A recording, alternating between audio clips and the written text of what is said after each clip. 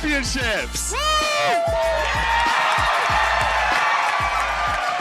We're here at the amazing Alex Theatre with an absolutely amazing live audience. Can you guys get a cheer for yourselves? Let's go. And I'm not here alone. I am here joined with two amazing co-casters. And I want to say a massive introduction to my good friend, Ed Emerald. Hello, everyone. I'm an Emerald. I'm a top MCSR range player, and I'm super excited to be here. Our caster team is going to be amazing. We get the participants and obviously the crowd. So everyone give a big cheer for everyone that's here and made this possible. And I'm not here just with Emerald. I'm here with the guy who needs no introduction whatsoever. It's Danny Boy. Hey, I'm Danny. You guys know me. This is absolutely unreal. I cannot believe how many people are here right now. This is like, can we get another cheer? Like, please, come on. So we're going to talk very quickly about the format of today. We're going to have two different sections, and we're going to start off with a free-for-all with 11 of the players. And Emerald, do you want to talk me through that just a tiny bit? Yes, of course. As you heard, Fulham said 11 players because Hax actually instantly qualified to the bracket stage because he's a former playoffs winner. And basically, it's an LCQ-style format, MSS. If you guys watch MCSR Ranked, you know that. But we will be playing 10 MCSR ranked seeds. The top 8 players in each seed will get points. And at the end of 10 seeds, the players with the least amount, the bottom 4 players with the least amount of points will be eliminated from the tournament. Fantastic. And then after that, of course, we're going to have our 8 players that are left, and they move on to stage 2. Danny, do you want to talk me through stage 2? So stage 2 will be a single elimination, best of 5, 8-player bracket. Very standard. You guys know the drill. It happens in playoffs all the time, at least not with 8 players, but like, you know the drill.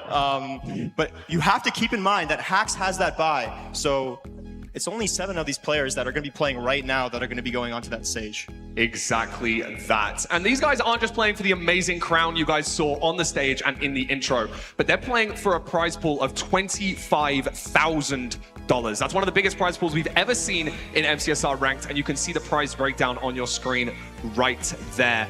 Now, Emerald, Danny, you guys have both played in multiple LCQ-style formats before. I myself have only played in one. I know that I'm not the most experienced on the desk for this, so I wanted to ask you guys, how do you feel going into this kind of a format where you know that some people are going to get eliminated here, and I know that the LCQ format is so scary. You've got 10 seeds, and that sounds like a long time to be able to bring things back, but some people can really pull away early. How do you guys feel about that? I think the biggest thing is definitely consistency. Like, even if you have a seed or 2 where you die, like, at the end of the day, if the rest of the seeds you're playing top 10, top 8, especially in like an LCQ with like way more players than this, like, you can really push through.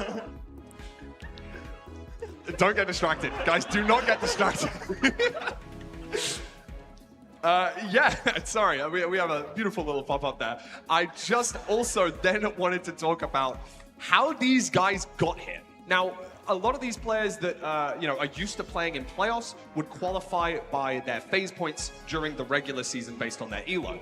But for this, we made it ever so slightly different. Emerald, do you want to talk me through exactly how these guys qualified? Yes, I think 7 of the players qualified through being a playoff participant. I think they placed top 3. Hey, Monkey. Hey.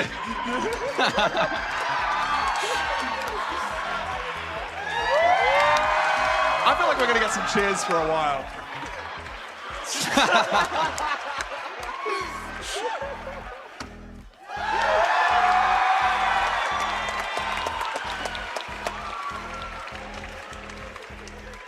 Yeah, so we have 7 players that qualified into the immediately into this tournament, and earlier in this May, we had an LCQ style format and it was a big bracket. Elimination like bracket. A load of players, Single right? elimination bracket. And we got Ankle Boy and Pavkin who would qualify through that. And through our LCQ, we got Silver, HDMI, and Mr. Budgie. So those are our extra players from the 5 qualifier stage. But now we're still going through our players here. Is there anything else you'd like to add to that, Fulham? No, that's absolutely fantastic. I mean, a lot of these players are going to be a little bit nervous. Might be their first time in such a big tournament. Now, of course, this is one of the biggest tournaments that we've ever seen in MCSR Ranked. Like I say, $25,000 prize pool. And those nerves might get to you. I think that the LAN format is going to be pretty interesting. And now, as much as the crowd is absolutely roaring for these players, you know that some of them are a little bit more focused than others, noticing that they might be giving us a wave. Hello. But also, they know what's on the line in this tournament. Now, I know that you've played in playoffs 6 times, Danny. I want to talk to you about how you would feel coming into a tournament like this. I think like the biggest thing right now is nerve control, especially for the new players. People like Feinberg, Silver, they've played in in-person events before, but there are some players that face revealing for the first time. I mean, like, you gotta be able to handle that. You know, it's not just about the Minecraft. It's Yeah, about exactly. being here in front of a crowd this size. I'm farming this. Can we get another chair? Another cheer, come on. But yeah, I mean, look at this. Look at this arena. Look at this beautiful venue that we found ourselves in. I'm so excited to be here. I know that you guys are all excited to be here too. And I know that very shortly we're going to be getting on with our LCQ, but I think we've spoken about the format. We've spoken about the prize pool. Is there anything else we want to speak about? Maybe we want to get an early prediction through the doors? It's a tough one, I know, but we've got 11 players to pick from, and 8 of them are going through. Sorry, 7. I should correct myself there, because Hax does already have that bye. 7 of these 11 players are going to be going through, so you've got a really good chance of getting it right. Guys, I'm going to start with you, Emerald. I think it's kind of hard to pick a top 7, but I'm going to give you my top 3. Let's guarantee wow, top okay. 3. 3 is big. I think- was just assuming 1, but I like that. I like know. that a I lot. think I actually have a personal favorite. I think Aquacord is someone that we've been seeing a lot. He's been performing really well in tournaments. He got top 3 in the recent MCSR ranked playoffs. He also performed very well at the Level Up Expo LAN. So I think Aquacord's someone that we can go through. Definitely so. And obviously, I'm a little biased. I got my boys in HBG. I want to say Silver, Duga, Feinberg. I guess that's 4. But those, and Impube. Sorry, Impube. I forgot about you. But I think my boys, I want my boys going through. I want my boys going through. So I think I'm a little biased. I think they also have very good nerve control. I feel like all of them have been in these high pressure situations on LAN, participating in front of hundreds of people and thousands online. So I think they will all do very well. I really like that shout. Aquacord's been doing really well. I think he qualified to last season's playoffs through LCQ, if I remember correctly. I'm not 100% sure on that, but I know he did some LCQ scrims alongside a lot of the other players. Danny, who do you think is going to take this home, at least in this format, for stage 1? I mean, I also have HPG bias, but like, listen, I want Mongi in. I want Mongi in day 2. Can you get another cheer for Mongi? Come on. Showing all of our players here, all very focused, scanning over them all very quickly.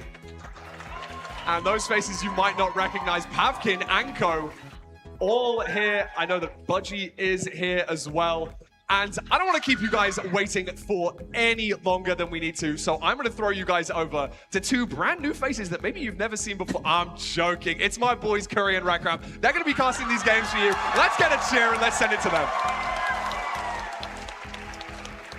Thank you so much, Fulham. Wow, Parker, we're here. Hi, we're here, We're Curry. here, and we're actually going to start the game super soon. I mean, what a crowd! What a incredible introduction from Fulham and the desk, and I am super excited to see how these players are going to play. Parker, 10 seeds. That's a lot. There's a lot of mental going into this. If you have a bad first seed, you really want to try and stay locked in. You've also played in a lot of LCQs. Yes. What is the #1 thing that you're focused on the first seed that you play? I feel like I want to see who's starting off on a good foot. I feel like in a format like this, it's just so brutal. And if you don't start with good momentum, I think it's really hard to recover from that. So I want to be paying attention to like our top 3 players on just this first seed. Who's locked in mechanically? Who's feeling comfortable? That's really what I'm going to be looking for. I think that's a great point. And look at this. We're hopping right in here.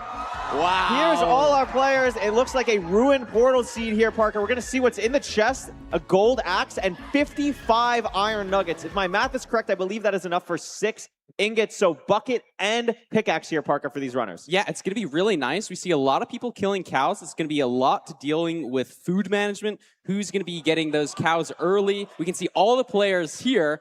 I think Budgie's going really high on this hill. Everybody else staying pretty low here. But you're right. Where's the water on the seed is my first question, Curry. We're going to need water to make our nether portal. We did not get Obby.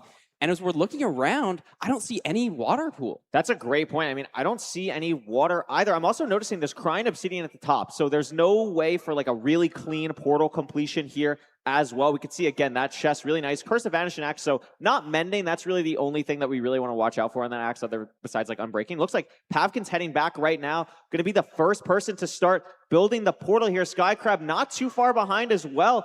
And this is really exciting. I mean, Pavkin, someone that personally you and I haven't commentated too much. Very excited to see how they do today. Yeah, I mean, he's one of these up-and-coming runners. He's been improving tremendously. I think over the past 2 seasons, he's Look at that. There's a lava pool all the way over there that a lot of runners is are at. interesting. So even though they're entering at the lava pool, Pavkin and Skycrab are still our 2 leaders here. They were also able to snag a gold block on their way in, since they had an iron pick, presumably. And it looks like... yeah, not sure where the Bastion is just yet, but just going to be navigating this terrain. Looks like we have a housing Bastion here. Yeah. Pavkin, I mean, kind of dominant. Like somebody like Aquacord or just now, or no, HDMI cable is just now entering a little bit behind.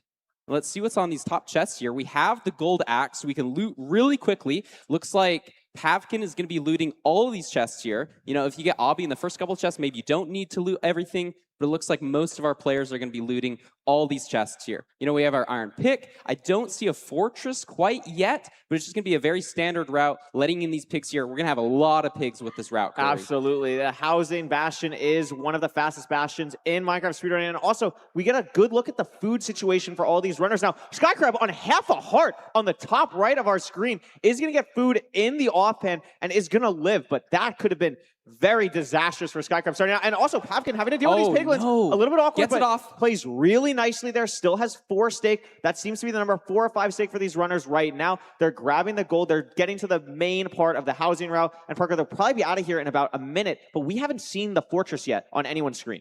Yeah, I'm not seeing... it looks like Pavkin now setting up his pie array, so we'll be able to see what direction we're going with that. I think he's still in the lead here. Inventory a little bit cluttered, but you can kind of manage that as you're waiting for these pigs to trade here. We have 12 obsidian. We have 1 more double chest to check, so we're probably going to be fine on Obby.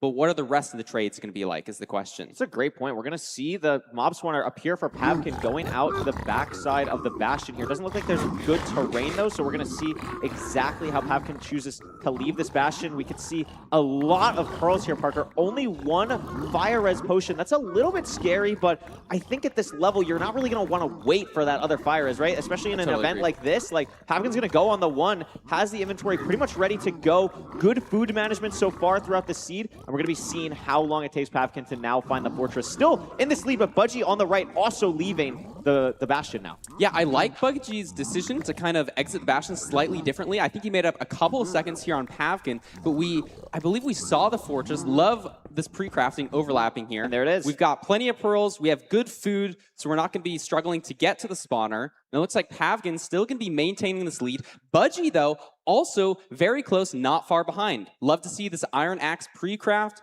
Lots of people doing some fancy search crafting.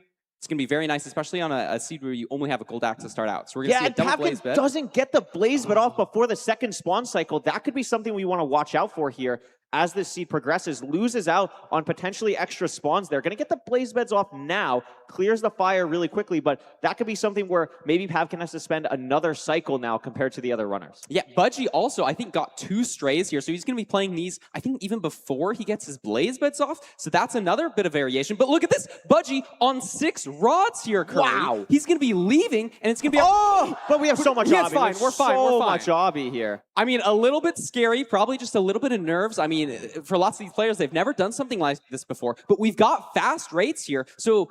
you know, how quickly you can pre-craft and get all of your stuff set up is really going to matter. Yeah, but it looks like Skycrab our first Skycrab blind? was the first person to blind, just barely ahead of the other runners we're seeing here. Gets the portal, and I mean, this is the LAN experience. Skycrab, the winner of the last LAN we did, playing really well in the second half of this seed. Yeah, he's definitely one of our scariest players. He just has a very, like, scrappy play style. He'll just make anything work. He's very used to playing these really fast paces. So keep your eye on Skycrab. Budgie now entering the nether. Skycrab, it looks like, didn't have all of his rods, though. So potentially Budgie, I think, is probably still in the lead here. Oh, that's a great Can be point. our first off to courts, but Skycrab not far behind. Now sending his pearls slightly differently, sending one into a lava lake, so we'll see how that pays off. We see Infume maybe catching up some pace here. He also has his eyes and is now leaving. These runners are all just going to be so close, Curry, and this is a fast seed, too. It's a very fast seed. I mean, it's really going to come down to the nav and the zero cycle here. We're going to say that a lot in this LCQ style format. It looks like Skycrab is on chords first, building the Obsidian out, maybe actually off by a couple blocks, and then gets knocked down. Really nice use of the boat to get back up. And it's neck and neck between Skycrab and Budgie here, building the portal. I mean, they're going to be entering the stronghold at literally the same time. Yeah. Both looking really good for them. Skycrab did lose his boat. Hopefully that doesn't come back to bite him. But it looks like he's scanning. Not sure if either of these players. Skycrab got something. I believe Pure Spike down this direction. We'll see if it pays off. We have the gold pick. We're totally prepped for a 0. But if it's not here, this could get weird. I mean, there's a light source, but it's a library, Curry, and this is a dead end. This entire section of the stronghold is just bad, but I think he hears it. Let's see what Budgie's doing. It looks like he's going down a different direction. No, same direction. If he doesn't hear what Skycrab heard, this could be weird. Skycrab's still digging, though. Infume's in the ocean. It's an ocean stronghold. Tries to see if he finds it. No, Budgie's going to be the first person to find the portal room here. Hunger resetting. Skycrab not far behind. It's going to come down to 0 rotations here. Yeah, I mean, this is close. They're going to be entering nearly at the same time, Curry. Budgie took Wait, a little bit of who's time. in the end? Whoa! Pavkin is in the end, going for a 0. That's an Very early low. bet. That's an early bet. Very low. There's going to be a hard correction here. It's just And that's going to break Crystal. He has to do a chase down. Budgie has placed an anchor, loses an explosive on half a heart. Skycrab are mid-0. Oh my, what's even happening? I think Skycrab is the best case here, but Aquacord as well is mid-0 as well. Aquacord looks really clean here. I mean, this looks like a pretty standard 0, Parker. I'm not sure what happened for some of these runners, and Aquacord's going to be the first person to kill the dragon. Skycrab not far behind, but I believe it will be Aquacord getting first here. Yeah. Unbelievable. That's going to be so punishing for somebody like Budgie, who's only on 1 heart now, can't even one cycle and going to have to full chase down. He's probably going to be out of this entirely. So how is he going to recover? Not entirely sure. And it is going to be Aquacord. Skycrab is actually going to get third because Mungie gets second. And Parker, we should specify, literally every placement matters. Like, this could be a deciding 100%. Thing 8-9 seats from now. Yeah. Crazy. Yeah, you really want to start off on a good foot. Weimer getting really 4th. Good. Getting 4th, that's nice, and it's all sub-8. Dugile following in 5th, right behind. Infume in 6th. I mean, these runners were all so close to each other, and it's like those tiny decisions. Just one more placement now with HDMI getting 7th. Only one more. Remember, the top 8 players are the ones to complete the seed. After the 8th completion, the seed will end. So we are just waiting on one more player here to complete the seed out of the remaining 4, and it's going to be Anko Boy getting a point on the board. And again, all of these points can end up mattering, and that's got to sting there of your Budgie here. In the end, I think it was first and gets 0 points out of it. Yeah, that's really brutal. I mean, it's just, you have to be able to close out on the 0, and if you don't, it's just going to be punishing. But we have 9 more seats to go, Curry, so it's not over by any stretch. Yeah. But that was a great first seed. It was a great first lot seed. Of fast times. I really want to highlight Aquacord. I mean, the desk did that as well. Aquacord has played so well in so many tournaments recently, getting high placements in lands, high placements in ranked. I mean, qualified because of getting a 3rd place placement in ranked playoffs, I believe, has played really well in this LCQ format before. You mentioned it. To qualify for season 10 playoffs, Aquacord played phenomenally in that LCQ. So coming out here, playing really well in that first seed has to be a huge confidence boost, especially when I feel like Aquacord, I think the people really in the scene know Aquacord's like a demon, right? But I feel like probably coming into this, maybe has a little bit of an underdog mentality to him, not like super as well known, and playing phenomenally well. I totally agree. And also, he's been grinding RSG recently too, and he hasn't been totally locked in with the rank, but here showing everybody he deserves to be here. He's locked in. He's going to be one of my favorites to watch out for, and clearly he's in the lead, so we'll see if he can keep that. Yeah, absolutely. Also, I mean, Feinberg getting 4th, that was really nice. We didn't really see him on that seat at all. I'm not sure what he did, but played probably a really solid game. Danny mentioned on the desk earlier, that consistency from players like Silver or Feinberger, people who have played this game for so long at such a high level, that's something to really watch out for throughout the LCQ.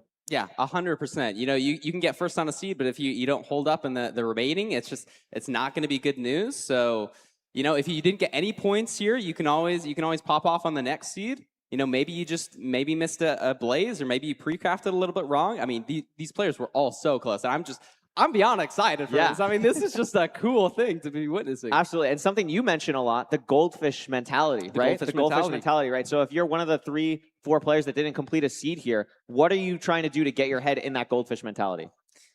It's just all about forgetting, you know, being able to lock in, trying to get in your flow state. I mean, it's a weird setup. You're not used to it. But if you can just really focus on like, hey, this is the game I've been playing for years. I deserve to be here. I've prepared for this for years. I think lots of these players are going to be really good at locking in. Maybe some better than others. I know, like, some people on the last LAN didn't even have the right peripherals, but I think everybody here is totally set up, so we should be fine. Yeah, and I think something too, like, sometimes when you get on the stage, like, it can be very tense. I mean, even for us as casters, like, you know, you get ready, it's like very tense. You're kind of maybe too in the moment at first, and then you got to remember, like, relax. Like, you're here for a reason if you're one of these players, right? You're one of easily the top 15, 20 best players in the world. This is phenomenal. These are 12 of the best players that we have. And to come out here, they have a second chance if you didn't play good on the first seed, but we're hopping into the second one here. Let's see what the storylines are going to become throughout this match.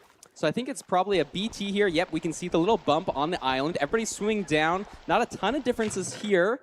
Looking in the ocean, there is a ravine. Not sure how good that looks. Potentially that's going to be an enter. Looks like Silver's going to be the first one on the island here. And we have some trees a little bit awkward away. So like even naviging this terrain here, we're already seeing a little bit of difference in who's getting to the trees faster, which trees you're playing for. I don't know if they have TNT or if we're just going to be mining, but it looks like Mongi is going to be the only one playing our beehive here, and Budgie going really far. Wow. All the way to the other side of the island. So maybe he just didn't like that ravine. This could be really punishing, though, as everybody else is going to be grouped up. And if there's no ravine here, I think there's maybe there was one. that ravine down there. I don't know. But if it's not real, that could be really bad. Like so a lot of like these other players are trusting this one, yeah. Yeah, Aquacord looks to be the first off our island. We'll see if this ravine is real. I see bubbles, so we should be fine. Mongi looks like he's right next to it, mining with a door as opposed to the pressure plate from everybody else. It's going to be really nice. I think so. We use the pressure plate for our TNT. Can also use that for distracting once we get into the nether.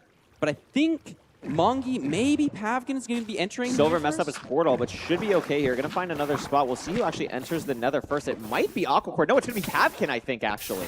Playing really well at the start of these seeds. And there's the Bastion, a treasure, right in these runners' faces. You might have seen Pavkin open the chunk borders. You see Aquacord do it as well. Opening those chunk borders can tell you what side of the treasure bastion you're on for the direction that you need to go. And Parker, we could see some Glowdar here. I've already started seeing it from Pavkin, already getting a couple raising and lowering of the render distance. This is to load and unload the spawner that's in the treasure bastion.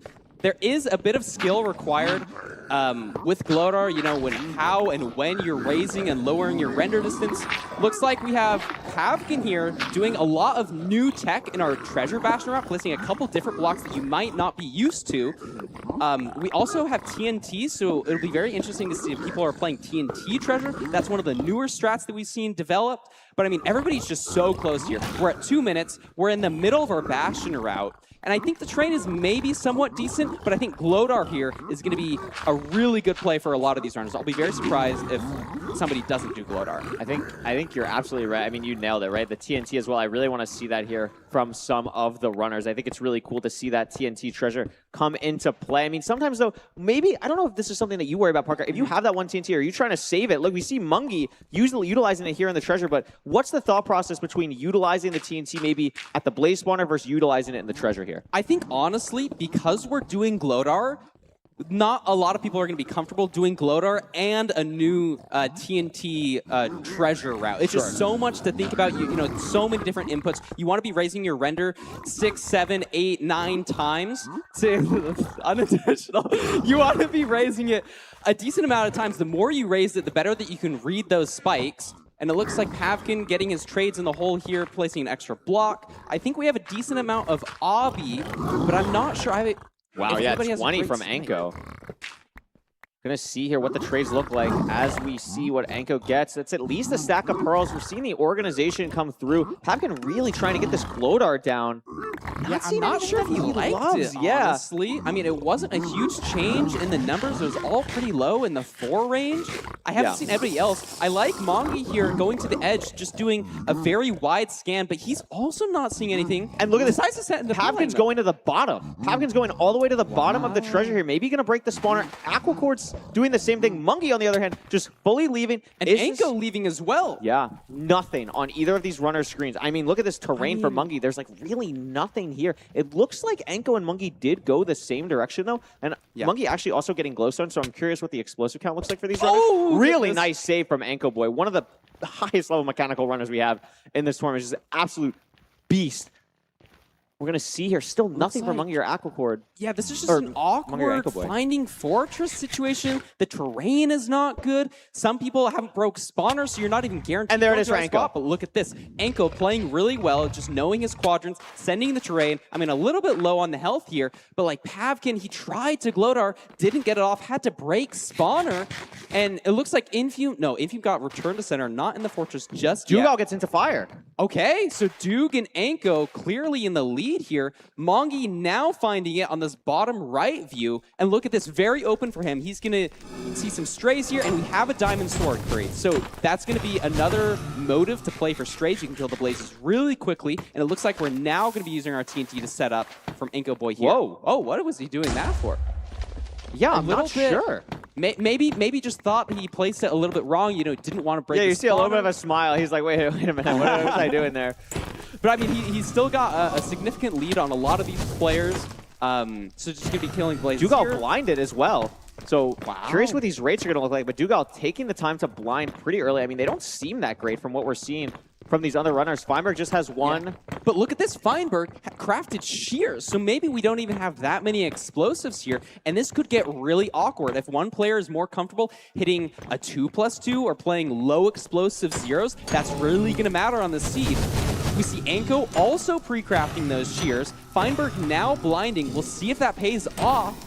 I mean, there's potential for mobs here. As he's going to be measuring, we'll see if there's any sheep. It looks like 2 bed, 2 anchor for silver. Something I do want to point out, remember, Monkey did get that extra glowstone that I don't know if other runners did. So I want to see, Monkey has 64 glowstone dust in his inventory here. That's going to be something to watch out for. A little bit of a different location down the mountain more for Anko compared to where Feinberg was.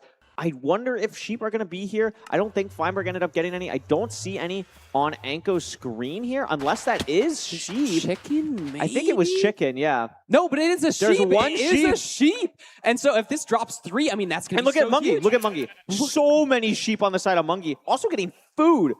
So Monkey maybe even looking in the best situation here, having those extra explosives. We'll see. I'm not sure how many eyes he's on. Actually, it looks like a relatively close stronghold. I love this play from Monkey because how many times do we see in an LCQ sometimes where the zero is so hard, so many people go for it, and so many people fail it. Exactly. Having, like, even though Monkey might have had enough explosives to, like, hit a nice zero beforehand, there's no reason to not get too comfortable when it might be really, really difficult for the other runners. I totally agree. Like, he's got 7 explosives now. Some of these runners only have 4, and I totally agree. I think it's better to play a little bit What? safer conservative here. Monkey He's just making grew a a tree in the tree. nether, Curry. Oh my gosh. This is why I love watching Monkey. The creativity, the different strats. I mean, if you've seen any of his videos on the goofy stuff that he does, he's just very creative. A very good draft out player, and that's coming to play. Feinberg, I think, is the first person to leave here. I mean, we haven't seen too much of Dugal yet. Dugal gets I Spy. So Dugal is in the lead at the moment. But Feinberg not far behind at all. Yeah, it And looks we'll like Mongi is out now. Silver also out boating down here. Same place that Anko is boating potentially. Oh my god, how many Hoglins for Anko Boy? Should be Scary. able to get away, but Feinberg going to be in the stronghold now. We'll see what the nav looks like for him.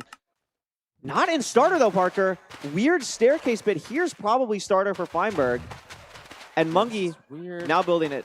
And Duke has been in the stronghold this entire time now, has not gotten into the end, so maybe this is going to be a weird nap. And there's the but nap for no, Feinberg. Feinberg is going to be in the end first, Curry. I mean, I didn't see. What is his explosive Dugal count, get though? it. That's my main question. Needs to pick up this bid. I think he only has 2 bed, 2 anchor. If Feinberg hits the 0, he's going to cement himself as a demon with the 0 cycles. It's but definitely let's see. possible. Is it front? I mean, even without, like... I mean, I don't think Ankle he's Boy going to go died, by the for it. way. I don't think he's I don't know going what happened to for it. Ankle Boy, but Ankle Boy died. Oh, So no. we were so focused on Feinberg. Feinberg also, something to point out that we should probably mention, one shot has become much more accessible. We're not going to see That's it here true. from Feinberg, but on these low explosive seeds, we could see that as a potential opportunity. Feinberg shaking his head, not happy about the amount of explosives for a 0. But here we see Infume potentially going to try and go for a 0 here. We'll see what that looks like. Mungie, meanwhile, struggling with the nav. Aquacord also in the stronghold, but is Infume going to be able to hit this 0 cycle? It's a back dragon, a lot of explosives, Parker. So he's fine. Even though he's probably going to be going for a side setup here, should have that. No, he's going to 99, should be, or 95? Struggling a little bit with the build-up. And Feinberg gets the Feinberg perch. Wow, but Duke already finished. Wow. So even as we're watching Infume here, he's playing for 3rd place. And Gets we'll get off, it. and wow. That is crazy. Great gameplay from all of these runners. Looks like Silver is now going to be entering. Mongi's still lost in the stronghold. I don't know how many explosives Silver got. Did he get any of those sheep? I mean, this is a weird overhang, having to build up a little bit more. That's going to prevent you from going from maybe a higher setup. Maybe HDMI also in the end now. I mean, it's all just going to depend on how many explosives these runners have. It's so all over the place. I mean, we see 1 anchor for Silver, 3 for HDMI cables. But HDMI taking a weird, wild setup here. Maybe uncomfortable. He's going to have to bail. I mean, not a ton of people have... And Silver broke the crystal.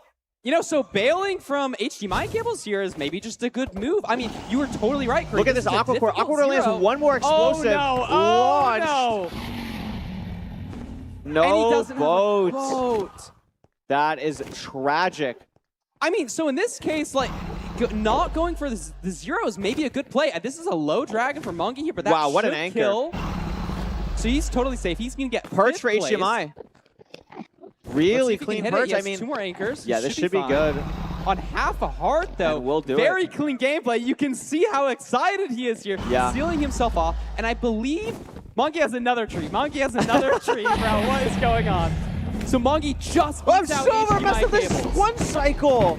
Maybe only had a little bit of explosives. Parker had to hit a Look certain at Sky amount. Crab. Sky Crab also going for a perch. I think Has his Sky anchor Crab. set up. That's good damage. Yeah, second anchor was really good there. And that's going to be enough to finish off for Sky Crab. And Parker, this is the time where I have to unfortunately remind everyone, 8 people have to finish until the timer ends. So there's 2 minutes left.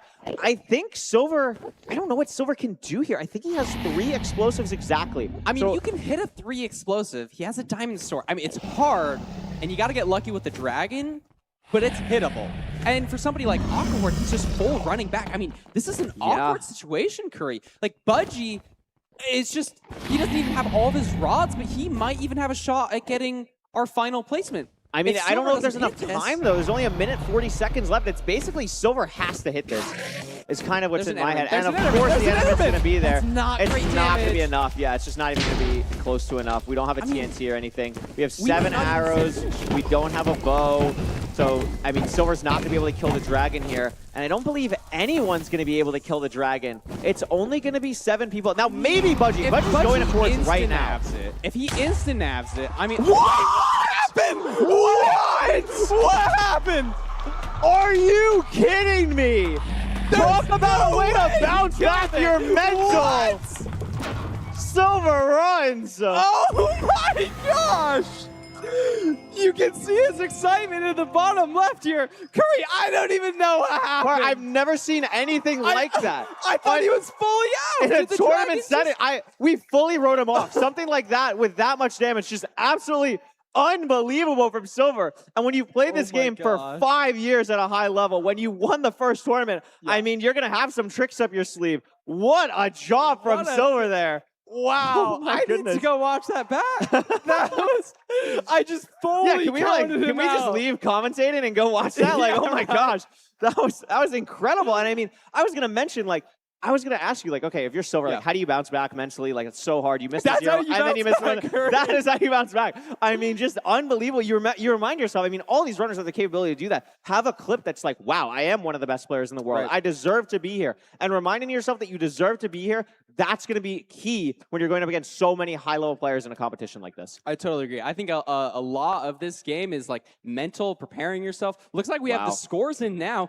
Dugile getting first on that last round, cementing himself tied with Feinberg. Yeah. I mean, I don't even think we saw Duke's POV very much, but he's clearly playing well today. I love to see Mongi. The tree play was so awesome. This is a great way to start out the day, Curry. No, the tree play was amazing. And something to watch out. I mean, we're hyping up Silver. Only 1 point, so didn't complete the first seed. Only 1 point on the second seed. Still has a long way to go. Pavkin and HDMI cables tied right now about the scoreboard here. So it's going to be interesting to see how these scores continue to change throughout the rest of the gameplay today. Yeah, I'm very If he curious to see, instant-nabs how it, much. I mean, watch the what replay. That is just crazy. That's just absolutely crazy. Are you kidding There was a good amount of health still on that dragon. That was like a corner of the dragon. flew around a lot too. It must have just gotten really close to the crystal, and I think he just pearled to it. That was phenomenal game. And that was just a Hail Mary play. The only way he was getting out. Like, if that failed, there was exactly. nothing else That was literally the only thing that could happen. And somebody might not have even gotten any points. I mean, it was really down to silver there, and he showed up for us. So thanks for the content. So. Absolutely crazy. That's one of those plays that you're going to see years and years from now. That's just like, oh my gosh, how did you do that? It's like the Danny Boy axe clip, you know? He's going to be so happy we mentioned that. He's going to be so happy we mentioned that. It's just been wild to see. And then we're only 2 seeds in, Parker. There's 8 more games. Only 2. Like, it's crazy. Any storylines that you're really excited about? Any runner that you think is maybe doing better than you thought so far? Maybe not better than I thought, but I've been a fan of Mongi. He's wearing a tie. No, like the little cosplay. His energy here. I've been a big fan of Mongi. I want to see him do really well today. Feinberg also playing really well in this tournament here. Yeah. We're starting to see the storylines develop. I think Mongi is my main pick, though. I want to see him do well. I think that's a great pick. I was going to go with Feinberg. I mean, someone who's been around for so long, has played at a high level, a high level for so long. And I mean, got 4th place, I believe, last playoffs and played really well. I mean, had some purchase to get there. Got a purchase today already, but like is doing really good. And that's what you need to see. Like that consistency that Feinberg has. You don't need to win this bit right here. You don't need to win this. You just need to make that top 8. He's doing a great job to secure that so far. Yeah, and I think mentioning the perch is actually a good point because it clearly was just a good play there. Exactly. Lots of people died on the 0. Many people got points for going for the perch. Yep. And it's like the decision to just lock in and do what you know is the correct play, even though you're like, maybe I should be going for this hard 0, but like it's clearly working for him. And I think we'll see that continue from players like Feinberg, who's very decision. I think he has the best discipline in the entire tournament. I think his discipline from like playing in so many tournaments. I mean, we look back like the King of the Hill stuff that he dominated for so long. Just having that experience, he probably has the most tournament experience out of anyone here. Knows the discipline that he needs to have to get to where he needs to get to for tomorrow. Right. It's been very cool seeing even some of these new players like Pavkin. Pavkin's been playing first phenomenally. Like I think. Yeah, he's been playing really well, but it's just a matter of like you got to be able to close out those final couple like seconds in the end to get those good points. And yeah, it's just so many good. That's when the nerves come in, though, right? Like we're seeing, like Pavkin's done so good in this early game, right? But the lack of like the in-person tournament experience, or just, I mean, Pavkin's also someone who's never played in a playoff so far. Doesn't mean they're not incredible right now, but those reps that you get from playing in a playoffs, that nerve training that you get is really, really important. So that's why I'm really happy to see Pavkin playing really, really well so far, and I hope we have enough seats to see him put it together to qualify today. Yeah. I mean, we got plenty more seeds. We'll see. If what seed type we'll get next year, maybe we'll see a desert temple. I'd love to see those. We saw a lot of desert temples in the last playoffs. People really liking those seed types. Yeah.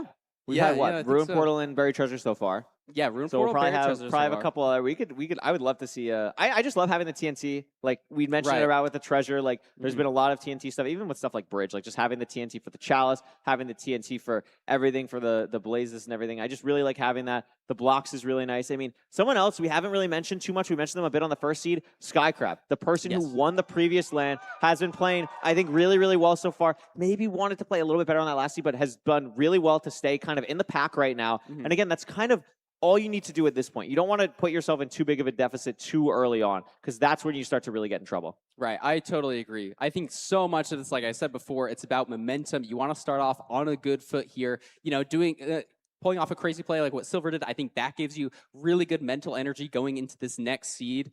And if you're in the back of the pack, it's all about like how do you reframe your gameplay? Like what kind of mistakes did you make? Was it your fault? How do you forget about it? And then lock in and hit a 0. I want to see some more cool zeros. There's been some crazy stuff so far, and also just the lack of explosives. Whenever those seeds pop up, it's so important that like we talk about it, because we've seen so many times. I mean, there's been times in LCQ, I'm sure you've gone for a 0 where you're like have 4 explosives. It's like, okay, well if I don't hit this, like I'm out. Those low explosive ones are the ones where it's so crucial to make sure that your decision making is just locked in those end games. Yeah, I feel like I have a little bit of PTSD. Like I lost like 2 LCQs to not going for a 0, and after that I like sort of made it my position. I was like, I'm always going for every single 0 that I can. Sometimes it works out, sometimes it doesn't. And I think especially on this last seed, that was really the big deciding factor. I mean, some people having more explosives, like Mongi getting 7, that was really nice to see. But if you only have 4, I mean, the Feinberg play clearly working out.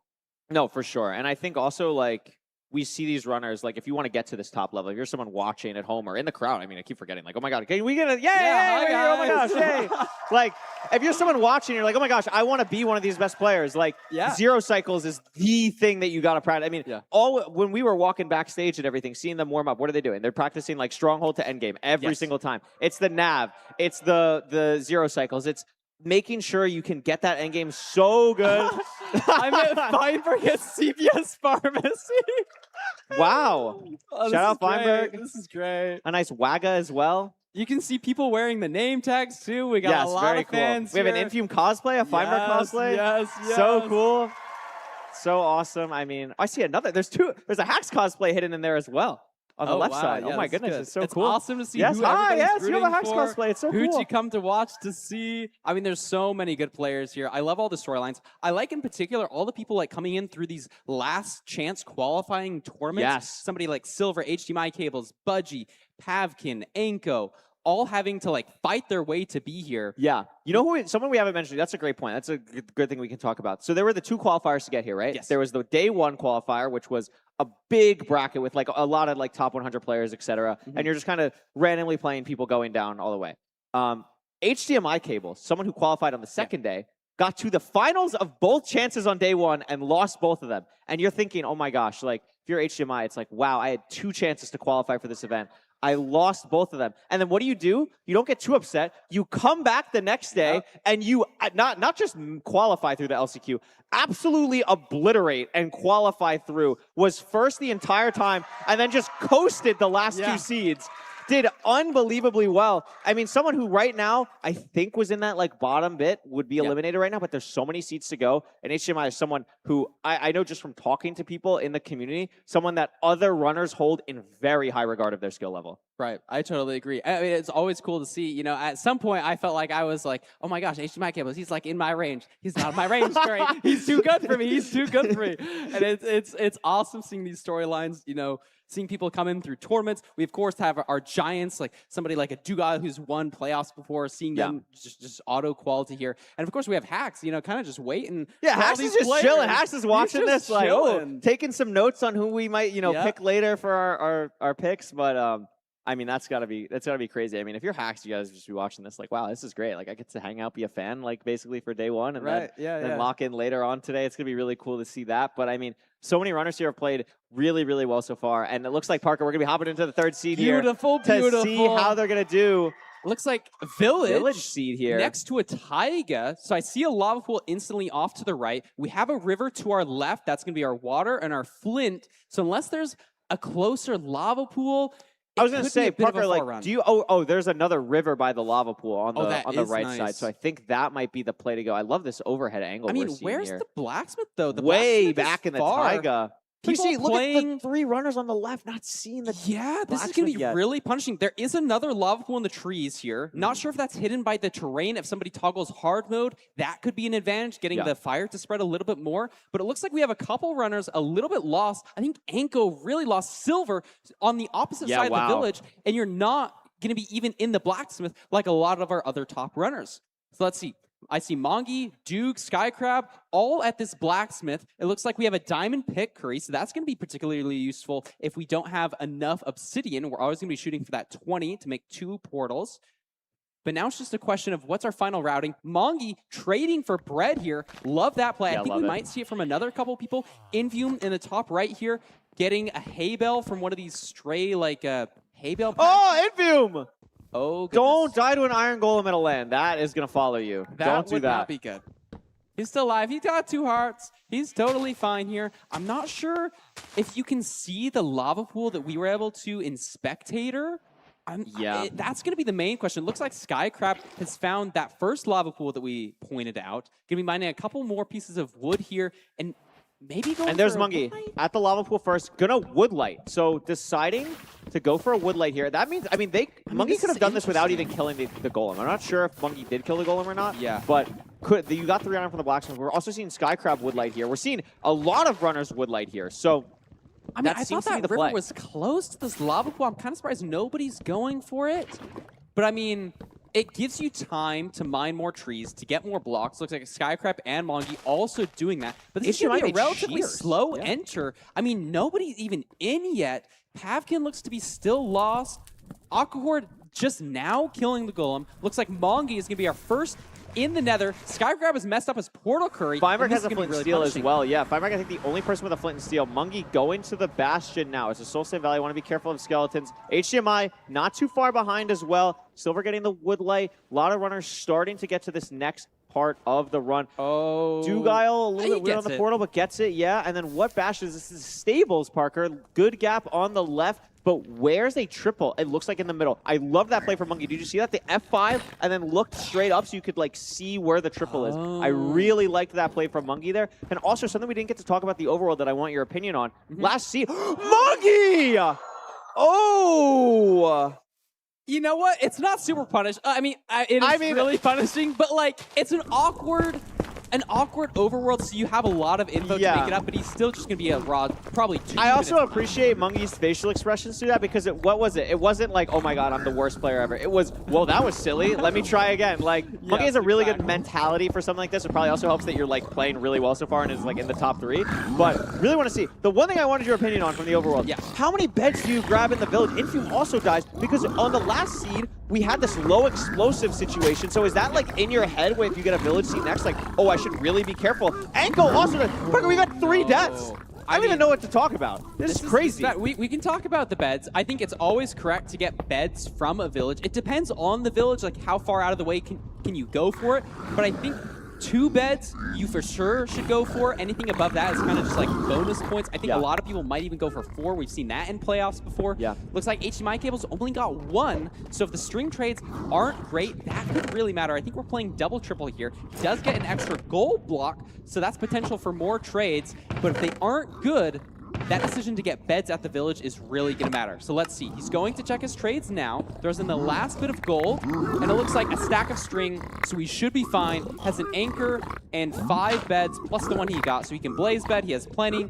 He has the fire res. He has the obby. He's out. And HDMI cables looking really good here. I like this pearl onto this higher terrain, and he's now going to be at the fortress. Yeah, I mean, Skycrab right here as well. Played really, really well. That's who I was watching during that. I mean, both these runners locking in. Skycrab, someone that we've seen in other LCQs really heat up as it keeps going on. Starting to play really, really well. I mean, this was such a slow overworld, Parker, but it's still a sub-5 spawner. Meanwhile, HDMI getting some strays here. We've seen a little bit of variance in how Skycrab and HDMI are playing this fortress. Yeah, I'm kind of surprised. I almost thought Skycrab was playing more strays, but doesn't have any. He's a very aggressive player. But HDMI's playing very aggressively. Really aggressive pearls. I mean, he's in like first tier curry. You don't need to do this. You can play more conservatively, but maybe that's showing the confidence. I love this from Skycrab. In his gameplay. I love this like new meta of like, let's build out the platform while in the portal. Like, it's just so cool.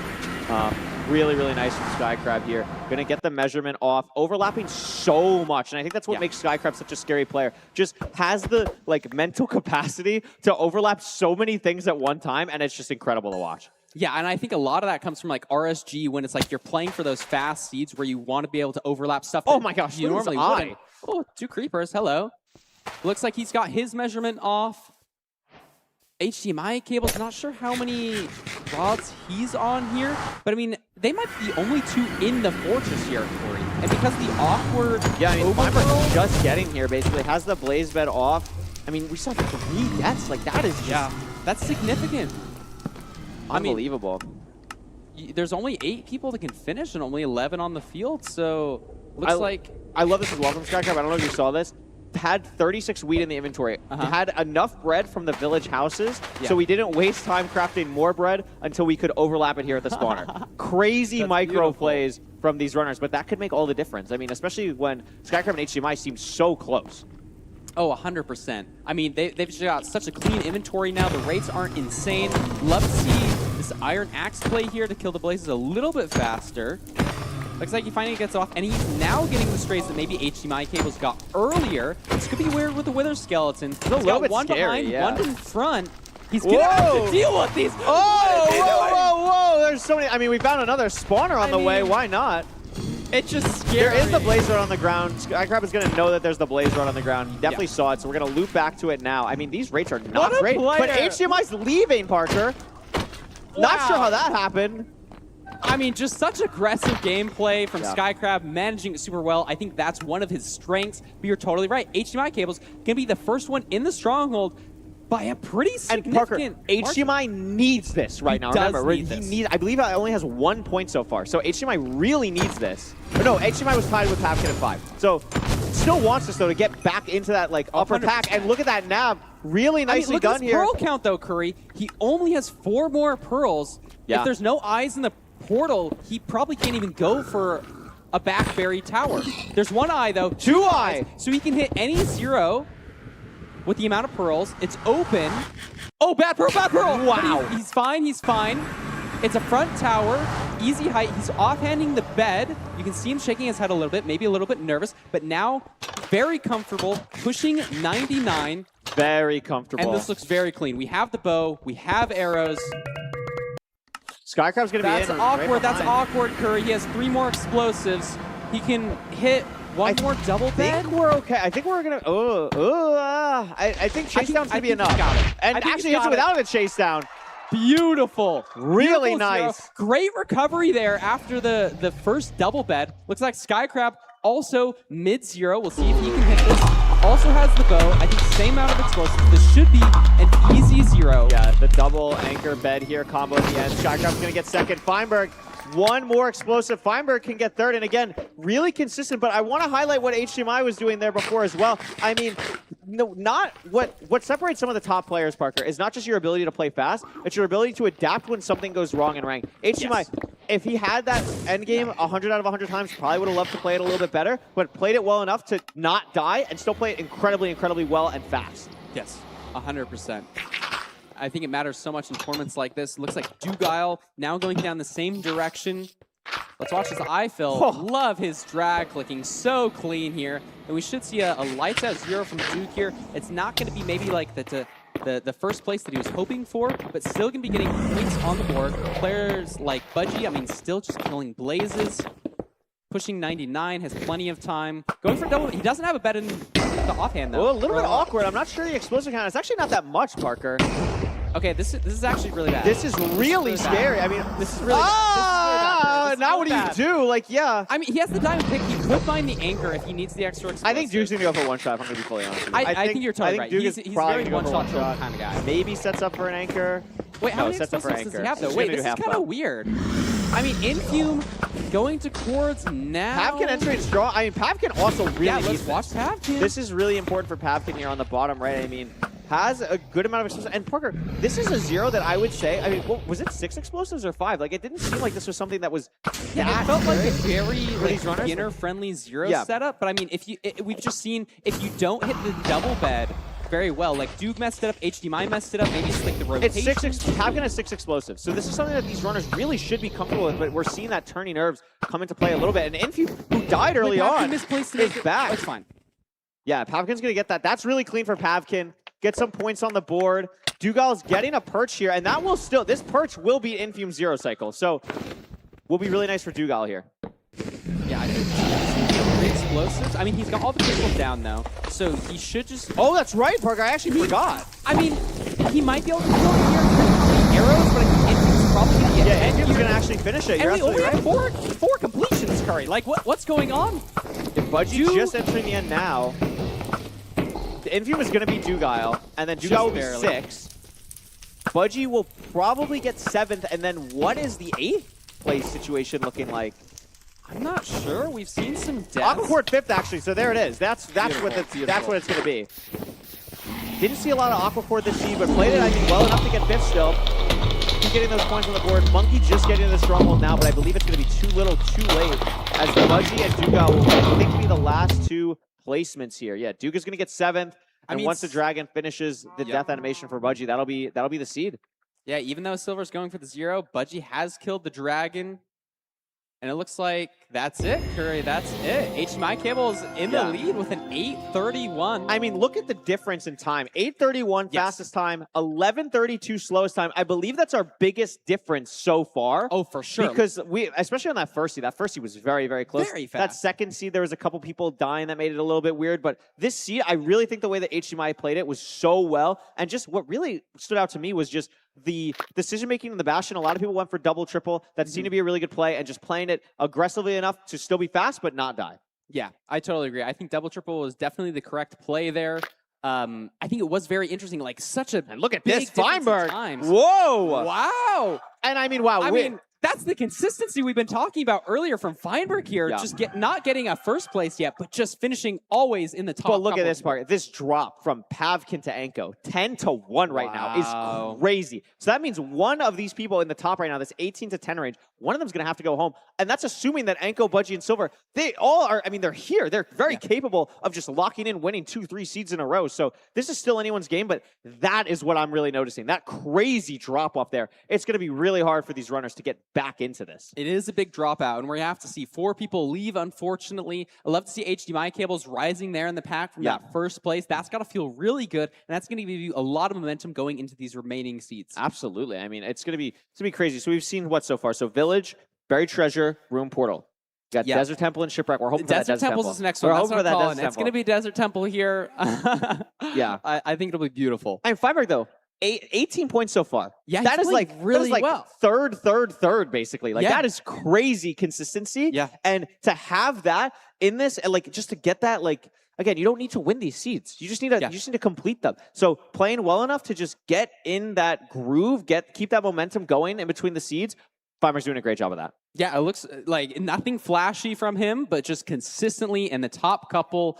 I mean, love to see it. We've seen him transition from being like in charge and helping commentate this to now just being a full-on player. Yeah. And he's really good, Curry. He's really good. He is really good. I mean, all these players are really good. I want to highlight Infium there. Really locked in on that last seed. Died early on. Still was able to run it back and completed the seed. I mean, Infium's someone who maybe didn't have as much time to practice. I mean, he's a busy guy. He's a very popular guy now. He's you know, he's our friend, but he's really been popular. He's really been rising the ranks there. But spent some time practicing a little bit on the last couple days and playing really, really well. Had that death, but I think this like momentum, I think it's something knowing Infium, like dying and running it back and still getting points, that's going to be something to motivate him. I totally agree. I mean, it always feels good. I think you never give up, especially in a format like this, where if you have a difficult seed, I mean, if you die on that first seed, it just doesn't matter. But on this seed, you die, you run it back, like he gets some points, and it looks like, we got this Take a look tracker. at the AT&T stat tracker here. Beautiful. A 604 ranked PB is pretty crazy.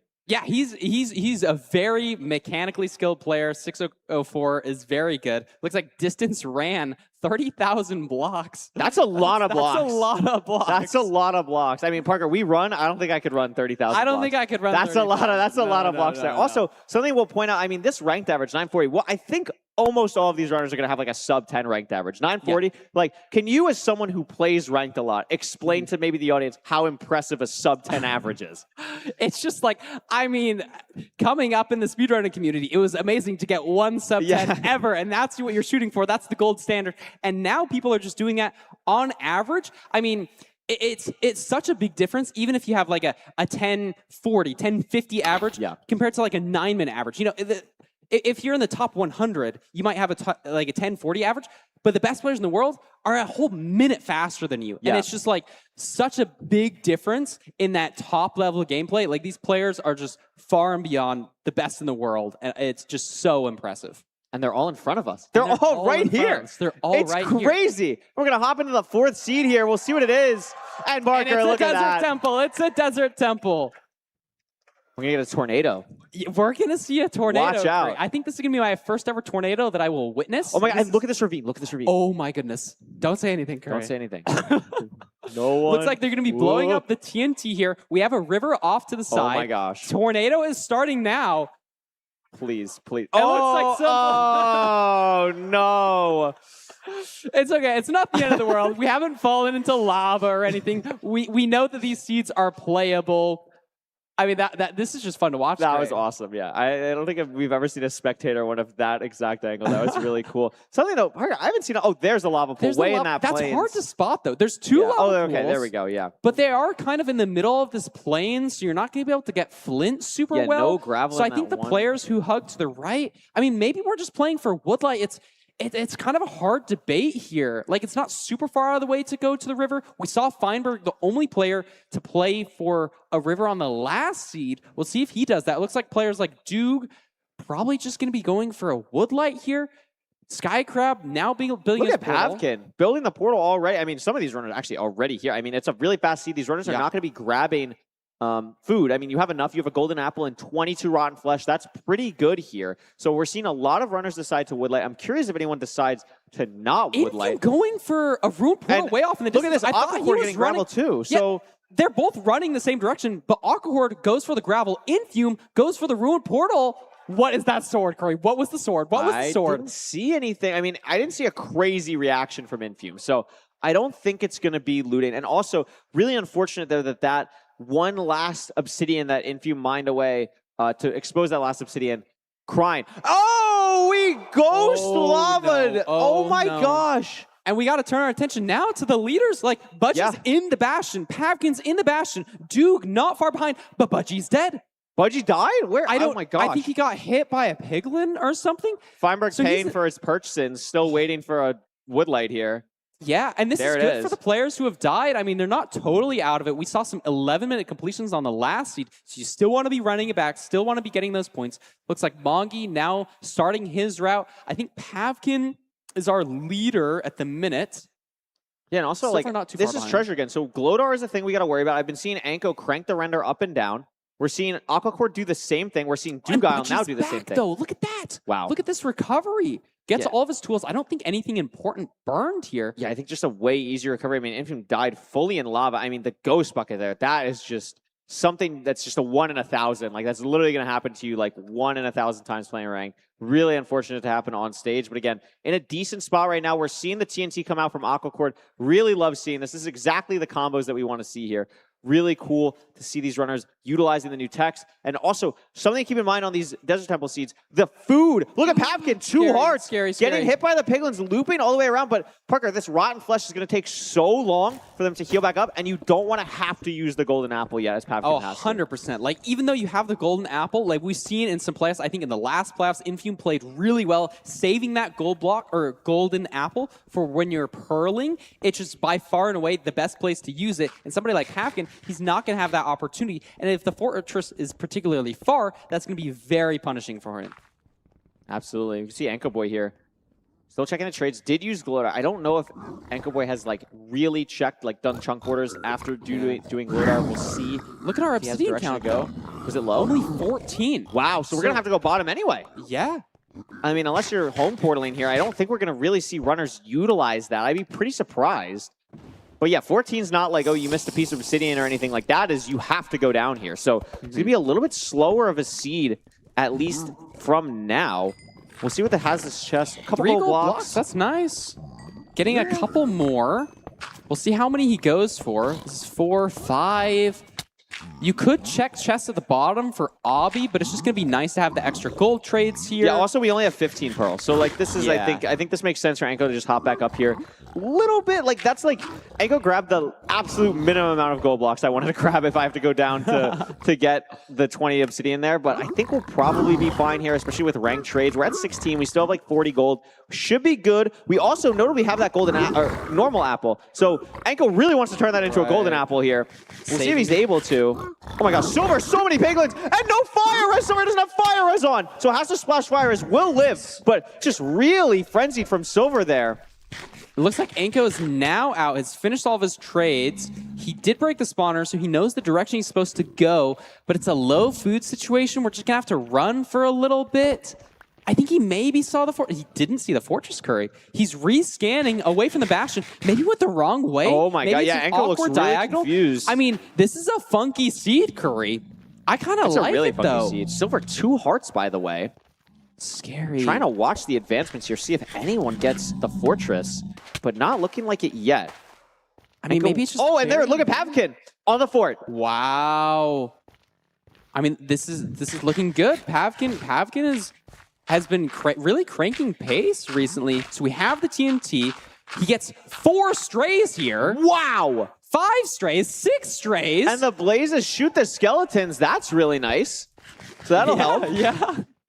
It's the 7 strays, Curry. I think Pavkin legit got 7 strays. So Anko is going to be purling to the spawner instantly, but it's just going to be behind by and a look at lot. this. Skycrab also at the fort. Budgie also here now. So we're seeing a couple runners start to get a little bit closer, but those strays, you're right. Those strays for Pavkin could really, really matter here.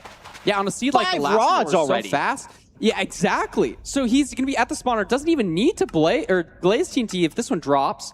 It doesn't though, so he's going to blaze TNT anyways. No, just decides to build his portal. Maybe he knows that he Just has so much to do still, pre-craft, etc. Yeah. So I don't hate the play, but it could end up punishing Pavkin a bit here. Let's see what these rates are like. I mean, Skycrab has so much extra gold as well. He's pre-crafted gold picks, so maybe mined a bit more gold than he needed to. Maybe lower on the explosives, trying to really crank pace. But look at this. Pavkin going to kill some pigs. Skycrab also has 7 rods, so won't even have to pick up the eye here. We'll see if anyone's actually able to leave. I believe Pavkin's still waiting on that last rod. Only a 1 spawn here. If this doesn't drop, it could be a little bit dicey. It does. So Pavkin's going to be able to leave here. Am I crazy? Does Pavkin not have 6? Oh, maybe an eye broke? No, I think it was 10. What is this TT setup? Okay, that was pretty freaking awesome. So he gets it off, but Curry, he has 10 eyes. He has 10 and a rod. So he's good to go. He just needs to pre-craft. Maybe just doesn't know. Skycrab finished his measuring and is going to be off. He does not kill the pig that Pavkin did. So we'll see how much Pavkin that knows now. Realized, able to leave. I mean, I think he's still in the... Oh my gosh, gas for Skycrab. Hi, Gas. I like these gold picks as well. We haven't really seen a lot of gold pick gameplay so far today, but Skycrab, one of the players that really utilizes that a lot. Obviously, Hacks we'll see later on today really likes utilizing gold pickaxes, so that's going to be something to watch out for. And this pork chop is really starting to matter. Golden apple. Wow. Utilizing the golden apple now is interesting. You're basically just immediately committing to you're going to have to hunger reset, which at the health Skycrab was Pavkin going on the nether roof? What is happening? Pavkin is going on the... So he messed up the pearl clip. I think you need to be 1 block lower. Oh my god. Oh my goodness. So he needs to be 1 block lower or use ladders, so he doesn't have the health here. That's just so unfortunate. He tried to Pearl Cup twice. I don't even hate the idea here. It's a very far stronghold. Through Basalt, we see Skycrab digging through with golden picks, but if Pavkin gets on top of the nether roof, I mean, I just don't know if it's correct. But I think Budgie just found better terrain. Like, I honestly... Yeah, like under here. I mean, it's just so weird because we don't know how far it is, but Skycrab clearly making the better decision here. And Pavkin... Pavkin, like, props to Pavkin. This is like maybe the coolest thing I've ever seen anyone try and go for in a LCQ. But it doesn't seem like it's going to work out. And at this point, you kind of have to commit to it. Is Skycrab going to be in the end here? And also, again, this is not the crazy fastest C. This is barely going to be sub 10. And Skycrab is clearly ahead of everyone by like a minute right now. So, yeah, kind of crazy to see here. Has the gold picks. They're both low on durability, but it should be enough to dig out of here. It's only 0.56, so this will be enough. We mess up the Pearl Clip, though, and that could matter. We have just... I mean, we kind of just have to commit to not doing this, especially with the blocks. No, he's going for it. This is really aggressive. 90 setup, probably. This is a low tower. You just have to leave, yeah. Yeah, I think... But look at HDMI, hello? Let's go, HDMI. Good double bed. Love to see the offhand beds. He has 2 more. This should kill the dragon. Feinberg's Pearl was low as well. First. Watch for Feinberg here. This is going to be really close, I believe. Skycrab having to set up for the 1 cycle. This is so close for Feinberg. Does make it just barely. I mean, the dragon's a little bit high here. Trying to deal with the dragon's height to get good damage. This should be a good double bed. We have a lot of explosives here. And again, I mean, we've mentioned it, Feinberg every time just in that top 3. HDMI, though, back-to-back first places. Playing so well. Aquacore getting a hunger reset. Mungie in the end now. This could be huge for Mungie. Yeah, Feinberg's going to kill the dragon. And Skycrab at the mercy of the dragon. Yeah, really just going to have to wait. I mean, he's healed up a little bit more because he had the rotten flesh. Let's see how Mungie deals with the 0. We've seen a little bit of hiccups with everybody. Feinberg, very well done. Solid 2nd place. So really low for Mungie. Wow. Good job, though. Yeah, this looks good. Maybe a little bit of funkiness with the stream, but gets it off. The dragon is dead, and that's going to be a 3rd place for Mungie Curry. Really nice. Budgie's also going to kill the for dragon Budgie. there, get some points on the board. Aquacord's going to kill the dragon. And all this happening, Parker, while Skycrab just has to wait for the perch. Yeah, really. Nothing just he can do. unfortunate. Messing up the Pearl Clip there is just so brutal. And then not able to get a great Pearl afterwards to get on the tower. Yeah. A little bit unlucky. I think if it was a lower tower height, maybe you're able to make something happen. But yeah, you could just see it's just brutal. It is just brutal. Yeah, we've seen a lot of awkward seeds here. I love to see it. You know, you got to utilize these different decision-making pathways in your brain. Looks like Skycrab now going for the perch here, has the 2 anchors set up. He should kill it. And Seeker himself, I believe, is that a 6? No, Infume just killed the dragon. Silver just killed the dragon. Wow. So who's going to finish first here? I think Infume? Skycrab will beat, I think it's Infume, then Skycrab, then Silver. I think you're right. So there's Infume. But no, Infume gets 6. There's Skycrab. Skycrab And then finishes. Silver will be 8, I believe. And there it is. Wow. And there it is. Beautifully well done. I mean, these last 2 seeds, Curry, have been really, really tricky. I mean, total contrast to the first seed, where Aquacore got a 730. I mean, he's going to be in the lead. This is a really hard seed. Like the treasure, we've had 2 treasures where you haven't seen the fort, basically. Yeah. And with Glodar and with the, you know, you want to, it's that balance of you're trying to play super fast, you're trying to play super aggressive, but you want to be consistent, right? Like, so you're not going to try and just send a direction without doing Glodar correctly or anything like that. So we're seeing these runners really take their time. If they're not sure about Glodar, they're going to go down, break the spawner. Like, we didn't have the 20 obsidian from the top there. A very awkward seed, but HDMI cable, someone who, I mean, we're highlighting them right now, like someone who I would personally think maybe someone who's better on these faster seed types. We saw their PB before on the AT&T stat tracker, like the 604, that's a crazy fast time, one of the fastest in this tournament. I view HDMI as a runner who has a crazy top speed, but not one of like the Infume Mungy, really creative people. You know what I mean? Yeah. But HDMI playing so well on these last 2 seeds. I totally agree. I was talking to him earlier. You know, he sounded a little bit nervous. He's like, I don't know how I'm going to do. But like, he's doing well. You're doing pretty good. You're doing pretty good well so here. far. I mean, it's crazy to see. I mean, there's always going to be something like this where some surprises happen. Right. HDMI, someone who's been in the community for so long, playing really, really well so far. Yeah. It's so lovely to see. We're really starting to see some of these storylines develop. Feinberg just playing so dominantly. And we could see I mean, it. look at this. 25 points. HDMI in second. Monkey in third. This is a beautiful lineup. Skycrab just following behind. Accord not getting any points on that last seed. But look at these bottom 4. Oh, no, getting Who's 4. gonna He get just didn't move eliminated? placement. So again, Aquacord like kind of consistently getting that like 4th, 5th place. Yeah. Locking in there. We're starting to see, before it was 10 and 10 with, I believe, HDMI and Pavkin, or someone was very close as well. Like, but Pavkin on that border, still trying to get back in, had the chance. They're just a little bit too slow entering the end. And Budgie really needed those 5 points there to kind of push up. And those performances, if Budgie, Silver, Enko, anyone wants to get back into the game, they're going to have to do exactly that. But I mean, Fiverr's got to be feeling pretty good right now with this you've got performance. to be feeling really good. I mean, we're getting into the heart of this gameplay here. Look at all these players. I mean, it's going to be really dangerous. Those bottom 4 players are really going to have to pull out some good performances if they don't want to be eliminated. 2374 peak elo for HDMI That's a cables. pretty high elo. Love the AT&T stats tracker. Very cool. Nice little graphic. Ranked average, 940. I know he's been improving a lot recently. Love to see that peak elo. HDMI cables.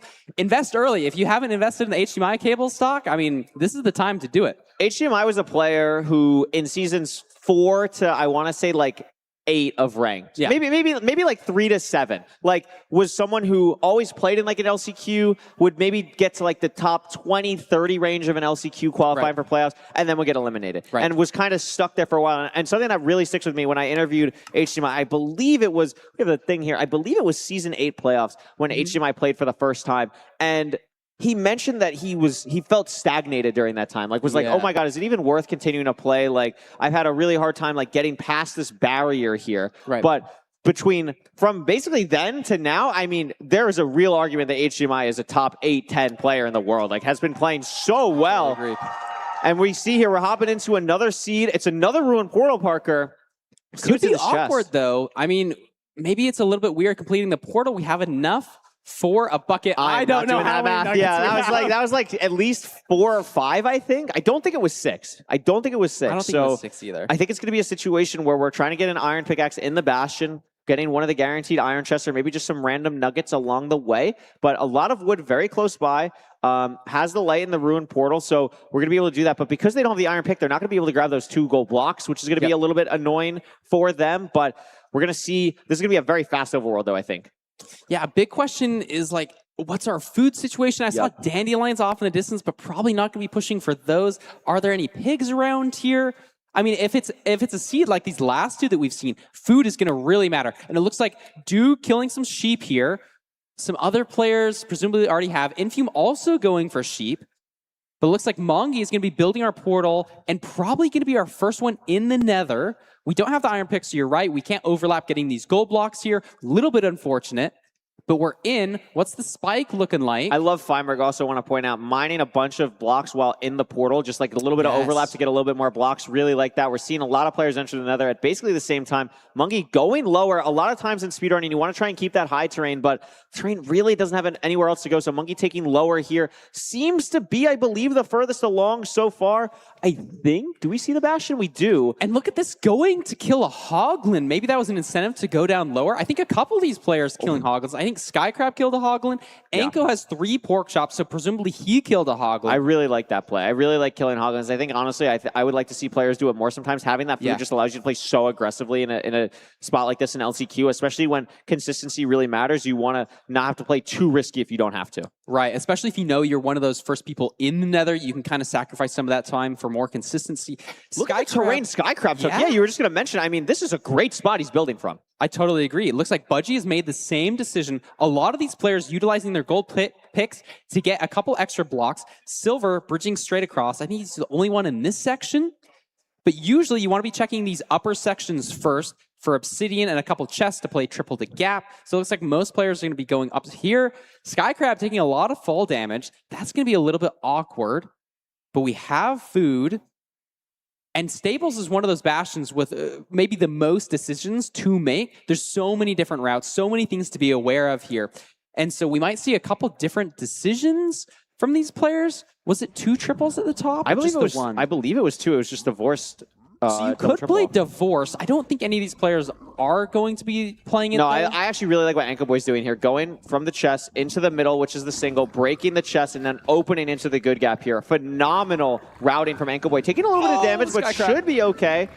Monkey doing the same thing, a little bit slower. Budgie taking a bit of damage, Skycrab taking a bit of damage, but all these runners eventually conglomerating in the same spot here as they go down. Yeah, exactly. And we're seeing some beef salad hole from basically all these runners, maybe a little bit of variation in which gold blocks you mine first. I think Budgie is slightly ahead of the rest of the pack. Anko also one of our leaders here, but all 4 of these players on our screen right now, so close. We'll have to see where the fortress is. Where can these players make up time on each other? I think Anko is in the best spot because not only is Anko like basically at the same pace as Budgie, I believe a little bit ahead even. Anko has the food, Budgie doesn't. That is really important here. And Anko needs these points. Remember, Anko, Budgie, and Silver, I believe, are the 3 that are like a little bit out of the pack right now. They really want to do well in the seed. This is Anko's chance to get right back in it. Yeah, this is kind of like, it's getting to the point in the tournament where it's like, you're kind of cementing your fate here. If you're in the bottom couple 4, like you might not even have a chance. So we'll see how that pays off. I'd love to see utilizing the gold pick in the Bastion route here from Budgie. Silver, or Mongi checking his trades. Looks like we have our obby. 24 string though, 2 beds pre-crafted, so we're at 4 beds, no anchors. So this is awkward. This is very a awkward decision point. Do you go for more explosives? I know Mongi ran across Glowstone earlier in the seed, but didn't pick it up. But this is just a 4 explosive seed. So you're not going to be able to blaze bed. I mean, somebody like Duga, who's maybe very comfortable with going for 1-shot, maybe you double blaze bed and just go for the 1-shot.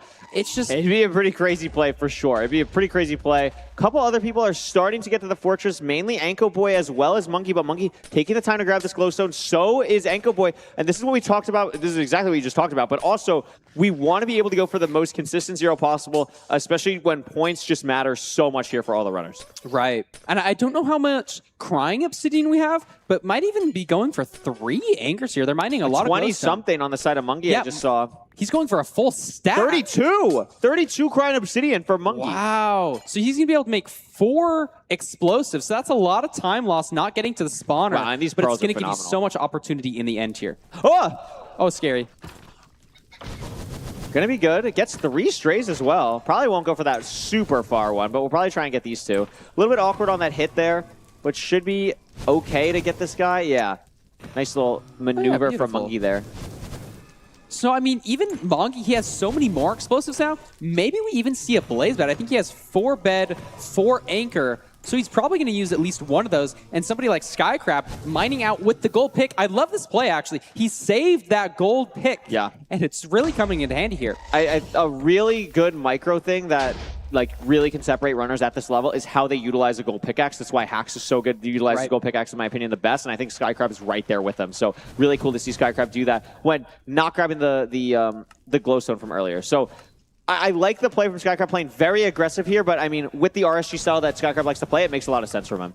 Right. And it looks like he's now going to be blinding, so let's see what the distance is like. I mean, this is still not even that slow of a pace. I mean, 6-minute blind here. Dugile's still just mining out. I love standing on the top here while you're mining, just to stay a little bit away from the blazes. Looks like Skycrab got his measurement off, but maybe something went wrong with his ninja brain? No, we just can't see the measurement. But he's picked up his eye. Oh, Dugile. Scary. Oh, he's got a Wither Skeleton. Should be okay, yeah. Anko getting the measurement now as well. Skycrab doing a really cool hunger reset on the blind portal here. Gonna grab the bed, has everything that he needs. And Budgie's also gonna be blinding here. Gonna be curious. I mean, who's the first person to leave. Unfortunately, didn't set his spawn. I don't know if it was a weird underwater hunger reset. You have to. It's a little bit weird, like right-clicking on the beds. That's probably what happened to him. A little bit unfortunate. That's gonna be very hard to run back from. Looks like Budgie also measuring now. I don't know if we are gonna be able to see any of these measurements, but it's just gonna be a little bit weird. I mean, not anybody is blaze betting, slow blaze rates. How are we going to get out? Duke throwing a Pearl Hang now. Looks like he's already measured. Yeah, I mean, Duke playing this pretty well. Oh, that's going to be a little bit annoying. Oh, it came back. Hi. Oh, very nice. Beautiful. So he's still just forcing mining completely out this spawner. I think I like the play. Look at all those strays. Whoa, that's like off in the 5. Distance. But that's going to be hard to play for. I mean, what's the terrain This is the discipline of Duga, like, right? Like, you just have to play like this. You're going to maybe definitely go for those if you need, like, 1 more, but Duga, I think, still needs 3. So, makes sense to not go for those yet. And, yeah, actually only need 1 more. Yeah, so is going to be able to leave here. Going to see how far we have to travel here. No soul sand, or no soul speed, I should say. Oh, now he's going for that patch of glowstone that Mongi got earlier in the seed. Yeah. So that's going to be a lot of time. But look at this, Skycrab building the portal. So able to go, but again, Skycrab very low explosives compared to everyone else. This is a very aggressive play from Skycrab. Yeah. I don't know if I love it, but we're going to see what it goes Stronghold. I don't think we mismeasured. This no, I'm going to assume we're just going to be 39. It's probably just below the C counter on the top left. Looks very good. We're just going to the exact chords that we need to go to for Skycrab, and this will probably happen for every single runner. So not that big of a difference here.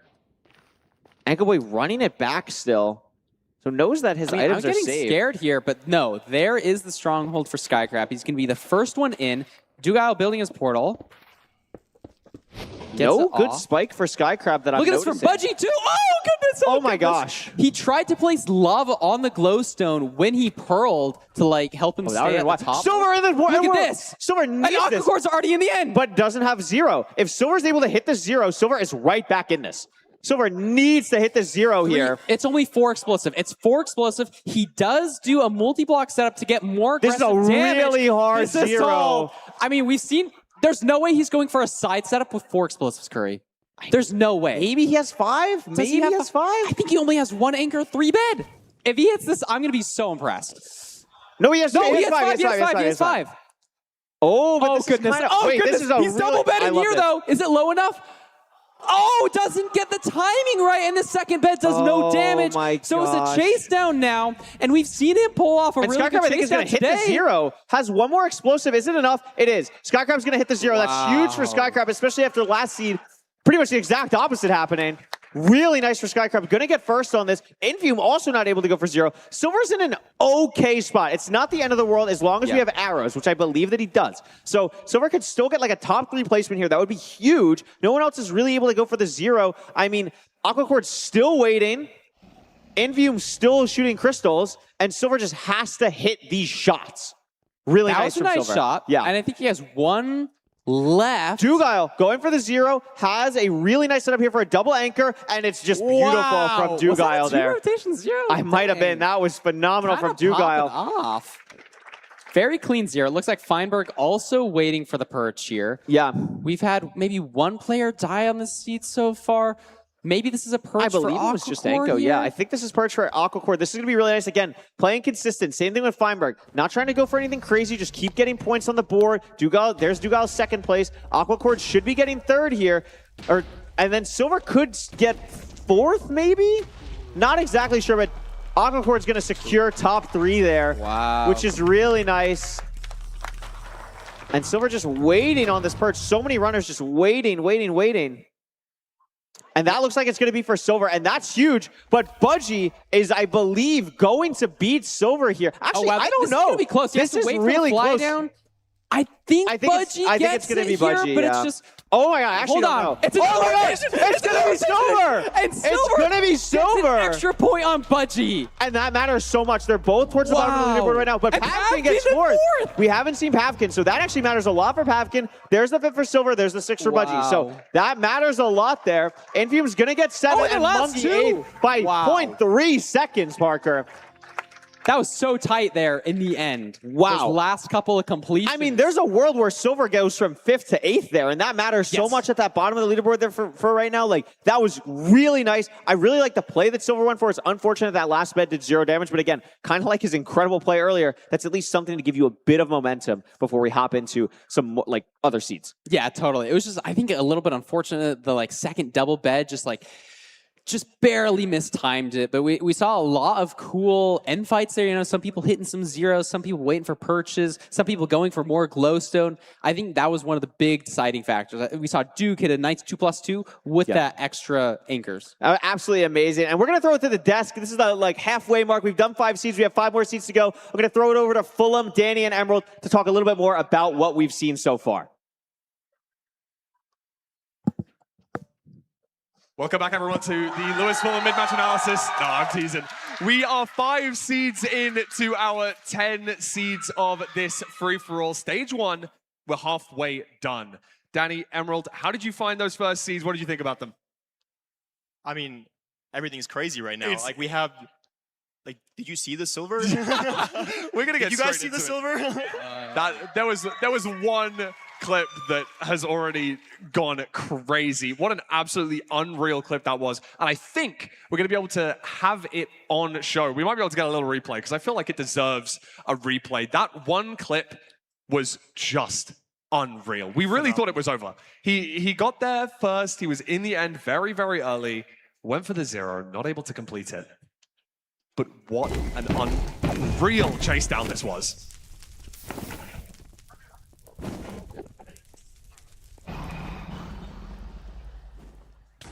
How? It's just You perfect. can't make this up. The timing, It must have been milliseconds, and it could have been a different, completely Look at the different outcome. dragon's health as it flies away. There's so much health, and it takes its time circling around the crystals, regaining that health, and he waits. This is just insane. He waits for the perfect time, Wow, and it's absolutely just insane. Doesn't get hit by the dragon, doesn't take damage, just really, really crazy. And I know, Emerald, I was sitting next to you in the crowd, and you were saying, Pearl and a Crystal, Pearl and a Crystal. I was like, surely there's too much health. It's the only thing you can really do in that kind of situation. You have to Pearl the Crystal. It's a Hail Mary play. I think Parker Curry also mentioned that. And it's just an incredible heads-up play. And Silver's one of those runners where they're very creative and they're very fast-thinking. And I mean, he just absolutely proved it with that clip. It was incredible. Yeah, and that got him on the board. I know that Silver had a little bit of a rough start in these first few seeds, but I think that moment should really invigorate him, try and get his, the mental back involved, because that clutch, I mean, you could give that situation to probably all of the other 10 runners that we see on stage. And I don't know how many of them feel confident enough to take their time and think about the situation, look at the dragon's flight path, see where it's going to interact with a crystal, and pearl at it slightly early so that the hitbox gets as close as it possibly can to that crystal. dealing the maximum amount of damage. And it must have been so close. I mean, hey, even if you gave them, even all these runners, like 10 tries to do this exact same thing with this amount of health, I don't even know if you're going to have like a 10% success rate. Like, I don't know. It's insane. Silver locked in, and that was his first point. I wonder if we're going to be able to pull up the leaderboards at this halfway point, because I think it's such an important thing. You know, even though we're halfway through, and there's some players that have already pulled away, and there are some players that are down towards the bottom right now. You know, I mean, we can see, unfortunately, Anko, a little bit of nerves so far in the first 5 seeds, and Feinberg not finishing that last seed. So he was on 25 points after 4, but with no points in that last round, that could make a lot of difference. A lot of the chasing pack have caught up to him. Now, I want to really focus in here on Pavkin. He's got 15 points so far, and 5 points in that last round, really trying to get into that top 7. And Emerald, I know that you are one of the runners that have been very close in a lot of LCQs, have kind of had that moment of trying to get through. And how do you feel? How do you feel if you're in Pavkin's situation right now? I feel like if you're Pavkin, you have 15 points, you're only 2 points away from the cutoff. I feel like you still have to be in a pretty comfortable situation. You know, Budgie, Silver, Anko, they're pretty far below you. You still have a decent lead.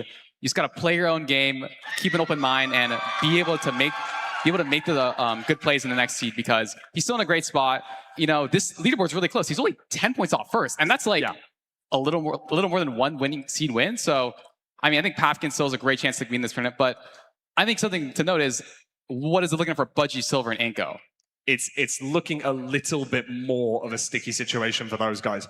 I know that, you know, the seeds haven't quite gone their way so far, but we are only halfway through. And you can see Skycrab, Feinberg got 25 points in that first half of the seeds, averaging 5 points per seed.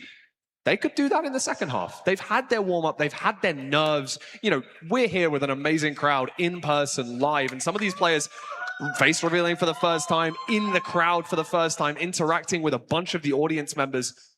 But it's all down to these next 5 seeds, because if they don't lock in and get into that top 7, they're not going to be advancing onto the bracket. Danny, I wanted to talk to you specifically about Feinberg, because I think he's one of the people that, you know, a lot of the players, a lot of the audience, a lot of the streamers around this event can tease him, can joke a little bit. He might be one of the, you know, more unk status runners that we've got here. He's been around for a long time. People say he's past his best. But I think in those first 5 seeds, it looks like he's trying to show, especially in this live setting, how fierce of a runner he can be.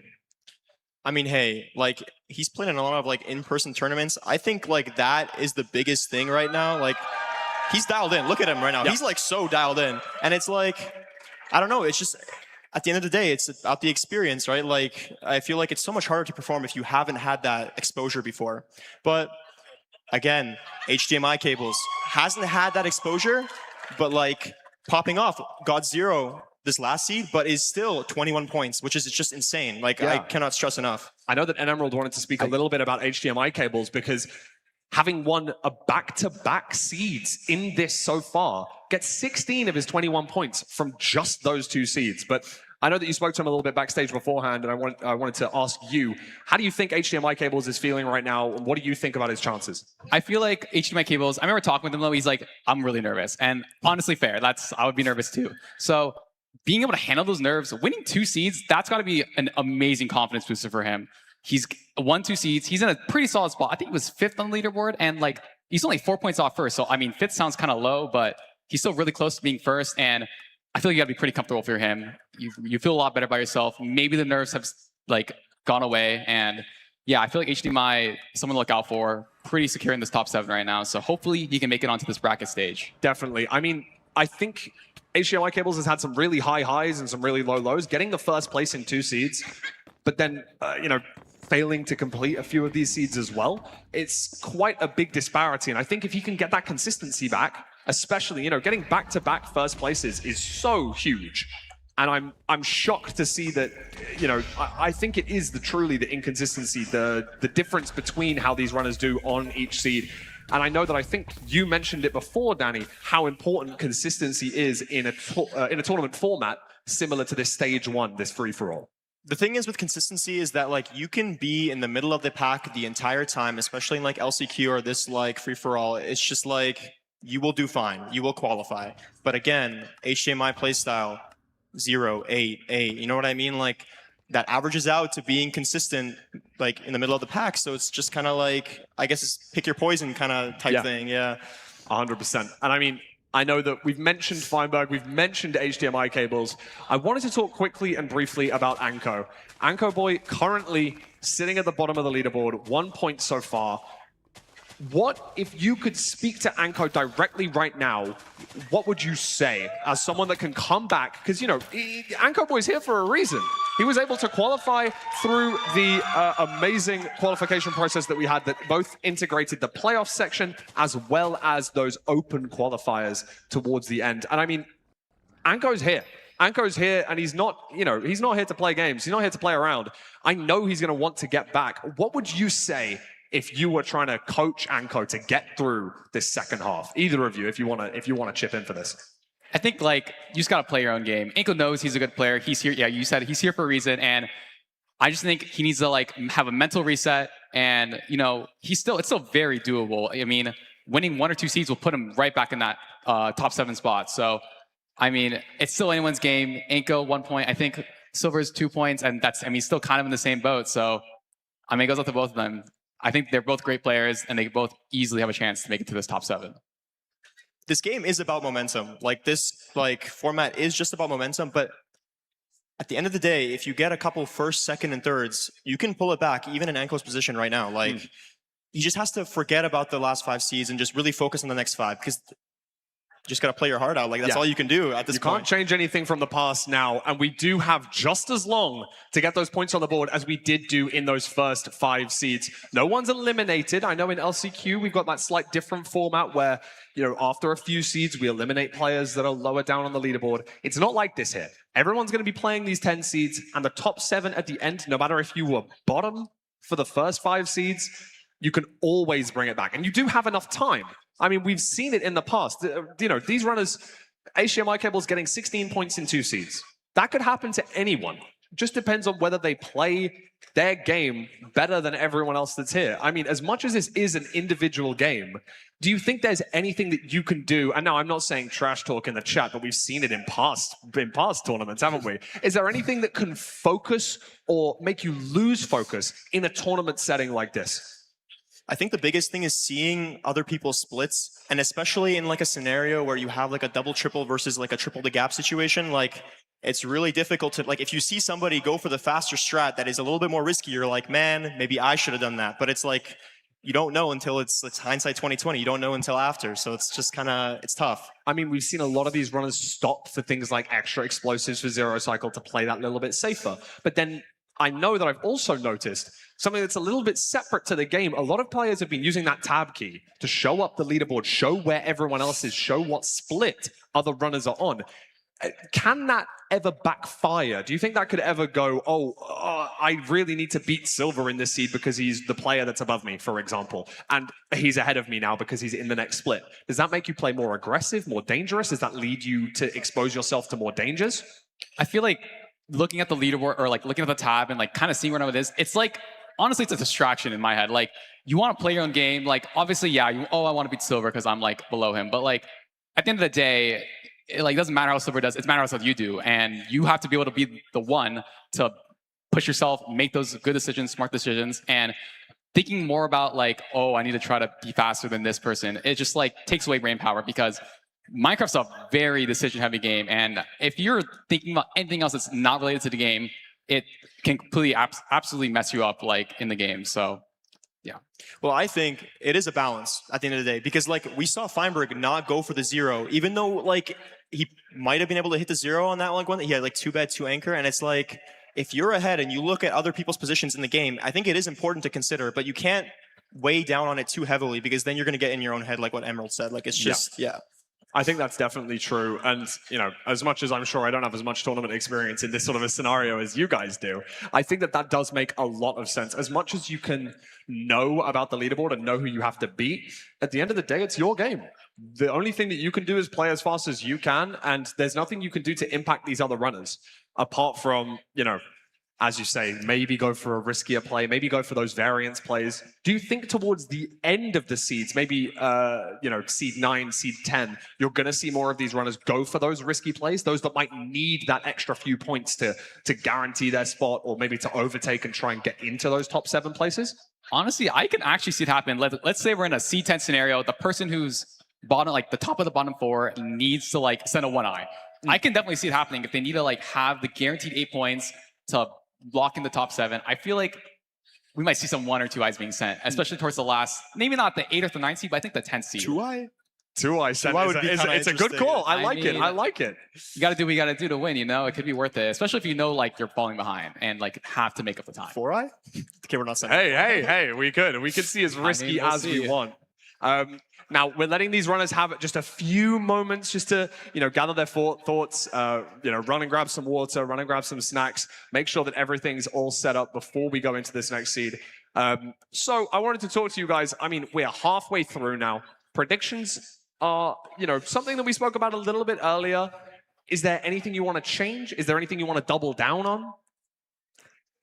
I still have hope for Silver and even Anko. I feel like there's still a line. Like, I don't know. And especially, it's kind of like Anko is has a very high, like, upper bound. So I feel like if he really cranks these next 5 seeds, we could see a generational comeback, honestly. Definitely. Like, it could be crazy. I think a comeback from Anko is definitely still on the cards here. You definitely don't want to write him out. Emerald, is there anything you wanted to quickly say about your predictions? I'm actually feeling pretty good at my predictions. I think I had like Aquaport, Feinberg. I mean, those guys are looking at the top. And I don't know. I'm super excited. I hope the people at the bottom, Silver, Anko, and Budgie, they can bounce back. I think they still all have a chance. So I'm super excited to see what they can do in these next 5 seeds. Definitely so. I'm not going to worry about my predictions. I am going to quickly send you over to a quick word from the sponsors of the tournament today. So we're going to go for a little intermission, a little ad break for just a few minutes, and then we're going to get straight to the casters back for Seed 6.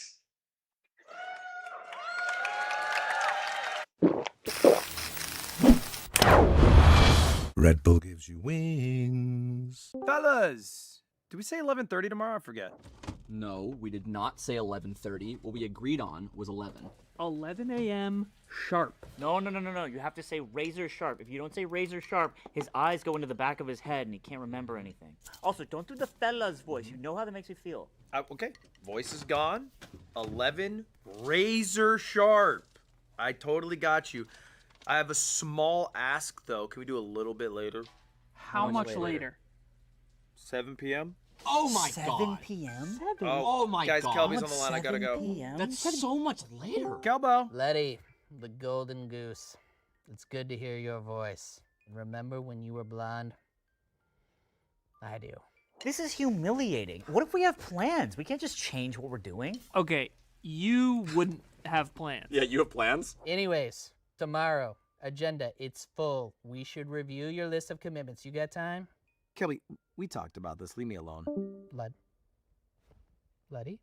If I was your neighbor, I'd think you're dead in there.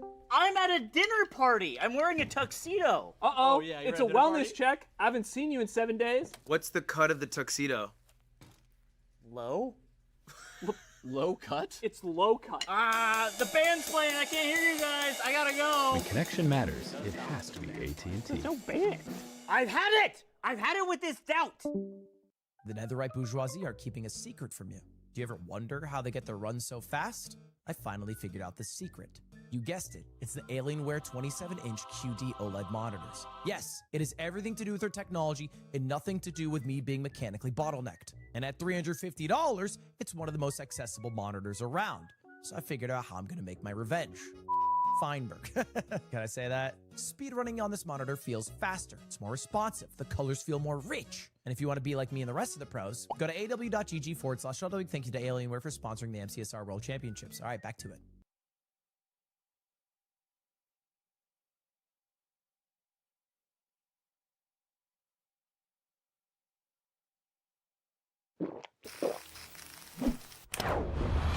Red Bull gives you wings. Fellas, did we say 11:30 tomorrow? I forget.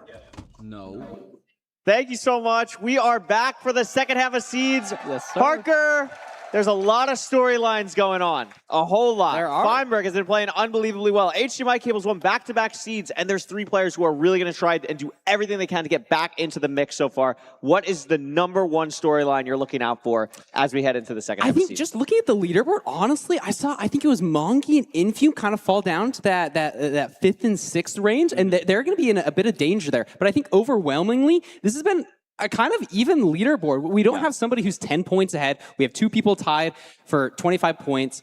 It's really going to be a question of like, can those bottom 3 right there, can they pull back up into this pack here? Because everybody else is close near that 20 to 25 range. Yeah, absolutely. And not only is it just the 7 players to qualify, it's also the top 3 get to pick their opponent. That's true. Which is really important because there's certain things where like Feinberg, if he, this leaderboard stays still, he'd have the 2nd pick, gets to choose who he wants to play. I mean, obviously all these players are very scary, but all these players have played each other a lot of times. There might be certain people you're more familiar with matchup-wise or just mainly people you've never played before, so you're a little bit averse of playing them. So that's going to be something going through these players' minds as well. But the number 1 thing, can Budgie, Silver, and Anko get back into this pack here? I mean, Pavkin is right there with them. Currently on the chopping block right now, but could easily get back into this. And we're going to see here, it's going to be a village seed. It's another Plains village.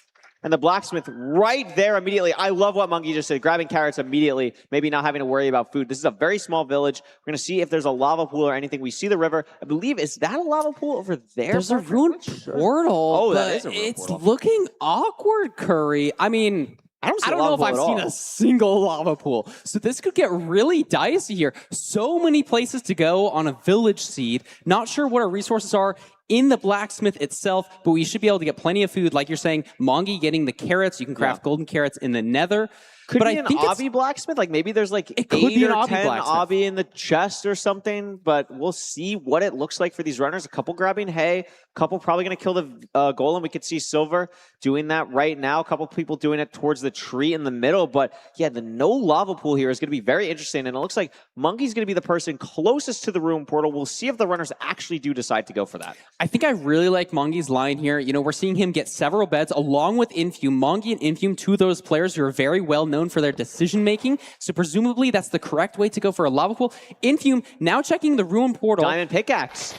So And that's that gonna is be able to do it. interesting. A smite sword, but a golden apple. Not enough obby. I mean, maybe I would just mine 2 obsidian here, I think. You got to just mine the 2 crying. obsidian. Oh, yeah, you have to and mine 2 the crying. obsidian. So 30 that's seconds. going to be 30 seconds.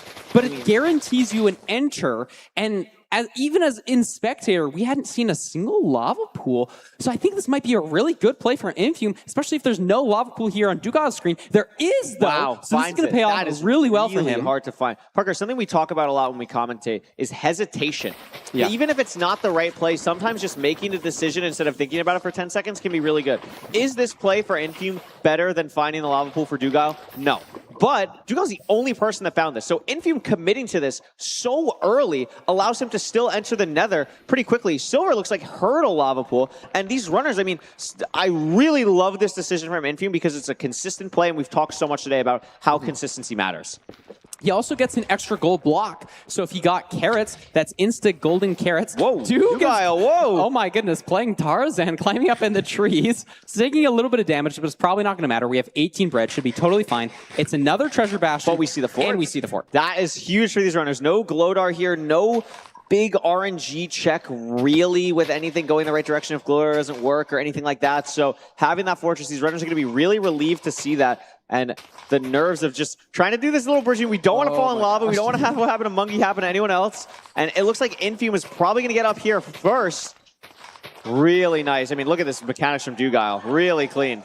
Yeah, you love to see the clean movement here, wall running on the side of this treasure. And look at that And chest. that's an insane amount of obby. I don't know if Infume... No, Infume bridged above that chest, so he's not going to get it. And even though we have a diamond pick, if you don't get 20 obsidian, he's going to have to mine even more obsidian later in the seed.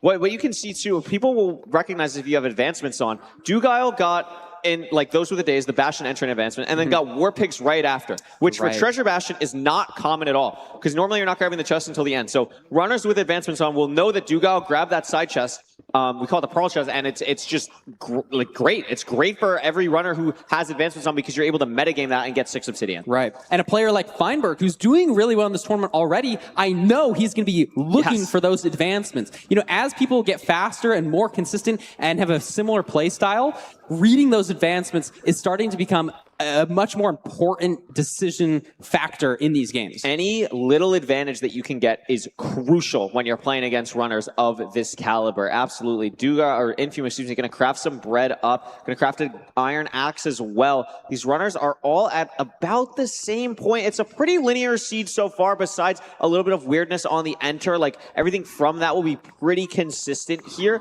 So really going to see mechanics play a big factor here. And the decision making is going to maybe take a backseat with how linear this nether is. Yeah, especially with treasure. You know, I know a lot of people practice those treasure routes trying to get even just the tiniest micro down. What blocks do you mine? When are you looting your chests?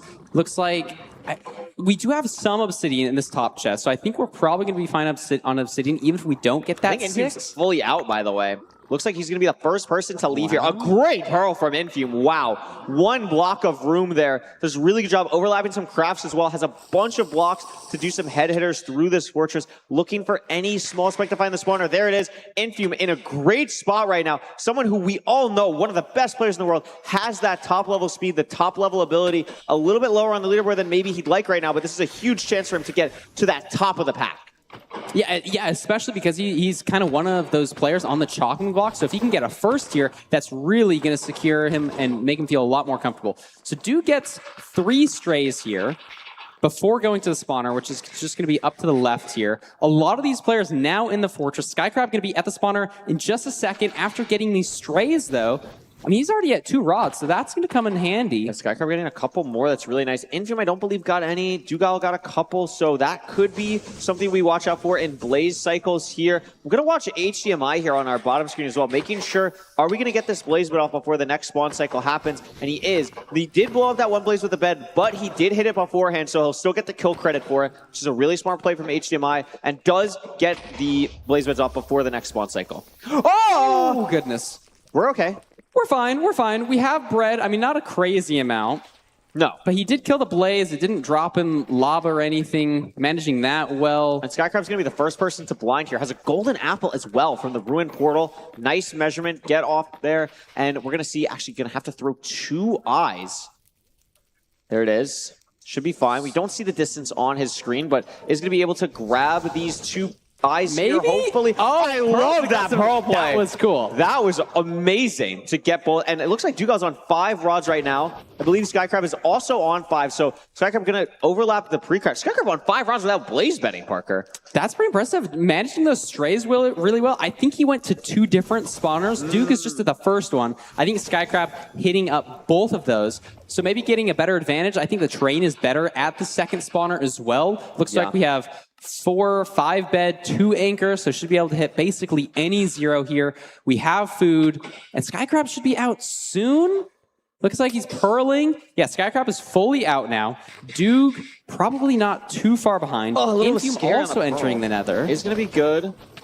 Skycrab ahead here by a good bit. Remember, tied with Feinberg for first place right now, has a bunch of gold picks as well, playing really aggressive on these pearl throws, but is playing well right now. Not really in danger now that we're in this 1x1 digging, and it seems like it's a pretty far stronghold, Parker. Skycrab's been going for a while here. Dugal taking a little bit different terrain. We'll see if this pays off for him. And Infium took definitely different terrain, building the portal now, and is going to be the first person in the stronghold. Skycrab still going. So whatever Infium found was phenomenal. Yeah, and he needs this. That's a clean spike. Down, checking down the spiral staircase. No light sources yet. If it's not here, this could get weird. Hears it, backtrack, and he hears it. Really nice.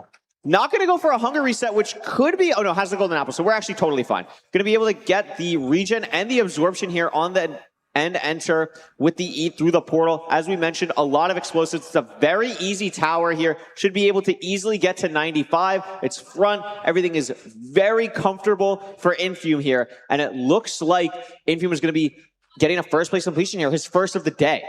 Yeah, that's got to feel good. Maybe just took him a little bit to warm up to this tournament. First bed looks good. We have the crossbow. That's really good damage, and this is going to finish off for a 3 rotation 0. Really nice from Infu. Gotta be feeling good there. You see the head nods. And that's a fast seed. Sub 9, Curry. Absolutely. Oh, he Looking even at angered an Enderman. It's all Staring good. that down, showing him who's boss, Whoa. even shooting him, keeping it at bay, getting the portal, Infume. Infume? Infume? There we go. Okay. He knows what he's doing. He knows that timing really well. Very good completion from Infume there. Sub 9, 840. Lots of our players now sort of in the stronghold. I'm really curious what happened to Sky Crab because we had him before. Ankle Boy, Zeroing needs this so bad. This would be amazing for Anko if he pulls this off. Doesn't have another bed, but he does have 3 anchors. So it's not going to be the fastest 0, but that does kill it. And that's probably going to get him a 2nd place finish. No, 3rd place. So Duke finishes in 2nd place with a 9-12. Anko. Oh, but Feinberg, look at Feinberg also killed the dragon. I believe Anko got it off first, but we'll see here. I actually don't know. No, it is going to be Feinberg. So Anko's going to get 4th here. HDMI killing the dragon now. We'll see what ends up happening here. Beautiful. So we're seeing a lot of these players finish. Looks like HDMI. Aquacord get Pavkin here wants to keep getting points, stay in the middle of that pack, even though, we're obviously not gaining on Infume here, who was, I believe, right above Pavkin, but going to still get some points on the board. Skycrab ended up getting 6 there, so ahead for most of that seed. Curious what could have happened. HDMI getting 7. Is Pavkin going to get the 8th completion here? We'll have to take a look. Very nice first bed. Yeah, maybe a little bit low arrows? to do a double anchor. Oh, I mean, this is a little bit scuffed, but I think he's going to get it off here. Even shoots the dragon. That's low. That's low. We're good, though. Make sure to go on the side of the pillar so it doesn't get hit by the dragon. And that'll be our last completion. Even though Budgie's going for the 0, probably just not going to matter. No, it's not going to matter there. Pavkin's going to get another point on the board. Every point matters. We mentioned it earlier. Not only is it a point for you, not only is it a point for Pavkin, it's also stopping Mungie and Budgie from getting points. So that's really important, and you want to keep doing that if you're Pavkin. Yeah, Mungie is going to be in a dangerous position now here. I think he was in 5th place, so he's kind of on that border. I think that was back-to-back 0-point seeds for Mungie, and that, started off really strong, was right towards the top of the pack, and it's, it's a tough format. These things have ebbs and flows. I'm sure your experience, you've had a couple seeds go good, a couple seeds go bad. It's about how you can manage that and try and keep, as consistent as you possibly can. Yeah, it was really nice to see Infume played really well in that last seed. I feel like he's been one of the favorites of this tournament, and so it's cool to see him kind of securing that first place in one of these seeds here. Maybe he's just warming up, kind of going to show us what he's here for. There's a little hoodie. I always like when the players dress exactly like their skin. This is just Infume. It's just the hoodie. I mean, do you want to talk about someone that looks dialed in right now? He does look dialed. Camera on him, doesn't matter. He's locked in. We have the headphones and some earbuds. These players aren't going to be hearing much besides their game, allowing them to really focus up. Infume's also definitely the type of person, knowing him, a good friend of both of ours, where he's probably okay, if the camera's on me, what am I going to do? Hi, Feinberg! Feinberg celebrating with the crowd. He's been doing really well today. Aquacord really been proving himself, especially these past couple months, playing really well in RSG. So many cool players here. Yes, it's really cool. I mean, Pavkin, of course, as well. A new player to the rank stream's been great to see. Anko bouncing back on that last seed, getting some points. That's really good to see. Silver locked in. Hi. The clutch master of today. Gonna do everything he can. Stay in the board. HDMI has had a great showing so far. And of course, Budgie as well, trying to get into that mix here, into the top 8, top 7. Excuse me. I just can't get over it, Curry. It's so cool seeing everybody here in person. It's honestly inspiring. I always love seeing the best players in the world using their keyboard and mouse, and you can see them. And sometimes I think to myself, why can't I move my mouse like that?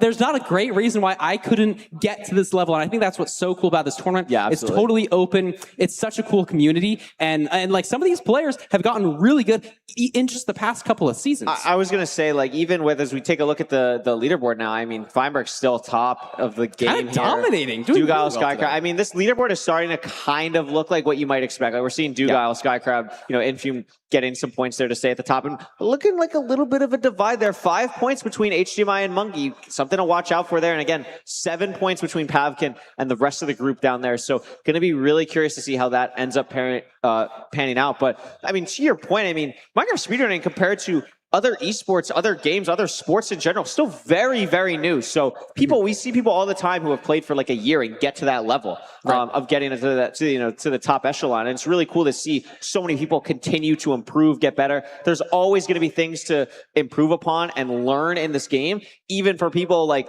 Silver, myself, Feinberg, who have been in the community for so long. There's always something new, even when you least expect it. I totally agree. I was asking Silver, like, what is he learning recently? He listed off 3 things that he's changing about his gameplay. Top left boat. Yeah, top left boat. Top left boat. Some treasure TNT. It's really cool to see. I love this little graphic here. It looks like HDMI, Big Mongi, and Pavkin. Those are the players I'm sort of looking at. They're like fighting for that last little spot. Who's going to fall into that bottom 4? Who's going to stay on top? We only got a couple seats left, Curry. I mean, it really is. Like, we do only have 4 more seeds remaining. So you really want to do everything you can. These seeds start to matter a little bit more and more, especially if you aren't able to lock in as much as you wanted to in the first 6. So that is going to be something to really keep an eye on. You're absolutely right. That HDMI, Mungie, Pavkin group, one of them realistically is probably going to be going home unless someone tumbles from the top there. Yeah, which is a possibility. I mean, there's potential for swing here. And we saw Anko do really well in that last seed. Maybe he's going to shoot back into the back. Maybe he takes the first place. That's kind of what you need if you're in this bottom 3, but really hard. So it is really difficult. We're going to see here. We haven't seen a shipwreck seed yet. Is this the shipwreck seed, or is it going to be buried treasure? We're going to take a look here. Looks like the runners are going. It is going to be the first shipwreck seed of the day. A little bit awkward. None of the ship is buried where it would be a problem. So we could see that that shipwreck chest is totally fine. Good bit of iron, some gold as well for distraction will be really nice. Don't know if it was enough for shears, but we'll see. Then the food situation, really bad, Parker. That is not what you want to see. I mean, maybe you get like a suspicious stew with some good effect or something, but just going to be a little bit awkward. We do have the ravine right next to the ship, and it looks real. So this is going to be a very linear shipwreck seed. Not many decisions to make here. Everybody's probably going to be very the same. And a mechanical player like Dugile kind of just making his way ahead of the pack here. Wow. Like so far ahead, going to be mining this gravel. Looks like he didn't even have to mine that many. And he's going to be entering the nether relatively fast. I mean, nobody's even like in the ravine. No, it's in the screen. Yeah, the Dugile is absolutely a monster mechanically. Just one of the best players we have to offer for sure. It'd be really cool to see what he does potentially on the sea. Has played great so far today. Pavkin not too far behind. Pavkin has played phenomenally in these overworlds. It's really been continuing that into the end games. That's been maybe a bit more of a struggle today, but has the chance again to really get a lot of points depending on what the rest of the seed looks like. But everyone else starting pretty much all in the nether here. Mungie going to be the last one, just barely. See the fort on Skycrab's screen. So these runners are probably going to see that as they're heading towards the bastion here. Terrain's a little bit awkward. And I believe, Parker, is this our first bridge bastion of the day? I think this is the first bridge bastion of the day. And we got a lava ravine fortress, so you're going to get good spawns. Looks like Duke is already in the bastion. Skycrab at the chests, though. There's potential for... Hey, Pavkin's doing... Yeah, I believe Pavkin is doing a chest-breaking route and bridge. I mean, there's so many piglins here. We punch another one, and... It's going to be a little bit awkward. We have to break a block. Goodness. We do get it. We toggle the difficulty. We have everything we need to do, and really nice job from Pavkin. Yeah, this is one of the newer routes in the community, bringing your pigs to the chalice. Looks like Duke decided not to do it. It's a bit of a riskier route. Looks like Skycrab is dead. Maybe he went for the route and didn't do it correctly. It's a very Budgie also going for it, taking so much damage already. Half a heart, has to block the piglins off. But again, this food was so bad, Parker. Like, I don't know what you do if you're Budgie now. Like, you kind of broke the chest. Your piglins are kind of awkward. Like, maybe you can commit to it, but you're doing it on such low health. And there's a random pig and a hoglin. Oh my gosh, is Budgie going to be dead by the time we get out of this transition? I don't know. We may never know. I mean, another nice thing about this route that Pavkin is doing here is you can kill the hogs while you're waiting for your trade. This is amazing. And so we've already got obsidian from the first couple of chests. So Pavkin is literally just waiting for his trades here now. It's a very powerful route if done correctly, but it's also a very risky route. And if you're one of the people watching who maybe you're more familiar with the traditional playoff players like a Skycrab or a Feinberg or a Silver or whatever. Pavkin is known in the community as like the Bastion guy right now. Like, he's so many really cool routes, so much cool tech coming from Pavkin, and it's really cool to see this route specifically, which I don't know if Pavkin develop this route himself, but he's definitely innovated on it and definitely helped the route develop. Going to be the person we're watching today who's also the most able to do this route. You know what I mean? Like, has the ability to do it and pull it out and did a phenomenal job. Yeah, I was kind of surprised Duke didn't go for it. It's not going to be super punishing leaving the Bastion, so Duke is going to be out basically the same time as Pavkin, so maybe didn't save as much time as he was hoping for, but we got a good amount of strays here, Curry. Yeah, I mean, still in the Fortress 10 seconds before Dugal, and Dugal, I believe, was in the Bastion first. Oh, you're right. First, so I mean, this is really nice from Pavkin. A lot of strays here as well. Wow. Really curious to see how many you go for here versus going for the spawner. It looks like Pavkin's going to commit pretty heavily to the strays. I mean, at this point, Pavkin is, like, if it stopped right now, Pavkin would be eliminated. So you want to probably play a little bit more aggressively towards these strays compared to Dugal, who is going to play the spawner. Yeah, it's just a little bit unfortunate. Not many of these blazes are dropping. We still have 4 more, so if they all drop, it'll be fine. But that one doesn't, so he's going to probably have to go to a spawner at some point. And it was on hard mode, so toggles off of that is totally fine. 4 rods, which is pretty good, but we have to probably find a spawner. Yeah, and he doesn't know where it is. So this is looking better and better for Duke as the rates are just not very good at this fortress. Oh my gosh, a lot of skeletons. Really awkward. Still looking for the spawner, but not having anything, and that is going to be very helpful for Pavkin to kind of maneuver around this. 2 more strays here, and it looks like Parker, he's going to fully commit to strays. Lowering render once again. Yeah, there is a spawner, so if these ones both don't drop, he should be fine here. It's just, the rates are so bad, Curry. He needs 1 more. He has to deal with so many mobs here. There's a skeleton, there's 3 more wither skeletons off to the side here.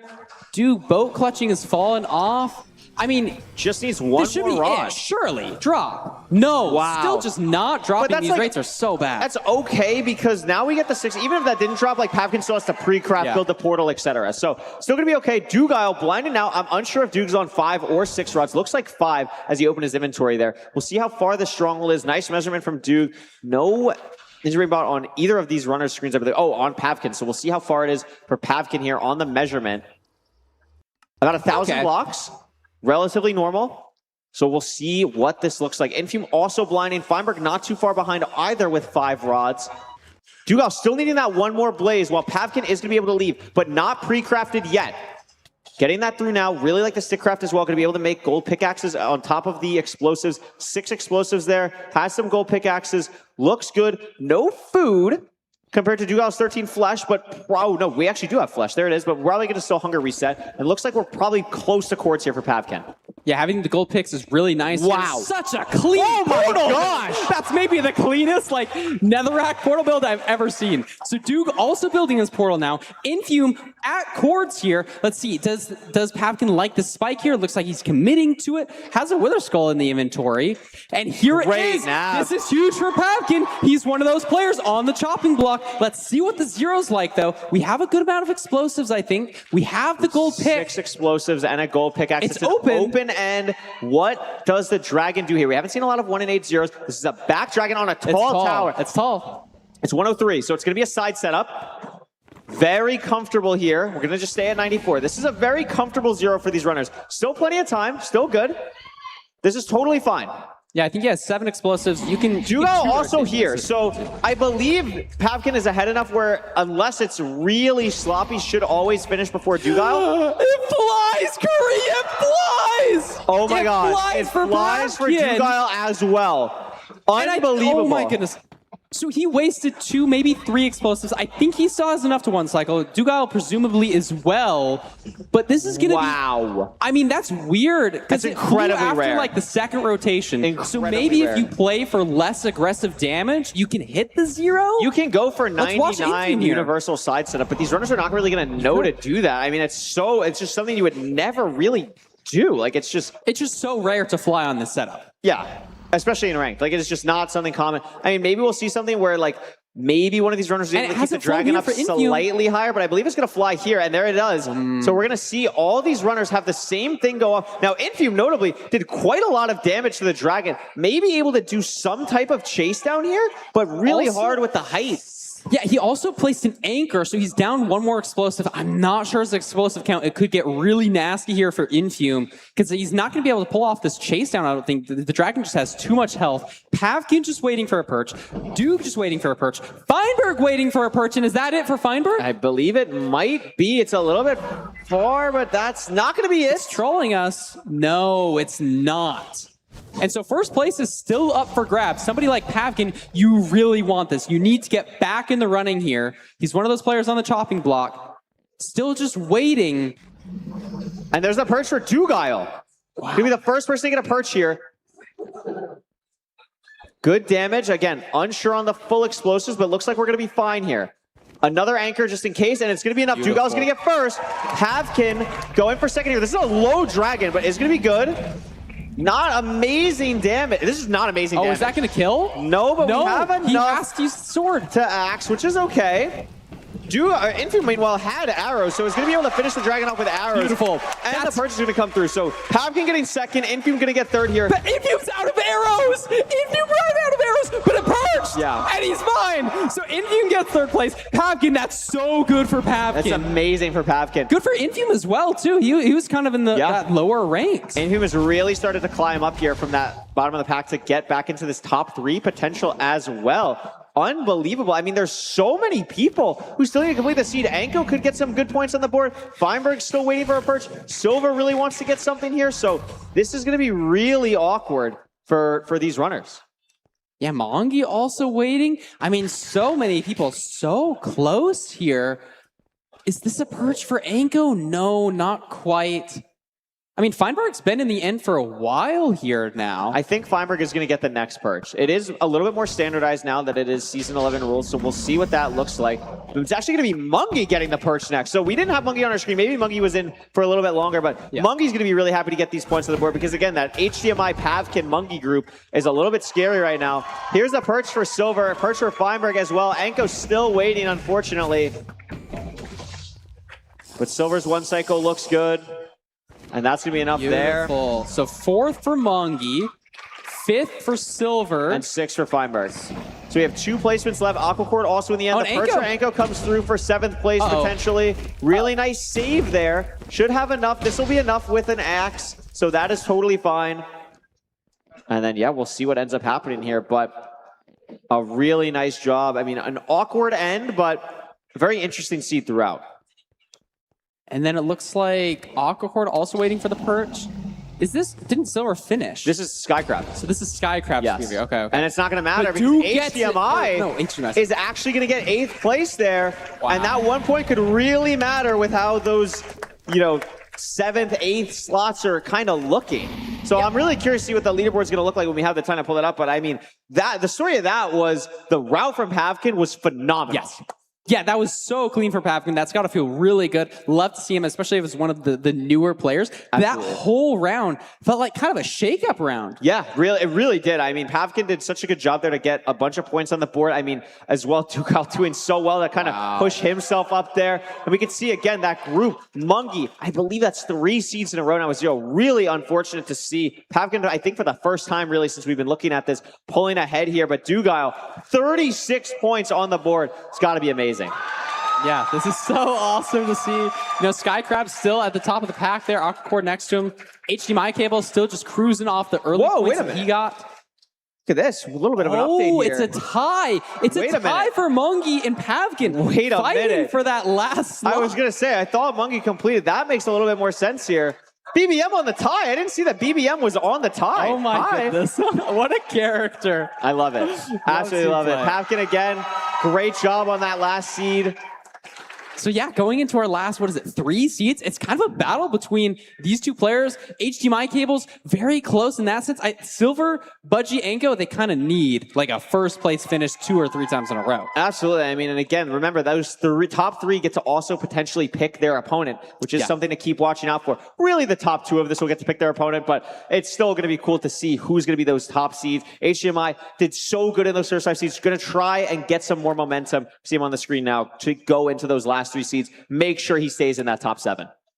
Yeah, it's a beautiful tournament so far, and this is sort of where you make a name for yourself. Can you climb up? Where are you gonna finish? How well are you gonna do? Are we gonna see any more clutch moments? I mean, I'm all here for it. This is so fun to watch. It's been wild so far, and again, that dragonfly. I mean, to get a little bit technical for a second, that to fly after already like some beds and like 2 rotations of beds is incredibly rare because you're not worrying about like a specific block height. Like we're talking about like pixels, basically. It is so rare for something like that to happen. And these runners, I mean, even for runners who play as much as them. So having that happen here, really wild to see, but they all handled it very well. They really did. We didn't see very many deaths here. We got some cool signs there from the crowd, but we are in our seat and it looks like another village. I saw the lava pool off to the right instantly. Yeah, there's the, not Desert Temple, the blacksmith on the other side of the village, a little bit far from the lava pool, but all these runners taking the same path pretty much, heading on over. Oh, just kidding. There's 5 or so people, 4 it looks like, getting to the top part here. And again, if it's maybe just a little bit of like eyeball RNG right off the top, right? Like, you're just not seeing those stone slabs or something. Very unfortunate, but most of the runners finding their way here now. We're going to see what is actually in this blacksmith chest. Oh my goodness. That's enough. That's 11. So you can beeline to a river to get your flint and steel to enter the nether. Yes. You don't have to find a lava pool. That's the big thing about this seed. And it's maybe going to benefit somebody that instantly ran there like Mongi more. We have so much hay They here. do have to still kill the golem. I mean, something that I want to ask you, like, you saw the lava pool, right? Like, if you, let's say you were playing this seed, you saw the lava pool, you go to the blacksmith, you get 11 obby. Are you ever going to the lava pool and not using the 11 obby, or when you get that obby into the chest, are you always kind of using it for the portal? I think you should always just use the Look at obby, HDMI, by the way. That's so interesting. So Mungie wood lighting as well. Mungie and HDMI both wood lighting. And it's clearly paying off. He's using the grindstone as a block. Just this never is the before seen. creativity Yeah. that Mongi has. I would love to see him place well in one of these seeds here. Looks like Invium built his portal, got the flint and steel. Looks like a lot of people like Feinberg going to be following. But Mongi kind of just commandingly in the lead here, starting his route as barely anybody's in the nether. No, amazing job from Mungie, and HDMI just getting a little bit unlucky on this wood light here, taking a little bit longer. I think Mungie had potentially a better setup, but I don't think HDMI's is that terrible. Mungie's still getting up here now, going to start the route, has the gold block to throw, doing a really nice job handling this situation on, going to have to maybe get more wood later, only down to 15 wood, which is enough, but starts to get a little dicey. Definitely want to have a bit more for comfort, but a lot of these runners getting here now. And Parker, it's another treasure. I haven't seen a fortress. It's going to be interesting to see what these runners decide to do. Yeah, I haven't either. And like once you get the gold in the hole, that's about when you start raising and lowering your render for Glodar. So we'll see if players like Pavkin, who's been doing that. Yeah, Silver's doing it. I can see Silver doing it now. Beautiful. And Glodar is such a powerful strat. You know, there's a lot of skill in when to like raise and lower your render and how to read the numbers. It's a very cool strat that's been developing. But I think somebody like Mongi, a lot more used to just scanning the top. But if he doesn't see it, like he's spending a lot of time here, Curry. And I'm not sure if he saw the fortress. No, I'm not sure either. I mean, has really been trying to look. I really like this from Mungie because it is like, not only like, there's a big difference between knowing the direction you need to go and seeing the structure. Because you can plan out the terrain that you're going to take so much more. So I like that Mungie's really pushing for that, but it's unfortunate if it just doesn't pay off. So we get obby from both of these chests here. So that's going to be nice. We're not going to have to worry about that. I don't know what direction Mongi's going to go, though. Looks like Silver spending a lot of time here setting up his pie chart, maybe not getting the numbers that he needs. Very hard to read on such a small screen. Pavkin now checking the chests. I mean, we're good on resources. We have plenty of explosives. We have obby, we have fire res, we have pearls. The storyline really is just where's the fortress and how are we getting to it? No player has left the Bastion yet. Mongi waiting for one more trade, potentially? And let's see where Mongi leaves. Mongi could leave here. Is going to be leaving. Has everything that he wants. No fortress, though. There it is on the right. Nice job to spot that. And we can see a huge difference here. I mean, Pavkin going to break the spawner. Yeah, his second time breaking the spawner today. We'll see if Silver does it as well. Maybe just messing up that Glodar. I mean, this could get weird. Mongi doesn't have food. I think because he entered so fast, he kind of sacrificed on the spawner. This is a little bit scary for Mongi. Could get meleeed. It's going to be okay. But this is, I mean, we talked about it. Mongi right on that border with Pavkin and HDMI still. Like, getting a first place here would be generational for Mongi. It really would. And this is just so scary. So the Blaze spawner guarantees spawns a Blaze when you first show up to it. And for the next 10 seconds, you're guaranteed no spawn. But after that, it's kind of just up in the air. So Mongi's waiting for another spawn so that he can safely kill Blazes and doesn't get spawned on and die. But he only has 10 seconds to kill and get a rod. It's a little bit scary because you don't, like, you don't know. I mean, the Blaze spawn cycles, I believe, are 10 seconds to 40 seconds. So, I mean, it could just happen at 10. It's really scary there. And also, when you're doing this, Parker, you're losing out on a Blaze-bedded spawner. So it's really, it's kind of it's definitely a decision. Like, I don't think Mongi's making a poor decision here, but you're kind of weighing two different risks. 100%. And it's all just because he entered the Nether so fast, you know? And so he has the lead and he's losing it a little bit, but we'll see what the stronghold is. If it's a far stronghold, then it might be even more punishing. Can't see the measurement just yet. But a lot of people are now just very comfortably at the spawner, and Mongi just needs more resources. So it's just kind of an awkward end game for him here.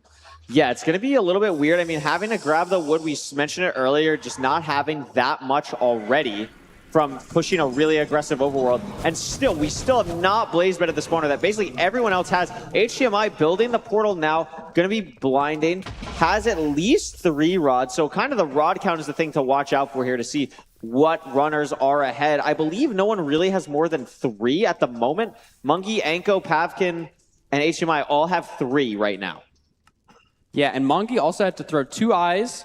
HDMI didn't, so saves a little bit of time there. I think we have, I mean, HDMI, it looks like HDMI doesn't have that many explosives. We're going to see 2 anchor, 2 bed. That could another get hairy. spot like this. Yeah, I mean, Mongi has way more. Yeah, way more. But also doesn't have enough wood for 1 more bed, so it's 3 bed, 3 anchor, which is very different from 4 bed, 3 anchor. I mean, it should still be fine for these runners, but depending on the setup, Parker, if it's a more difficult 0, like a universal side setup or something, you got to be very careful about where you're placing your anchors. Right. Exactly. I'm not sure. Is Anko... So Anko maybe was going for strays for a second, back at the spawner. Mongi pre-crafting even more stuff. I mean, this has just been kind of like Mongi's all over the place at this spawner, doing so many things, trying to maintain the pace. But somebody like Pavkin, who's just been doing a traditional spawner play. And there it is. Looks like he's made up time and he's out. So Mongi's out, Pavkin's out. HDMI is in the lava though. And these are the 3 runners we're talking about, Parker. This is so crucial for all of them. And after this, there's only 2 more seeds to go. So this seed could matter a lot here. Could come down to Nav or 0. These runners are still pushing. HDMI is going to be the first person to place Obsidian down, building the second portal. Will be landing in the stronghold here. What does this Nav look like? No immediate great spike, but that looks pretty solid. As soon as he turns the corner there, this looks very, very good Nav. Very simple. Going to be entering the end first. And I mean, is this going to be his 3rd seed win of this LCQ, Parker? It could be, but remember, Curry, he only has 4 Oh my gosh, I totally forgot. And it's 1 in 8. You can hit this, but this is hard. This is where legends are made. Will HDMI be able to hit this 2 bed, 2 anchor, very difficult 0 here? You have to go for such aggressive damage. He's fully prepped out. He's got the glowstone on the bar. You need good damage here. He's double bowing the dragon, but misses, and that might be his entire seed. I don't know if this kills. No, it's definitely not going to kill. Wait a second. No, it does! Wow! Oh my goodness! I cannot believe that kill. There was no... The 2 anchors. It's because it was 2 anchors. Yeah. If it was 2 beds, that would not have killed. And oh my goodness! HDMI cables taking first place on the seed with an insane 0. I mean, we talked about it earlier. Having the composure to not freak out when your bed is a little bit weird is crazy. And also, Feinberg not too far behind there, still just Feinberg's dominating. always just there. Just Like, what the always heck? dominating. So many people zeroing at the same time. A little bit awkward for Silver here. Is going to live, but what are these points going to look like? I think it's going to be Infume, then Mungie, then Silver. Look at Mungie in the bottom right, praying that it's going to be third, and it's not. It's off the board by 0.1 second. Oh my and that matters a lot because HDMI got first. And look at this, 0.1 second Everybody's between Infume finishing and now. Skycrab. Everybody's finishing now. Just crazy to see. Anko unfortunately not able to hit the 0. Dugile going for his 0 now. I mean, that is absolutely wild to see. Wow, I just can't believe the HDMI win there. That was so cinema. Duke finishing now, but like, is it even enough time? Who else is in the end? I think it is going to be Duke. Yeah, I think Duke is going to be chilling here to get the 8th place spot because Anko and it might be Pavkin actually in the bottom right. I'm not sure. I mean, this is going to be close. It definitely matters more for Pavkin, and it is going to be Pavkin getting 1 extra point, which is going to be nice. I mean, yeah, it might stink for Dugile to not get that point there, but this guy does not need the points that much. He's doing just fine. Pavkin getting that point is going to matter a lot, but HDMI, 3 seed wins now, and that might be enough. I mean, you still got 2 more seeds to go, but that is enough to start feeling a little bit more comfortable that you can really make it to this next stage. Yeah, I'd love to see the storyline develop. He's playing so well. He's kind of on the come up. An awesome player to watch. And now we can see our full lineup. Yeah. I mean, Feinberg is just kind of... He's dominating this. This 41 Feinberg guy points. is really good, and this Dugile guy also really good. Infume has really skyrocketed up. Infume was around like the Infume 8th has place been spot, doing well around the like the past 3rd, 4th seed. So doing a really good job there to stay locked in. Aquacord, I feel like we haven't mentioned Aquacord like at all, but just consistently kind of like Feinberg. Feinberg's getting like 2nd, 3rd every time. Aquacord's getting like 4th and 5th every time, and doing a really good job staying locked in. Skycrab's still in that range, and Mungie getting that placement there. 4 points ahead of Pavkin right now. So that is the storyline to really, really watch here. Can Mungie keep that leader? Can Pavkin bring it back? Yeah, it's awesome to see. Like, it's really going to be a duke out between these two. You know, everybody else, like Feinberg, he basically is qualifying. I don't know if there's any world where he doesn't. Hello, crowd. This has just been such an awesome lineup. I mean, we have such close seeds. I mean, Silver, if he gets, I think he just might be fully out of it. Even if he gets. Yeah, I mean, I think the bottom 3 people, I mean, but they can definitely play spoiler. They can definitely play spoiler, which is always fun. I mean, you can do some crazy stuff. And also, like, you know, these placements really, really matter. And also, I think the crowd still wants to see them play. I mean, it's so cool to see them on the stage, giving everything they have. I mean, that's the thing that stinks. The beauty of competition is that people get to win, but it does stink that people do have to go home, unfortunately. Yeah. It's the unfortunate thing, you know. Somebody has to lose, but we got somebody that wins, so. It's going to be crazy. I mean, the storyline I'm watching too, like, Skycrab played really well early on, has maybe, like, is getting completions, but not that much. Like, we're talking about Mungie versus Pavkin, but if Skycrab has a tumble, maybe doesn't complete a seed, Skycrab could easily be right back in the group. And honestly, like, all these people, like 31, 32 points, very close still with 2 seeds to go. Right. And there he is, getting prepared, ready to lock in on the next one.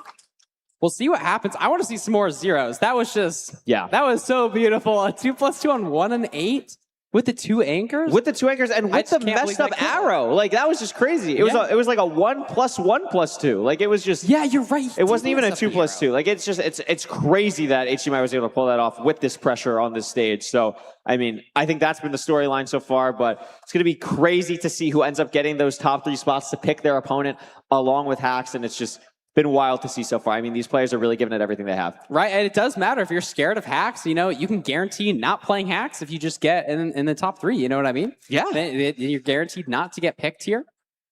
It's gonna be wild, but also like maybe, you know, we talk about this sometimes as well, like the rest versus rust. Like sometimes people from LCQ come in with a lot of momentum, like especially in something like this where Hacks has just been chilling, hanging out, obviously warming up, doing whatever, but not getting the maybe stage nerves, tournament nerves out of the way or anything like that. So that is something scary to watch out for as well. Like these players, you know, if you qualify through and Hacks picks you, like you might just be feeling like, all right, well, I just qualified through this. I can do anything right now. Yeah, exactly. You know, if I hit a 0 like that, I'm like, shoot, you want to pick me? I'll hit that 0 on you, bro. Right? Exactly. Like, oh my gosh, it's been crazy to see 2 more seats to go, Parker. That's Two it. more seats to go. They gotta leave everything out here. Not a ton. Stuff is coming down to the wire, and we're seeing a lot of closeness here. I'm all here for it.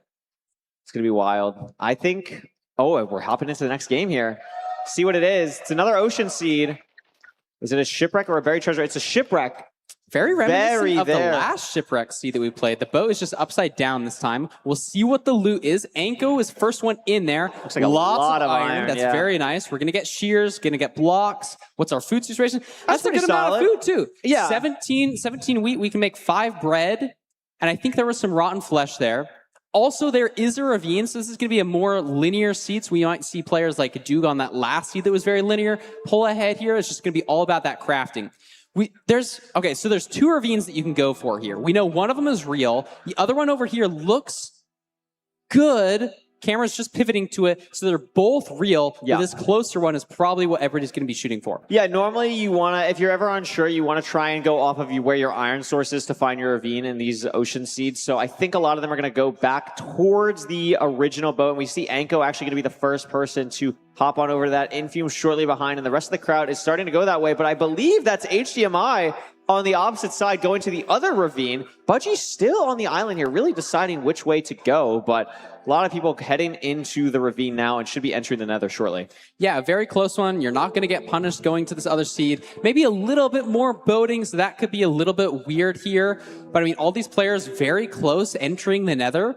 We'll have to see what the nether looks like. I see a Bastion on Anko's screen. He's our pack leader at the minute, and it looks like it's a stables? I believe this is a housing. Oh, yeah, it is housing. You're So we have absolutely a right. housing bastion. I think we have 2 ramparts at the top here, so we're going to be able to check for so much loot. We have 5 obsidian in the first chest, breaking the second chest, so you probably don't even need to loot the remaining chests if it's scary here. But no, is he going to loot all of them? That was some wild movement by Anko, by the way. That was really, really clean. Punches a piglin as well. I mean, really nicely played from Anko so far. Going to get some gold distraction there. Gets to pick it back up. Really clean from Anko here. Oh, so you need that. But it's okay. We can make but he another can just one. make another one, so it's fine. It's like a 3-second time loss. So it should be fine for him. Maybe a little bit shaky on the gameplay here. But so many people mining the same gold blocks. I don't think I've seen a fortress yet, but the train looked decent on the way out of the Bastion. Yeah, for sure. I mean, this is a pretty big thing. I mean, also, was that 30 obsidian for Anko already? Like, that is just it might be absurd that they have so much obsidian. Like, obviously going to be, it's 20 already. So obviously going to be completely okay with that. Getting these gold blocks. Now, so they know, we talked about the food earlier. I mean, it's good food, but it's not great food, right? So food management here is still going to matter. There's no carrots for golden carrots. So Anko taking a lot of damage, having to eat the bread now could be something to watch out for through the rest of the seed. Yeah, you're totally right. Like, you could lose a lot of points just on having the hunger reset versus another player. So we'll see if that comes into play here. We're getting some pearls, a couple trades, the extra iron pickaxe on Anko's screen. We have fire res, a stack of string. We can make an anchor. He should be out. No, probably waiting for another pearl trade. We only have 16. So we got the direction of the fort. It looks like pause Z. There's our extra pearl trade. We have a bunch of string. Going to be looking really good here. And we're able to take the gold for gold pickaxes later.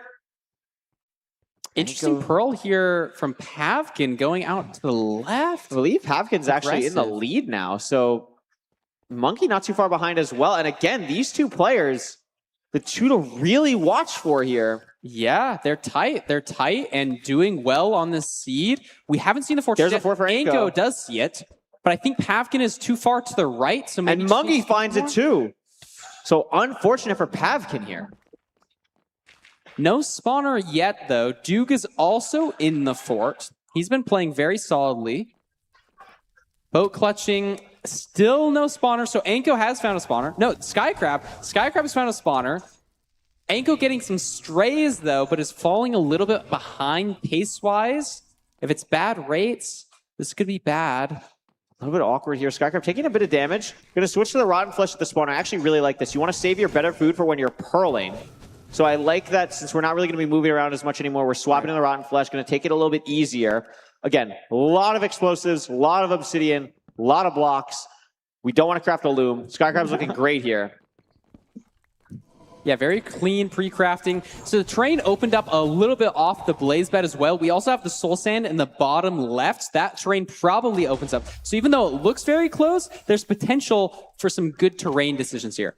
As Skycrab builds his portal, misplaces it once, but fire doesn't though, matter. does get rid of it in time. Thing to watch out for again. If you're ever curious who's ahead, watch that rod count. 5 for Mungie, 5 for Skycrab, 4 for Dugile. Anko on half a heart, by the way, with 3 rods only. Yeah, that's some really aggressive gameplay there. He doesn't even... Oh, he has 3 rods. Okay, so he can blind here, he can hunger reset, play a little bit safer. Let's see what the measurement is from Skycrab. Gets it off. We don't know exactly how far, but he had to throw 2 eyes. And that's an aggressive pearl. A really aggressive pearl for the low food. So maybe it is a close stronghold. Could be. I mean, also, like, at this point, you probably know that you're going to be hunger resetting because, like, the Rotten Flesh or anything else is not going to be enough. So I don't hate the play, but it is really aggressive here. But Skycrab, a very aggressive player. The RSG main, I mean, wants to try and push the pace as much as possible. And if you get a first place here, you're really securing yourself potentially to make it to that top 7 in this, you know, LCQ. Yeah, you're totally right. I mean, there's only 1 seed after this. This seed matters so much. We don't want to see any deaths here. We got Duke digging, Mongi digging, Skycrab digging. Who's going to get to quartz first? I honestly don't know. It might be Mungie. Mungie always has like the, you know, the Mungie magic. They break at the exact same time. Wow, but Skycrab throwing the Pearl, Mungie not. I wonder what the Pearl count is from Mungie. Because that would be the other thing I'm kind of watching. Because again, like you kind of know that you're going to need to hunger reset here while they're placing Obsidian at the exact same time. How is it even possible? Mungie didn't Pearl and Skycrab Pearl. Like, how is that possible? It's the magic Mungie. You know, he just makes up time out of thin air. Looking at these spikes, I'm not loving any of these. Double scanning over here, Mungie actually still might no have good had spikes. Something, maybe not. No, this is going nowhere. And this is giving time for Duke to make up. Anko to make up. They're going to be in the stronghold any second. If they get a spike, that Mongi and Skycrab don't. And Aquacord in the end first. Wow. This is huge. I mean, Aquacord's been playing so well, but hasn't had a first place completion. This is really nice here to see Aquacord playing so well here. It's going to be a 94 standing 0 cycle on this back 103 tower. A little bit of dragon lag, but has a ton of explosives, Parker. This is looking really clean for Aquacord. Envy not far behind, though. Yeah, as long as it doesn't fly like it did last time, which it isn't. This is really good damage from Aquacord. Woo! Low dragon, though. This doesn't kill, but this anchor should. And that'll be a first place for... Well, I don't think it will because Infume killed the dragon beforehand. So it might come down to rotation here. Both these players pretty securely, especially after this. Wow, I actually have no idea who finished that first. That is I so don't close either. It's between too close. the two. Mungie is looking like a pretty solid. There's so many people. That's low for Mungie. Does get it low though. Wait, so what is the Infume time? first? No, wait. Yeah, Infume by first. a second. Aquacord second. Mungie should be third. Skycrab, I think, is going to get 4th. And Pavkin wasn't able to complete the 0, Parker. Oh, no. I missed what happened to Pavkin there. That is so unfortunate because Mungie was able to hit it. Yeah, so that's, I mean, Mungie taking the lead over Pavkin here pretty significantly. Oh my goodness. Gosh, Skycrab, we're living. I was so scared. Okay, he has fire eyes. We're chill. Okay, it's fine. It's fine. He had to make sure to explode that right anchor before the left, when typically you do left before right because he didn't have enough hobby. Gets it off. I don't know if cleanly. Budgie's going to be able to kill the dragon. Look Wow. at Budgie! Look at Budgie! Look at Budgie! Okay, we hit it. And he's alive! He's alive! So he's going to get a point or 2 on the board. Do get 6. Yeah. I mean, Budgie's going to get 7th, and I think Anko's getting 8th. I think, and that means Pavkin's getting nothing. I mean, we talked about it earlier, Parker. Like, if you're not hitting the 0, like, that's everything. Like, that is everything at this high level. And there it is. Anko getting 8th. Wow. Budgie getting 7th. And there's just one more seed until we know the 7 moving on to the bracket. That was a crazy seed. Aquacore, we didn't see too much of that seed. Maybe enter the fort a little bit later, but really good job getting to the portal, hitting the 0, and Infume as well, we didn't see too much of, actually gets first place over Aquacore after the 0. Yeah, kind of sniping it. Both those players doing really well. Storyline is, what is Pavkin's line to make it into this? Because Mongi got a couple points on him. I think Pavkin needs a point difference of like 5 against Mongi, maybe 8. Or I don't think even know. It's gonna be so I think close. it's going to be 8. I think it's going to be 8. We'll see what the leaderboard says, but I think it's going to be 8 if my math is correctly. But 8's the max it can be, and that's like Pavkin getting first, and it is 8. So it's doable. But it's with HDMI as well, because HDMI didn't finish the seed. So all right, so here's the storyline. Everyone above Mungie has qualified. Yay, go them. They've qualified. HDMI cables finishes the seed at all. HDMI cable qualifies. Yep. Yay. Pavkin needs to get first, and HDMI cables needs to get last. And I'm going to be honest with you, I have no idea what the tiebreaker is. Is it like fastest run? I have no idea. So we'll have to figure out what that is. Yeah. But, I mean, Feinberg, Infume, and that third place spot, I mean, that matters. You want to get that third place spot, even though you're not technically going to pick because you're going to get the last player remaining. I mean, you still want to have that, there. Like, it's just nice to be in that top 3. So it's going to be cool to see what ends up happening here. But overall, really, really good performance from these runners so far. Yeah, it's been a phenomenal tournament so far. We've had a lot of cool clutch moments, and this is going to be our last seed. Really going to lock in everything here. Yes. Love to see the players getting ready for their final seed. Maybe some of the top players feeling more comfortable, can play a little bit more loose because they know they're already guaranteed to be moving on. Somebody like a Feinberg, Infume, Aquacord. So many points on the board here. Absolutely. Oh, hi. Hi. Hi, Monkey. Yeah, we see you. Hello. And also, important to point out, this last seed will be the last time we're going to see Silver, Mr. Budgie, and Anko. So I want to see them put on a great show here. I want the crowd to be loud for them.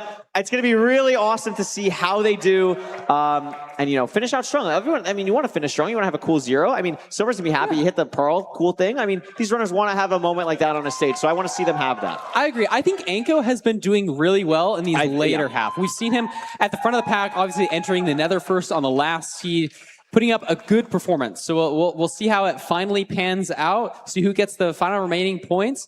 And it's going to matter with the seed picks too, Absolutely. I mean, we'll see what this last seed ends up being. I hope it's Temple. We're Temple farmers. Enjoyers we here. really do enjoy the Temple. So we'll see what it ends up being here on this last seed. But it's going to be cool. I mean, playing for the nice trophy. It's been a crazy, crazy day cool so trophy. far. It is a really cool trophy. really, really cool Have you gone up and looked at it up close? I've gone up and looked at it. I got really a picture on my phone. It's... Whew. And look at this. The AT&T stat tracker here.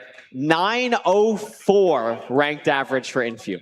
That is really fast. I think is it the fastest? No, so Duke has a 903 average. Infume has a 904 average in Season 10. Both of these players, I mean, that looks really scary, Curry. I would not want to play Infume. I've played Infume before, and he is really, really fast. Is that 937 average? Is that just today? Is that just today? That might just be today. That's absolutely unreal. And that's a bad day for Infume. Yeah, come on, lock in. What are we doing? I mean, to be fair, we've had some really nasty. We actually seeds. have, yeah. We've had some 11-minute finishes, something you don't see often. We've also seen some really interesting decision making over the day. Like we saw somebody grow a tree. That was awesome. That was really cool. The monkey tree was phenomenal. I love seeing stuff like that. I love just seeing the creative plays. Like, I feel like I'm a pretty creative person from what I've done in Minecraft, but you watch someone like Monkey, you watch someone like, Infume, Skycrab, like these people who, just pull out strategies you've never thought of before. Right. It's so cool to see. And look at that trophy, Parker. So only one person gets to walk away with that. Only one person. I would want to be that one person. We got some nice gems on it, good colors. And here we are. It is a desert temple for our last day. Seed. I mean, this has got to feel good if you're Infume or Feinberg, and they're both at the top. They're kind of known for the desert temple seeds. Absolutely. So we'll see if they're the pack leaders here. Unbelievable.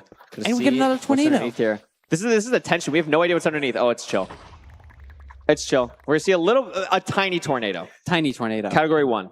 A Category 1 tornado. They're going to be okay. We also see 2 lava pools off in the distance. There's water, 3 lava pools.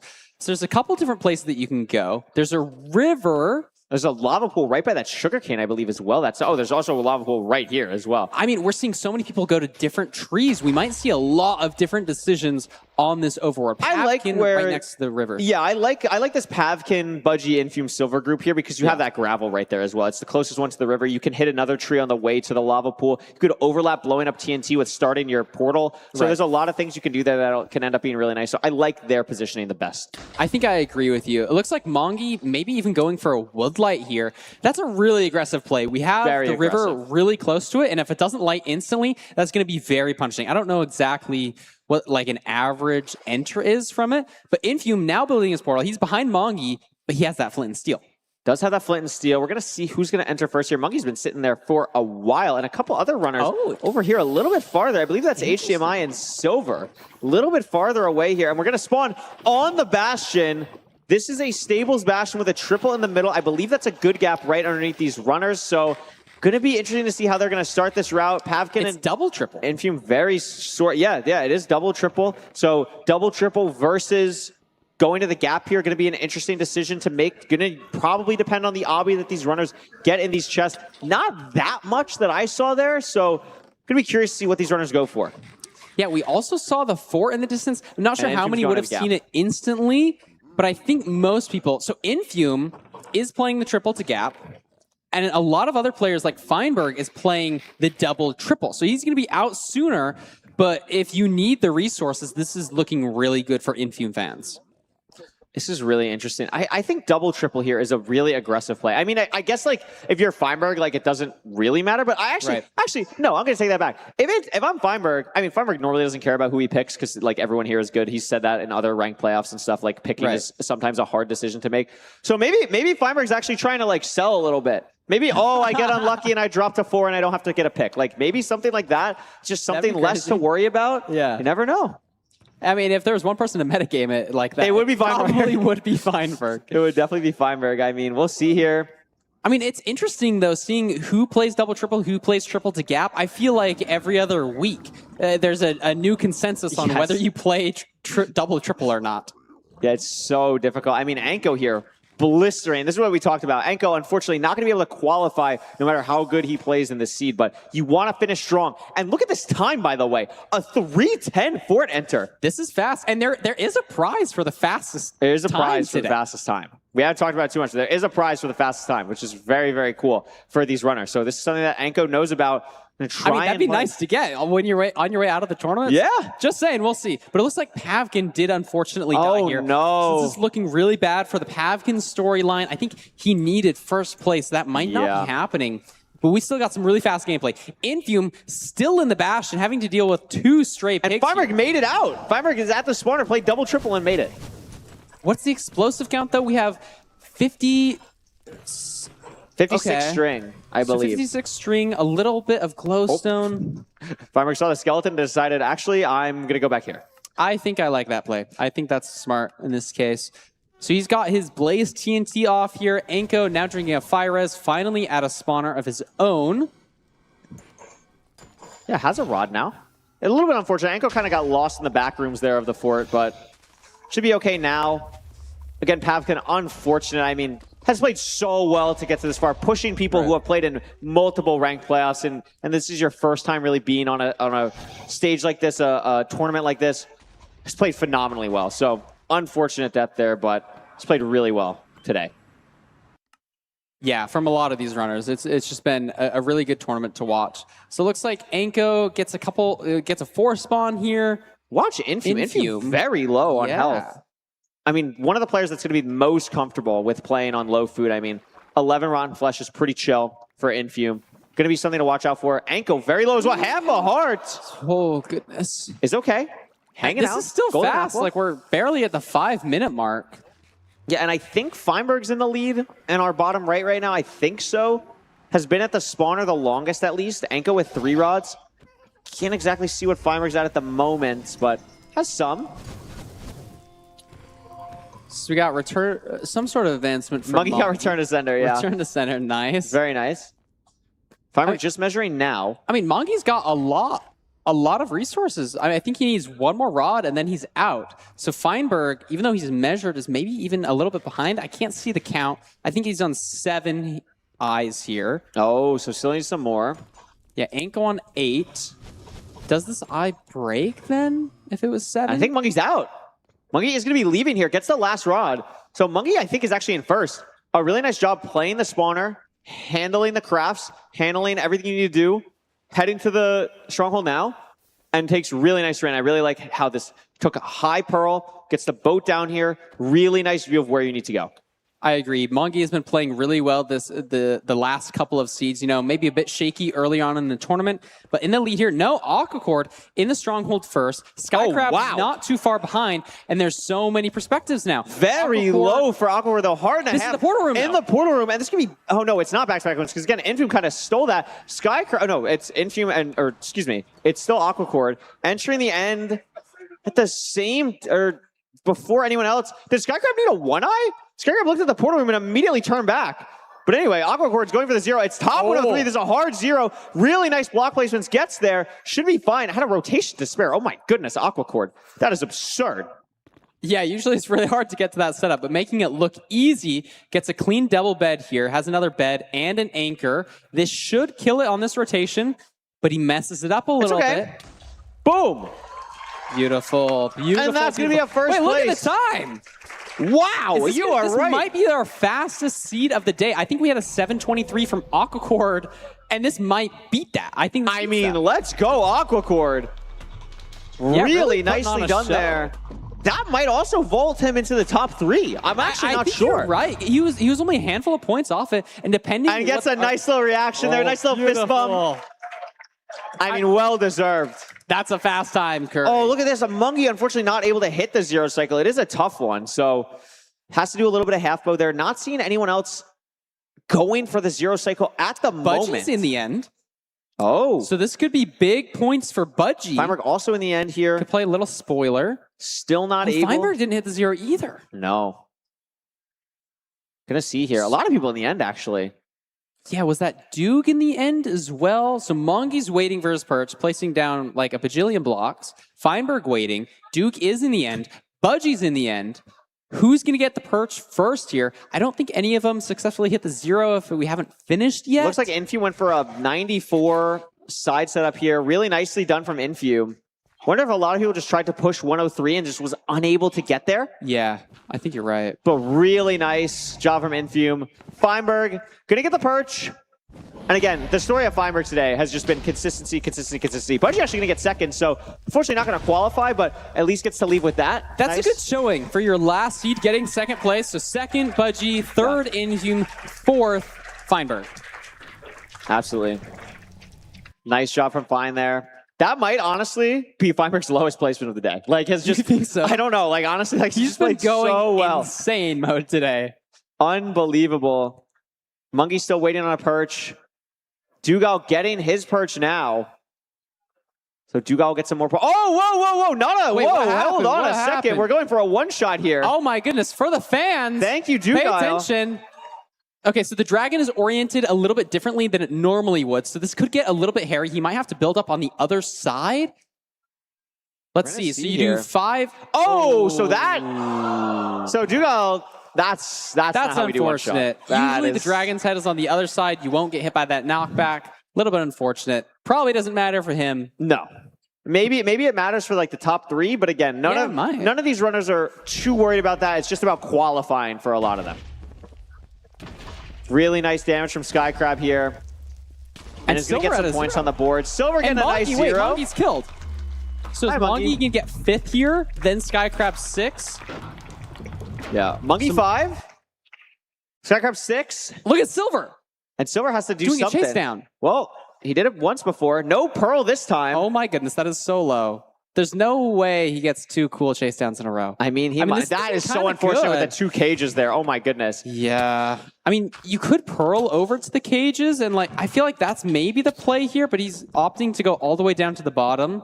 So that's going to be a little bit slow. HDMI Cables has a shot to get some points on the board here. Anko, looks like Anko died and is on his run back fully. So let's watch the 0 from HDMI Cables. I think he has 5 explosives. If he hits top set, this should be easy. Wait, we He may has not be no watching pearls. anything. He has no pearls. We have no pearls at all. Wait, so I'm not sure what I don't know who's in the lead here. I think we have Pavkin, who hasn't found the portal. HDMI Cables is in the end, but has to wait for a perch. Silver is doing a chase down. Anko has fully recovered, and I think, oh my goodness, needs another he needed eye. a 1 eye. So he needs to go back to the fortress. Yeah. There's so many different situations going on I right think now. a lot of people played for the 1 eye for the fastest time, maybe, because a lot of them were like qualified already. So I think maybe something like that. Can we spoil what that is, or are we waiting? I don't know. Is it a prize? We can wait for the desk to talk about it. I think that's totally fine. It's a cool little prize, though. And Looks like Silver's going to get does it. Kill. Silver is going to get the completion there. And I believe that was the last one we were waiting for. And Parker, with that... No, we have one more. Oh, we have one more. We Sorry, still have one I more. can't count It's to 8. okay. It's Counting okay. 8 is really So we hard. have 1 point up for grabs here. Anko's talking to all of us. Oh my goodness, we love you too, Anko. It's been a pleasure to watch you play here. These players putting on a show. HDMI cables growing a vine up to the stratosphere, but he does get our perch here. And barring a disaster, is going to be securing our final point of the Anko boy! Wait. It's not over. There we go. It's now over. Okay. Thank you, HDMI. Great Beautiful. showing. Great sportsmanship from the runners as well. Always love to see it. And Parker, what an LCQ. What an LCQ. Everybody give it up for all of our players. That was such a phenomenal match. GG. Whoa, that was cool. Oh, what a transition. Oh my goodness. Yeah, we need more stuff like that. That was awesome. I mean, wow. There's so many things to talk about. There's so much crazy things that happen from, I mean, like Mungie really doing good in the beginning, falling down, getting back up. I mean, HDMI winning 3 seeds, Aquacord finishing really strong. I mean, Parker, what do you want to talk about? What was the craziest thing for you out of all of this? I really liked, was it Pavkin or HDMI? The 0? That was my favorite part, probably. Oh. Going for the clutch 0. Yeah, HDMI, yeah. That was cinema. I love to see that. That was a crazy 0. I think I'm going to remember that silver pearl thing for like That's ever. a good one. That was great. That's going to be one of like, I mean, like Danny Boy, one of our desk analysts, like killed the dragon with an axe in like, I don't know, season 1 or season 2 or something. And it's just one of those things that you always see and we always use in like stuff. That silver clip is going to be one of those things. It was so cool to see something like that happen, and for it to happen in front of a crowd is always just crazy. Not just for the crowd, but also like you get the reactions from everyone, like seeing Silver's camera be like, oh my gosh, like that's crazy. Like seeing the player reactions is something that I absolutely love from all this stuff as well. I totally agree. It's so cool to see everybody in person here with the face cams. It just adds an extra element of awesomeness, you know? Absolutely. And seriously, one more time, let's give a big shout out to Pavkin, Budgie, Silver, and Anko. A phenomenal job. Unfortunately, their run ends here, but huge shout out to them for coming out, putting on a show. It's not easy, Parker. It's not easy to come out here. So much pressure, so much eyes on you. And that's, again, like the beauty of competition. Like, you're putting yourself out there. Like, you're risking messing up or looking silly. Right. But that's the beauty of competition, and I really respect them for doing that. Yeah, I totally agree. And we're seeing some cool storylines develop. We're going to see a lot of these players for the remaining couple of days. It's going to be great. Yeah, absolutely. It's going to be phenomenal. I can't wait to hear from these runners as well and see, you know, we're going to hear the picks as well. Right. It's going to be crazy. It's going to be absolutely wild. And I think we might even be ready to send it over to our floor host. Look at all these runners coming to the stage. I'm going to throw it over to our wonderful floor host and let him introduce himself. President Poundcake, take it away. Hello, hello, hello. On this stage right now, we have 5 of the greatest Minecraft speedrunners on the planet, and they just showed it throughout those 10 seeds. Give it up for your top 4 seeds of the MCSR World Champions.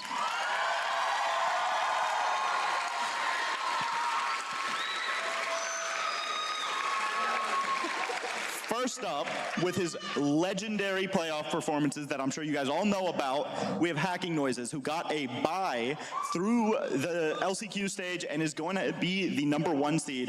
Hacks, I know you had a long trip. I know you've been doing a lot of practice. How are you feeling? Did you see anything when you were watching those seeds? I'm not gonna lie, I was practicing mainly. I went for a bit of a walk, so I didn't watch the seeds too much, but I don't know. These players are insane. Everyone here is so good, and I don't know. I don't have much. Are you worried at all, like, for rust or anything like that, considering you've been practicing, but you haven't been playing on this stage yet? Yeah, definitely. It's so weird to hear myself.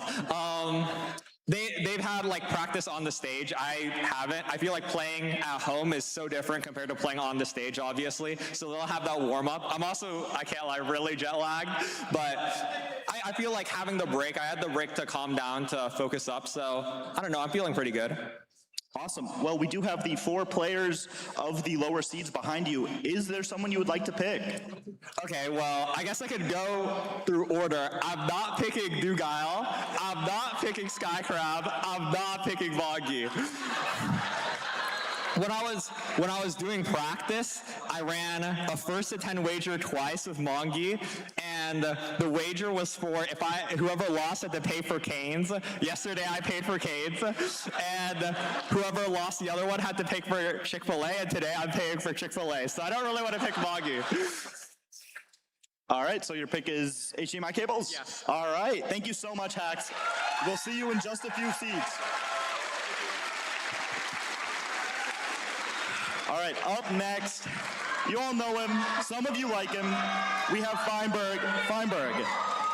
There are a lot of people in this audience that would love to see you fail, especially a certain someone back there who's been streaming this event, trying to make it all about him or something. What do you have to say to the haters after such a consistent performance? I mean, Ung still got it. I don't know what to say. I mean, it was close. These guys played really well, but I feel like I just kind of locked in. I didn't win a seed, but I was second a lot of the time, and that was good enough. Sounds good. Do you have any plans to Google how to zero cycle when you're preparing?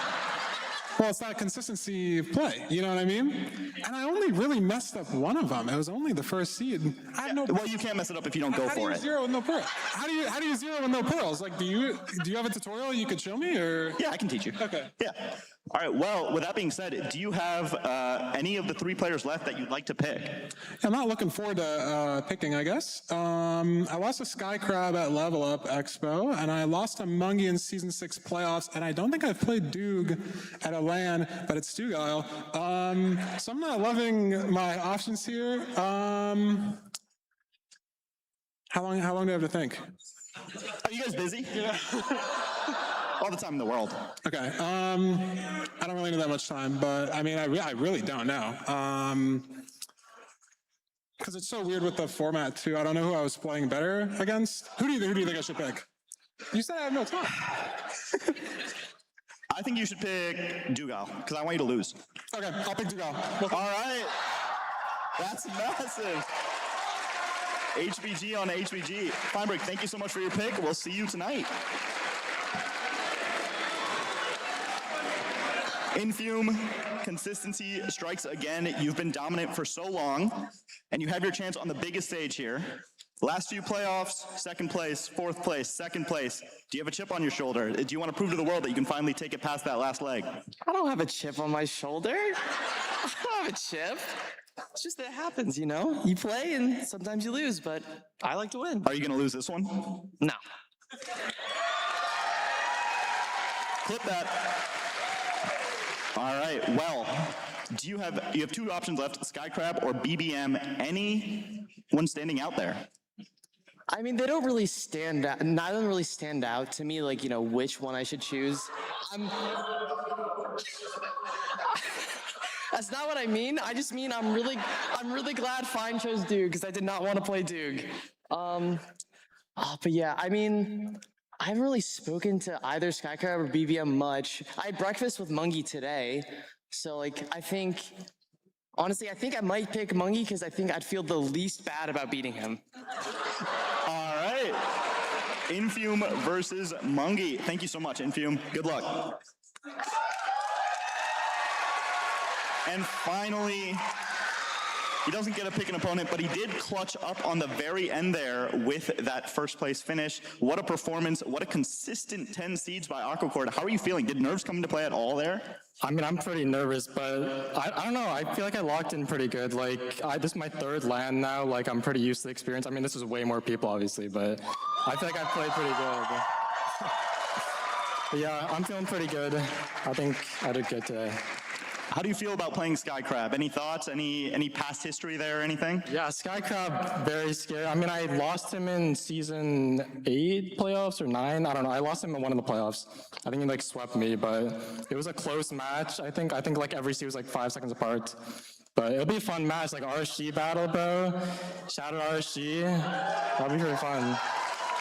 All right, well, best of luck. And one more time, give it up for Aquacord, Infume, Feinberg, and Hacking Noises, as well as the other 4 contestants who qualified. We will see you in just a few seeds with the quarterfinals. And I believe we're going to the desk now for some analysis on those last 5 seeds.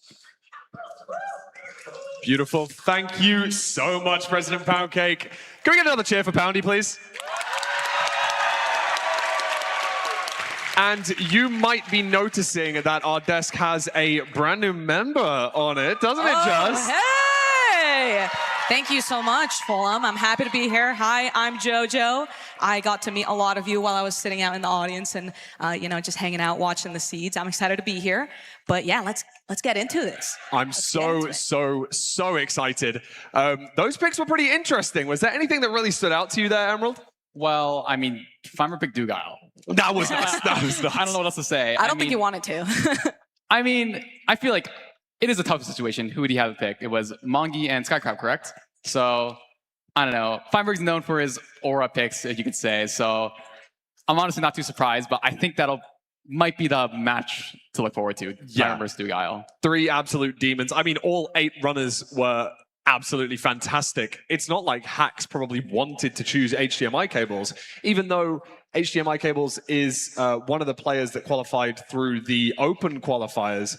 Hacking Noises didn't really have the easiest pick. He kind of had to say, I don't want to play you. I don't want to play you, so I'm left with HDMI cables. I don't think that it's going to be particularly easy for him. But no, I mean, do you think that the fact that he's not played yet on that stage going to make a big difference, Jojo? Yeah, that's exactly what I was going to bring up. I mean, all the other players have had the chance to perform in front of an audience. It is totally different having people screaming. I'm sure they can barely hear it, but you can feel the electricity when you're on the stage and feeling the audience. So, I mean, yeah, that's definitely going to play a factor. The nerves are going to get up there, and not to mention, I mean, Hacks mentioned being a little bit jet lagged. So I don't know, we're going to see some interesting games, but as long as everyone kind of just locks in, hones in on what they've known for years, for genuinely years. It's literally muscle memory at this point. I think we're going to see some good games. Without a shadow of a doubt. We're going to get some absolutely fantastic games. I'm sure that everyone in the audience is noticing that we're currently moving the stage to try and allow just to have those 2 setups. We're going to see the 1v1 setup on that stage. And do you ever think that there's going to be a different kind of nerves to the LCQ kind of format, that stage 1? Moving into stage 2, when it's just you and your opponent on stage, is that going to add more nerves? Maybe you might lock eyes before the match. You might see each other over the monitor, or some trash talk in chat might turn into verbal. Is there anything that's going to cross your mind there in that situation? Honestly, I think the 1v1 style versus the LCQ is actually a lot easier because, I mean, you're playing against 8 other players and now you're only playing against 1. So I feel like thinking about that, it's just a lot easier on the mental, oh, I only have to play this one player. I know their play style. I know how risky they play, how safe they play. And I mean, there's a lot of stats behind what should I be doing in certain matches? What T-type should I pick and all of that. So I feel like it'll be a lot easier for these players to handle a 1v1 style bracket and compared to the LCQ. So now that they're through, they're probably a lot more relaxed. They've locked up some prize money, actually. So that's a really big factor. And yeah, they're probably going to be happy to be here to have a good time. Yeah, it's fantastic. I mean, the $25,000 prize pool is something that we haven't really mentioned, but that prize pool is spread out over the top 8. So no matter even if they lose in this first round, they're going to guaranteed walk home with a little something in their pocket, which is always a nice thing to guarantee. But is there any early predictions of people that you think are going to do super well? Jojo, I know you were watching backstage, taking lots of notes, focusing hard on those first 10 seeds. Yeah. Was there anyone that surprised you, or someone that you might have as a little bit of a dark horse for this bracket? Yeah, I mean, we all know Infume is good at what he does. We all know he's consistent. I saw in the beginning he was kind of tripping up a little bit. I know he was beating himself up and, kind of placing 6th most of the time. But that consistency is kind of what mattered in the end because he climbed the ranks. He made it up to top 2 of that leaderboard. So, I mean, ultimately, it's just going to come down to having that consistency. And I think Infume is already locked in. He had those practice games, I guess. I don't want to call it practice games because it was the LCQ. But yeah, he kind of got that out of the way. Nerves are gone. So I'm excited to see how Infume is going to perform now going into the 1v1s where it's really, I mean, you mentioned it, the money is on the line and it's a lot of money for first place. So yeah, that's my pick. Yeah, Emerald, is there anything you wanted to add on to that? Anyone that you might have seen that could give you some good ideas for future predictions for the end of the bracket? I mean, it's hard to say. I feel like my picks were actually pretty good. The they top were 4 was for LCQ or the and stage a few 1. Of my HPG boys, but I'm super excited to see HDMI against Hacking Noises. I feel like HDMI has proven himself time and time again that he deserves to be here. He ran it through the LCQ. He lost on the first day after making it to the top of the bracket. And the second day, he managed to make it and qualify to this event. And now he's playing the top 8 bracket style elimination. So I'm super excited to see that match. Obviously, Hax is a great player. He's won 2 playoffs. So I think that's another match to be really excited about. But I think rooting for HDMI as an underdog is going to be quite the story there. Yeah, that would be amazing. And here we go. We can see the bracket now. And so looking towards the semi-finals, there are some absolutely crazy matchups, and I would even say rematches that we've seen in the past that could make a lot of difference. You know, Hax and Infume not going to meet until the grand finals. The season 10 playoff grand finals could be repeated, but that would be for the crown itself. Is there any other matchups you could see that are like progressing on? Emerald, I know that you're probably you know, a little bit more focused on what might happen in the future as well. I mean, I think it's so hard to say. Like, these, I don't know. I look at all these 8 players and they're like, everyone can win. Like, there's like, it's so hard to tell. Like, I think it'd be really cool to maybe see like a Skycrab versus Infume and something like that. I mean, I don't know. It's really hard to tell, but Mungie and Hax on different sides of the that is bracket true. here. They are best friends. Yeah, and that's something that I wanted to bring up. Mungie Hax would only meet in the grand finals, which I think is pretty cool. I think that would be a very fun grand finals. Anything you want to look at, Jojo? Yeah, I mean, I'm looking at Feinberg and Doog. I mean, I saw some really clean gameplay from Doog just throughout the first 10 FFA matches we saw. And I mean, we are kind of hyping it up. We haven't seen them play just yet against each other. So I'm excited to see how that's going to unfold. But in terms of the actual grand finals, oof, what do I even want? I mean, I think it'd be really fun to see Aquacord versus Infume. I really like that prediction. I would not say that that's crazy by any means. Aquacord doing very well in you know, previous playoffs, and I believe did very well in the recent LAN that was hosted as well. I think so. Got very deep into that run. Is that a is Aquacord Skycrab a match that happened at that LAN? I'm not 100% sure. I can't remember. I don't think so. I think it was Awkward versus B-Salad. That was, of course, a very good match. B-Salad not here. But one thing I wanted to mention was that, in fact, during the stage 1 where we had those 11 players play in that LCQ style format, the thing that you brought up, Emerald, was that the 4 players that were unfortunately eliminated were 4 players that qualified through that last chance qualifiers, those open qualifiers towards the end. And the players that actually advanced were those that did very well in previous playoffs. I thought that was something really interesting to mention. On top of that, HDMI cables finishing in 8th place does mean that technically the top 7, or sorry, in fact, he finished in 7th place, I should correct myself. The top 6 were all players that had previously finished in the top 3 in MCSR ranked playoffs in the last 3 seasons. I thought that's pretty interesting to bring up, and it does allow for some cool rematches. You know, these players have played each other a lot, be it on the ladder or in big tournaments, but I don't think there's any quite as big as this. Do you think that the prize money is already on those players' minds, getting those nerves in the back of their head, Jojo? Oh, yeah. I mean, I've seen people compete and go crazy for less. So you're putting $10,000 for first place in front of them. They're gonna start freaking out. I mean, even I'm panicking. I get to chill here and watch and enjoy along with the beautiful audience, but unfortunately, they're gonna be thinking about a lot more, and it's definitely the money and just the nerves. I mean, I can't even imagine. Yeah, I wouldn't want to be on that stage, I'll tell you that much. I mean, let alone the skill difference, but more importantly, just the nerves would be absolutely through the roof right now. And I don't know exactly what the, actually, I do know exactly what the first match is going to be. It's going to be Hacking Noises versus HDMI Cables. That is going to be our first match back from this short desk segment. But before then, I know we have a cool surprise that I'm not going to leak until everything is ready for us to send it over to you. But as of right now, I wanted to potentially bring up the fact that these runners may, in fact, just get a tiny little bit of rust between day 1 and day 2. Now, we're finishing the quarterfinals, hopefully, today. And then for tomorrow, we're going to come back for the semifinals. Do you think that there would be any kind of rust on these players that kind of, you know, they have to have that 12 hours, they go out for dinner, they have to have that sleep, you know, and, you know, a lot of these players saying that they're jet lagged and things like that. Could that cause some sort of impact, the fact that we're spreading it out over these 2 days? Honestly, I think no, because they had to travel here in the first place. That was already 1 to 2 days of rust, and then they had to get used to a new setup, and like now they've qualified into the bracket. So I feel like they've had enough time to practice and like really like play in a very nervous setting. So I think the rust is kind of all gone, except maybe for Hacks, you can argue. He's the only one who hasn't played on stage. He's practiced in the back, but I think the nerves are like kind of gone for a lot of these players. So.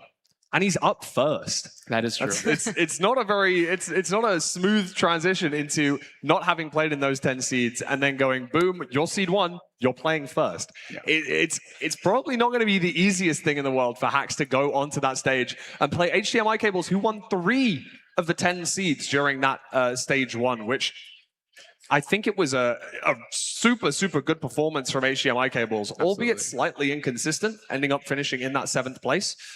Jojo, what do you think about Hacks and HDMI Cables? Have you got any early predictions? Man, I mean, I'm not gonna like jinx anything. There is this thing called like a caster jinx sometimes, so I try to stay quiet about exactly who I'm rooting for. But I think it's gonna be a really good game. It's gonna be really exciting. We're gonna see hopefully some crazy plays like we saw Silver do earlier in the FFA matches. So yeah, I look forward to that. Yeah, absolutely, without a doubt. But I didn't want to leak anything too interesting for this next segment, so I'm gonna let the man himself take over. I'm going to pass you over to Ludwig, who's going to give us the introduction for our next segment. We'll be seeing you all very soon. Hello? Hey, how you guys doing? All right, how'd you guys like the free-for-all stage? Good? Okay, I have a question, and I need honesty from you guys. This is an exercise in honesty and trust. By a show of hands, who thinks they are better than me at Minecraft? Okay, way too many fucking hands. Sorry, excuse me. Way too many freaking hands. Way too many freaking hands. Let's try again. Hands up if you think you're better than me at Minecraft. Still a lot of hands. Still a lot of hands. All right, well, okay. You have 2 hands up. Is that just excitement? What's your PB? You don't play. I asked what their PB is, they said, I don't play. And that's why it's an exercise in honesty. With the Infumi headband, what's your PB? I have not completed, but I want to try. You haven't completed a run? I'm gold. I'm a gold player. I almost beat Feinberg when he had 1 inventory slot. Who actually has a PB? Who actually plays the game? You play the game? What's the PB? A 12:22? Too good. Too good. I need a middle ground. I need somebody my skill level. You guys are all pointing at this person with a hat. Your PB's a 741? What are you doing to me, man? Nah, give me someone who's gonna give me a nice 15 to 20 minute run. That's you? You're 16, what? Oh, okay. I thought you were just telling me your age. I'm like, all right, that's cool. You have a PB of 16 minutes? What's your rank? Gold 1? Get on up here, man! A fellow gold gamer. How you doing? Shake my hand, bro. Shake my hand. What's your name? I'm Garrett. Garrett? All right, Garrett, tell the people at home a little bit of your Minecraft background. And then really what I want to hear is, do you think you can beat me? So longtime AA fan. Shout out Eli Saku, shout out Feinberg. And I got into speedrunning, actually running it last winter because you were so bad. Like, it was actually impressive. So I looked at that, I was like, yeah, I can do that. 3 days, I hit a 25 RSG. I was like, yeah. So, sorry, you were just a fanboy. Yeah. Of AA, not Alcoholics Anonymous, Feinberg, and all advancements. And then you saw me play in like a mobile game ad. You thought it was so bad, I can do that? Yeah, that's exactly right. And I did do that. Did you ever try to stream snipe me? No, because I didn't play rank. I just played RSG during that. And I never picked up rank until like, I don't know, a couple months ago. And I played a little bit. But I might be washed. So when's the last time you played? Maybe like 2 months. So you're kind of washed. A little bit, man. I've been busy. I've been busy making money. You know what I mean? I get you, bro. I get you, bro. Let's go. I don't know what that means. Wait, you work at Apple? Yeah. Wait, I used to work at Apple. So we're just lying. No, I worked at Apple for 2.5 years. What'd you do? I did tech support. Good for you. You're great. They fired me because I showed up late. That seems like that was a trend with a lot of your jobs. All right, Garrett, can we focus on the match at hand, guys?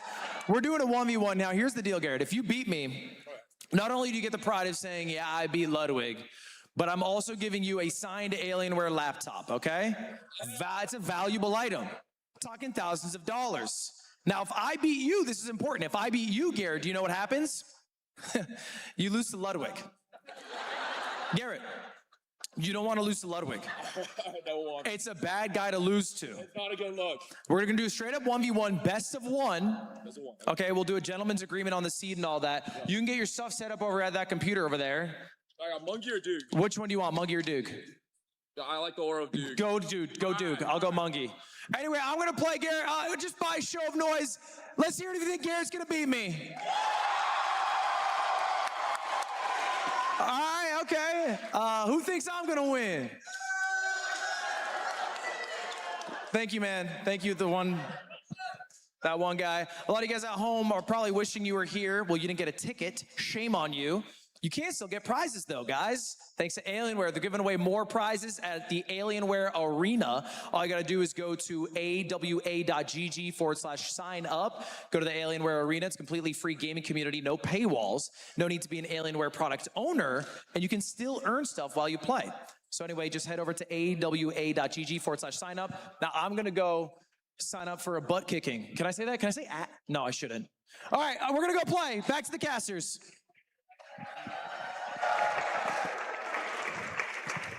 Oh my goodness. Thank you so much, Ludwig. Thank you so much, Garrett. I'm also joined with Rose Beams. Hi, Rose. Hi. Oh my goodness. Rose, you watched some great Minecraft. Before we get into whatever we're about to watch, that's going to be an abomination disaster. Yeah. What was your favorite moment from the LCQ? I feel like it's a really basic moment to say, but it has to be Silver. Yeah, that was crazy. I just, I have never seen anything like it. That is Hall of Fame. That clip is just going to be everywhere for the rest of time. It was absolutely unbelievable. It was so good. It was absolutely unbelievable. And we'll see those runners after the show match. But we have a show match here. We have Ludwig. We have Garrett from the crowd. I gotta say, I love Garrett's energy. I do. It's very hard to match someone like Ludwig's energy for something like this. He did a great job of that. Absolutely. So I think he has. He said he's a little bit washed, but might have the aura to pull this off. You know what I mean? Yeah, and I think he's got the full crowd behind him. I think yes, it's a very biased crowd, but no, I think you don't want to lose to Ludwig, as he said, but I think he's got that experience and he's got the confidence. I think he had, he said he was washed, but he started running because Ludwig was so bad. Yeah. So I like that he's got that. I think that's great. I think this is like a full circle moment. Maybe it gets him back into it. Maybe we try and play a little more. 2 months off. It's gonna be hard. I mean, from us, we play a good bit. I feel like if you take a while off, and this is something that pro players say as well. If you take 2 or 3 days off, it's wow, I don't even know what game I'm playing anymore. It can be really hard. Yeah, hopefully relying on that kind of muscle memory. At least he's got he's had a little bit of, I guess, not warm up, but he's been watching people play. He's been watching 10 incredible seeds with the best runners that there are. So that could be enough to just sort of give you that push that you absolutely need. You remember oh, this is where I go for bridge. Oh, this is where I go for whatever. And I think, I have experience in coaching people around gold level. I have experience coaching, a whole bunch of people. And I think the main thing that you want to tell people at the skill level is just don't die, especially on a, and it's a best of one. Yeah. You're not trying to bring the house down. You're not trying to go for a sub 10. You're trying to not die and just beat Ludwig. That's the goal. Yeah, consistency is key. You just want to make sure that you are taking your time, taking it slow, not too slow, but you want to kind of make sure that you are kind of making sure you've got enough food, making sure you've got enough blocks. You don't want to be kind of messing around trying to go for pure speed because you're not necessarily going up against someone else who is going to be kind of a very, very fast player. So you just want to kind of just be a little bit cautious, think your decisions through a little bit more carefully, and hopefully we see both of the runners do that. Hopefully no one dies, but absolutely anything could happen. So we all know you're netherite, but hypothetically, if you were a gold player, what is the main thing that these players need to watch out for here that you're going to kind of keep your eye on, besides just not dying? I think managing your inventory, I think, is very important. I think you want to make sure depending what seed type they're going for, you want to make sure that you've got the kind of best setup to get into the nether as you possibly can. Yeah. You want to make sure that you've got enough food. You want to make sure that you've got plenty of blocks because you don't know what your spawn is going to be like. Thinking carefully about your terrain decisions as well.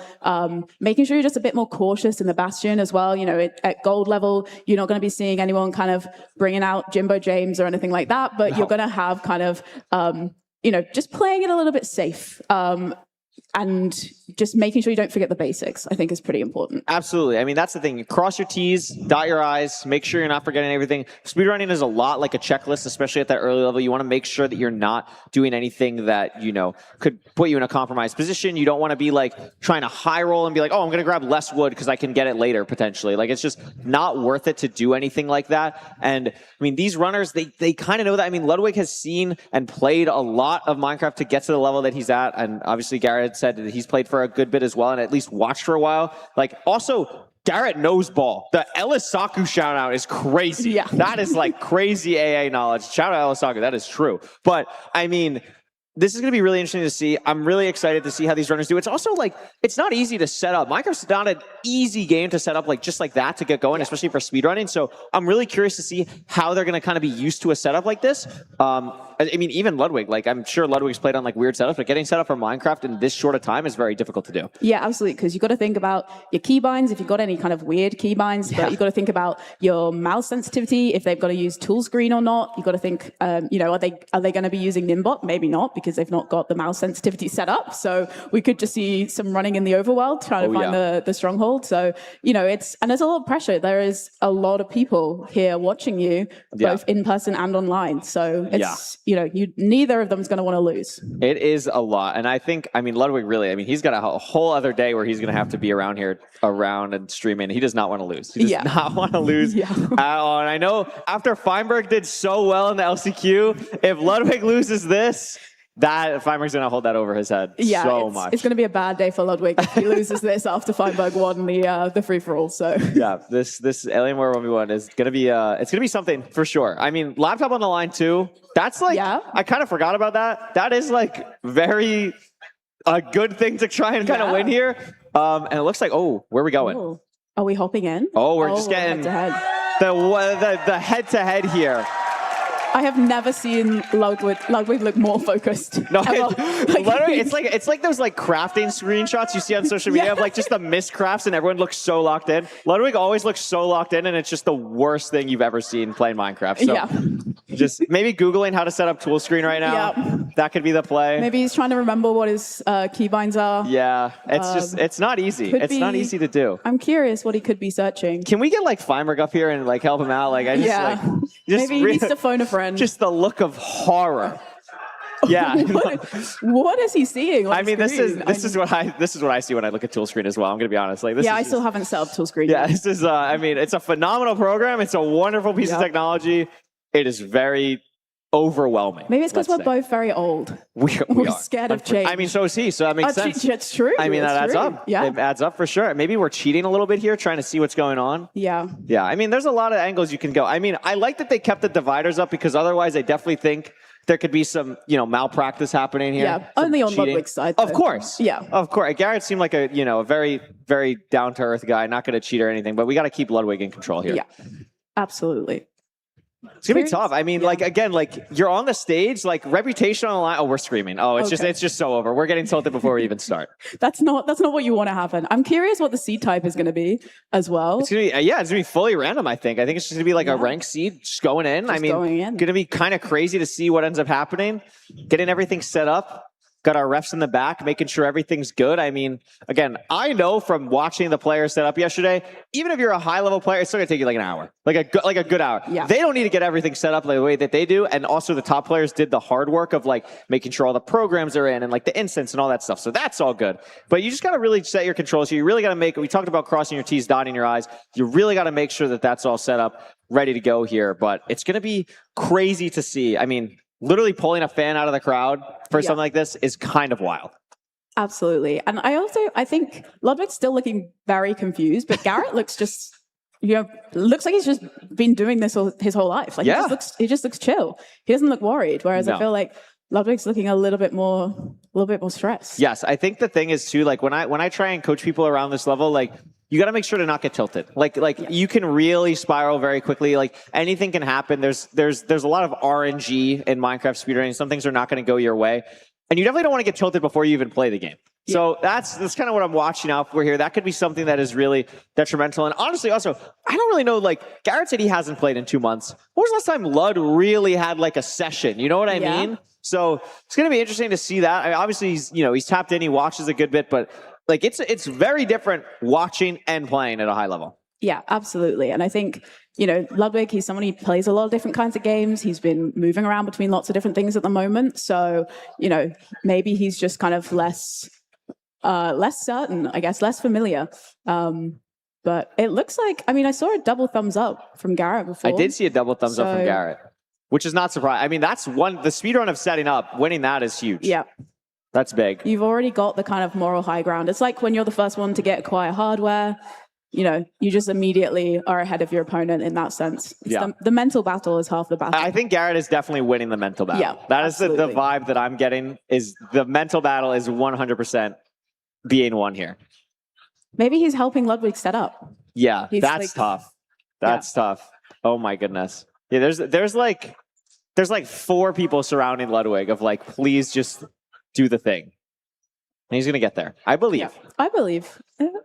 There's a lot of people there to help. Yeah, someone's got to be able to, like, Ludwig's really bringing down the whatever is happening in the Minecraft knowledge, but I feel like the people behind can bring it up to at least a sustainable level for right now. I think we're almost there. Yeah, Garrett looks ready. He's locked in. It's very locked in. I have a lot of faith in Garrett. I feel like he's got this. Yeah. Also, of course, this gives our runners some time to decompress a little bit, get some time to eat some food, get ready to go. Because those matches, and we're going to commentate the 2 after, the HDMI and versus Hacks. And then what was the other one? Aquacord versus Skycrab, right? Yes. Those are going to be 2 crazy games that we're going to see after this that are absolutely wild. I mean, nuts to see. Any early predictions for those that you have in your mind? I mean, we're both big Aquacord fans. We both love Skycrab. I mean, the problem with the Minecraft community is that we just like everyone. Yeah. So, like, I don't want anyone to lose. Like, that's the problem. Yeah. Especially at this point. Just I think unbelievable. Hacks HDMI cable is going to be a really interesting game because obviously, like, Hacks is coming in with a bye. He didn't have to play in the free-for-all, back-to-back season 8 and 9 playoffs champion, but he's not been playing a lot recently. No. He's been, on a little bit of break. He's been doing private rooms, but he's not actually played yet in season 11. Mm-hmm. But obviously, it made sense to pick HDMI being the lowest seed, but HDMI won 3 seeds in the free-for-all. Most by anyone. Yeah. Most by anyone. And he was looking really, really strong. And Hacks, mentioned it as well, like, lost 2 best of 10s to Mungie. And that's something where, even a couple months ago, that's something where Hacks was probably heavily favored in. So, obviously taking a good time to mental reset, everything like that. But it's going to be hard to really play it what we've seen as maybe Hacks' peak in previous seasons, but has the ability to do so for sure. The thing about Hacks that I find so surprising is something that has happened in previous playoffs as well, is he normally plays much less than everyone else, but the time that he does play, he really makes the most of it. Yeah. So I think he's put in an incredible amount of work leading up to us. And I think, honestly, this 2-day of traveling break that he's kind of forced to take can kind of help his brain just kind of reset and get all the stuff that he worked on, not as stressed about that, more just focused on playing and getting that muscle memory back. Yeah, definitely. And also, HDMI has just had to fight really hard in 10 seeds. Mm-hmm. You've got those nerves and that adrenaline, whereas for Hacks, he's just kind of got to sit down. He's just got 1 best of 5 to play. Yeah. And he's had this whole time to just chill, to just sit backstage and watch. He's not had to think about, he's not had to be on stage for the last kind of 2 and a bit hours as HDMI has. So, potentially that kind of just mental break and kind of physical rest is going to help him as well. But yeah, it's going to be a really interesting game. And Aquacord Skycrab as well. I'm really excited for that. I think both players playing really well. Both can just play at such phenomenal top speeds, and both kind of heavy RSG players. Aquacord recently, I think, has just been running more RSG than ranked. Mm-hmm. And Skycrab, just always running RSG. And I think that's going to be a really interesting matchup to see, especially because both players can be so fast and take a lot of risks as well. So I think it's going to be a very, very close matchup. I think the thing that really interests me about Skycrab right now as well is that this season he's actually played way more ranked than he normally does. It's still not like a crazy amount because he does really play a lot of RSG, but I believe this season is like the most he's played like at this point. Like we're about halfway through a season. He's played probably as many games as he played like last season and has a ridiculous average. I believe his average is like 840 something, or like it's just unconscionable what he's doing on the ranked ladder right now. Didn't have the greatest showing in the LCQ, but we've seen like that's not really his strong suit sometimes from previous things because he's a very aggressive player. So that can kind of be a little bit of a detriment, but in a 1v1, he's a lot more scary. Aquacord is probably not thrilled that he has to go up against Skycrab, but again, like between Dugile, Mungie, Skycrab, and HMI, like anyone you're playing here is going to be ridiculous. It's the point of the World Championships here. So that is going to be a crazy matchup, and Aquacord is just someone who's steadily improved so much for so long, and I just don't know what his peak is at this point. He just keeps getting better and better. Yeah, absolutely. And I think we've seen a lot more of him. I mean, he was third in the last playoffs, and performed really highly previously. And I think, he, as you say, he's just been getting better and better. And Skycrab is someone we know who can perform very strongly. I mean, he had a great performance at the level up LAN as well. So it's going to be an interesting matchup. I think it could just go either way. I feel like all the games today, I feel like we've just got, because after our matches, we've got, we have Feinberg Dugal last, and I've forgotten Mungie. That would be Infume Mungie. Yeah. So I feel like every game is just like crazy. Yeah. Crazy. It was just star-studded. Like it's absolutely star-studded. We have the best players here. It's absolutely wild. Like I think the game that has the most fluctuality, and we talked about like just Hacks HDMI could literally be a 3-0 either way. Like it literally would not surprise me. Like it's so hard to predict that game. Every other one is like, you could like kind of see it leaning one way or the other, but that game is just crazy. That is a full wild card race.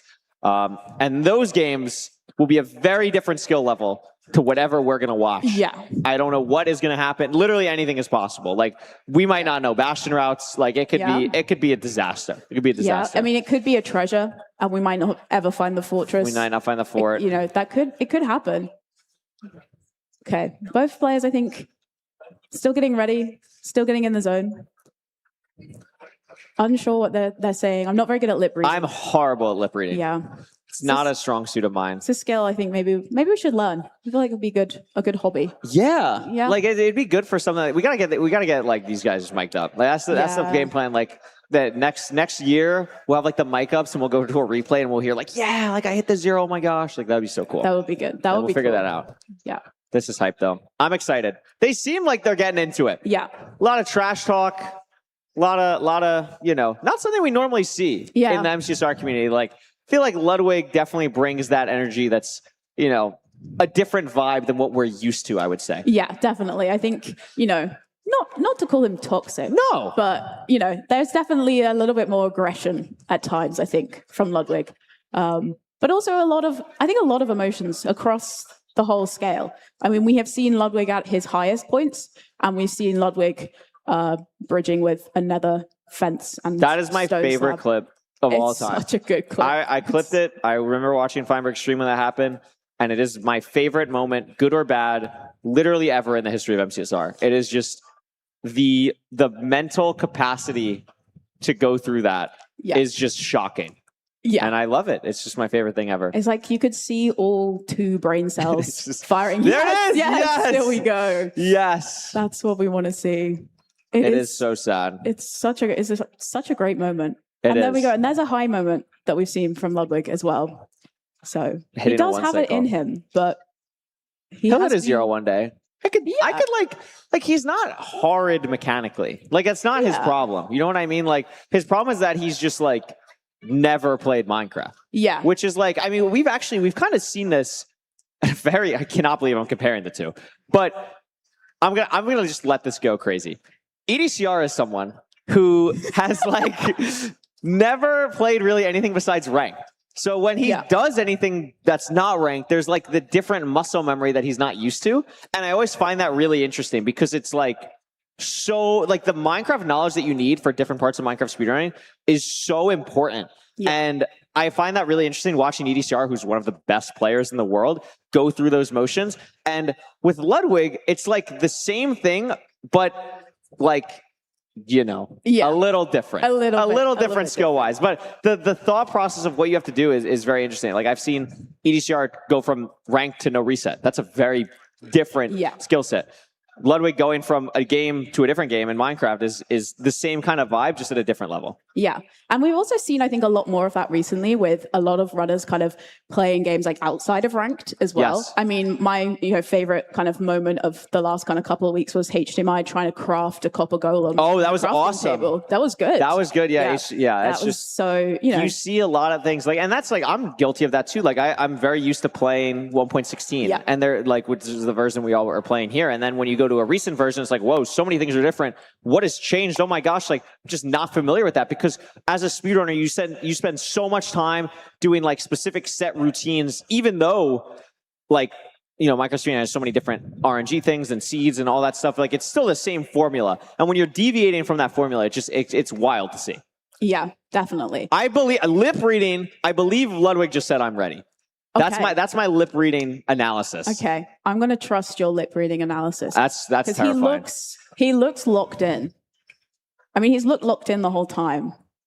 Whether he's like actually going to kind of be able to translate the looking locked in to actually. I really want to go on Twitter later and see like this exact face of Ludwig, and then it's like crafting like a wool pickaxe or something. Yes. Like I really want someone to Photoshop that, because it's like the perfect face for it. Yes, I think the concentration on his face, or you just take many of the other Ludwig screenshots that we have. There's a lot. There's a lot of moments. There's a lot. One of my favorite ones was, this was like pretty early on in his process.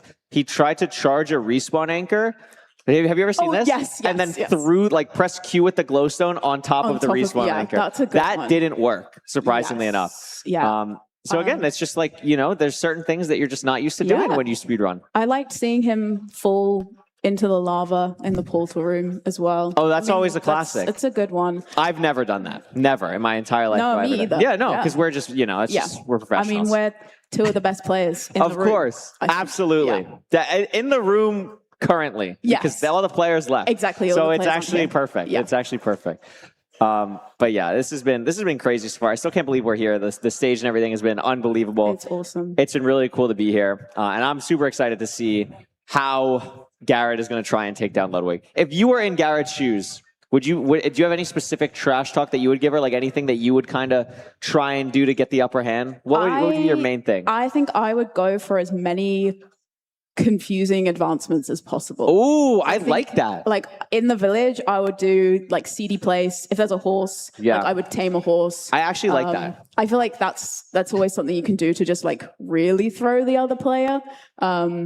And especially for someone like Ludwig, because I feel like you do something that he's not expecting and he would just like lose his mind. So that would be my strategy. I think that's a great idea. Like you're just like, you're getting ready to build the portal and then you get tactical fishing. Like that is awesome. exactly. I think that's really, really cool. I don't know how easy that, like what other nether advancements could you really get? Like you get Hot Tourist. Return to Sender. You get I Return to guess. Sender. You do a little basic one. Yeah, like I think that'd be really fun. I think that's a great idea. Not quite 9 lives. Yeah. I feel like the first time Ludwig saw someone get not quite 9 lives, Very he was confusing. very confused. Yeah. So I feel like that's another good one. I'm trying to think what else. I would No, it's good. like if it was like a village overworld, like I'd do a lot more from doing like most percent and stuff. I do like trade with a villager, see place, tame, like tame a horse, but also like breed animals. This is actually a good content idea. You take a pro speedrunner and then you take like a gold level player. Like you could even do this like Feinberg and Ludwig, I'm giving you a content idea. Here we go. Yeah. You take Ludwig and Feinberg and put them in a 1v1. And the goal is how many advancements can Feinberg get before Ludwig beats the seed? On the same seed. Like you put them in the ranked lobby. Good. I think that's a good idea. I think Feinberg could get 40. Easily. I think Feinberg could get 40. Easily. I think that's a really good idea. And then it's like a PB thing. Like who can get the most advancements against Ludwig? Yes, that could be like a series. Yeah, there I you think go. they should get us on the content team. Exactly. I think this is phenomenal. This is what we should do. Yeah, just like give us like, I don't know, what's the prize pool? 25,000? I'll Yeah. take like half that. Yeah. For just saying those words. Yeah. It's perfect. I think it's at least worth that much. Yeah. And further reminder, we have a crowd. That's really cool. Oh my goodness. It's a wonderful, wonderful crowd. This is so crazy. We've been so spoiled. Like there's been so many crazy events this year for Minecraft speedrunning, and to be here now with all these people is absolutely unbelievable. Incredible. Is that a monkey? I was like, oh, it's got to be a monkey. Yeah, I thought it was a cow for a second. I thought it was a cow as well. It's a big monkey. It's a big monkey. It's wonderful.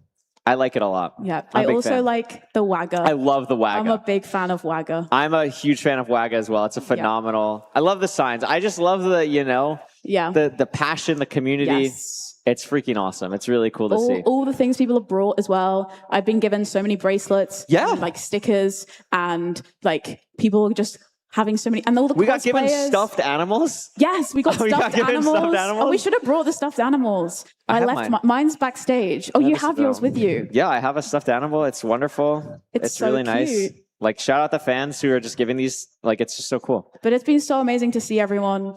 It's great. And get to, it's them. enjoy. It's okay. Okay, we're looking like significantly more ready.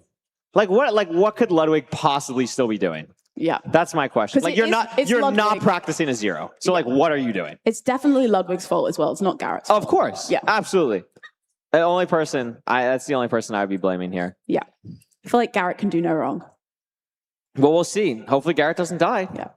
Maybe Garrett was lying and maybe he's like secretly okay, so we knew that this was happening. Yeah. And I was really hoping that someone would lie and just obliterate Ludwig because I think Yeah. it'd be really funny. But I think Garrett was like too ready. Oh, they look ready. Okay, well, look that looks ready. Yes. Oh my goodness gracious. Remember the stakes. If Garrett wins, gets a laptop. Alienware laptop signed by Ludwig. Yeah. If Ludwig wins, Garrett has to basically admit that Ludwig's better. Yeah. That's terrifying. Oh, Desert And Village. we're off. So Desert Village is not the easiest seed type around this level because you have to remember where you're going to get wood. And Rose, I'm not really seeing that many close trees here. I can see a spruce tree like behind that's the blacksmith. So maybe you get the blacksmith here and then you just sort of go up. I mean, Ludwig going for. I'm very hay quickly bales first. realizing as well, this is basically a different game. Yeah. This is basically Yeah. a different game from what we just watched. I mean, this is a entirely different thing here. Ludwig getting ready, getting those, chunk borders hidden. We have 9 hay bales, so we were talking about the food. Yeah. You want to have that food. That's not bad. It's a good amount. And we'll see what happens here. Yeah. Looking for. Okay, grabbing a bed. Maybe Forgot looking his for. username is Feinberg Hairline. by Oh the way. yeah, true. Maybe looking for a crafting table house for Garrett. Kind of see him shaking his head a little bit as he's going into all the villager houses. Dude, they are not aware of their crafting table houses. It's one with buttons, but it does not have stairs on the top like these ones do. Yeah. So they're not looking for the right one. Or it's one with terracotta on the sides, which again, they're not really aiming for. I don't believe there's one in general, at least in this area. No, I So, don't there see is that. one down Oh, there there by is the one. blacksmith. So it was Yeah. literally the closest one to the blacksmith, and we just didn't go that way. And there is gravel there, so like if Ludwig sees that, I mean Garrett's found the lava pool. Yeah. And he's going to get trees from the swamp. So actually, it's not too bad. Ludwig does get the gravel. So I think we're gonna have to go back though because it's 6 iron right now. So we have to go kill the golem unless we're gonna woodlight, which Does we Ludwig could. know a woodlight setup? Maybe. I don't know if either of these runners are gonna know woodlight setup. I'd love to see Garrett make some shears here. Yes. I think that'd be great. That would be, I think, a pretty good strategy. Just grabbing some stone here, just crafting, thinking carefully. Okay, Ludwig's going to make up, maybe. He's thinking about it. Thinking about the He did make bucket. the bucket. Realizing that he's going to have to go back and kill the golem, which is chill. Again, you could go for the woodlight. I wouldn't recommend it because, like we talked about, you want to just be safe. Yeah. Just keep it simple. You know what I mean? Okay, Garrett also going for the bucket, so it's also going to go back. Oh, okay, making some yellow dye there. So why is Ludwig punching wood when we could just make a We could, because we have a stone axe? crafting... Oh my god, we are not okay. a real person. No, I mean...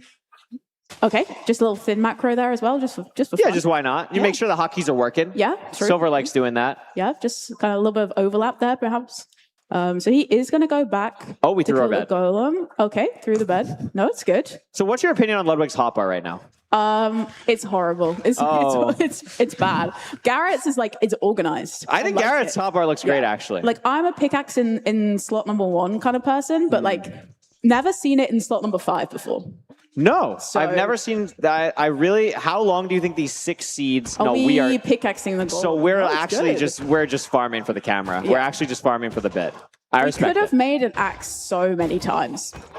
I think Garrett's going to woodlight here. I respect it. I mean, we watched a lot of runners woodlight today. Oh, so this is not how I would recommend doing Yeah. this.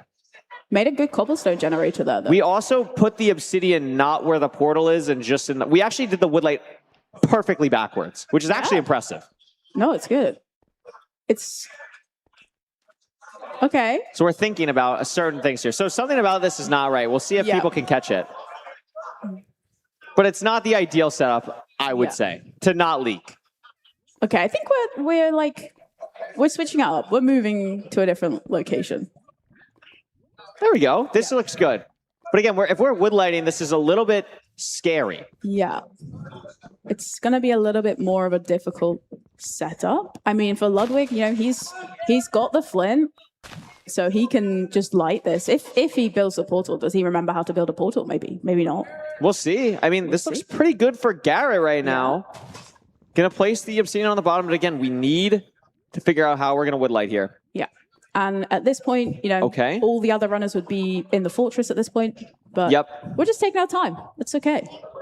This is a reminder that there are levels to this, but it's okay to be gold rank. you can get there have been people who have gone from this point to playing in playoffs. Everyone who was on the stage has been at this level. Exactly. And I like this setup. Garrett actually kind of saved this pretty nicely. Yeah. So I think Garrett actually might be entering. Yeah, make some noise for Garrett here. Ludwig unfortunately catching up though, not getting the woodlight for Garrett. I'm not sure if we toggled to hard mode. I don't know if I don't remember if we did that or not.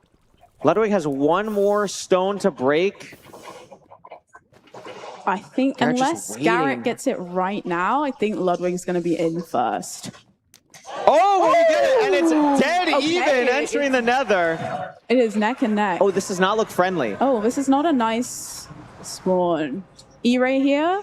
Oh, but look, I don't think we have our entities set up correctly in our options. Maybe our entity... Oh, we're on 8 and 50%. We're still going to have to raise this up. Maybe he doesn't We need to get our realize entity that the distance entity up. distance is- A little bit unfortunate here, because that's going to be the problem. Oh, no. Oh, This could be a catastrophe. It's also a not great spawn position to be in. Just Is Ludwig scroll, also scroll not having down a this entity little bit, distance? Garrett. Scroll down a little bit and we No, can see Ludwig the entity does. distance. Okay. There Okay, we Ludwig go. sees it. Ludwig sees it. So that is at least... Yeah, Garrett not understanding that we need to raise our entity distance. Yeah. That is truly unfortunate. Very confused. He's going to see if he can see it. I like the wide. idea. But entity distance also will matter for so many different other things throughout the run, which is a little bit Yes. unfortunate. Like blazes or even killing the dragon can matter a lot. Yeah. Depends if Garrett knows preemptive as well. At least Yeah. it's already Oh, so why are we doing that? W drags from Ludwig? Yeah. W drags.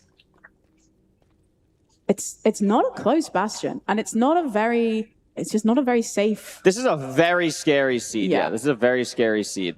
Oh, so we're doing the classic, just why would we ever not be in F5 when we're boating down? Yeah. It's okay. Gets the boat back. I thought we were going to lose the boat to the lava for a moment there. Oh, there's the bastion. Looks like maybe a bridge or a stables. Can't really Yeah, tell, it's a but little bit hard to see. no triple yet. Oh, there's no triple, so we know it's not a housing. Garrett's still looking. Still no entity distance raised. That's just really unfortunate. Not aware. Ludwig is going to head on over. Yeah. It is going to be a stables. Yeah. There is a triple as well. A good gap on the opposite side. I don't know if there's a triple or a good gap underneath the triple as well. But Ludwig starting to head over into the bastion. Couple of mobs, couple of piglins, but also skeleton. Should be fine though. Are we going to see Ludwig go for a triple? Ooh, a little scary. Oh, wow. scary. This is really aggressive from okay. Ludwig. Brave. Very brave. Oh, Taking a wow. lot of damage. Okay, does throw the gold. Okay, there's... This is a little bit scary, though, because if there's a crossbow guy, he could definitely get shot off pretty easily. Looks like the closest ones to him are all sword piglins, so that is pretty nice. Yeah. But a lot of very angry pigs. He's gonna play it safe. He's just gonna bridge across, get to the triple here. Garrett writing down chords. So the chords that Garrett wrote down are not the chords that Garrett is currently at. No. So I'm not sure what chords Garrett just wrote down. I'm not sure. I have a lot of questions. Maybe there's some intel. Yeah. Yo, chat. Wait, that's us. That's us. That is us. Where is the Bastion? What direction did Ludwig go?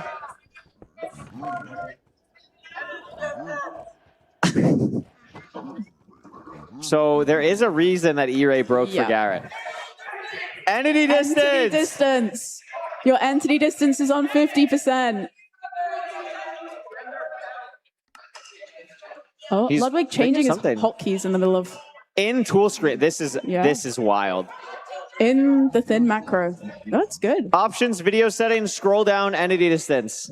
Turn it to 500%. Entity distance is at the bottom of your video settings. It's on 50%. Turn it to 500. Yes, we did it. There we go. We're back in the game. Wow. Okay, so the problem now is that we have 200 entities because we're on 24 render. yeah. So we're lowering that. That's good. And there we go. That 60 spike is looking really good. Yeah. And now we're back in the game. We're back in the game. Oh, don't do that. No. Oh, my.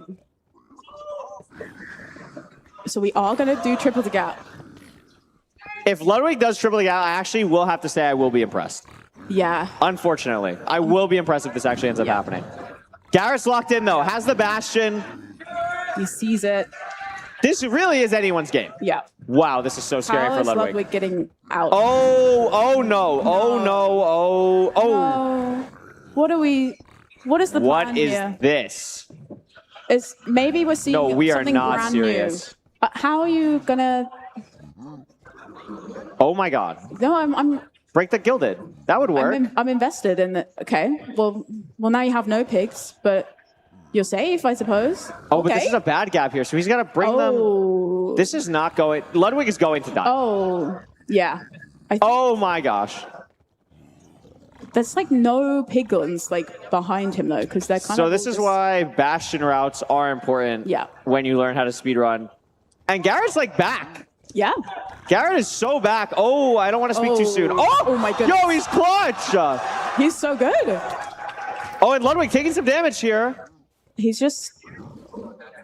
Maybe we're just going to do classic now from Ludwig. Maybe this is like this is new tech. No, we are. We're going to trade. This is outside horrible. the Bastion. This is actually just If you punch horrible. one of the pigs in the hole, there. Yes, well done. I'm so proud. I would not go that far. Okay. I would not. This is. I did this 6 years ago, but this is a little bit. That was 6 years ago. That's a different time. Yeah. We need to change our ways, Ludwig. So are we going to still build the trading hole here? Is this his plan? You're just going to have two? We're gonna have two trading holes. I mean, like the more piglins, the better. Yeah. But there this is gonna definitely be awkward. Any piglins to go there? Okay. Oh! Look at that! There we go. 3. So you always get like the 3 guys up top. So this is pretty good. Okay, Garrett's starting. He's at the gap. He's just aggro the piglins, so he's heading down. Now that Ludwig is so lucky that Garrett's entity was like messed up. Yeah. Because Garrett is crushing right now. Apart from he's thrown his pickaxe somewhere. Who did that? Who did that when we rushed before? Enko. Yeah. It happens to everyone. We could just make a new one. It's true. We've got the iron. Yeah, there we go. Oh, and it's back. Oh, it's back. Magic. It's good. Amazing. Okay, so Ludwig has 2 little trading holes going. Yeah. So we have 5 gold blocks. So there we go. Yeah. Okay, so that's helpful. So I really hope someone at home is counting how many times Ludwig has accidentally used tool screen. Yeah. Oh, wow. Garrett's Extra okay. pig. Garrett's got a lot of pigs. Garrett's doing great. Yeah. Wants the Alienware laptop. Locked in. Yeah. He wants to win. We haven't seen the fort. Ludwig getting ready to do some pie charting now. Turned his chunk borders on and off quite a few Ludwig times is still in the Bastion, and this point, it would be the slowest run that we've seen today by far if it ended right now. Yeah. And we're still in the Bastion. And I don't think he realizes that his pie chart is not set for... No, it's the not. spawner. Nope. If you press 0, This is 0, pretty 0, and then probably like 4, 1, 1, 3, it's normally about that, you'll be okay. Oh. Wow. Wow. Maybe he heard me. Maybe. He's looking very close to the screen. He is. As well. This is I would say unnecessary. Yeah. Although sometimes the pie chart can be a little bit small. Yeah. That can happen. Yeah. So we'll see. what Ludwig's got going on here. Okay, Gonna go out he's here. got it. So what I'm worried about is that there's lava here and that he does not have fire res on. Yeah. So it's a little bit scary. It's not there. So it's not that way. So it has to be this way. Are we going to remember where our pigs are trading And look outside? at Garrett's inventory, by the way. Beautiful. 40 string, 2 beds already pre-crafted because of the village. 3 anchors, 3 stacks of pearls, a bunch of fire res, 20 obby. I think we're like good to go here. Yeah, it's looking good. I mean, This not a massive amount of pearls. He's got 20 pearls. Normally, maybe want a few more, but Oh, I thought Garrett had more. Maybe, yeah. Yeah, that's right. We have the overlay now. Little bit So of a maybe I'm just holdline. missing something. yeah, maybe he's missed a trade on the way. Ludwig's still trying to find the fortress.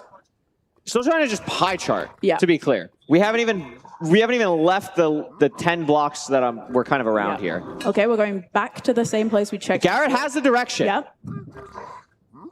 Is he gonna leave now? So how many beds? We're looking at 3 This explosive beds. count is not amazing. Yeah. I mean, it's good. Like, we're not going to go for 0 cycles, right? And, like, if you're really uncomfortable, you could not use your beds that you have for the blaze bed. You could Yeah. just mine the spawner. So if we do that, we have 8, which is amazing. We have the fire res enabled. Splash. Not a great pearl, but that's okay. It's okay. And we have plenty of food here. And again, Garrett's hotbar looks really good. Yeah.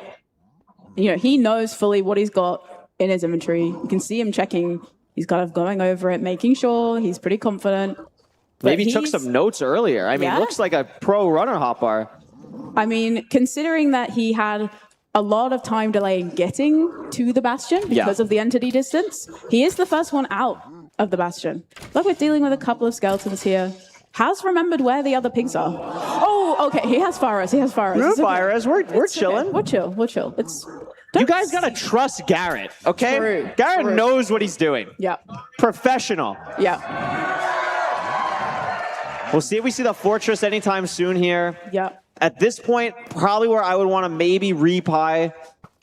And that's He's gonna exactly do what we're it? gonna do. It's like he read your mind. This guy's so good at the game. He's so good. Hey, We'll maybe see. this time next year it's going to be Garrett up there. It could be. Could be. Ludwig looks like it's actually impressive how little Ludwig has moved in the last 5 minutes. Oh, he spots it. He spots it. And Garrett is at the 4. Yeah, great spot.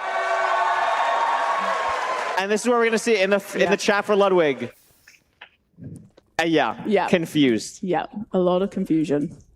This is great. Okay, we've Oh, only got 6 arrows. that is something to really watch out for because at this level, 1 cycles are not guaranteed, especially with nerves on the stage, everything like that, not guaranteed. So there is really no backup for Garrett if we don't hit this 1 cycle. Yeah.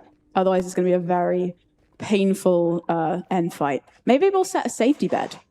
Safety bed down. Yeah, because we're not blaze bedding here. We're mining out the spawner. So he's got those 2 dark green beds from the village. Yeah, I really like this. So you're ahead. There's no reason to get crazy here and blaze bed if you're not comfortable with it, especially with everything else.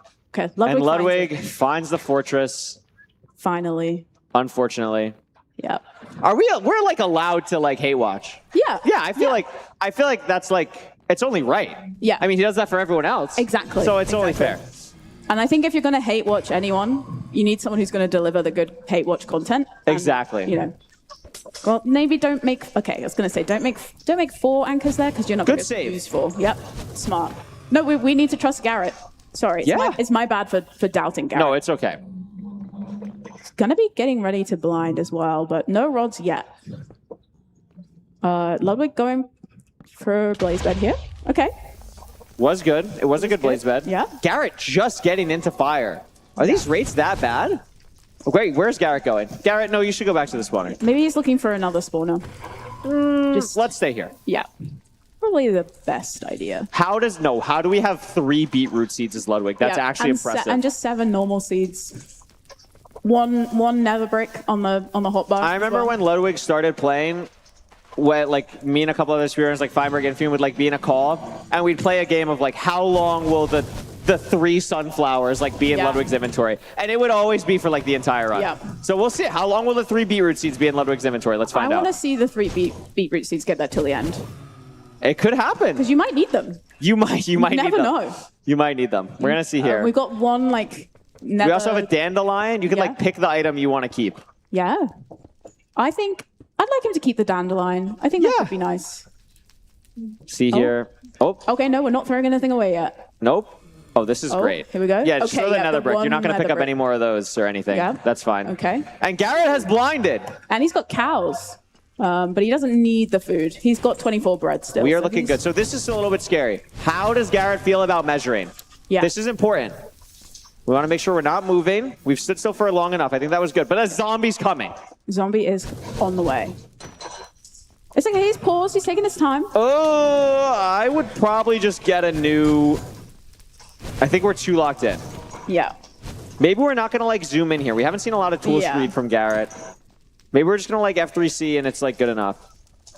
Oh, and now we're fighting a zombie. And we did an F3C notably. It didn't show up in the Yeah. chat, so we did not get a measurement off.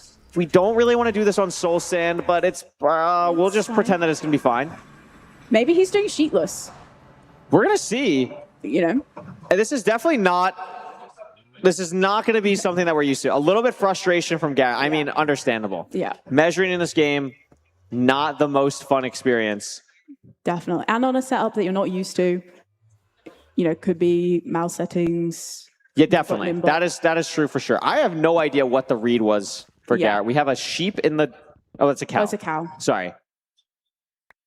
This is... Why would you why do would that? you- that's- That was unnecessary. Now, yeah, that's called karma. The cow is going to block a blaze spawn, I think. It is. Okay. Oh, that's not very nice. Unbelievable. That's not very nice. Oh, and then we're gonna Yeah, eat and the that's raw called beef? karma. And that's called karma. We got a singular blaze spawn. We're out of fire res. Fire res. I can't root for Ludwig. So, Garrett, you have to be Yeah. more likable. You just have Yeah. to be.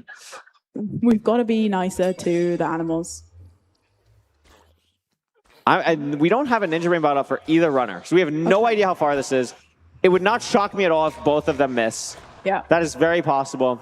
A sub 30 here would be monumental It for would the be- stream schedule. Yeah. It would be good for us to get to our next matches, but for now we're just gonna enjoy whatever this is.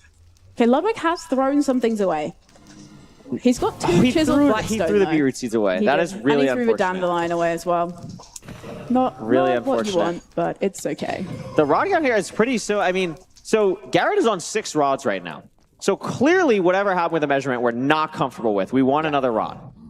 So we're going to see if we get that 7th rod here before we end up leaving. We are going to get it. And we're going to leave on 7. We are. So we're heading out. We have an angle. We feel pretty good about it. I mean, all this considered, this is a very close game. Yeah. Garrett did have to literally not move for 5 minutes while the E-Ray wasn't working. Yeah. But it is a close game right now. And Garrett's still ahead. Yep. Ludwig's still... He's picked the beetroot seeds back up. Oh, amazing. That's what we like to actually see. awesome. This is good news. Garrett actually found really good terrain, by the way, by going through the fort. Almost hit the bow clutch. That would have been tough. That would have been very tough. So where are we? Very nice throw. Yeah. Good pearl. Very nice pearl. One thing I want to watch out for is here, making sure that Garrett keeps the fire res on. I'm not sure how that's looking like, but the last thing we want to do is that. Have enough obsidian here, and we're just kind of building. Yeah. Low key, I don't think this is putting us in the stronghold. No. I don't know where this is putting us in general. We're in a cave, and we're just going to immediately build up. Yeah. I'd like to see a little bit more F3 here. Yeah. Get an idea of like our Y level, you know, what the surface level's at. Ludwig, meanwhile, just stuck in the lava. Just swimming. Oh, careful of the sand. So we It's do get okay. to the surface here. I'm curious to see where Ludwig builds the portal, because Ludwig's could definitely hit. Yeah. He's definitely going. Oh, we are legit we are just running. Yeah. We are just running.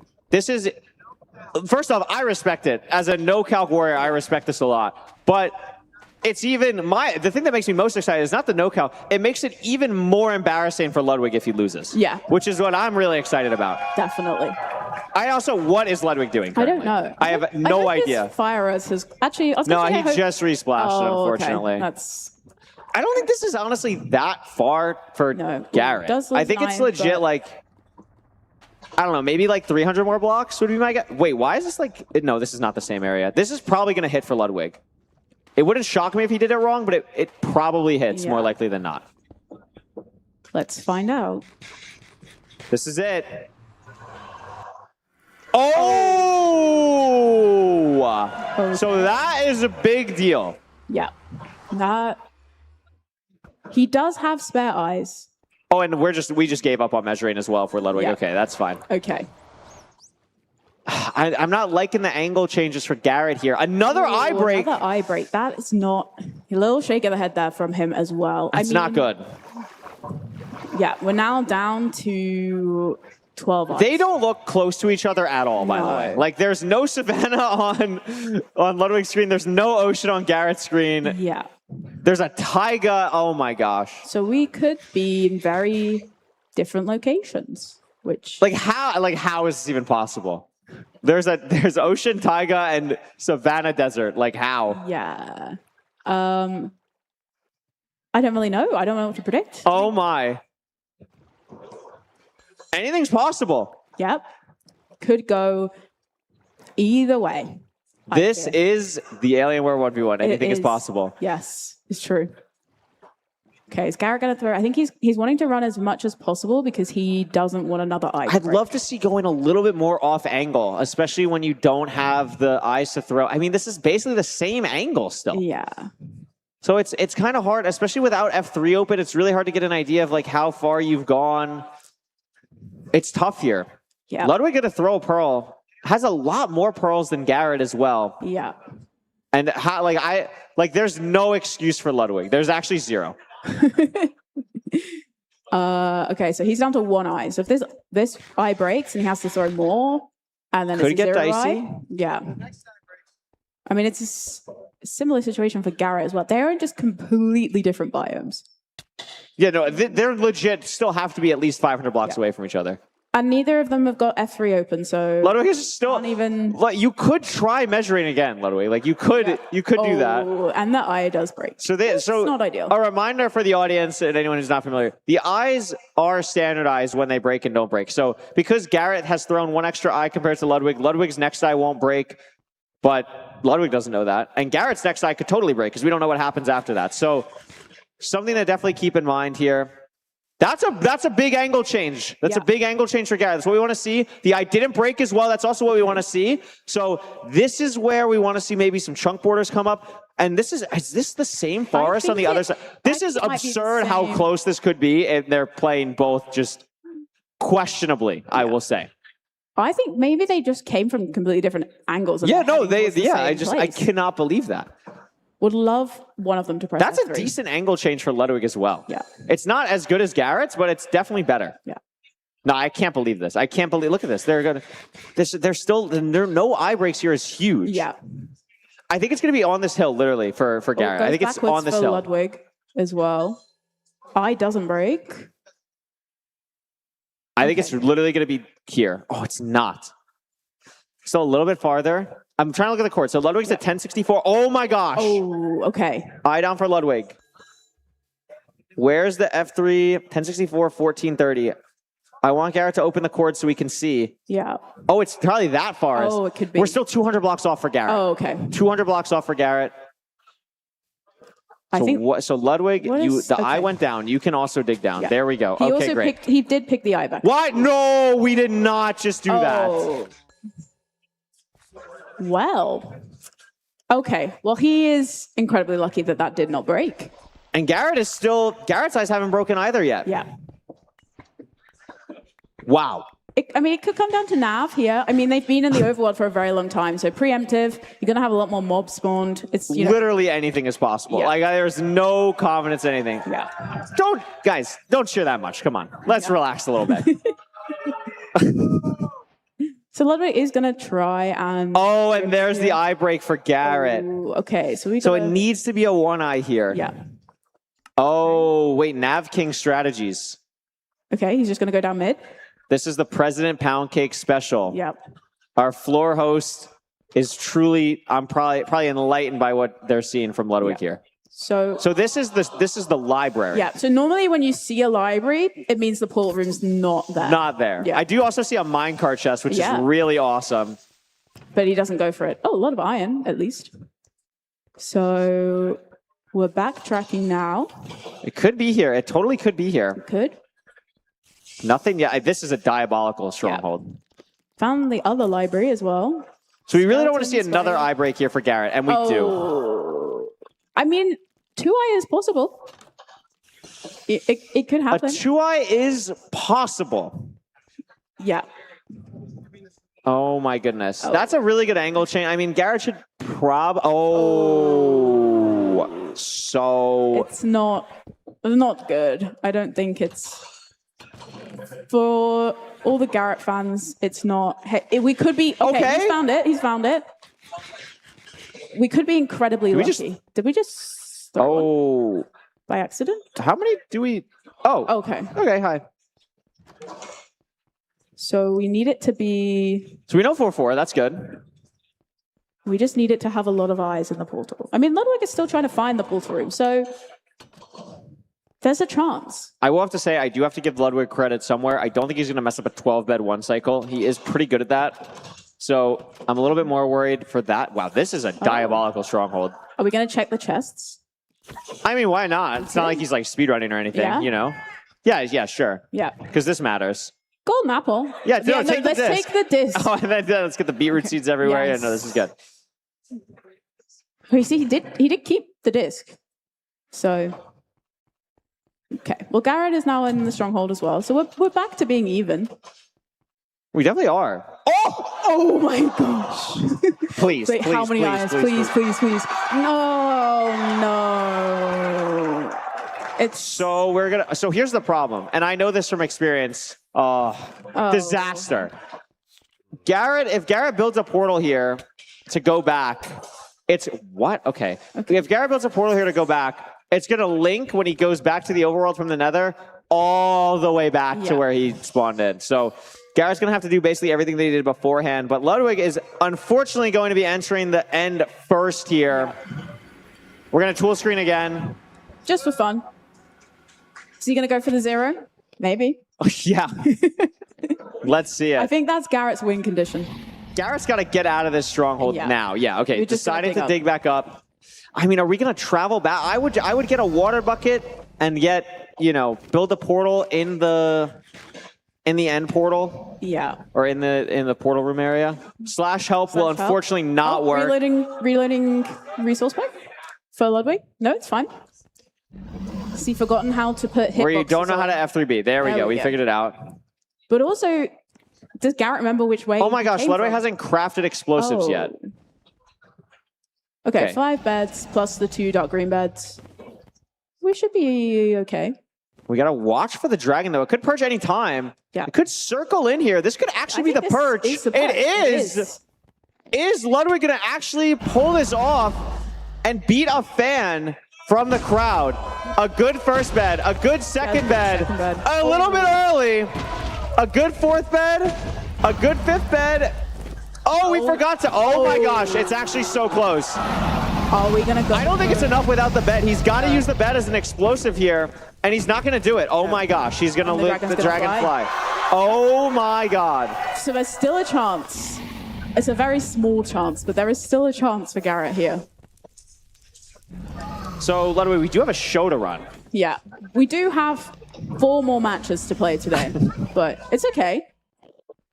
Here's the insane thing. Ludwig can still... Wait, he's 9 arrows. Oh. You can make 3 anchors and have a 4-bed 1 cycle. But we're not going to do that. Will he realize? Oh my god, wait, he can't. Where's his crying obby? Why did he get rid of his crying obsidian? Well, this is going to be a... So he's hopeless. Yeah. So he's hopeless. Garrett's unfortunately also hopeless. Yeah. And we're just standing the dragon's breath as well. It's fine. I think we're going to be here for a little while. I got nowhere to be. Yeah, that's true. We can just hang out, It's fun. Oh, nice one. How many arrows does he have? About 0 after this one. Yeah, so we're out. Okay. Yeah. Cool. So that's not... Oh, it perched. Hey! Oh, if only we had... Wait, we could one-shot if we had one more arrow. Yeah. Oh. I would love to see Ludwig do damageless one-shot. I think that would be pretty awesome. Also, anytime you want to get rid of the chunk borders as well, that'd be great. Yeah. But no rush. I like that Water. we're still trying to kill the dragon. Maybe we build up here. Maybe we build up and we break the crystals. I think maybe we have some blocks. Oh my gosh, Garrett, be careful. Garrett, are we? I don't know what Garrett is. Garrett got water. Garrett built up for water and is now going to go back to the portal room and build a portal. Okay. So Garrett has a line, which is great. Yeah. The problem is the line is die. going to take 20 minutes. Yeah. That's the Yeah. problem. Like Ludwig could die here. Well, Ludwig will, almost certainly. Yeah. Especially the dragon might just fly into him. How many more crystals do we have? Most of them. I hate this. Oh, do we still have like most? I was going to say, if there's like only like 3 left, Ludwig could actually maybe do this. I think he broke like maybe 2. Oh, so So- that's pretty bad. Yeah. And we don't have very many blocks. This is awesome. This is very reminiscent of what we've seen in the past, actually. Bridging in the end. Yeah. With a variety of blocks. We're not doing it with fences, so that's like Yeah. a good. He has got 7 fences though. Oh, wait, we could. Okay, good. I was worried. Yeah. Okay, so we just split the 2 cracked stone bricks there. No, so that's too far. So we're just wasting blocks. Yeah.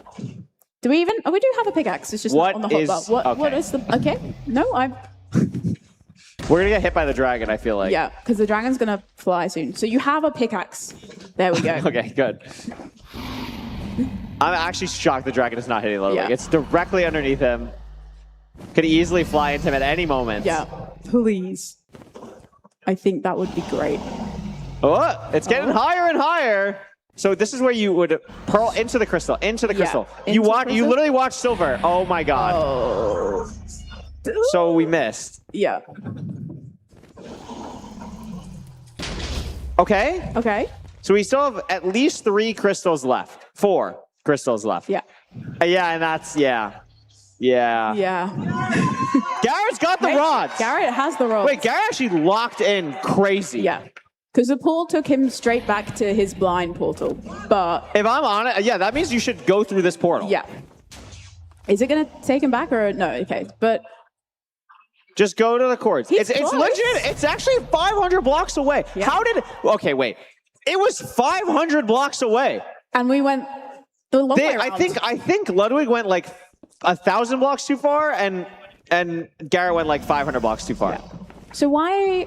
Like, I get that we're getting end stone, but do we need to dig down 5 blocks? Yeah, this is like the safety hole. Oh, This I is like see. we're like playing our first night surviving in Oh, Minecraft. okay. Yeah. Yeah. No, this is good. I've been there. I've been there maybe 12 years ago. Endstone, famously a really easy block to mine as Yeah. well to get blocks, so that's really good for Ludwig. He could. I was gonna say he could turn them into slabs, but like it's not. I guess that's super necessary. Garrett is fully in the driver's seat, by the way. Yeah. Like, actually, it's actually a miracle. Garrett fully in the driver's seat at this point. Okay. So the other problem, Rose, with digging down to get blocks is you have to use those blocks to get up. Yeah. Not great. I mean, there Oh my is- God. You could also dig up because you could dig the staircase up. You could do that and as then well. you wouldn't waste the blocks that you've just marked. That is also true. Yeah. But you know, We could also turn this into end bricks and then make slabs and Yeah. then save that. But no. Oh, so we're dead. So we're dead. No. So we're Maybe? dead. Okay. Yeah, we're dead. So we're dead. Yeah. Nice. So That's we're dead. good. Just imagine instantly, as soon as that fireball went off, it was just Yeah, over. It was over. So we've added another maybe 20 minutes to this game. I think Garrett wins like easily. I think so. And maybe Garrett's thinking, you know, obviously something's happened to Ludwig now. Yeah. He's gonna surely he puts a safety bed down. You know, That is true. We could see a safety bed here. it would make a lot of sense. Ludwig, you can't forfeit. I'm sorry. Yeah. Has he given up? Never give up. This What is happened not- to never give up? I thought Ludwig was the never give up guy. Yeah. You know, like Where is that? the ability to improve is always there. Yeah. I don't think you can Google like how to beat Minecraft Yeah, he right is now. It's not gonna definitely on save his you. phone. Maybe we're doing like the Wordle. Yeah? Yeah, Could be. maybe. Could be doing the Wordle. Oh, Oh, are we locking back in? hold on. Oh, wait, he's doing We're something. gonna type a word. 10, 5. Oh, he's Oh, going we're back looking in at his the vault to VOD. find out the chords. Yeah. 1436. It's a great number. It's a good number. It's a great Very good number. He is. So. Oh, it's a long way to run. As someone who's famously never died. Yeah. Ever. What I would recommend Ludwig do in this situation is probably get wood, get stone tools. You never want to just run it back with nothing. Yeah. We definitely don't need 10 hay bales or 11. We don't need that many. No. We're actually good. Are we just going to get... Oh my God, why are we opening? What is happening with Garrett? Garrett, this is unnecessary. Oh, we're being shot by a skeleton. It's fine. We still have 5 bread. We're okay. Okay, hold on. I'm going to crowd. Do you think Garrett beats the game? We're at 38-40. Do you think the dragon is killed before the 45-minute mark? Oh, No. wow. Okay. That was resounding. Yeah. I actually thought like, yeah, we believe. That was, wow. Yeah. We're hate watching both runners. We are. That's we are. crazy. Oh my. Oh, we're typing again. Okay. I guess I think it's possible. Like, I actually think it's possible. We're like 300 blocks off. We know the nav. We have everything. I think I'm going to say final time 44-18. Okay, I'm less optimistic. Wow. I'm going to say... Oh, it's just, so we don't remember the chords. Yeah. I'm going to say like 51-27. Wow. Yeah. I think we're in for a little bit more of a time. Crowd, do you think sub hour? Oh my God. No. Oh, wow. Okay. No, this is fine. Oh my God. Oh, Garrett. Please don't die. Oh, wow. We don't have that much time. This is awesome. Yeah. This is what Minecraft speedrunning is all about. It is. This is Minecraft. Friendly reminder that this game is really hard. Like really hard. Yeah. I think, okay, Garrett's going the right way. Yeah. Like we're making progress. Yes. Okay, Ludwig, thank you for crafting 21 bread. But forget about the other like 2 Also, separate don't make stacks any of- wood tools with your Yeah. slots. That's fine. It's okay to have 37 wheat in one slot on your hotbar and one on the other. No, And this 7 is good. seeds. No, this is You know? really good. I have to say, you mentioned in the beginning, the inventory management from Garrett, phenomenal. Yeah. Like, honestly, phenomenal. We know Garrett's an AA lover. And one thing you need in AA You is need a good inventory. management. You need a good inventory. So, absolutely. nice 3 steak there. That is good. Okay, we're going to get a couple cows here. Oh, we're getting juked. I mean, we've got the time. That was 2 cows, 6 steak. Very How much good. Ludwig gone like 200 blocks? Like, how is that even possible? It's just so far away as well. Are we going to make a boat here? We're going to make any other tools? Oh, no. trapdoors? Okay, saved. Negative 1400. Wait, we're like here. We're like here. Yeah, it's like 100 bucks. Because it was like Yeah, it's like 1,000 100. We're 100 bucks away. Garrett's sub 45ing. I believe in Garrett. I have the No, you're utmost right. faith. I should believe in Garrett. We should never have doubted Garrett. Like, surely we remember how to one cycle. Yeah. That's like the first thing you learn. When you learn to speedrun, you learn how to one cycle. I have a question. Do you think hacks in HDMI, obviously they're learning a lot from this game. Yeah. Yeah, obviously they're learning a lot. But do you think they like the break right now? Or do you think they were like, oh my gosh, like I want to play? Like, because if this was like a 20-minute game, I think it's good. Yeah. But like now we're 45. Yeah, because now, now it's like nerves. Like, oh my gosh. Yeah. Especially like you see Ludwig enter the end, you're like, all right, it's gonna end soon. And then, oh my god, nope. Yeah. Still warming up. Still going. I mean, there's plenty of space backstage. There's practice rooms. There They're is. just going to be locked in. There's a bunch of food. There is a lot Oh of my food. gosh. So awesome. And, Hax has been chilling like most of the day. So, I guess for him, it's kind of fine. I have to say, Ludwig looks thrilled to be here. Yeah. Like absolutely thrilled to be here right now. Yeah. So really cool to see that. I think Garrett knows that he's like close. Yeah. Guys, I'm lost. okay. Oh. So. Throw an eye. Yes. Yes. Yeah. Yeah. Because we have enough. No, we literally, if this breaks, we have to go back. Please. Come on. I believe it's 1 in 5.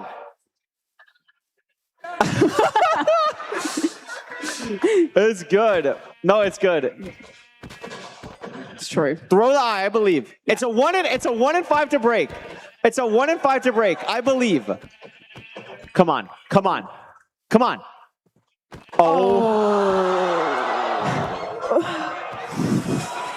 No, it's fine. It's fine.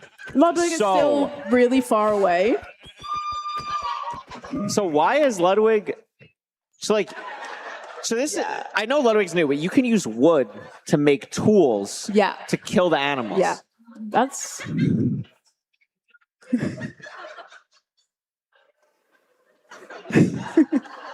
Wow. Wait, can I get a signed picture of Feinberg? Yeah, oh my gosh. I don't know if Feinberg will say that he knows Ludwig after this. Yeah. I think he might be like, I actually have never heard of this person before. Never seen this guy. That is, so this we're is still tough. punching wood as well. We are still punching wood. We still got 1 wheat and Oh my gosh. 37 wheat. Wait. Oh, are we gonna... Wow. Yes. Guys, round of applause for Ludwig Well making done, a wooden Ludwig. pickaxe.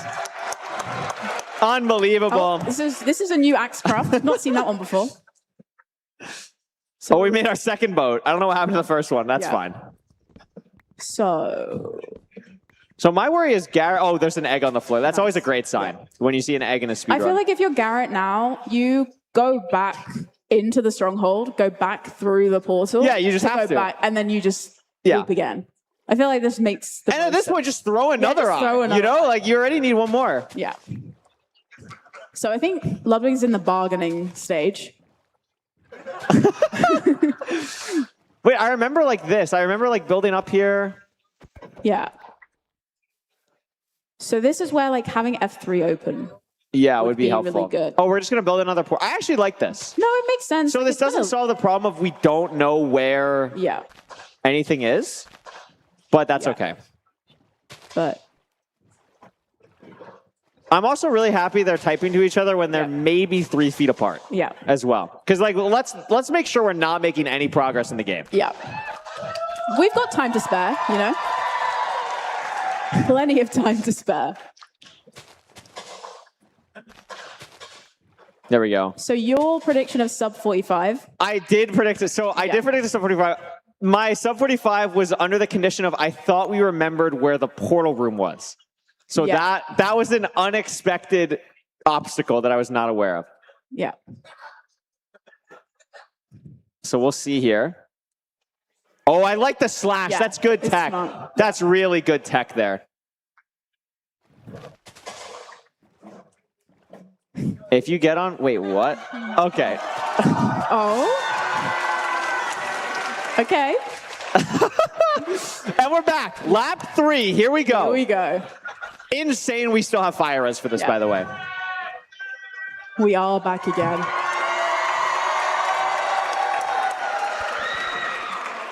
Oh my god. Oh my god. Oh my god. Oh.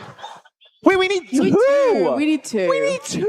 Okay. So What bastion was it? It was stables. Yeah. There was one pearl in the stronghold in a chest. Did we just not grab it? Oh. No, I don't think we did. Wow. Maybe there's a warped nearby. Maybe. Maybe we could kill an Enderman. I don't know if we got, like, did we get the, why is there a zombie? Like, what is happening? It's good. This is exciting. I mean, this is Minecraft speedrunning. This is what we're here to see. So we got the rod. Yeah. I think the game plan is we're going back to the bastion. Okay. Which I don't hate. Yeah, I think. We'll see how this goes here. And this is, remember, a best of one. This is a best of one. This is one game. So we're going to see. This is for all the marbles. Yeah. Luckily, we don't have to worry about 2 more matches of this. I'm actually, this has been the equivalent of like 5 Yeah. that I'm used to. So I'm good with the one. This is good.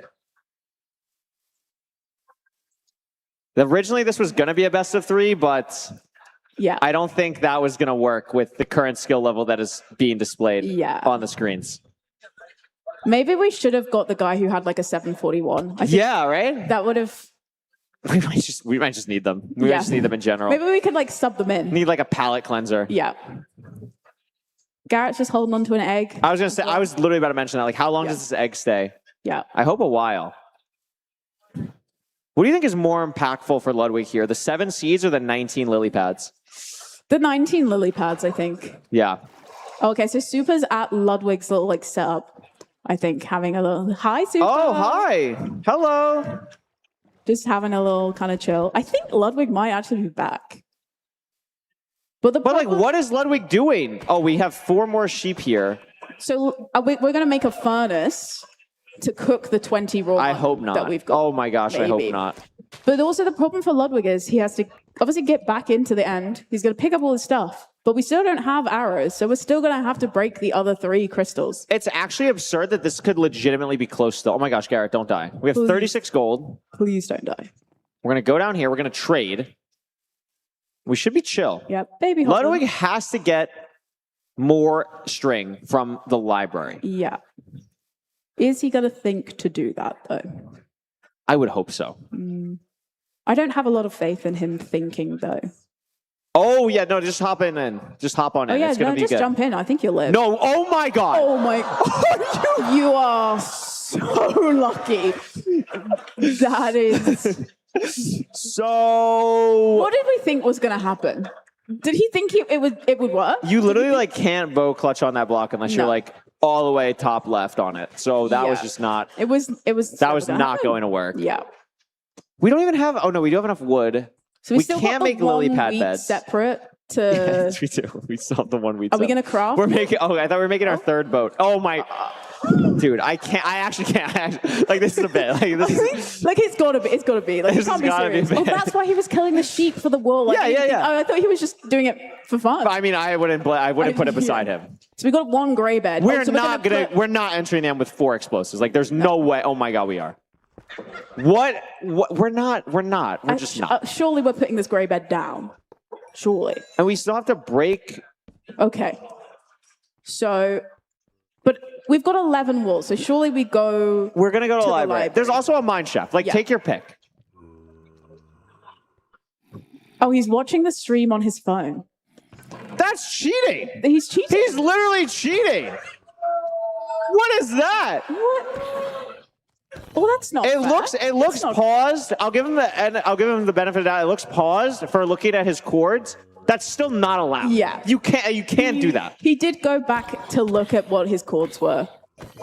Oh my gosh. So what? We made a gold sword. No, Yeah, I mean it's fine. Okay, here we go. Yeah, no, it makes sense. There's our string. Garrett's back. Oh yeah. There's some string. So He are we? still How many beds doesn't are we know going where for? he's going yet either for Garrett though, because we were lost before. You're right. So how much string are we forgot gonna about that. get? Hey, maybe if you kill the skeleton, it will drop some arrows, Oh. and then that will make our lives a little bit easier. Oh, we gave up. Okay, no, it's fine. This is awesome. Yeah. Oh, Oh, and it's there we broken. go. So that's the thing with gold tools. They kind of break. Do break. It's not like we've got loads of stone around us that we can use either. Like, oh, And we're in the cobweb. We're in the cobweb. It's not like a rush or anything. It's yeah, fine. no, we've got plenty of time. So Garrett is about 400 blocks away right Yeah. now. But I mean, this is the 3rd time we're doing this, so like we're getting used to the terrain. We know where we're going. And are we gonna enter on the 4? Oh, what are we doing? Crafting table, I block, think. block. But you can just. There we go. You Amazing. have 30 wood. You can just So- make another. What? I would break the gray bed, and I would enter with 5. And if you don't hit the 5 bed, you literally don't deserve to win the game. Yeah. So that's what I would do. Yeah. What are we doing here? Give the zombie the seeds. Oh, maybe it'll trade you some string. I get it. Yes, Okay. That's how it works. Okay, so So like, what is happening? no, but why? Oh, it did drop arrows. So I was right. It There did you drop go. arrows. So I gotta give Garrett credit as well. Garrett could have opened the stream to find the chords. Yeah. Garrett's a non-cheating individual. Yeah. He's a That's very good. respectful person. So we made a stone sword before we make a stone pickaxe. Oh. Okay. No, it's fine. We don't need a pickaxe. It's not like we have a gold axe as well that No. we could use, and we're still using a wooden pickaxe. Like it's fine. So where are we going? We don't. What is happening on both sides? Yeah. Yes, make the shears. Do we not have 11 explosives already for Garrett? Do we need more? I can't tell. I'm looking at it. It says 11. Is that with anchors? Yeah, with anchors. It's because he's got the 2 dark green Maybe beds. we're just not comfortable with anchors. Yeah. And we do have 2 dark green beds, so if you're pick blocking. Okay, so we're getting more strength. I hate to say it, I think Ludwig is going to win.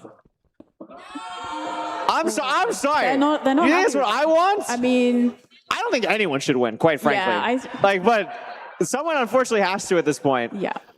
Garrett just has to find the stronghold now. What is Ludwig? You have like 7 explosives. You're fine. You can. No, we're not going to go for the 21st piece. We're really not going to. No, we are. We are. Oh my god. We need 7 beds. Oh my gosh. And we're going to be 1 string short because of course we are. Oh. Oh, okay. saved. He's lucky. Yeah. Fist pump. 3 creepers for Garrett. That's good. Oh my god. Oh my god. Oh my god. We're throwing an eye. We're throwing an eye. Please break. No, we got extra rods. We got 8. Yeah. We've learned our lesson, maybe. Okay, so is Ludwig finally We're finally re-entering the end from We've got to Ludwig. craft first. There we go. 7 beds.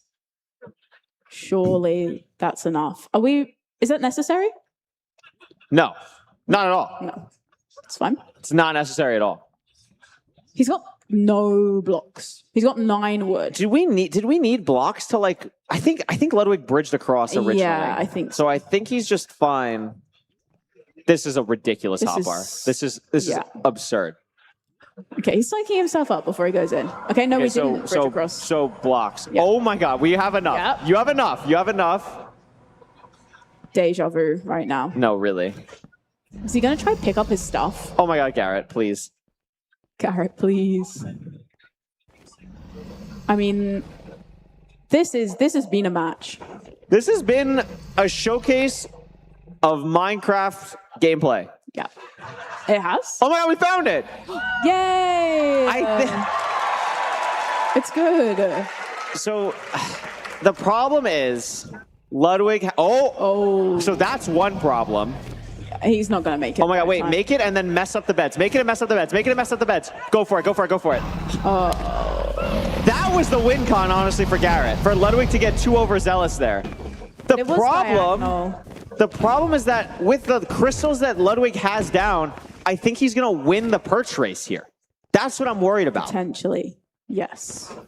I mean, Garrett has got 37 arrows now. So, you know. We got to get more. We got to get like maybe one more bed. It's just a lot of stuff we don't need. Oh my gosh. Okay, we need to get rid of some stuff. You can get rid of the dirt. Get rid of the 3 gray wool. No, we're going to make another bed. We're going to make a bed. But we have, okay. It's okay, it's okay. Are I we believe. placing a bed? Oh, please don't perch. Please don't perch. I Okay, think- you didn't perch. Good. And here we go. Garrett entering the end. Give it up for Garrett.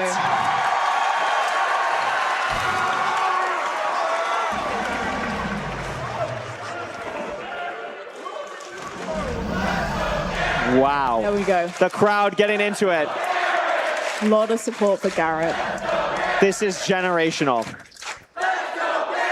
Alienware laptop on the line. Pride on the line. Is this the perch for Ludwig? I think it might be. Maybe not. It is the perch for Ludwig. How does he mess this up? How can he mess this up? Oh, by not placing the bed. And we're going to break the bed. Oh. We are No, shocked. don't blow up the bed, please. Oh, do blow it up, actually. Maybe. Wait, we're half bowing. Garrett's pass. Garrett is locked in. Come on, Garrett. We believe in you. Ludwig does still have plenty of beds now. Unfortunately. Yeah. Garrett, you have to lock in. Get your hotbar organized here. It's not. Oh no! Oh no! Oh no! Oh no! He's unless no. No! No! The hope of sub-hour fades. It's dwindling. Yeah. It's really dwindling. It's okay. I mean, Ludwig could get another perch here. I mean, Ludwig doesn't have any pearls, so he's got to run in. So depending on if the dragon snaps in low, yeah, he might not get there in time. That's the line. So that was Ludwig's third. I think the dragons are unsynced now because Ludwig had a diagonal perch. So I don't think it matters like that Ludwig is technically waiting on a perch for longer. I think it's chill. Why are we building up? Oh my god, why are we doing that? Wait, this could be I think actually this could be a perch for Garrett. I'm not even kidding. Garrett, you need to look at the dragon. You need to look. I think it could be a perch. Pearl, just pearl. Like what else would you do? Just pearl. Please. Just pearl it. Please. Just. Oh there it is. Okay. Oh my god. Most important one cycle. Oh my god, Ludwig's too late. Ludwig's too late. He might barely get there. He does. Are you kidding me? Are you actually kidding me? And Garrett's gonna take it. Garrett's gonna take it. Oh my goodness. Are you kidding me? By maybe 2 seconds. After all of that, it comes 58 down. minutes. Garrett is gonna pull it out. Incredible. A sub-hour time. Break the stage on the way out. We got to take that down anyway. Don't even worry about it. And Garrett is going to win. The crowd are on their feet I think in relief as well. Bros, Garrett might be the best Minecraft player in the room. Yeah. Oh my gosh. What a showcase. Incredible. I have no idea what else I could possibly say, so I'm going to throw it over to our wonderful floor host, President Poundcake. Please take it away. I was waiting for the... I literally was 1 second away from winning. So we're lying, right? Guys, tell him I was a second away. The dragon was dead. You won by 4, you won by a second. All I know, said victory on my screen. Guys, I want to say something real quick. Because a lot of people, Garrett, in your spot would have given up. I offered you a sweet deal. All you had to say, I was better, and you got $1,000 laptop in your pocket. Garrett, you said no in that moment. Why? Never give up. Never give up. And I want to give, because guys, look, Garrett did win the race. He won the laptop, but I need a big round of applause for Garrett because that was also his PB. 58 minutes, that's Garrett's new PB in Minecraft. What are you going to use the laptop for, man? What's the deal? What's going on? You said you need it. What do you need it for? My old laptop, it's having some issues, but I'll use this for school and stuff. Wait, how old are you? I'm 21. Oh my gosh, I lost to a 21-year-old. Oh my gosh. Yeah, so I'm really excited. Maybe I'll get a little bit better than a 58-minute time next time. Maybe I can use a laptop and make a difference. Yeah, I think just one more round of applause for Garrett, y'all. The fan favorite one today. I'm sure we got to get to the actual matches. I'm sure the players have been waiting for way too long. Poundy, here you go, man. You're not getting out of this without answering some questions. I know what you're trying to do. It's not allowed. First of all, Garrett, thank you so much for getting us out of that. I was a second away. It would have been a second later. I have a question for you. At 27 minutes, you entered the stronghold after throwing about 20 eyes, and you celebrated. 30 minutes later, the seed was still not beat. Do you regret that? I just want to say, Big Mungie, I don't like you. What are those key binds? I tried to hit Control 7 to get the bed. That's not the bind for that. It was Control N. And by the way, N is actually the letter X. He swapped them. What is that about? I'm sure that's why it took about an hour for you to do that. You got about 20 like hay bales too when you're running back in the overworld. Have you played before?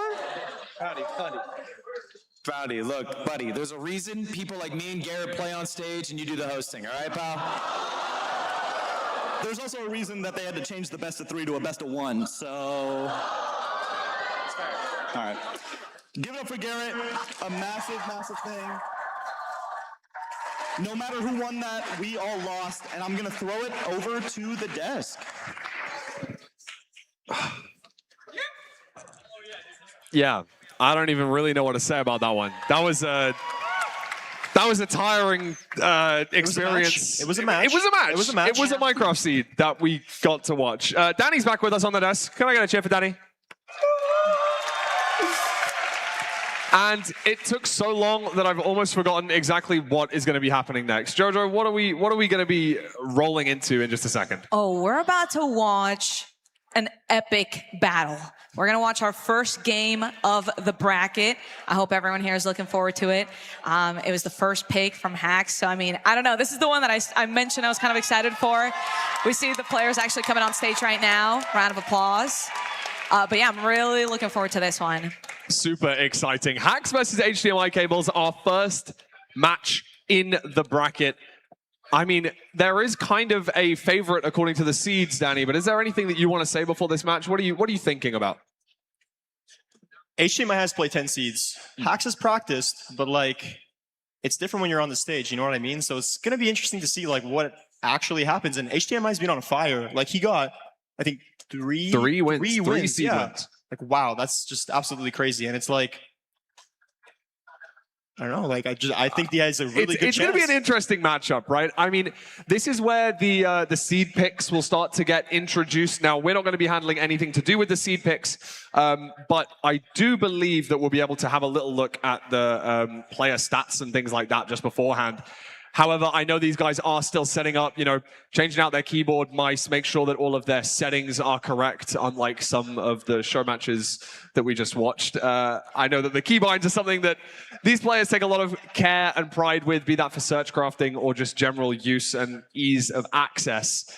But I mean, we are ready, and this best of 5 is going to be very, very interesting.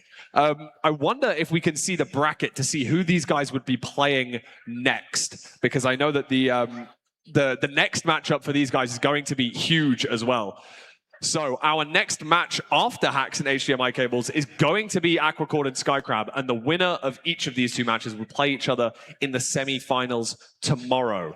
If you are Hacks or HDMI cables, is there anyone you want to win in the second game? I'm going to ask both of you. Jojo, I'll ask you first. Oh, man. That's a hard question. I mean, we're literally looking at a screen of the best. Yes. This is genuinely the best. So, I mean, if I was either one of them, I'd say none. I just want to win.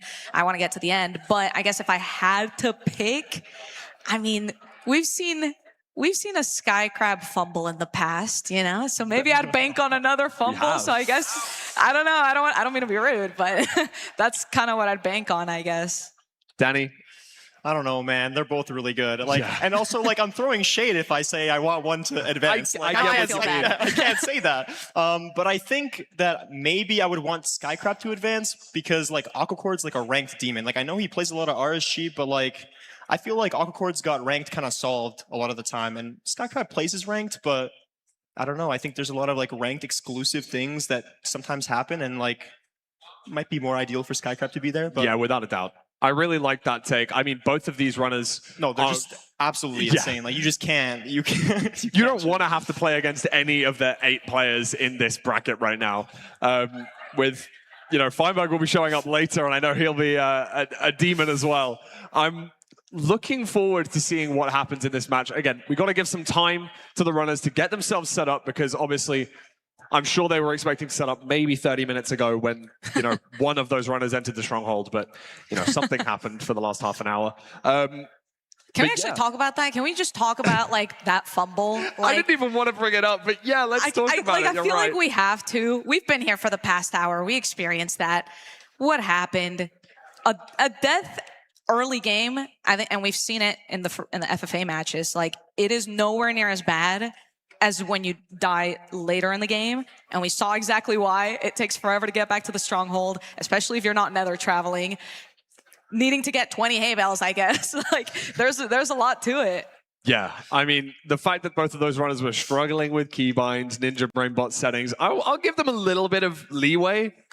But even so, Danny, how many times do you think you could have finished that seed before either of them? Well, on a bad day, maybe twice. but I think roughly 10 minutes, 6 times maybe.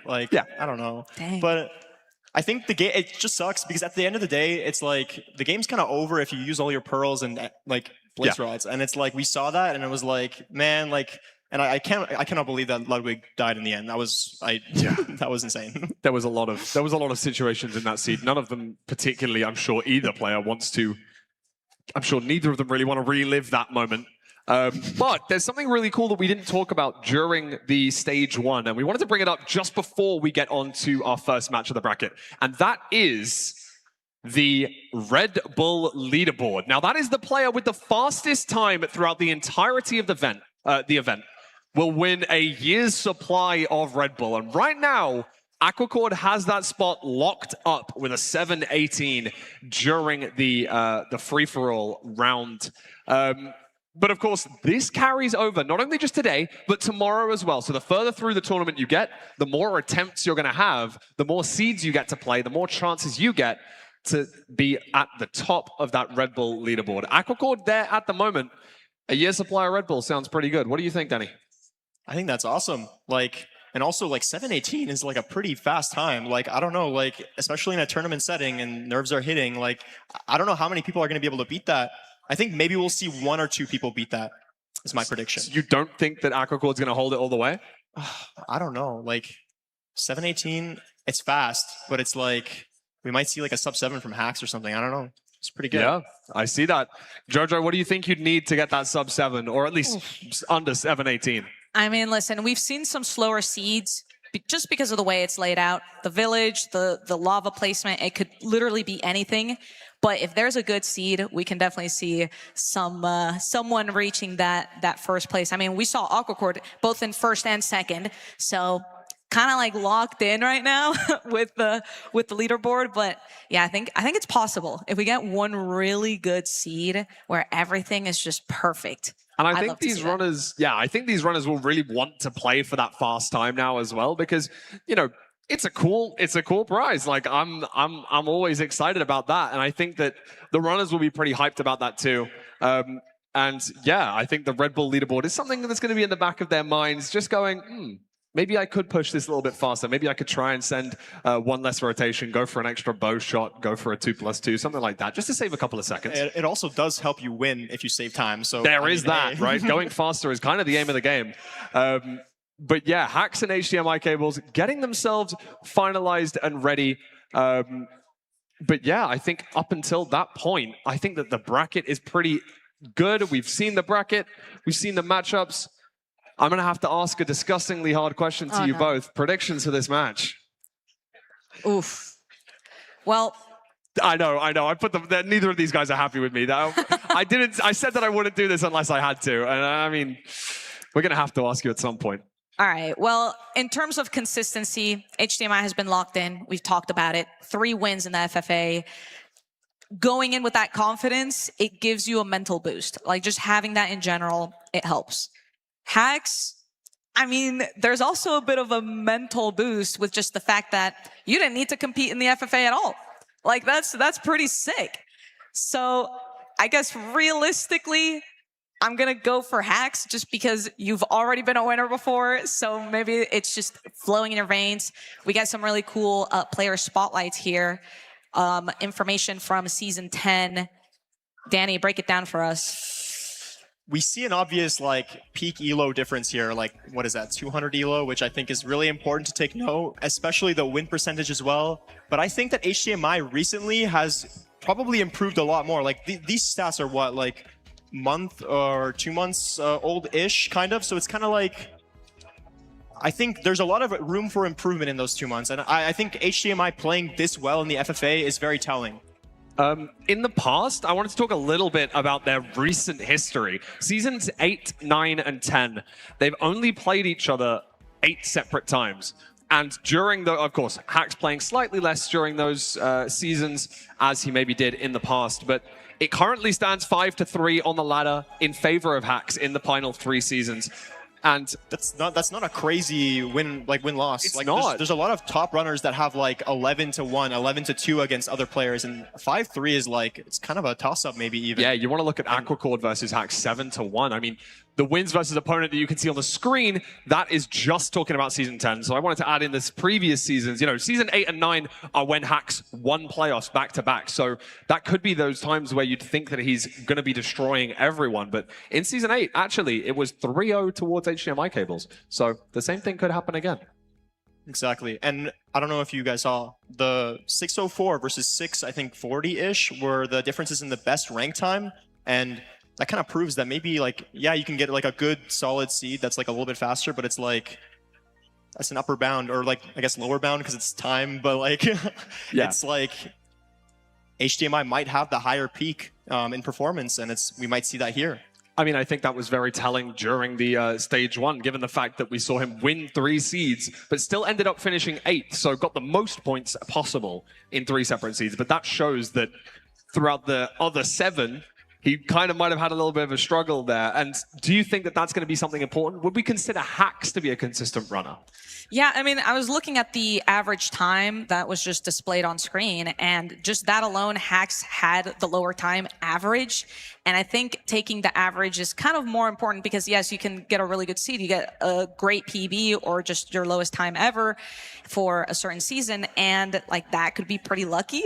Or it could be very convenient, or it could have just been like incredible gameplay, but ultimately the average is what it comes down to because every seed is different. It could be wildly different with the terrain, what bastion they see, and even just with the rates that they get from the fortresses.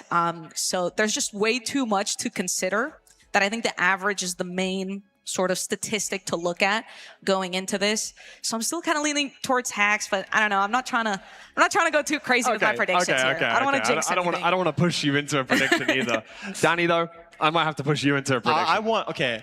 I want to see. Okay, I love Hacks. Okay, I want Hacks to win as a friend, but I want to see HDMI as like the quote-unquote underdog. I want to see him win because like, I don't know, I think it's impressive. And like the wins that he got in the FFA, like, I don't know, it's kind of hype. Like he's building up momentum, and I think it would be awesome. I mean, both of them traveled a long way. I'm sure that the jet lag is going to be having kicked in from quite the over the last few days. Hopefully, they're a little bit more relaxed now. Had some time to practice. HDMI Cable's performing very well on stage. Hacks, I know, has been practicing in the backstage area on the practice PCs. I'm looking forward to seeing exactly what's going on. We're just making sure that everything's set up, just buying them a little bit of time, making sure that we've got all of their, their binds, their sensitivity, the drill, all of that stuff. We want to make sure that that's all set up because we don't want a repeat of what happened in that show match to either of our 2 runners, to be honest. Well, Fulham, I don't want to interrupt you here, but you were telling me earlier backstage that you were feeling a bit tired, from that weird 1-hour intermission. We did have a 1-hour intermission. Yeah, it would be very helpful just to wake me up for a moment. Yeah, let me help you out. I've got some Red Bull here. We've got this cool fridge. So let me just get you this one. Let me know how it is. Thank you. It's gonna be great. I don't want to crack it too loudly into the microphone. But I'm also not gonna slurp it because people might be really mad about me, like with the audio, We have a bunch of free Red Bull around, by the way, guys. Has anyone gotten any? There's like literally everywhere. Oh, you want one? Okay. Yeah, I'll help you guys out. Come here. I got like the best seat in the house. This is beautiful. Wait, I don't know if I'm allowed to do this, but I'm doing it. No one's telling you off. So shout out Red Bull. Thank you for this.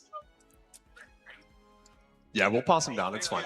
But yeah, I know that these guys are getting set up. Danny, when are we going to see you on stage? Okay, you can't say that right now. Dude, I gotta buy us some time somewhere, one way or another. Are we going to see the season? Wait, why didn't you ask me that? Yeah, because you already answered. We already know that you'll be. Okay. Don't worry. That's like me and you. We will. Right. And then I think Danny. Yeah, you'll be here too, right? Yeah. Guys, can we get a chair if you think Danny Boy could be at the LAN? Okay, that's not bad. That was decent. That was better than what Ludwig got. That was okay. Yeah, we can work on that. We can work on that. But yeah, these guys getting themselves set up. I know I've said that about 15 times. We're just trying to make sure that everything's ready. We don't want to rush them into the game. This is a best of 5, so we're going to have quite a few seeds on the back-to-back. I know that we've got our casters ready and raring to go. I see Curry and Rose waving at me. I know they're excited to be able to cast this awesome match. Oh, sorry. Do you want me to wave back? Sorry. Hi, guys. Okay, right. I'm going to do this. Crowd, can you give me a cheer if you think the HDMI Cables is going to win?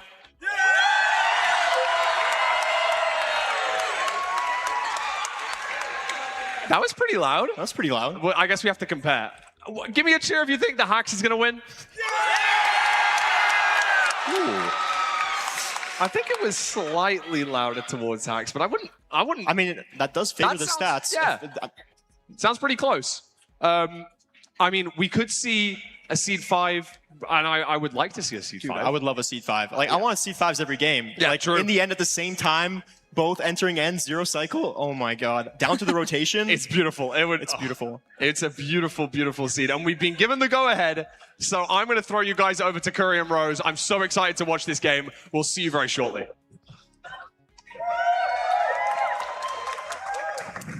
Thank you so much, Fulham. Rose, we're back. And I'm going to say that we're going to watch Minecraft for the first time in 2 hours because I don't know what that was. Yeah. I don't think we can call it Minecraft. No, I don't think we can. This is Minecraft. This is Minecraft speedrunning. This is going to be absolutely amazing. Yeah. We have HDMI cables. We have hacking noises. We were talking about it. I think this is the hardest match to predict because Hacks is basically a wild card, which is crazy because he's never really been a wild card. And HDMI is like playing out of his mind. And it's just absolutely wild to see. And we're going to see what the runners decide to pick for their seed and everything. It's going to be really cool. Then we're going to hop in a game. So it's going to be cool. We can see here, actually, the first pick is going to be Village. I'm assuming that's Hax's pick. Yes. Because He's top top seed. seed. That's what I top would dog assume, here. yeah. So Village first seed. Village is a seed type that at a high level has changed a little bit recently because it's it's kind of always changing because it's all about finding the most linear way to your to get everything you need, your food, your lava pool, your gravel, etc., your iron. And I find it a very fun seed type to watch because you think Village and it's like, oh, this is what beginners play. It's a pretty easy seed type. But at a high level, Rose, it is one of the most interesting seed types to watch. Yeah, absolutely. I mean, I think the route that you choose to take in a village is so crucial because, as you say, there's a lot of little factors that you have to think about. You've got to think, okay, obviously, I need to go to the blacksmith. Am I going to need to kill the golem? Where am I in position to where the golem is? Where is my food in position to where the golem is? Where is my flint? Where is my lava pool? Am I going to have to woodlight? Depending on the type of village as well. If we've got a desert village, where is your wood going to be? If we get a very rare chance of getting kind of not a desert or a plains village, then, the knowledge of your villager houses is pretty crucial there as well. But yeah, thinking about managing your wood, and the path that you take. Sometimes you can see runners take very, very different directions on a village seed, which can kind of set the tone for the rest of the seed. Absolutely. We see the two runners on our screen here. They're ready to go. It's really cool. I mean, we were talking about this too. Like, we're so lucky that as casters and as talent and as community, like, we all know these runners. We all want them to just put on a show today. Yeah. And that's what we're going to get right now. Our first matchup in the bracket stage of the MCSR World Championships. I like the one gravel from HDMI already, a little bit of difference in playstyle. We could see Hay right on the way to the blacksmith. Definitely going to grab that. And we're just trying to find where the lava pool is. Wow. Yeah. Surprising. Pack's going just straight for the blacksmith. Don't see the lava pool yet either. 6 iron in the chest. So are going to have to kill the golem unless you make the decision to woodlight, but not really much need to do that because it means you can make shears. You can grab some extra blocks as well. I'm really surprised at how differently they played this overworld in the first 40 seconds. Yeah. Like the difference in grabbing different types of gravel, the way they're even grabbing the blacksmith chest, the way they're getting wood, prioritizing what they're doing. I think I like what Hax is doing more. I wish he got the hay bales. Besides that, I think Hax has played it a little bit better, getting the wood earlier, breaking through the back of the blacksmith. But HDMI definitely not too far behind, has the food that Hax does not. But going to be interesting to see here. We just have to find the lava pool. That's what I'm not seeing. We have to find that. That's going to be the crucial thing these runners need to find. And it doesn't matter how good you play the overworld if you just can't find it. Yeah, and both runners, while they were killing the golem, they're toggling into F5 to try and find it. See, Hack's now grabbing carrots rather than grabbing the hay bales. So that means if, once he gets into the bastion, okay, he does spot the lava pool. There's the lava pool, yeah. It does mean when he gets into the bastion, he can make golden carrots, which is the best kind of food that you can have in terms of saturation. And then, with those carrots, he doesn't need to worry about his food or his health much. And I mean, Hax may have not played earlier today on the stage, but the dude looks locked in right now. Going to be entering sub 2 on this village seed. Get the leaves back from the shears in the hotbar. We spawn in the fortress. Okay. This is very rare to see something like this happen on a ranked seed. Yeah. Nice little way to get up and out here. HDMI is going to recognize that Hax being in the fortress means that you probably spawn directly on it, but it's going to be weird deciding how we get down. I like the spot that Hax found to get out, but it's a little bit awkward. Where are you going to go here? I think we're going to live. I think we make it. We had to go faster. Oh my gosh. Wow. Wow. What a way to start. And this seed is just getting played so many different ways. I mean, HMI might play... I think he might play Fort first. I mean, maybe you play he's gonna Fort get a first couple entirely. Yeah, or you just are of playing for specifically the spawn cycle. But it looks like he's... Are we going to stay? We're going to stay. We're going to stay. We're going to commit to this. I don't hate it, but yeah, it's definitely an interesting play. It's not something that comes up that often. It also, like, HMI is allowed to do this because these rates are insane. Wait, he's got 6 shots. He's done. He's out. He can just blind from the Bastion. He doesn't have to come back to the fort. I do want to note, it is a little bit risky to leave on 6 rods here. Like, it lined up nicely for the cycle, but as we see, eye breaks can matter a lot. If HMI's first eye breaks on the eye throw, it's a 20% chance. That would be absolutely detrimental, but that's a risk HMI is willing to take here. Hax getting to the Treasure Bastion now. But I mean, that was absolutely wild stuff from HDMI. A high roll play that really works out. If those rates were worse, Rose, it could have been a really detrimental play. Yeah. And we're going to see if that comes into play once we get to the measuring stage. Hack's taking a little bit of damage, but you know, this treasure was far. So HDMI does still have to kind of nav through this warped forest to get there. And this is completely different terrain. Hax ended up boating down. HDMI staying really high ground. And I really like the terrain that HDMI took. Much better positioning. Means he can just, rather than having to build around the side, he just runs across the top of the treasure and he's just going to be able to boat straight down onto the gold block here. Really, I actually love how HDMI is playing this. Hack's playing good as well, but it's just the little micro things like the terrain, the sloppiness of the boat. Like, those are things that lose you time. Obviously, Hax didn't die, but it's going to end up being crucial when you're going up against someone in HDMI who's played so lights out so far today. Yeah, and you know, they're both kind of, in terms of if we ignore the kind of fortress part at the start, you know, Hax is only maybe a little bit ahead. Yeah. But when you take into account the fact he's that running HDMI has 6 rods. So, you know, Hax has got to get back through that terrain as well. But, you know, if HDMI's eye doesn't break, then he doesn't have to. It'd be interesting to see if it does break, if he does go back. Yeah, I mean, I think it's probably going to be something where you could pearl hang, maybe. Like, you pearl back the way you came and then pearl hang to where your cords are going to send you. It's definitely possible. Hax also will have the golden carrots to pearl back more aggressively. Yeah. It also would have been, like, let's say the obsidian count wasn't great here. If it was like 14 obby, then Hax could have gone back and blinded from the home portal there, and that would have ended up being really nice. But, I mean, Hax has 21 obby already. It's not going to be anything like that. HDMI is going to get everything that he needs here, and it's really just going to come down to this eye break, I think, on this first seed.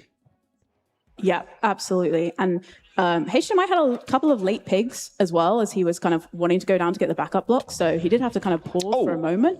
Oh, did he anger there? No. Okay. Just hit the hoglin instead of the piglin. That's what I was worried about for a second. But Hax making it to the fort now. Not exactly sure where this is in relationship to where he's been in the fortress, but HDMI going to build the portal now. Actually sounds like we can hear Hax's audio. It sounds like the portal is very close to where Hax is. There it is. Yep. So he's right next to his portal. Okay, let's see if this eye is going to break now for HDMI. It does not. It doesn't break. So that is huge. That kind of could be. I mean, obviously he's got a potentially, depending what direction it is, he's got a little bit further to travel. Yeah, almost certainly it's going to be different strongholds here. It's possible that it's not, but I mean, this is going away from the fortress, so it would not surprise me at all if it is different strongholds for these runners. I mean, we do know these rates are good. You know, Hax has got 6 now and is going to blind, but... I mean, is this going to work? Yeah, it's not going to work. Yeah, the boat going through the portal means that the portal's a link, which means he also has to boat eye, and I don't think he picked up his boat because it went back through the portal. Oh. So now he has to grab another boat. So just boat eye now. But HDMI is building on cords. HDMI playing this endgame really, really nicely.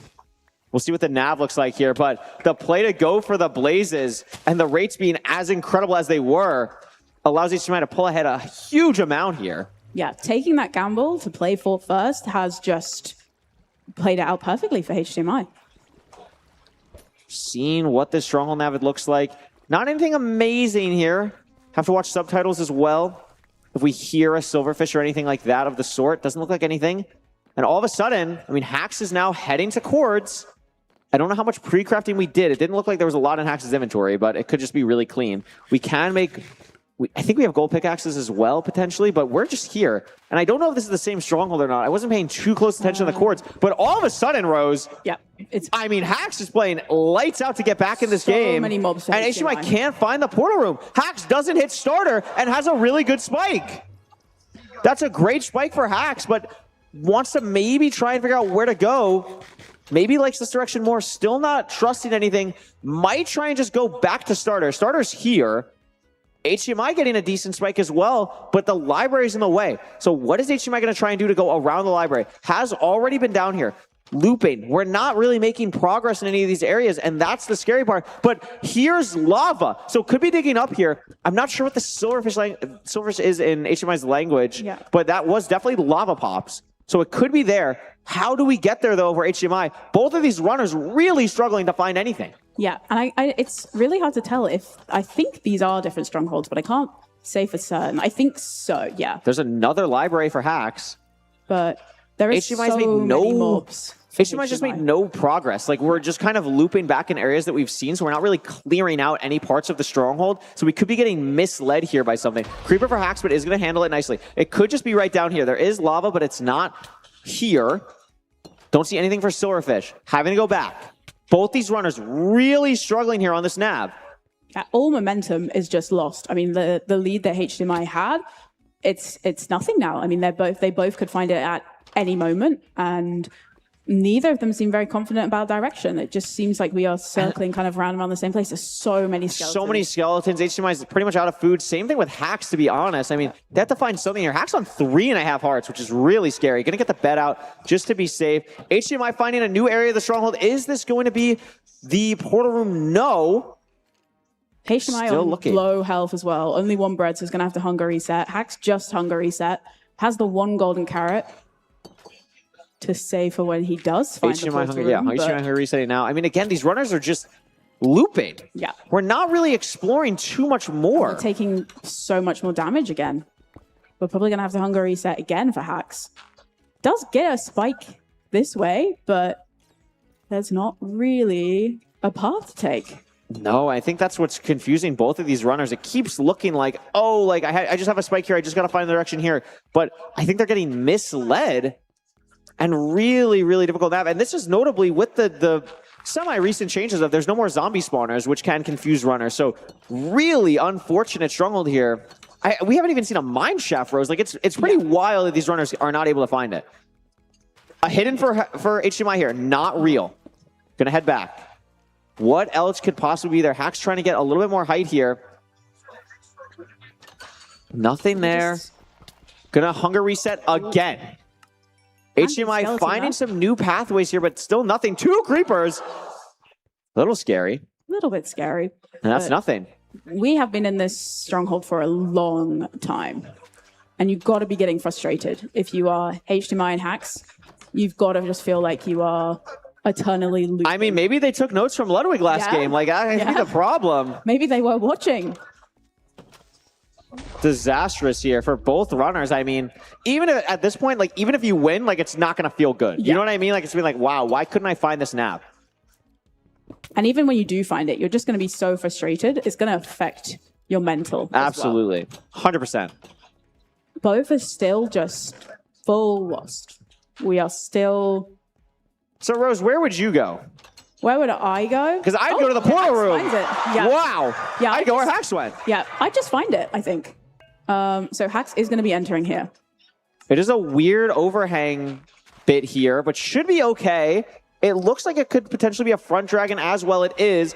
It's maybe Y97. No, it's going to be all the way at 100. This is a difficult 0 to really push up here. Actually going to go lower to a universal side setup here at Y95. I really like this play from Hax. Just playing it super safe. No arrows, notably, but does have a lot of explosives. Should be okay here. Going to get the beds ready to go in the offense to make sure that everything is chill.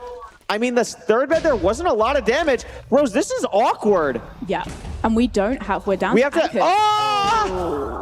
it's not enough, and we don't have anything. We have to we don't have arrows to chase down, so we have to, he does hit the crystal, but... They took notes from Ludwig on the nav. Can they take notes from Silver to hit the crystal? I don't think so, and Hax might not have an out here. He's got no explosives, he's got no arrows. But what is it? But HDMI still hasn't found the portal room. So this is seed 1 of the bracket stage. Yeah. I mean, I don't know what to say. Maybe there's a curse. Maybe this is Ludwig's fault. Hax is grabbing beds from the village, so I guess it did make sense to die there because there's nothing you can do. If you're Hax in that situation, you've got no explosives, you've got no arrows. The smarter idea is to just do the run back. This is unbelievable. I mean, the HDMI has such far and wide. Yeah, I mean, has to be careful here. The last thing you want to do is die. I've been in situations where you have a nasty stronghold and then you start to play a little bit aggressively. You're just trying to like, oh, it's just going to be around this corridor. Like, let me just push through. And then you die and lose everything. So HDMI smartly Hunger resetting there, not trying to get too aggressive with the skeletons. This is just something that happens to runners sometimes. Like, you know, everyone has a stronghold. Every like 100 seeds, that's just going to be the death of them. And unfortunately for HDMI, it's going to happen right now on a stage in a tournament. But Hax running back with 5 beds, so we should be totally comfortable there. What is... Oh, the Endermite! Oh, that is actually really funny. I love that. I'm just running with the Enderman. Maybe they were running together. Maybe they were doing like... cardio. Yeah. They could be doing co-op speedrun. Okay. Surely HDMI is going to like find the room that he's just not seen before. And that's going to be the portal room. I mean, it has to come at some point here. Like, at what point do you just start... Wait a minute, do we hear something? Does he hear it? We hear lava, but I don't know if that's what specifically we're going to go for here. Hax is back in the stronghold. Does he remember the nav? HDMI giving up on it.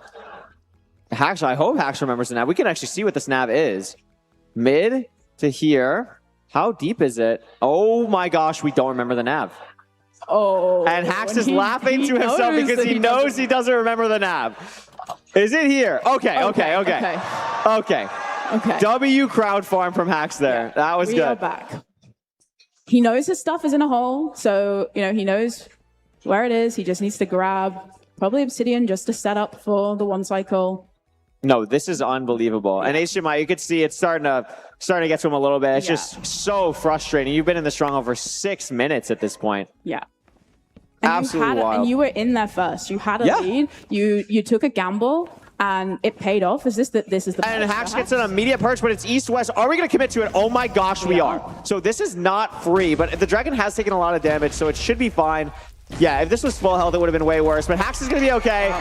Gonna get through there. And like, what are you going to do? Yeah, you just got to look at the other person and be like, that just happens. Yeah.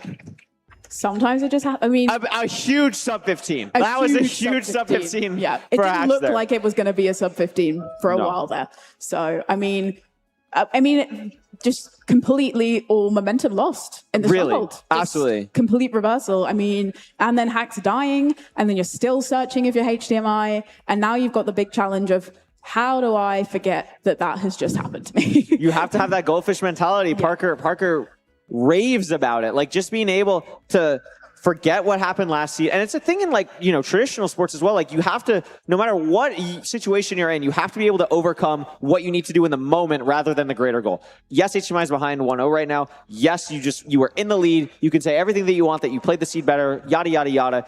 But you got to put that behind you, start fresh, and take the good bits forward with you. You did play better in a lot of different aspects. The stronghold was unlucky, so something like that is not going to happen most of the time, and I think that's really good to take that and go forward with. Yeah, absolutely. You know, he knows he's a good player. He knows he can play well. He was playing well for the majority of that seed. It was just the stronghold. You know, it's a best of 5. There's still many more seeds to go. Yeah. And, you know, Hax not looking his best either. You know, did die. You know, so there's the potential. If you're HDMI, you know that you still have a chance. And it is HDMI seed pick as well. We'll see what HDMI decides to go with here. Village just got picked. So it can't be Village, but it can be literally anything else. So we'll see what HDMI decides to go with for that. But I mean, maybe you really don't want to play Ruined Portal versus Hax. Maybe it's like a shipwreck ocean angle. I could see something like that. That'd probably be my guess. I think HDMI is pretty comfortable with ocean seats. It's not honestly as popular of like a pick type, but I could totally see HDMI picking like Buried Treasure here. Yeah, I think Buried Treasure could work pretty well for HDMI as well. Potential to get some TNT. Could see TNT bastions depending what we get. We've had a lot of treasures today. Would be nice to see something that's not a treasure, but We're going to find out. Okay, so there's the splits. So Yeah.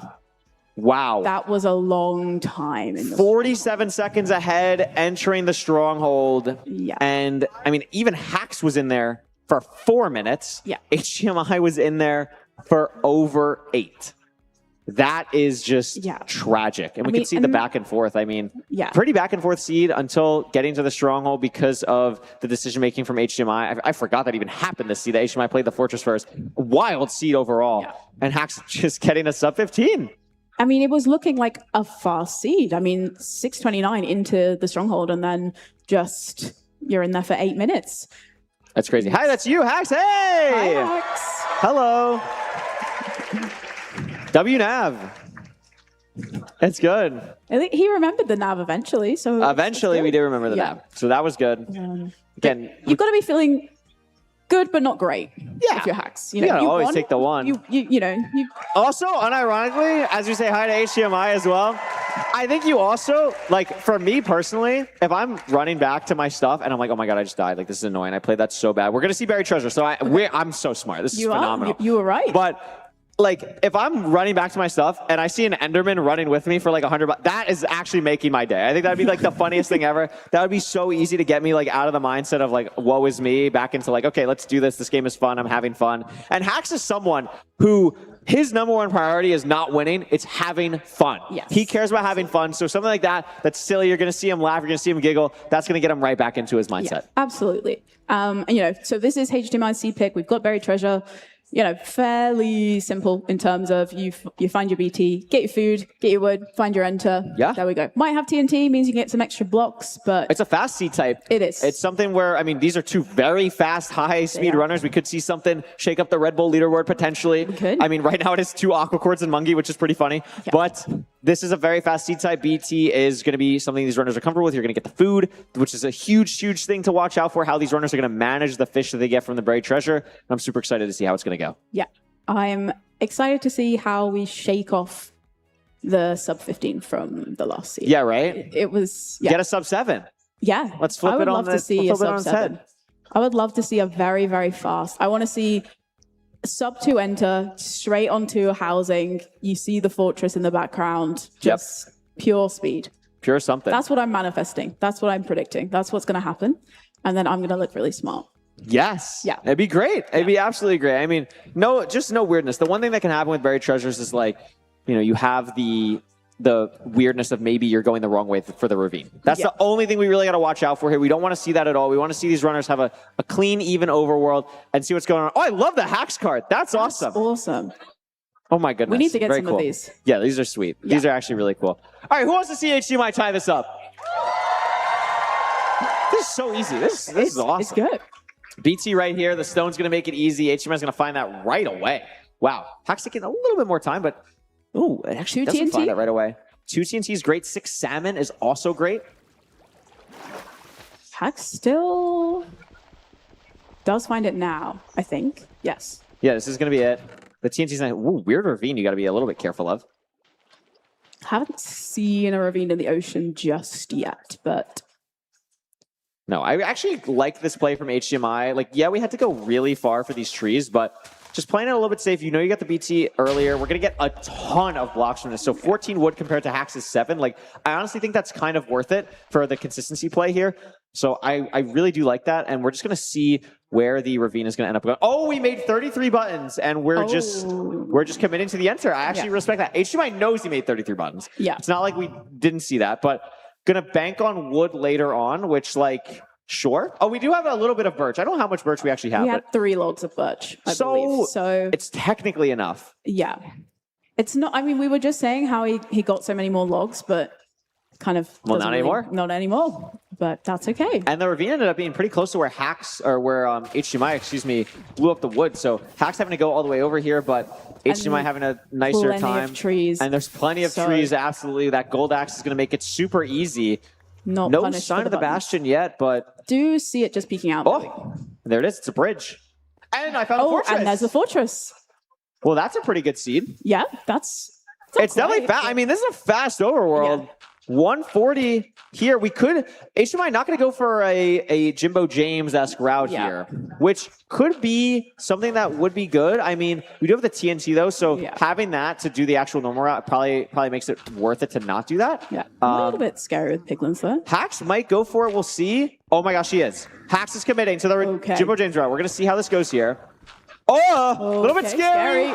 Still alive, still alive. It's not going to die from... Oh, that actually fall might make it die. He might die. It's going to be close. Does toggle the difficulty? No. Okay, that's frustrating if you are Hax. And I think he's just going to full reset. Yeah, I mean, I respect it. Like, it's a good play to go for. Like, I like the thought process of it. I think if you're able to pull it off, it is a really good play to go for. But the problem is, like, taking the fire damage there. I know you're trying to play fast. Oh, hi, baby Hogman. Hello. I know you're trying to play fast, but, like, again, we talked about it in the Ludwig game. Like, survival is so important just in general in Minecraft speedrunning. And I think jumping off there and just losing the 2 hearts, like, if you're able to bow clutch, I think you're fine. But losing the 2 hearts there, I think that was the nail in the coffin. Yeah, definitely. And, you know, just the little stumble, which, you know, knocked him into the lava is, you know, that is kind of what started this kind of downfall. But it's not over.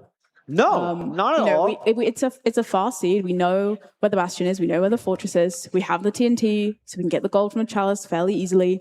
But if you're HDMI here, you are looking pretty strong. Getting the trades. We got 19 Obsidian. Oh. Gonna throw the Pearl Hang. Just probably waiting for the last trade. There it is. We get the and 20. We've got plenty of string. Over a stack of gold still. Yeah. Wow. Wow. That's actually crazy. No sign of the spawner. Never mind. It's just down here. I love it. And we're just in the Fortress sub 4 as well. This is a really fast seed. Remember, the time to beat, I believe, is 7:18. Yes. This is definitely on pace to do so, but we're going to need some good rates as well. But HDMI's #1 concern, as nice as that prize might be, is tying up this series with Hax. Absolutely. Hax is going to go for Jimbo James again. I respect it. You don't want to get unconfident. You want to keep making plays that you know you can do, that you've practiced going for, especially because Hax had such a big practice arc before the World Championships, wants to feel confident in these plays, does it really cleanly, to be honest. This was really, really nice and has everything that he needs to start the route, do good, but the Fortress is the other way as well, which is a little bit annoying, but a lot of pigs here, Rose. Wow. Yeah. I mean, just proving, I think, to himself more than anything that, you know, he can do it. And that is a lot of pigs. That's a lot of pigs. HDMI 2 rods, getting the 3rd, maybe going to start to, pre-craft a little bit more here, organize a little bit more of the inventory. We do only have 5 beds, no anchors, and we also have only 5 arrows. So if you're not hitting this 5-bed 0 cycle, it's going to be a very bad time for you. It's actually 4 beds because he's missing 1 wood. So he can't craft the last bed yet either. So hopefully... We're in the Crimson, so hopefully we remember to get wood, or we're not going to get wood here. So we just got to remember to get it in the Crimson. Yeah. And Hax is kind of pretty much ready to leave. Yeah, he is leaving now. So has made up some time. Yeah, definitely helps. The Piglin trades were incredible to get back into this game here for Hax. And not incredibly far behind. I mean, that will help. Absolutely. That will absolutely help. Yeah. We do get a rod. Another stray here. Another stray, I believe, behind him as well. Oh, no, those are for the spawner, I believe. Oh, okay. So he's going to hop down here, does the same boat clutch. Has a little bit more help than maybe HMI did with the strays, but HMI still comfortably in the lead here. Does remember to grab the extra wood. Is interesting. Hax has 7 somehow. So that is interesting. I think maybe because Hax had more pigs. It's also because, he didn't have to TNT. Yeah. So he got the extra explosives because he's got less gold. So he must have just got an extra couple of trades. HMI heading Accords. Has everything he needs to beat the game. A lot of gold picks as well. A lot of gold picks. Playing one more time in lava. Still wants to throw another pearl. A little bit scary. Very low health. Is going to be okay here. Gold picks are going to be super helpful. Blasting through this wall. Magma not able to be insta-mine, so we're going to cut around that. And still trying to figure out... It seems like we're still pretty far. This seems like a very far stronghold, I guess. And here we are. pretty good nav, all things considered, to get to these chords. And hopefully Rose has a much easier time than last season. Surely. Doesn't seem, he seems kind of... Doesn't look great down here. Maybe he could be not used to the spikes on the setup that could be making this a little bit harder. It's a huge spike this way, but that actually looks pretty good. A little bit more of a pure spike grenade. I believe that is the portal room. Yes. Yes, it is. So we're going to get a hunger reset off here. I really like this. Oh my gosh, Creeper from nowhere. Did that blow up the bed entirely? I think so. No, I mean, like, did he get the bed back? I think he did. He did get the bed back. Wow, I was actually really worried for a second. That would have been a disaster. Why is there 1 million silverfish? I guess the Creeper. The Creeper with the, infested blocks. It's not the end of the world, like, taking so much damage here because he has the salmon, so it's actually fine to regen. Hacks heading to chords, but the gold pickaxe is going to be really nice here. It is 058. This is not going to be an easy 0, but it has the pearl to pearl clip. It is a very low front tower. It is small, but it's the lowest tower there can possibly be. HMI is probably not going to be able to get to 95 here, so is going to have to commit to 90. I'd be pretty shocked if we get to 95. We're not going to. So a setup a little bit lower. Now, this could fly, and if it flies, it's going to be awkward. It does not fly here. Has to be a 5 explosive 0 cycle. This is going to be close, but it should be good, and it is. It is. And HMI will be tying up the series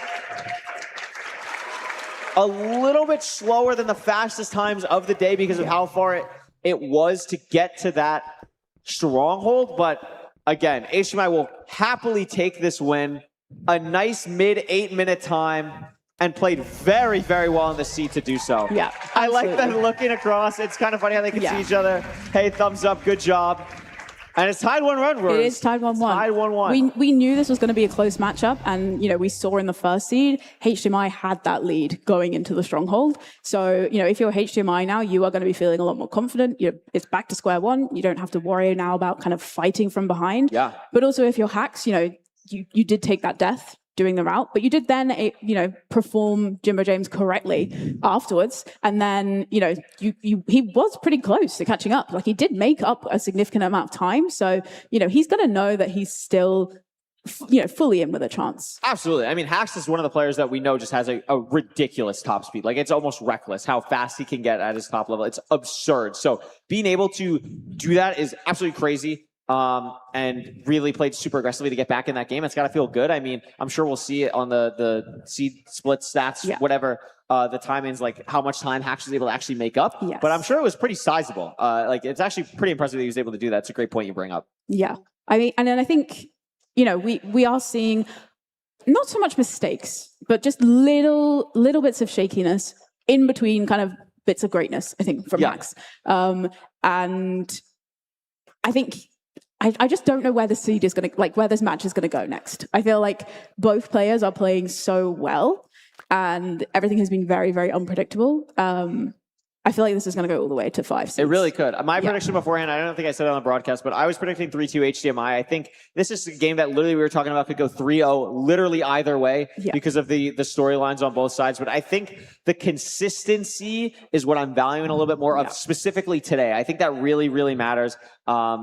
I really like that HDMI has been able to play pretty well. And I'm really chalking up that first game to a little bit of a stronghold fluke. But, I mean, if it is something like that, I mean, Hacks could be easily down 0-2 right now. So it is nice that it's tied 1-1.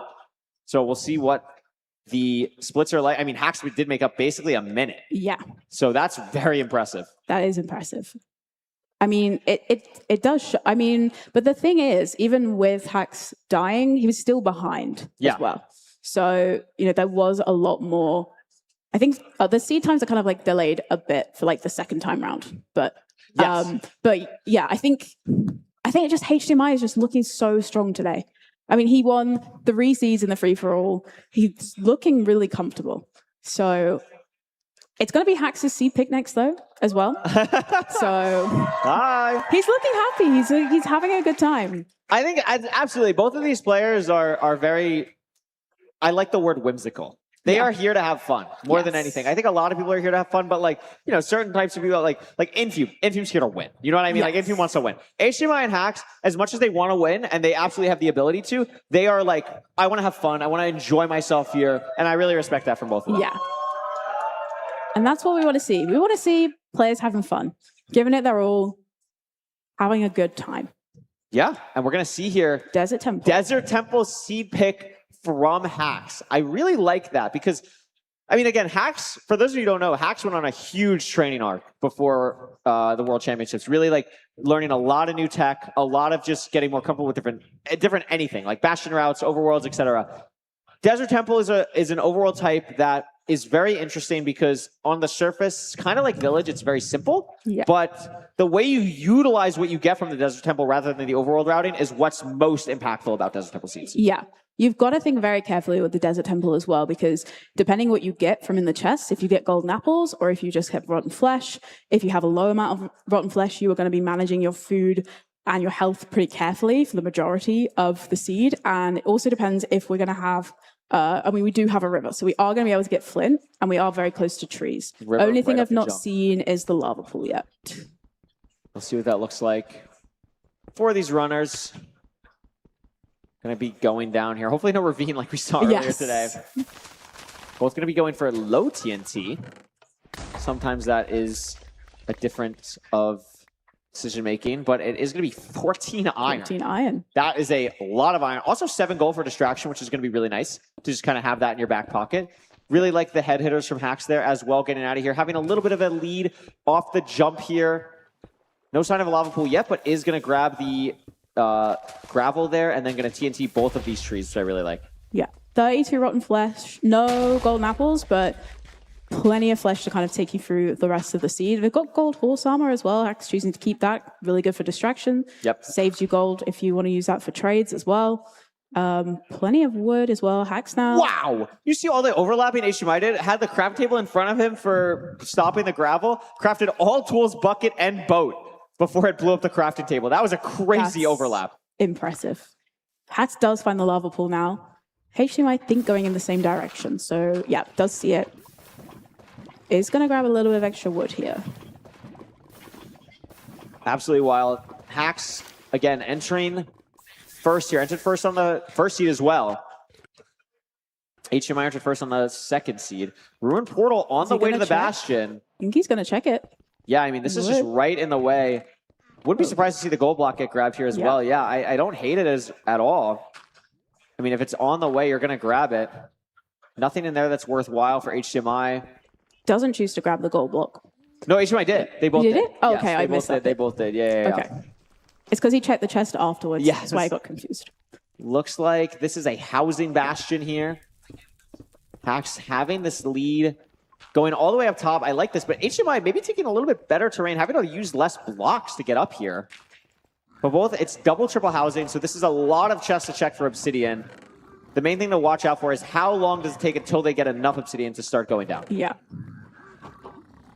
So plenty of obby, 8 obby from the 2 single chests there. Hacks is going to start the route first. HMI just a little bit behind, but only by maybe 5 seconds.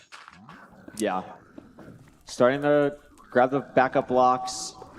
Again, a little bit behind. The main thing to watch out for is how these runners manage their food. You can see they're almost on identical hunger and health because they are both playing the seed extremely, extremely well. You don't want to have to waste time eating a bunch of flesh if you don't have to. HMI did this a little bit awkwardly, but is going to be okay. Let the piglins in a little bit later than maybe he'd like, but all good.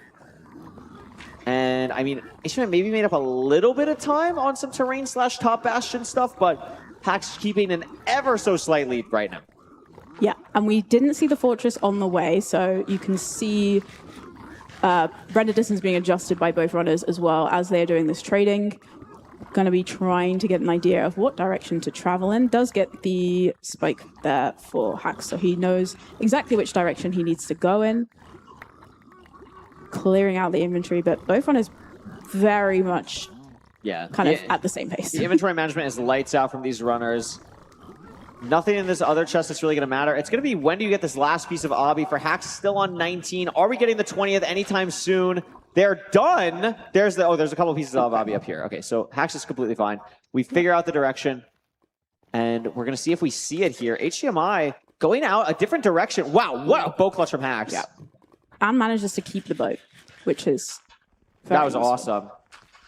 HDMI has everything that he needs. Has a Pearl hangout as well, but what's the terrain looking like here? Hack's not seeing anything yet. Does see now it, sees it. Very far fortress. Low on health, though. Remember, only rotten flesh. No golden apple. No way to really heal easily here.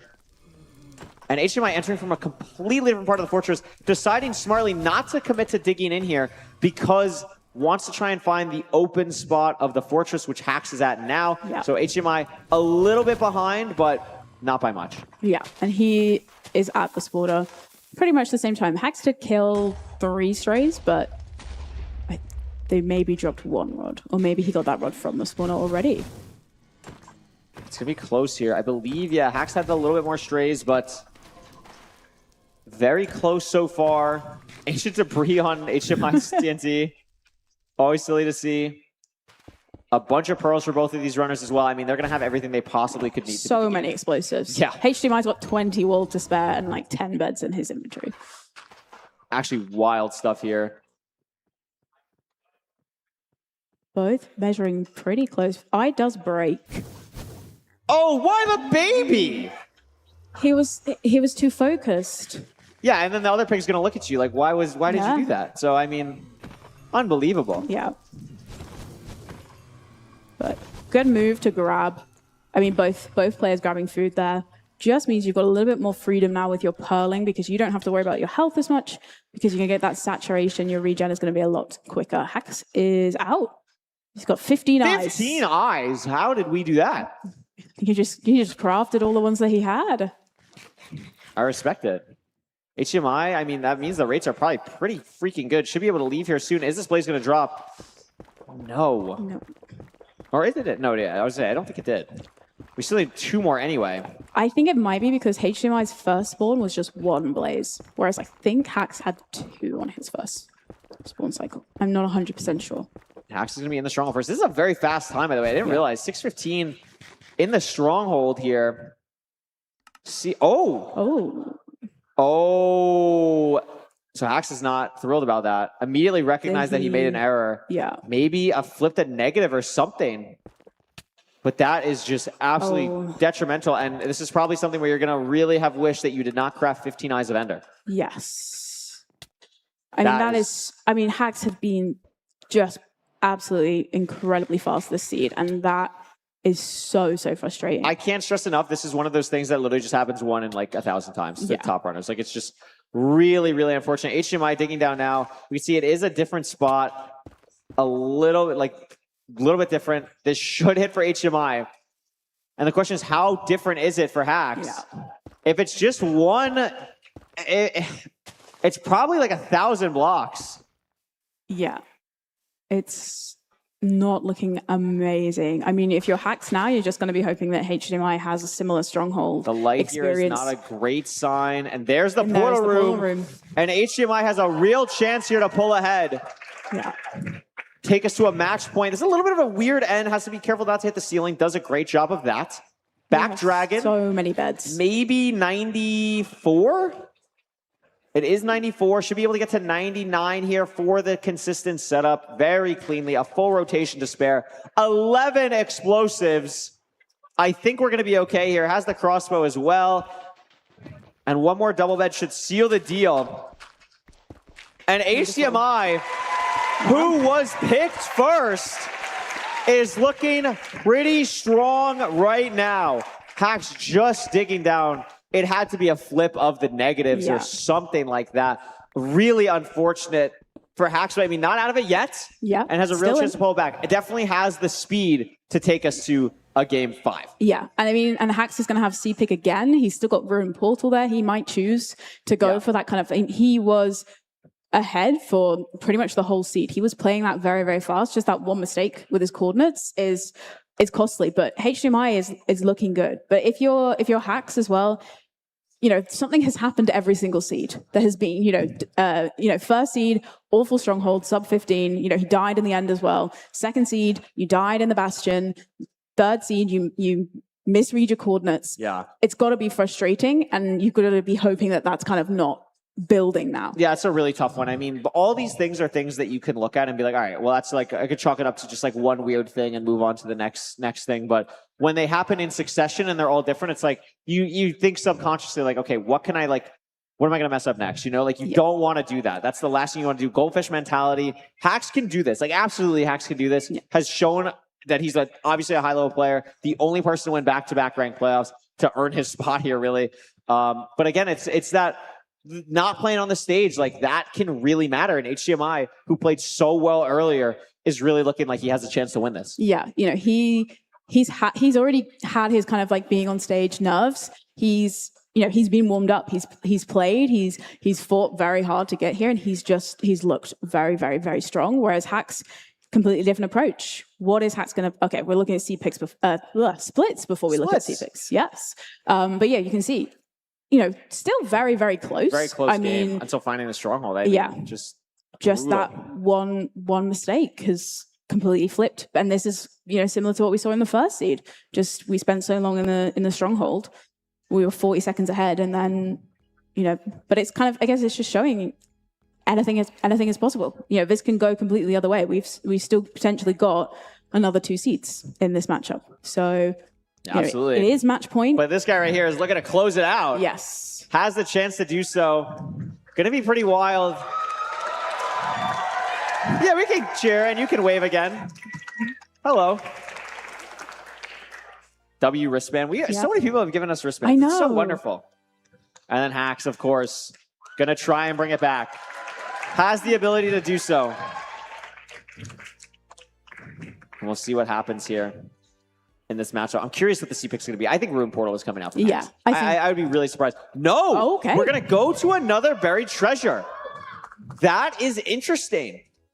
I'm actually really surprised by that. I mean, HDMI played that buried treasure seed, I feel like, really well. I feel like Hacks played it well too, but I remember in that early bit, like, got the BT like 10, 15 seconds later. Yeah. But maybe really doesn't want to go Ruin Portal against HDMI. Maybe practice buried treasure more leading up to it. I'm really curious if Hacks ends up bringing this all the way back. I'd be really curious why he picked buried treasure here. It's really interesting because you would think, especially with how fast he was playing, that he would go for a Ruin Portal there. But being able to pick BT again, because obviously with our new seed pick system, if it's a seed that wasn't the previous seed and you haven't won on it, you can play it.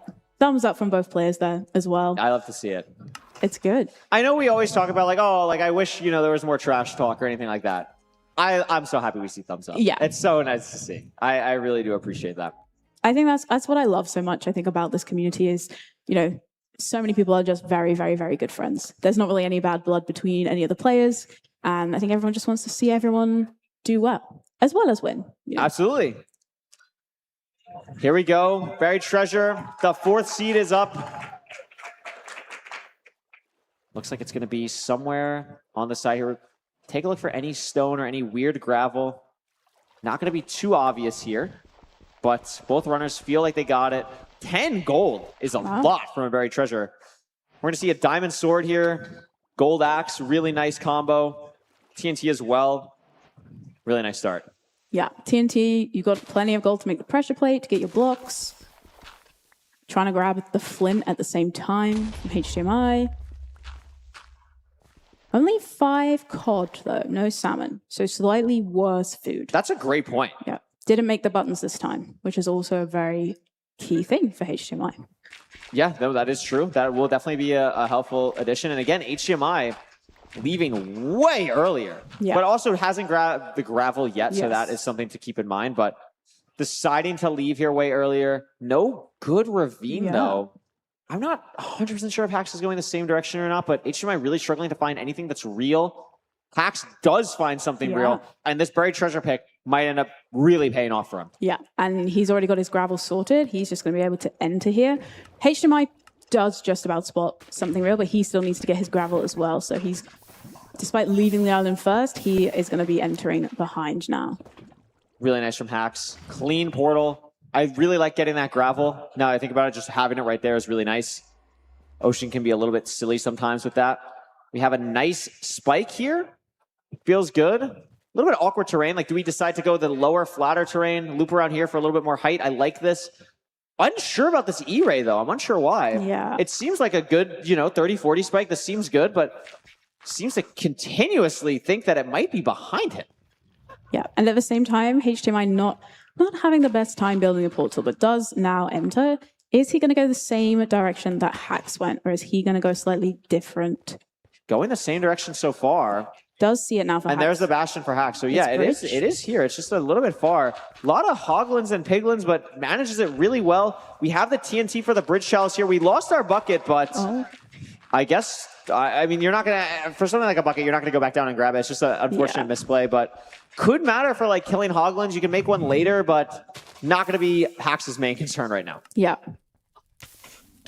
Got the TNT to be able to get all of that gold fairly quickly. Going to be left side for the triple, so not too bad. Just got to be careful of this Hoglin here, but able to get the damage cancel with the Flint and Steel. I think I just maybe saw the Fortress out of the corner of Hax's screen. I think so. Like to the... Oh, yeah, there it is. Great eyes. And it's going to be there. I mean, really nice spot. I'm assuming HDMI will probably see that as well, but notably not using the TNT here, Rose. Yeah, interestingly saving that. Yeah, that is... I'm curious. It could be something where, like, it's about explosives. Maybe we just forgot we had it. Yeah. But whenever a player of this caliber does something that questions me, I always assume I'm just wrong. So I'm going to assume HDMI has a thought process for that TNT later on in the run. I think that's a good approach to have. Sees the fort, so is going to have that knowledge as well. Both runners doing the same route here. HDMI just a little bit behind. Every bit of damage also matters. You mentioned it before. The 5 COD that both runners started with, I mean, Hax is down to 2. Yeah. Which I actually have no idea how Hax is down to 2, but that's a little bit scary there. But this is a Crimson. We could get Hoglins later on. But he has lost his bucket. He has lost his bucket. So it's going to be a little bit more difficult if he does choose to get the Hoglins. Yeah, just a bit more time lost to make a new bucket and get more lava, but not maybe that many Piglins for Hax still. Like, I mean... 17 Obby, 13 Pearls. A lot of gold still getting traded. We are pre-crafting really nicely, though. We have everything we need. Are we able to leave? We have 20 Obby. We have a lot of explosives. We have enough Pearls, and we are going to be leaving here. A sub 434, a great Pearl from Hax there. Really nice line. We're just trying to find the spawner now. That is the connector from the good part and the bad part of the Bastion. There is the spawner for Hax. But again, low food at this point. Taking more damage there, down to just the 1 COD. Whereas HDMI down to 2. Still probably going to have to eat another one by the time he gets to the spawner as well. So pretty even on food. Yeah, even so far. Going to probably do the same exact thing Hax did, where, okay, we realize where we are. We're going to try and go this way, see if we see it. Boom, there it is. Yeah. So basically identical food at the same part of the run, but Hax maybe 15 seconds ahead at this point. Could come down to terrain nav. And there it is. We are going to see the TNT come out here. So I'm assuming it was a safety play. You're ahead, and you want to make sure that you have enough explosives for a 0 cycle, was the thought process probably behind HDMI. Yeah. Which, it makes sense, but they did end up with a lot of explosives. I think it's 8 for HDMI, 7 for Hax, because he did the double blaze bed, whereas HDMI had his TNT. Hax is going to be blinding first here. Only 2 even rods. on Rod, yeah, even on Rods right now. So that is interesting, because Hax was here a little bit earlier. The pre-craft's coming out for HDMI. The Diamond Sword for both runners. Oh, that is unfortunate for Max. Tried to push it with the block closer to him. Unfortunately, did the exact opposite, but not the biggest time loss, but these things are going to start to add up as HDMI is catching up slowly but surely. Has an extra rod, obviously hasn't measured yet, but something to keep in mind. Yeah, and sometimes it is those little micro mistakes or little micro movements that can win or lose you the game. We've seen it. You know, we've seen it come down to both players standing in the fountain waiting. So it could happen. Nice pearl hang from Hax there as well, as he is just waiting for these final rods that he needs. Still needs 3. Absolutely. Rates are not the best here, but they are starting to pick up maybe a little bit, and that's going to be enough for Hax to leave. So Hax is going to be leaving first. HDMI, on the other hand, bridging out to try and get these strays here. which is very aggressive, but could be something HDMI is going to know he's behind. Only need one more rod, is out. Half a heart. Half a heart. Which is really scary. Maybe you know that the fort is not, or the stronghold, excuse me, is not that far away.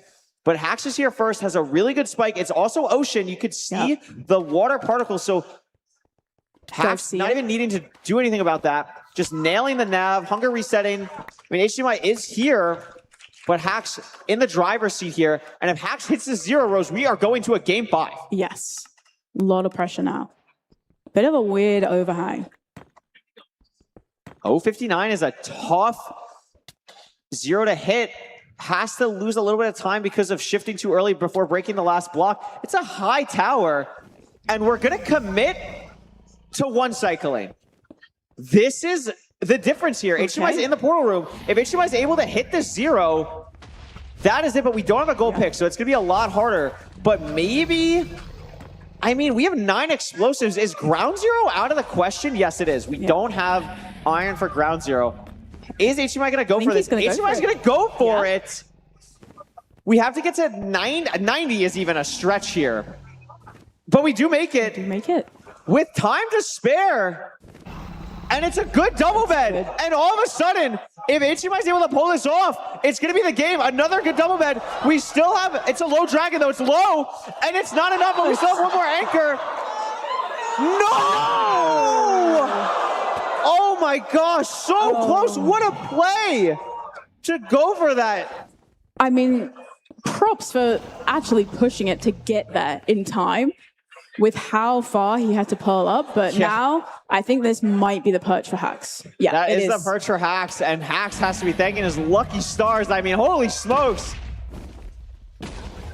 That could be a very different situation, but instead, Hax is going to take the 4th seed, and it's going to game 5. Game 5. Between a back-to-back playoffs champion and someone who's won 3 games today. Yeah. So this is a crazy matchup. I love you just hear them discussing what happened in the seed. Yeah.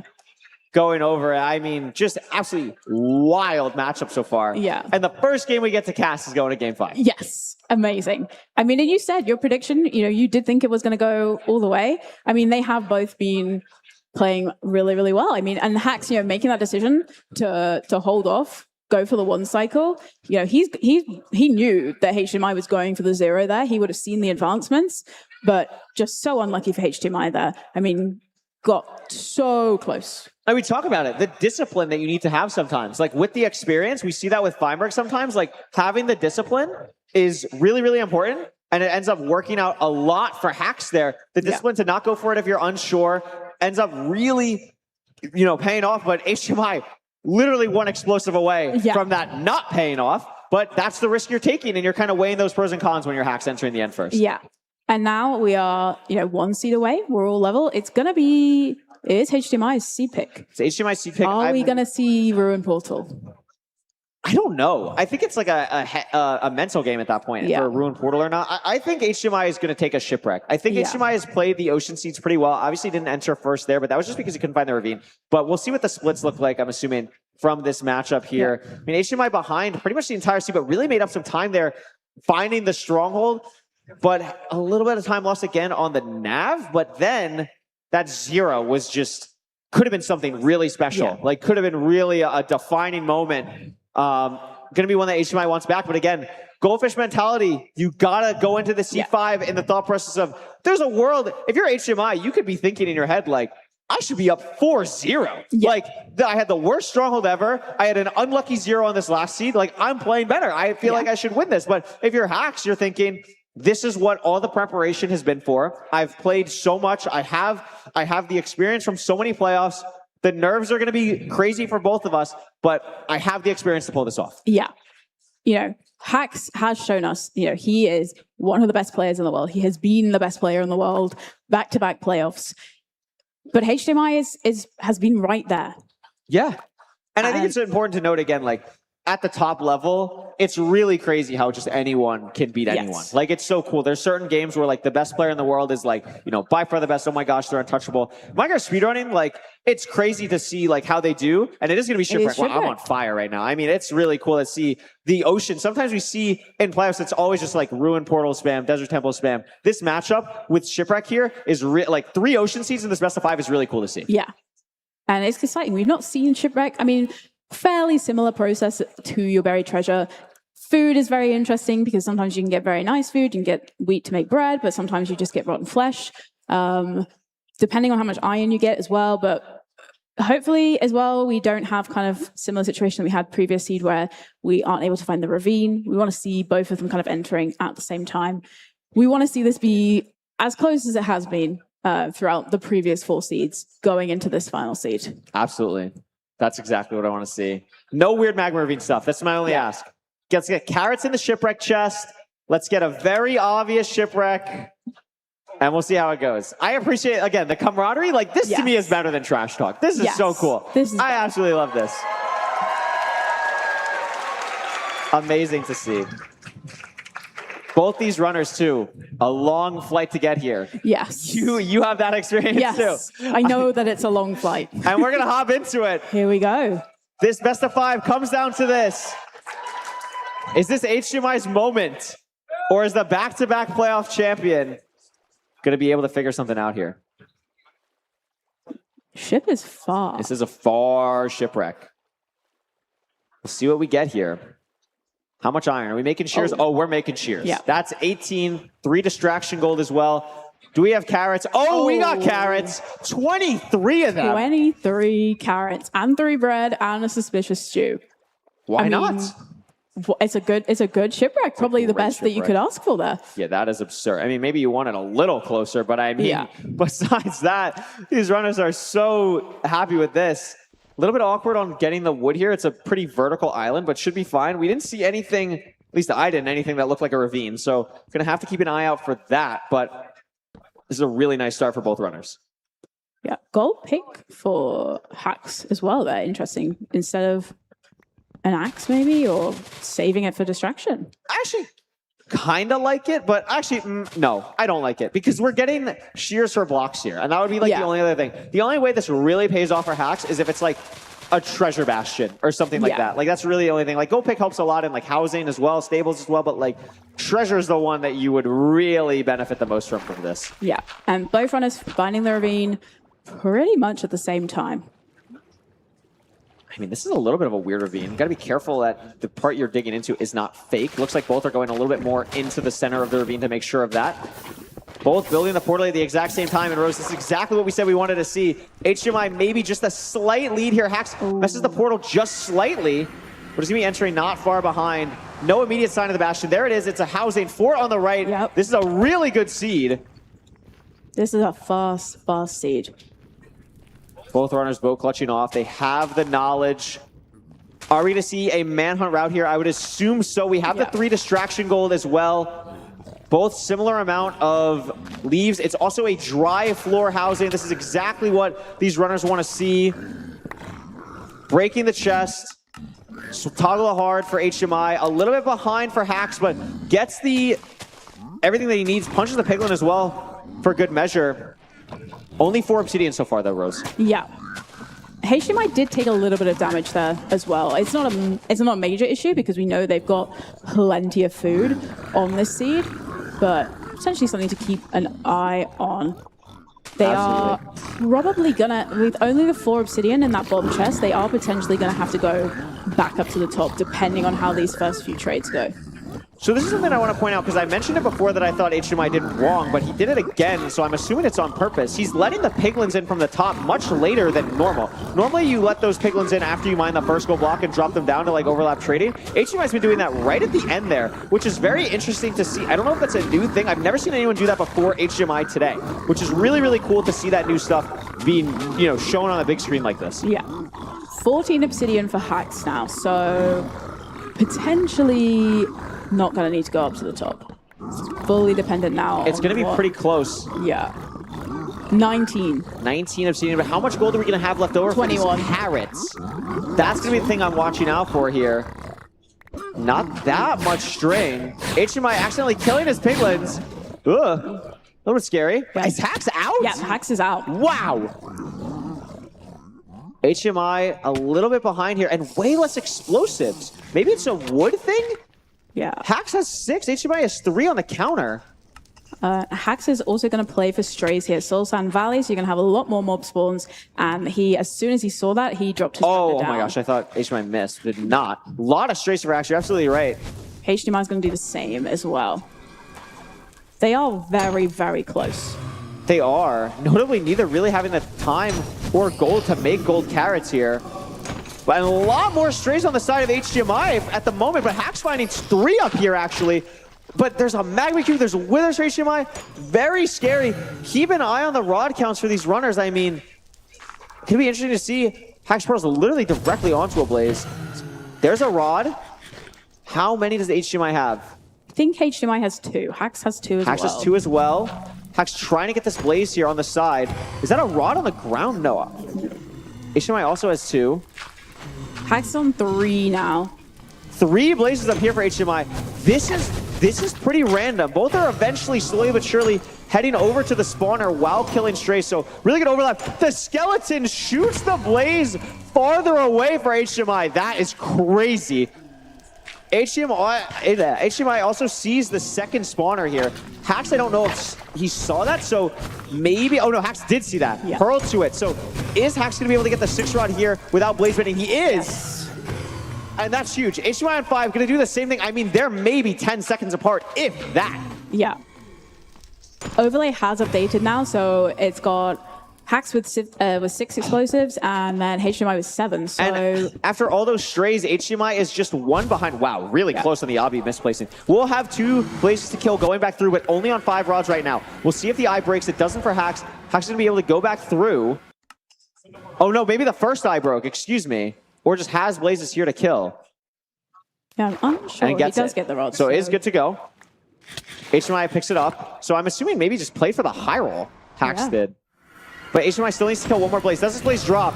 Yes. Yes, it does. So both runners are leaving. Again, also, this is fast. Yeah.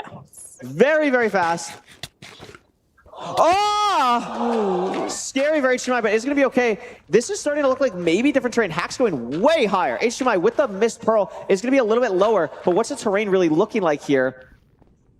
This opens a little bit for HDMI, but doesn't open enough. How far do they have to go here?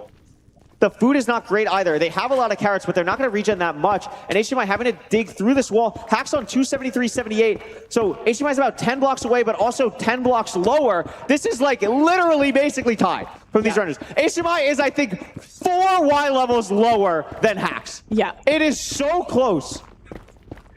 The Red Bull time to beat is also 7:18. I don't think either of these runners are going to be able to beat that, but it is really close. They might be able to get a time on the top 3 leaderboard. HDMI is going to be in first, just barely. Has a really good spike down mid. Both runners are going to have to hunger reset. There is a mineshaft on the top. Is that going to matter? Hears it, maybe. Trying to dig for something.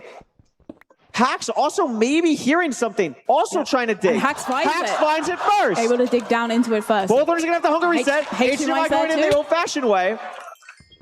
It's going to come down to the zeros. It's literally going to come down to zeros. The pre-crafted eyes is really mattering for Hax. Hax isn't pre-crafted. And HDMI is going to enter first. This is huge. 7 explosives for HDMI here. Oh my god, that was an incredible pearl for HDMI. Is HDMI fully crafted? I don't know. How many? Oh my gosh. Oh my god. Wow. And he has the time to do that. Unbelievable from HDMI. No crossbow, though. That could matter. Has to get... Oh, my gosh. What is happening for HDMI? I don't think it's going to be enough. I think it's just HDMI's going to die. Yeah, he does die, and Hax has got 1 anchor, and he's going to kill the dragon. And that is just unbelievable. Oh, my gosh. What a best of 5 set. I mean...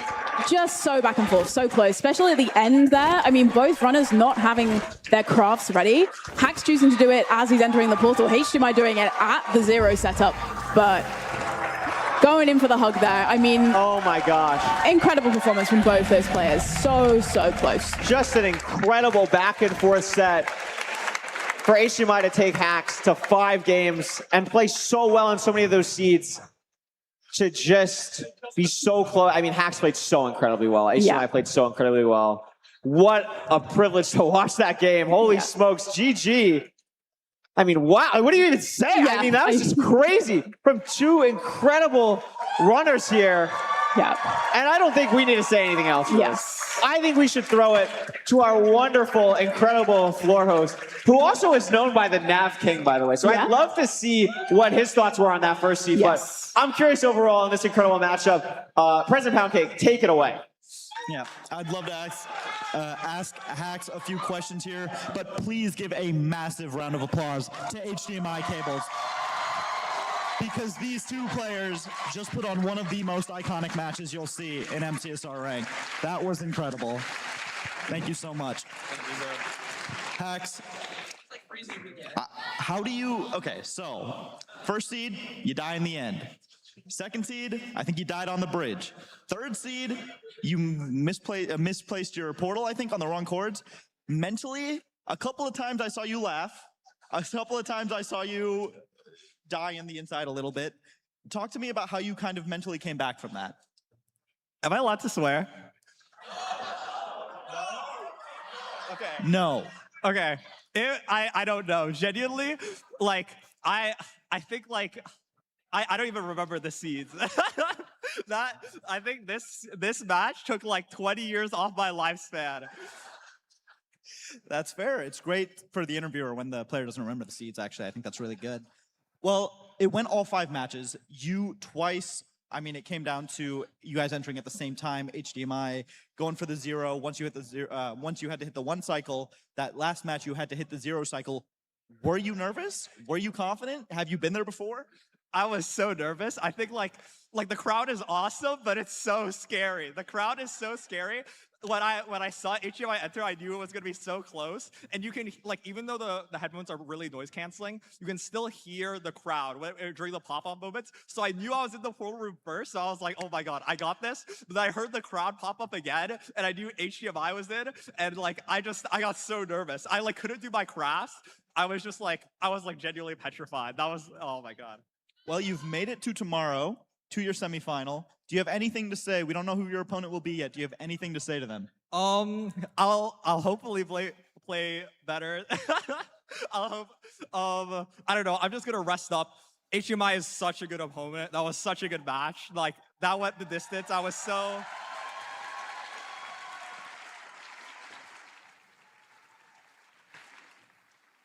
so nervous and under so much pressure, and HDMI played so well, like, the whole time. That was such a fun match. This is one of those matches that you watch back and it's like, wow. It's just like, it's such a fun match to play, so nerve-wracking. Like, this is one of those matches that make you feel alive. Like, this is why we MCSR ranked.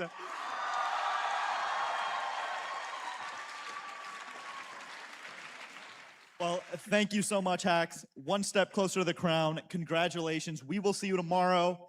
It's time for our next match, but first, we're going to go back to our analyst desk where they will analyze one of the greatest matches we've ever seen.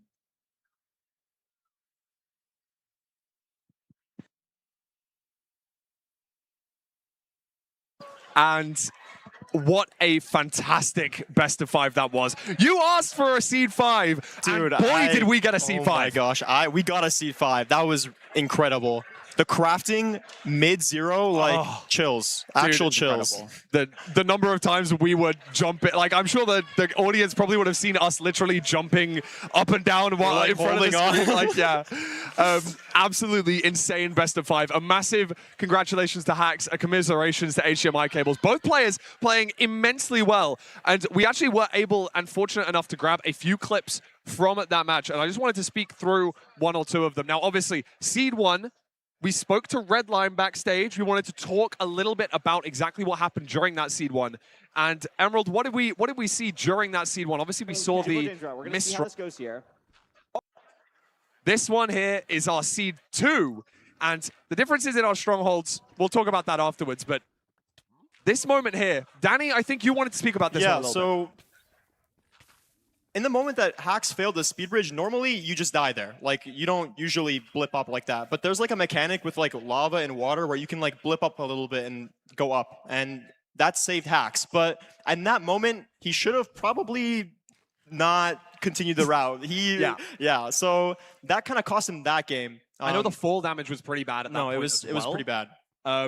We've swiftly moved on into C3, and we can see the reaction of Hacks as he missed the stronghold portal right there. A very, very unfortunate one, and I believe this is HDMI cables. 0. Wow. The double bed not really quite doing enough heartbreaking. damage, and So close. It's just so difficult to be able to control those nerves there, right? Like, it's just, you just can't sometimes. Yeah. It's a lot of micro because he didn't have his anchors on his hotbar, and that's the reason why he wasn't able to get that last explosive off. So very small things like that can completely cost you seeds. And obviously, it's a nerves thing. It happens a lot. And the safe play paid off. Like, Hacks killed the dragon, and that's I mean, it paid off to some degree. I mean, if you're Aquacord or Skycrab and you're looking at that seed, you could be thinking, hey, there's, I might be better at 0 cycles than that. And I mean, here we go. Like, entered the end first, cranked out, tried to get the anchor down, blew it up, not able to then, survive. I mean, it was such a heartbreaking watch, just unreal. Like, I don't even know what to say about that. It was such an unfathomable, close display of skill between these two runners. You want to think that Hacks has done a little bit more safe plays throughout that seed, but I mean, HDMI cables really pushed, and I think if there was one maybe mistake that flipped on its head, one anchor that was placed in the right spot, or one double bed that got a little bit more damage, we could be seeing a different semifinal. No, exactly. And it's it's crazy. I feel like that last clip did not do justice to HDMI. Like, the crafts in between the 0, like, you gotta have guts to do that at a LAN. Like, you just can't. Like, it's crazy. I mean, like, we saw the Hacks difference. pre-craft. Hacks like, waited exactly. in the portal, replaced the crafting bench, entered second because of that. And it was in HDMI's hands, albeit slipped from his grasp. It was a little bit unfortunate, but also a massive congratulations to Hacks, who did end up kind of coming back from those first 3 seeds. A little bit of mistakes during those. The stronghold nav was tough for both players, but they were at different strongholds. As we spoke to Redlime about afterwards, we wanted to confirm that. And they were, in fact, at different strongholds, according to Redlime, which, I mean, you've got to feel for HDMI cables in that situation, right? Yeah, especially when you're up like a minute on the seed, right? Because I forgot what happened to Hacks, but HDMI was up a minute into the stronghold, and losing on nav is kind of like, darn, I feel like I should have won the seed, and I didn't because Minecraft is a completely random game. So it's a kind of like, it's not even a mistake. It's the kind of thing where you have to like mentally bounce back. It's like, okay, I played the seed better. It happens to everyone, and you just gotta forget about it and move on to the next seed. And I feel like HDMI did a really good job of that and was able to continue and like still play at the top of his game against Hacks. Yeah, and I mean, I think if you're one of these two runners, I know I mentioned it briefly during that little highlight reel that we were able to watch there, but if you're now one of the runners in the next game, which is Aquacord versus Skycrab, you're seeing Hacks, and you could have seen really, on a different day, that could have been a 5-0 match. I think that HDMI Cables was ahead in Seed 1, 1 Seed 2, 1 Seed 3, and then was ahead on the 0 in both Seeds 4 and 5. Now, of course, Hacks took the win. That is what's important, as we see on the AT&T stat tracker that shows up on screen right now. However, I mean, I think that it could have gone either way. And if you're Aquacord and you're Skycrab, you might be looking at that like, hey, this could be a good semifinal for me. Yeah, no, it's crazy. Like, you just can't stress enough how much, it's not even RNG, it's just like, it's kind of a toss-up. A lot of games are just a toss-up. And it's just whoever, like, even like little bits and pieces, like we saw, like how the nerves were affecting the runners, a little bit more shakiness, a little bit more everything. Hacks, like, messed up the chords, and it's just like, I don't know, some matches are just going to be a toss-up. And it's like, I wonder how Aquacord and Skycrab watching this match are feeling, like seeing Hacks make all of these mistakes and still winning. Like, yeah, that's exactly what I would love to find out. But we're going to find out who is going to be playing Hacks very, very shortly. But before that, I'm going to have a quick double check on the Red Bull leaderboard. Now, I don't think that there was any changes during that, meaning that our next opponent, or our next matchup, Aquacord, I believe, is still in position 1, and that is still the case. Now, the runners are competing for a year's supply of Red Bull, and the single fastest time during this event will have that. Now, that's irrelevant as to whether it was during Stage 1, Stage 2, at any point. And Aquacord's looking to defend that title by beating Skycrab here. And as we talk about this upcoming match, what do we think is really going to be the difference maker between these two runners, between Skycrab and Aquacord? Now, Aquacord, when picking Skycrab earlier, did mention that it was kind of an RSG matchup. Emerald, what do you think about this next upcoming match? Well, I mean, against Aquacord, they've only played one time ever. Wow. And Skycrab actually lost Aquacord. But did they play in the level up land? No, they didn't. Okay, that's what I thought, but no, you're yeah. right. Oh, wow, and we get the updated bracket now as well. So we can see that Hax has moved on to the semifinals, and the winner of Aquacord and Skycrab will face him there. Now, HDMI Cables does not go home empty-handed, still does get a clean $12.50 from the prize pool. But, of course, everyone's eyes are set on the crown. Everyone wants that 10,000. Fulham, we see the 3-2. I feel like that does not encompass what happened in that match. Like the energy that we felt in the end on that last seed. Like, it was absolutely crazy. To be honest as well, I wanted to say a massive thank you to the crowd, because when Hax did his winners interview there, he said that you made a big difference. And I think that's going to be the same in this matchup, I should say. Aquacord against Skycrab. Let's have a look at these seed stats real quick. Now, noticing here, Skycrab's numbers are substantially higher on every matchup that isn't Desert Temple here. I mean, if you want to look at it, the Shipwreck and Buried Treasure seed types, those are RSG seeds. Your RSG type seeds. I mean, there you go. Look at that. 81% on Shipwreck, 75% on BT, and incredible averages, 920 and 903. So, I mean, it's going to be an incredibly close match. Obviously, you can't count Aquacord out. He's a great RSG player. I think they have at least a top 10 time. And I'm super excited to see the clash between these two RSG titans. Yeah, it's absolutely great. And I'm really excited to see how these RSG kind of mains face off in this MCSR Ranked World Championship quarterfinal. It's going to be absolutely awesome. But before we go into that game, I just want to say that we're going to go to a quick break to let these guys get all set up first, and then we will be right back.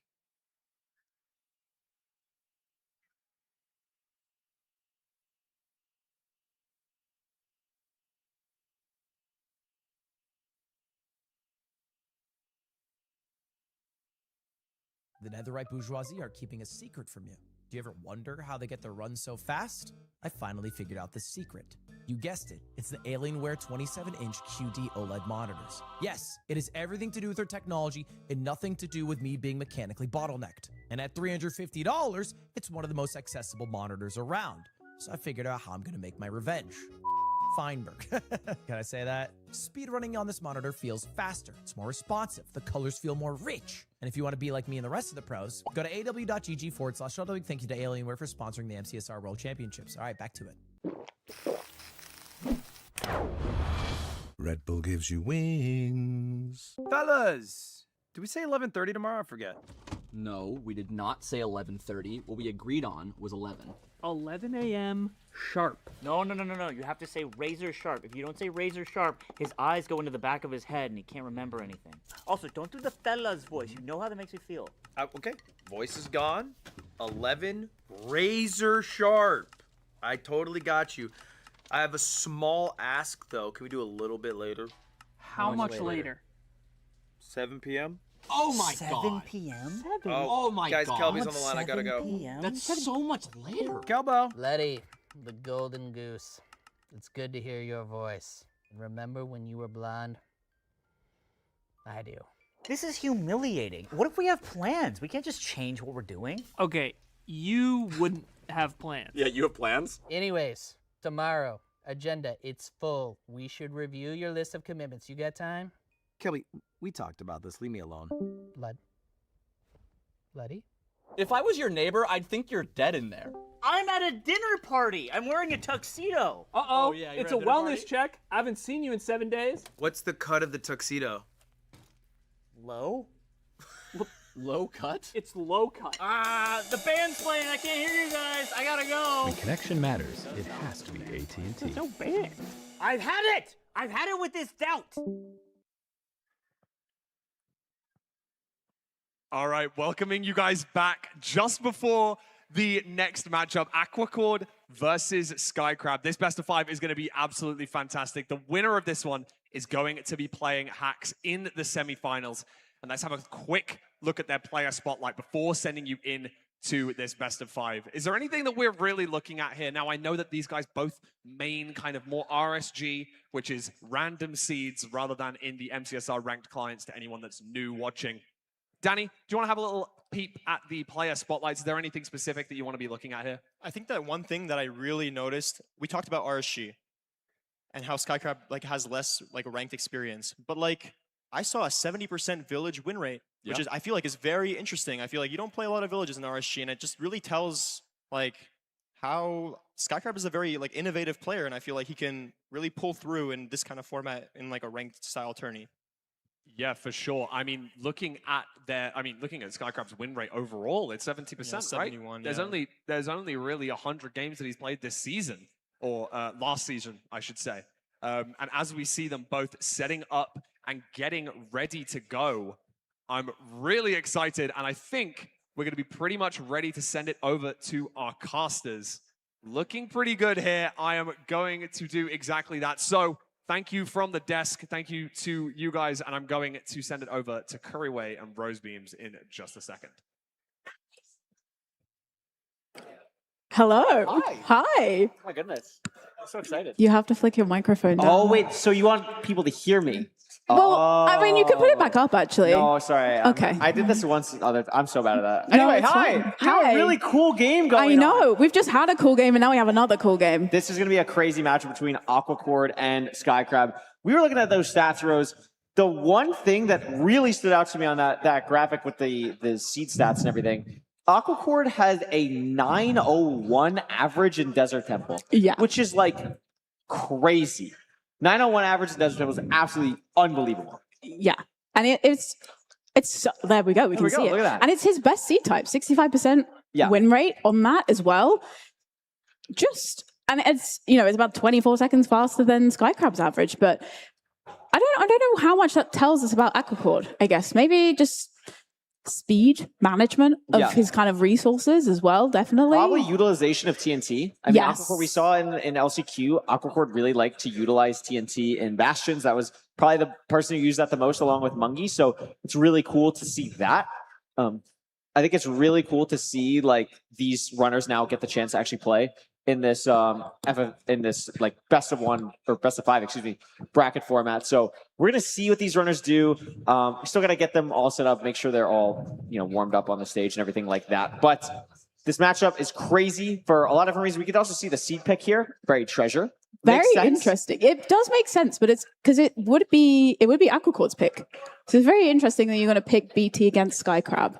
I don't know. I mean, they're both RSG players, but I think if you're who is technically the number 1 seed? I guess it's Aquacord. It's Aquacord, right? So Aquacord is the higher seed here. Yeah, actually, now that you mention it, I thought it was Skycrab picking. No, to be honest, but no, that actually makes sense. Yeah. So the fact that Aquacord is picking Buried Treasure is a little bit interesting, but I think that shows confidence too. Yes. I've talked to a lot of players where a lot of times with seed pick and ban, like you want to think as casters, like, oh, there's so much going into it, etc. A lot of it's just like, what am I feeling like I want to play? Yeah. Aquacord might just be like, I was playing really well in the practice room on Buried Treasures. Like, I want to keep playing Buried Treasure. A lot of times these runners are not too worried about what their opponent wants to do, and is more so worried about what they specifically want to do. Yeah. And you're going to be thinking, if this is, this could be your last game. If depending on how it goes. And you might be thinking, I'm just going to go out with, start off with a seed that I like. We know Aquacord's been playing a lot more RSG recently, and so maybe it's just something he's just got a lot more experience and feeling a lot more comfortable about. Maybe he just wants the speed. Maybe he's going for the chance that he's going to have a couple spare TNT, and he can use that in the Bastion. So I think, it makes sense to an extent, as kind of we see both players kind of getting ready, getting set up. I like that we have the Spotify. I was going to say, I want to know what he's listening to. Hi, Aquacord. Hi, Aquacord. Oh. I'd love to know what you're listening to. Yeah. It's do you go chill music or do you go upbeat music? I think I don't know. That's a great question. I'd be curious. That's a good we should do that for a playoff segment. What are you listening to when you play play these games? Do you have a set playlist or do you just shuffle everything? Yeah. I know Hacks, for example, big piano classical music guy. Big classical music guy. Feinberg is just going to put on whatever. Yeah. It's just dependent on the play. We know what Infume's going to put on. So, I think, things like that, we have a little bit of idea. But, yeah, Aquacord, I'd be really curious. Something like that is kind of interesting. I think this, like, we keep talking about them being RSG players. I think you could make a real case that these are arguably the two players who are most likely to break the world record. Shout out Jay. Jay is probably the other one who's like really likely to do that, but I think these are two players who have been really going for it. Of course, Skycrab has been really going for it for a while now. But also, we mentioned this, I think, a little bit earlier too. Skycrab's been playing a little bit more ranked in Season 11, which is really exciting to see. Just kind of, broadening horizons, getting a little bit more variety in there. And I think, the stats that you're seeing on the screen and everything, that's from Season 10, our previous season. But this season, I believe Skycrab has the fastest average out of anyone in the entire world. It's like 8.4x or maybe low 8.5x. Like, it's just absolutely absurd from these runners. Yeah, and I think the reason why Skycrab has been playing more ranked this season is I think he wants to auto-qual for playoffs. So obviously, Skycrab, when he's gotten into playoffs previously, it's not been because he's been in the top 12 for phase points. It's been because he's got through during LCQ. And obviously, Season 10, he didn't make it through LCQ. And I think he was quite disappointed with that. He didn't have the best kind of LCQ performance. So I think now he's thinking, I want to be comfortably through 2 playoffs finals, because when he's there, he does great. So I think maybe he can hear me. There was a little smile. Maybe he turned around and looked at it like, I'm on the camera now. Hello. But I think something that also is interesting with these players, and I think we should talk about, is the difference from playing how you would play in like an LCQ versus playing how you would in like a best of one. Yeah. In LCQ, especially like how we played in earlier today, you're kind of just trying to get through. You want to complete the seed. This, you have to beat the one person in front of you. So as we saw in last seed, HDMI pushing way more aggressively on some crazy zeros compared to what we might have saw in the LCQ. And someone like Aquacord, very good at that playstyle, very good at playing consistently throughout an LCQ. Meanwhile, Skycrab, in a best of one format, that favors Skycrab much more. But Aquacord has played so well recently in tournaments that it's hard to say that either of these players really have an advantage. Yeah, and we saw Aquacord, 3rd place in Season 10 playoffs. And, we've seen both of them at LAN as well. They were both at Level Up LAN. Obviously, Skycrab won there. But I think it's very interesting because Skycrab as a player, he is just the one you're going to see take the biggest risks. I mean, Aquacord will as well, but Skycrab is just on another level. Sometimes I'll be watching Skycrab play, and I feel like I just get so terrified because he's just doing, there was I'm pretty sure one of the seeds today in the free-for-all, he just had like a million mobs and he didn't take like a single hit of damage. And he was pushing for strays and like really, really pushing. And he's always the type of player he will just push and push. And I think that's partly the RSG mindset where you are taking those gambles and taking those risks to get, the world record time. But he translates that into ranked and he's just so quick. But an Aquacord is someone who I think just over the last kind of few playoffs, he's just been growing and growing, I think. Yeah. This could go literally either way between these two. But I think it's a different type of either way than the last matchup. Like last matchup was like, I would not be shocked if it was 3-0 HMI or 3-0 Hacked. I would be shocked if either of these runners 3-0. I really honestly would. I think both of them have played really well throughout this weekend. I'm expecting a game 5 here. I don't know who I'm going to lean here. I watch more of Aquacord. I think I know Aquacord more as a player. But I think I'm going to go Skycrab 3-2. I mean, the experience of winning at a LAN is something that I can't overlook that. And I think, like, in another world, this could be a finals matchup, honestly. Yes. Like, I'm really happy that we're commentating this game. I think this is a really crazy high-level game. I'm going to go Skycrab 3-2. That's my prediction. Okay. You kind of stole what my prediction was going to be. I'm very sorry. No, it's okay. Maybe I'll mix it up. I don't know. It's so hard. As you say, like it could be either way. I feel like it's going to be game 5. I feel like it's going to be 3-2 no matter what. I don't know. I think Aquacord, just because Aquacord is the higher seed going into this. That's true. Aquacord so he was more consistent today. In the free for all. So that's kind of where my prediction is going to go. But either way, I think it's going to be a 3-2. It's going to be so, or even if it's not a 3-2, it's going to be like it would have been. Yeah. Because I think it's just going to be close. It's going to be close. It's going to be good. I'm really excited. I think the line for Skycrab is Skycrab has the best Bastion average of any runner. But Skycrab's Bastion average is legit like 2 seconds better than anyone else, which sounds like nothing, but is like over an average of hundreds and hundreds of seats. Actually absurd that he has a consistent average faster than anyone else. So I think the line for Skycrab is play really aggressively in the early game, keep that lead, and then hold it from Fortress to endgame. And if you're Aquacord, you're trying to keep it even entering the fortress, and if you can keep it even entering the fortress, you have a really good chance of winning, in my opinion. I think that's going to be key.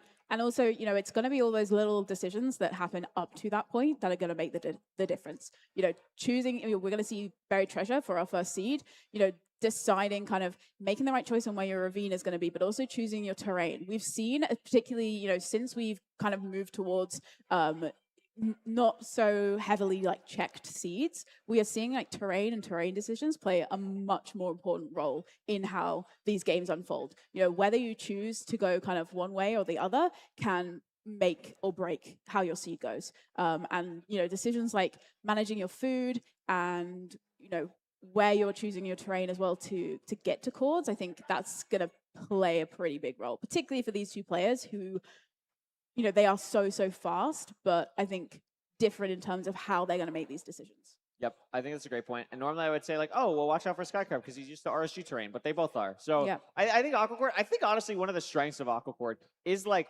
Skycrab's RSG ranked balance is probably like 70 RSG. No, I think it's more. It's probably like 85 RSG, like 15 ranked. Aquacord is pretty 50-50. I would I think it's honestly like 50-50. And I think having the balance of those two skill sets has been something that's allowed him to really improve recently compared to, you know, people who, you know, Infume, for example, is basically like 100-0 ranked, you know, non-ranked. So, or ranked, you know, RSG. So I think Aquacord having that balance, being able to improve in a lot of different areas and kind of just develop his gameplay in that way is really cool to see. Aquacord also one of the players who has practiced, I think, the most leading up to this tournament. That's another good case for Aquacord there. Skycrab hasn't at least streamed as much publicly, like going into this event, maybe practice offline or something, but Aquacord pretty much every day has been live, like practicing for the LAN, practicing for the LAN, practicing for the LAN. Yeah. So exciting to see how that practice is going to show itself today. Yeah, absolutely. And potentially the worrying thing you got to think about as well, whoever wins this match has got to play Hacks tomorrow. That's really fun. So that's going to be, whatever outcome we end up getting, that's going to be a really exciting matchup as well. I mean, every matchup. Too, like, I mean, Hacks said it himself. He didn't play perfectly today. Yeah. So, like, you might be like, if I can get through this, I can do anything Yeah. if you're going into this match. Whereas, like, the bottom half of the bracket or second half of the bracket, Infume Mungi, Feinberg Dougal, that's scary as well. Like, whatever happens there, you're going to be, you know, we still have 3 incredible matches to go today, which is very, very exciting. Which is very fun. Yes. I can't. I'm very happy. I thought before I was like, oh, we're commentating like two of the best games. Like this is bad. And then you forget that like, oh yeah, Feinberg Dougal is playing. Yeah. Like it's just like every game is just so good because that's what happens when we're in a tournament like this. It's just so cool to see. I'm so excited to sit in the crowd for Feinberg Dougal. I feel like that's going to be so fun. Yeah, we will have. I almost said Feinberg. Feinberg and Nerdy are not commentating. No. Parker and Nerdy, Rekrab and Nerdy are going to be Nerdy. commentating after this game.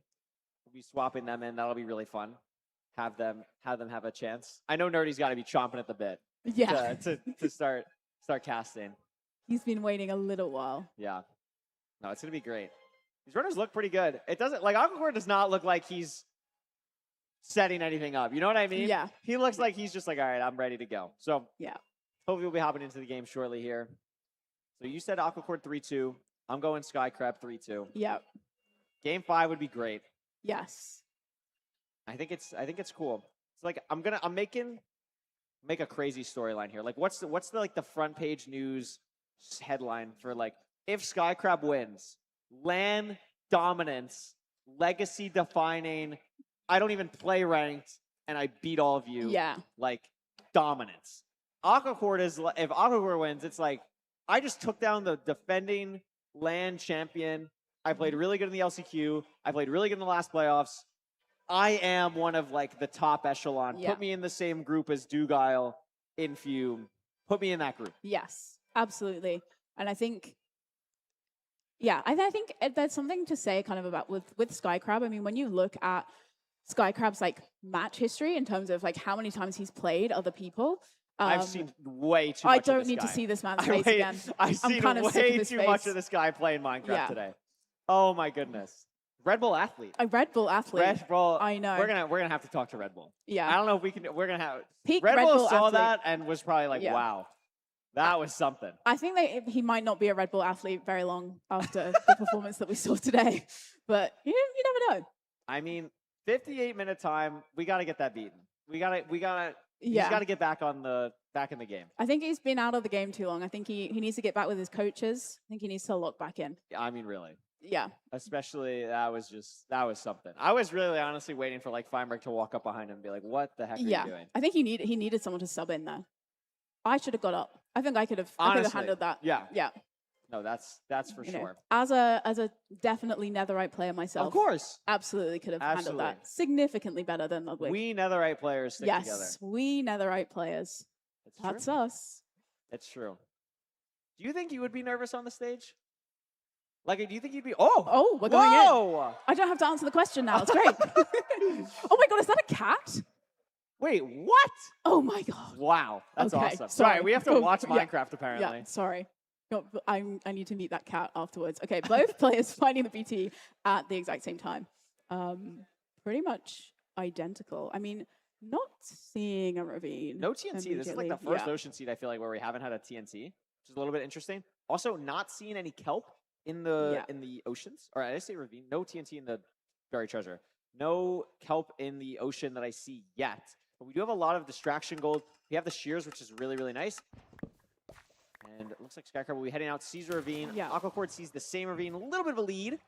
And Aquacord did pick the seed type, which we thought was a little bit crazy at the time, but seems to be a little bit ahead here. I mean, maybe like 2 seconds ahead, but With these runners, I think they'll take anything they can get. These average times are crazy. 9:22 and 9:12. 6 seconds separating their best time. Just wild. And Aquacord is going to be the first person to enter the nether here. What's it look like? A very fast overworld. 1:15. There's the Bastion. Yep. Remember, there is the Red Bull leaderboard, that's which true. Aquacord is also first and second on. Yeah. So he could go for 1, 2, 3. He could That be 1, would be 2, 3 on the Red Bull crazy. leaderboard. That would be. I feel like that would even show if a you lot. don't win the tournament at that point, like, oh my gosh, Yeah. that would be crazy, Aura. A little bit of obby in that chest. Is a housing bastion. Gold axe here is going to be really, really nice. Ree picks up the gold that he placed to make sure that no other pigling gets distracted by it. And Skycrab significantly behind right now. Yeah, just seems to be playing like a lot slower. I mean, he's dealing with this Hoglin here, Dealing with which the is Hoglin and trying to punch the Piglin to chase. It's a little Yeah. bit weird. Skycrab, one of the most expressive players we have that I really like. You can really see what's going on through his head, through his expressions on the screen. So clearly not thrilled with the current situation with the Hoglin up there. Yeah.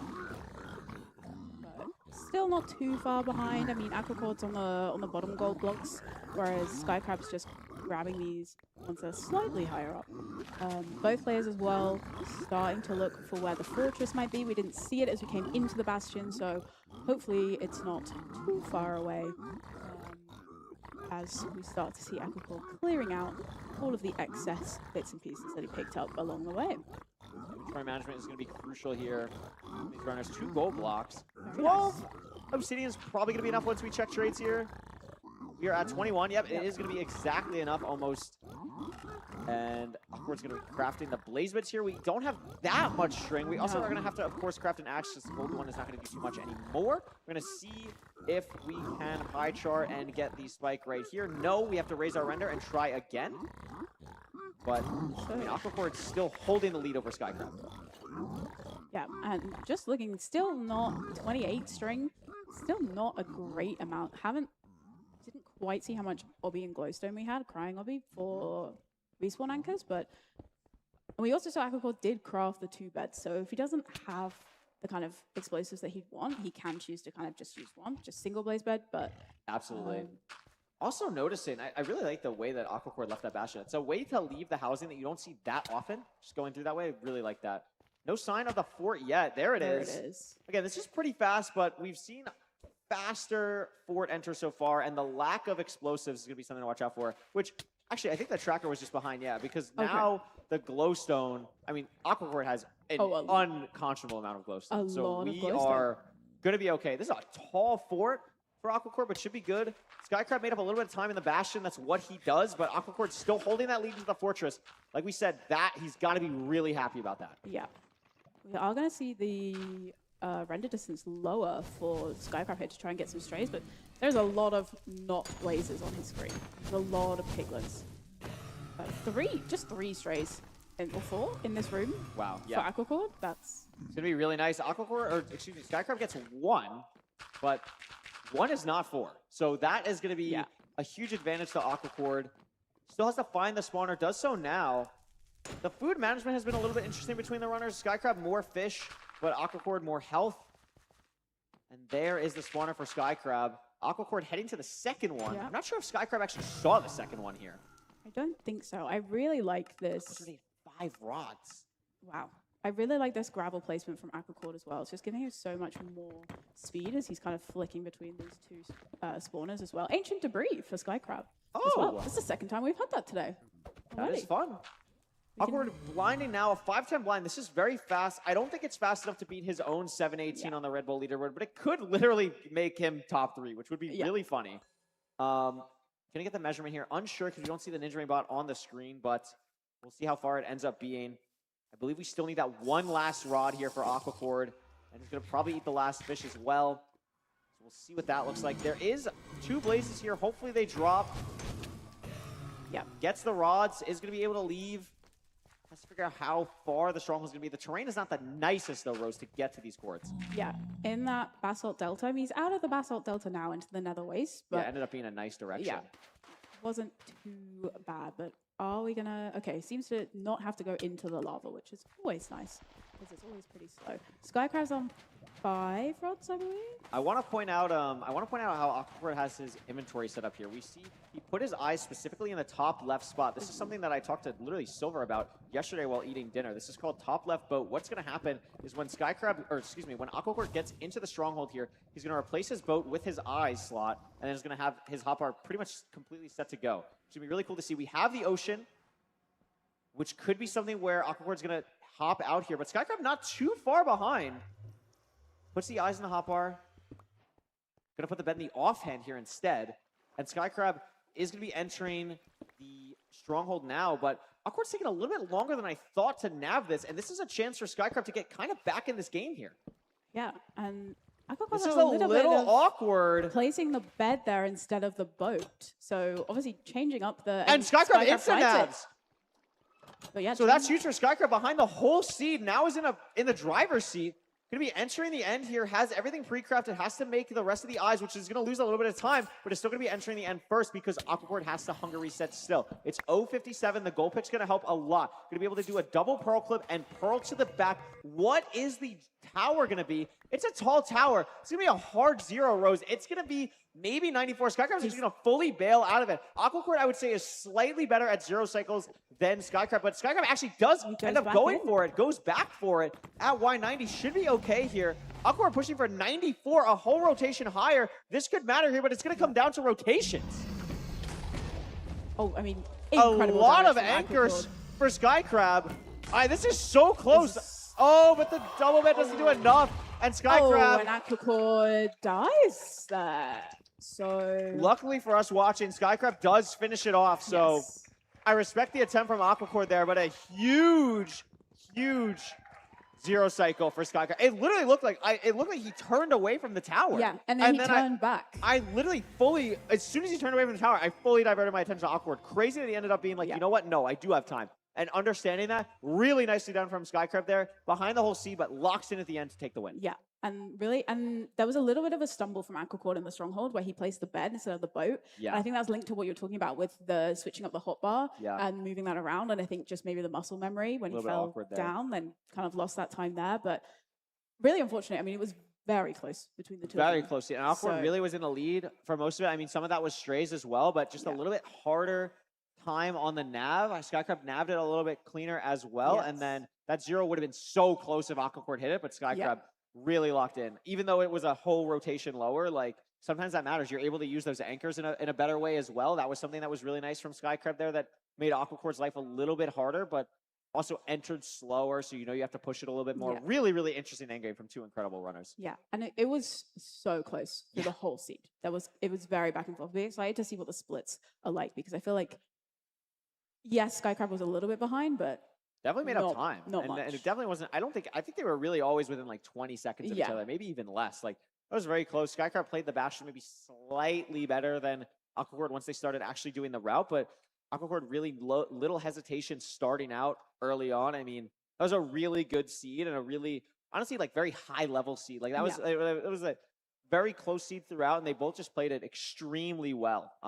Like, you know, that last seed, or the last match, I should say, you know, we had a lot of deaths. We had a lot of hype moments for sure. Don't get me wrong, but this was a little bit more standard, but very, very high level. Yes, definitely. And hopefully we get to see at least 4 more seats of it. But I hope so too. We shall Take a look at the Here we splits go. here. We could see literally 20 seconds was the farthest they were ever away from each other. And that was on the Finding Stronghold split, which is kind of a fake split. So Finding Stronghold, or actually getting in the Stronghold, only 18 seconds apart. I mean, it really just came down to the nav. Went from 18 seconds on Finding Stronghold for Aquacord to 8 seconds behind entering the end there. So really difficult.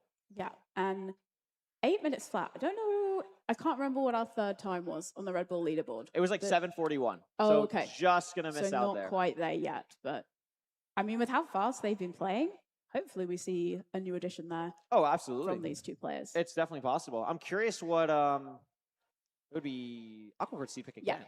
Pick Berry Treasure. I think I would not be shocked if Aquacord goes Desert Temple here. Yeah. Oh, we're gonna go back to the ocean. Okay. Back to the ocean.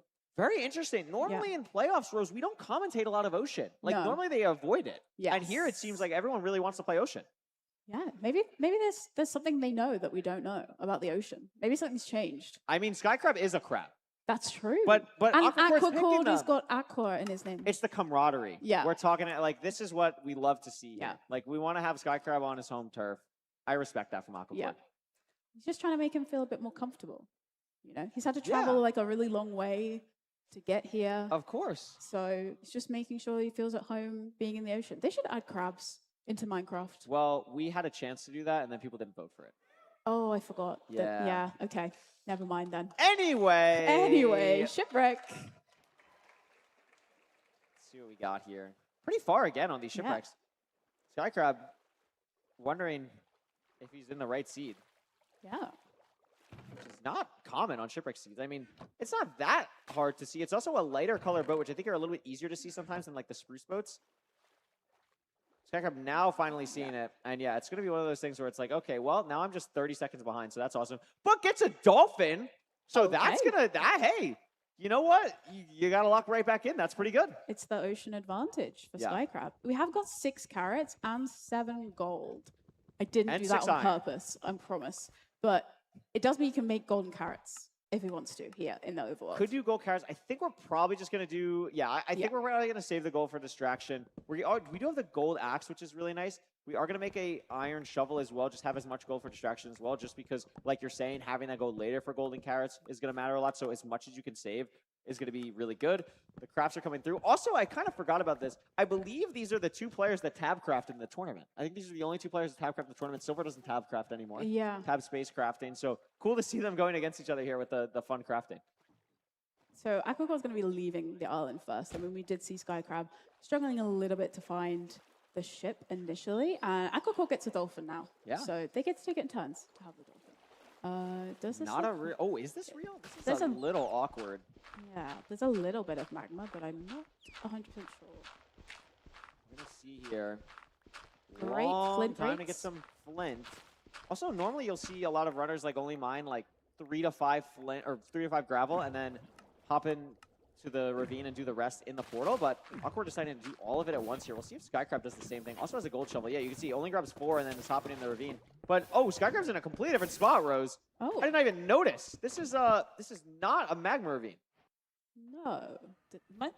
He Ugh. must hear the lava, maybe. I mean, there's obsidian, so there has to be lava. Yeah, this is just going to be nearby. so slow for Skycrab here. Yeah, Aquacord is in the nether, is a treasure bastion. Oh, You can really see- nice portal, though, from Oh, Skycrab. wow. Take a look at this. Gonna try and get something here. It's a little bit awkward. Has to get some more blocks down, maybe even another door. But I think we're going to be okay here. Yeah, I think we're good now. I think it's just going to be one more block at the bottom. Really nicely saved there, but still has to mine like so much flint. Meanwhile, Aquacord's at the treasure. I was too occupied on Skycrab to see if we saw a fort or anything yet, but I believe we did because Aquacord changed off the pie chart for it. So Awkward knows where the fort is, and it's going to be really set up here. Yeah, I did see him looking around in wide macro, but I didn't. I looked back at Skycrab, so I don't know 100% if he saw it, but he must have seen it. Otherwise, we would see. Pie chart, yeah.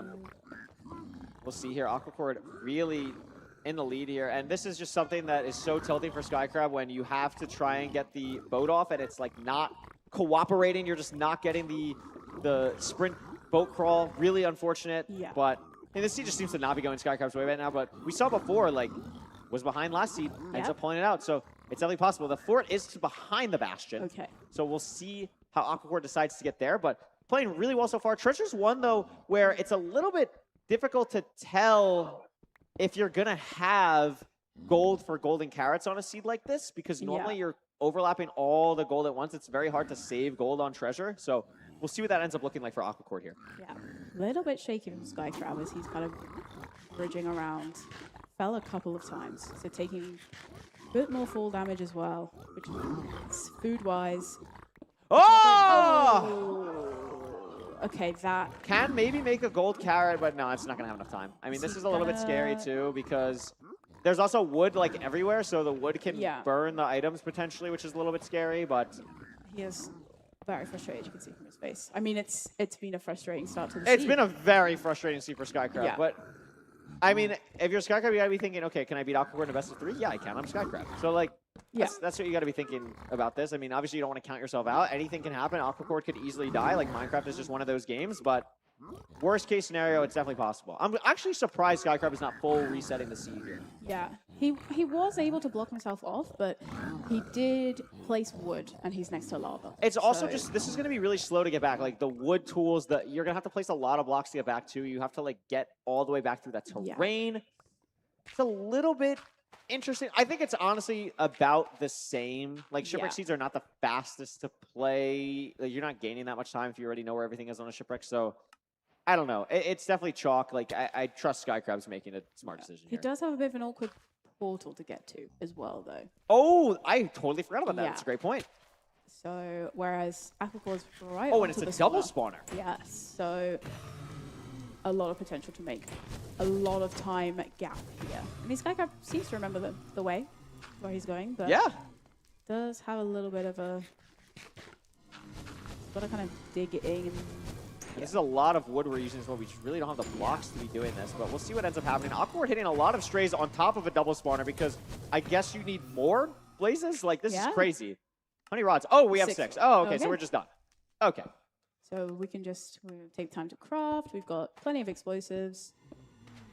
It's looking up pretty good if you are Aquacord here. No, this is amazing. So many pearls, too. Just can craft all the eyes right away. Unfortunately, no gold carrots, but that's going to be fine. You also, like, at this point, you also know clearly something happened to Skycrab if Skycrab's still in the Bastion. You also, I don't know if Aquacord actually plays with advances on. I think he's one of the runners that doesn't. Maybe he turned it on for this tournament, but if he did, you're going to know Skycrab didn't get war pigs or anything like that yet. Yeah. So I think Aquacord is really in a good spot here, knowing that Skycrab is still in the Bastion. Yeah.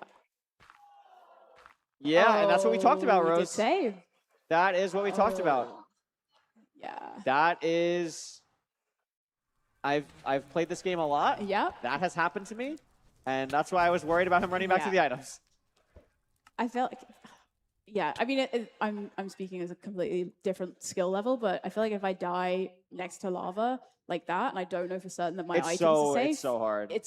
But it's a difficult decision because sometimes your items are fine. You're also thinking, like, you're trying to high roll, right? Like, you're in a situation like this. You want to get back into it as fast as you can. It's like, you're not going to play for the most consistent thing, especially when you already know you're behind. So, very difficult to go through that situation. But Aquacord playing the seed really well. So, 7-minute stronghold basically on the dot.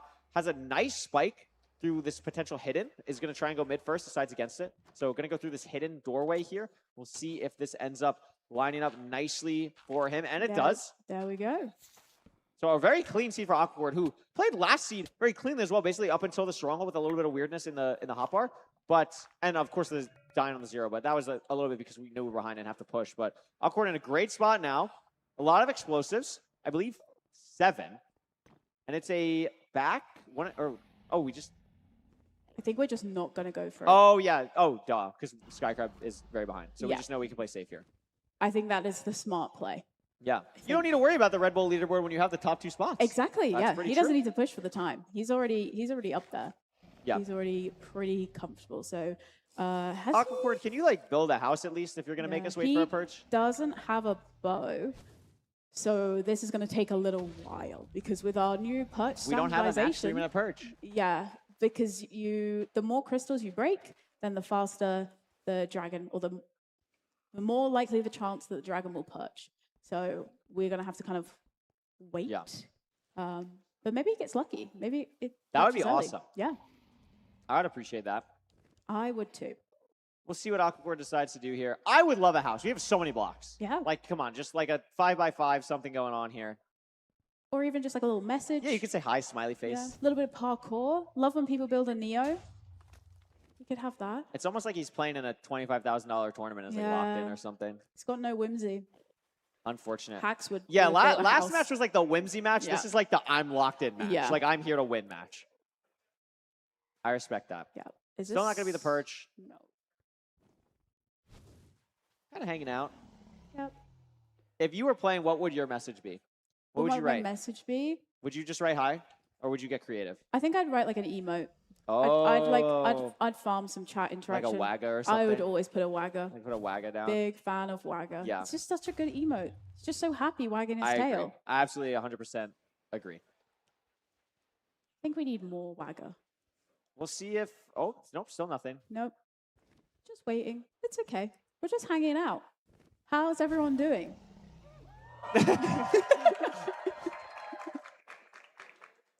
We're having a great time watching Minecraft.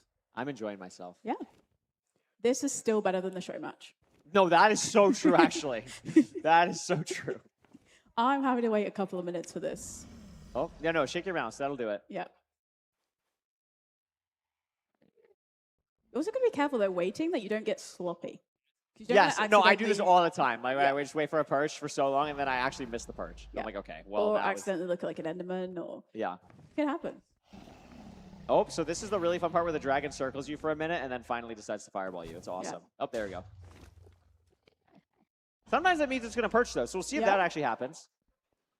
I guess maybe if you're Sky Crab, you're thinking like, maybe he died. Maybe I have a chance. That's true. Because you don't know for certain. That could be the perch. I think that that might looks be like it. a perch. Yeah. Yay! Very nice. Thank you, Aquacord. Thank you, Ender Dragon. A little bit of lag on the dragon, but should be good. Plenty of explosives. Has the anchor. I'm just going to play it super safe. There we Nicely go. done. Aquacord is going to make it 1. Oh. Still 14 minutes or 4 minutes faster than the first That's true. HDMI hack seed. Yeah. We'll take it. And we could have done, another 5 of those in the time it took for the show match. You're not letting that one go. You're not letting that no, one go. I should stop. I should stop bringing it up. I feel like Ludwig needs a break, But no, Aquacord bringing this up to be 1-all. Yeah.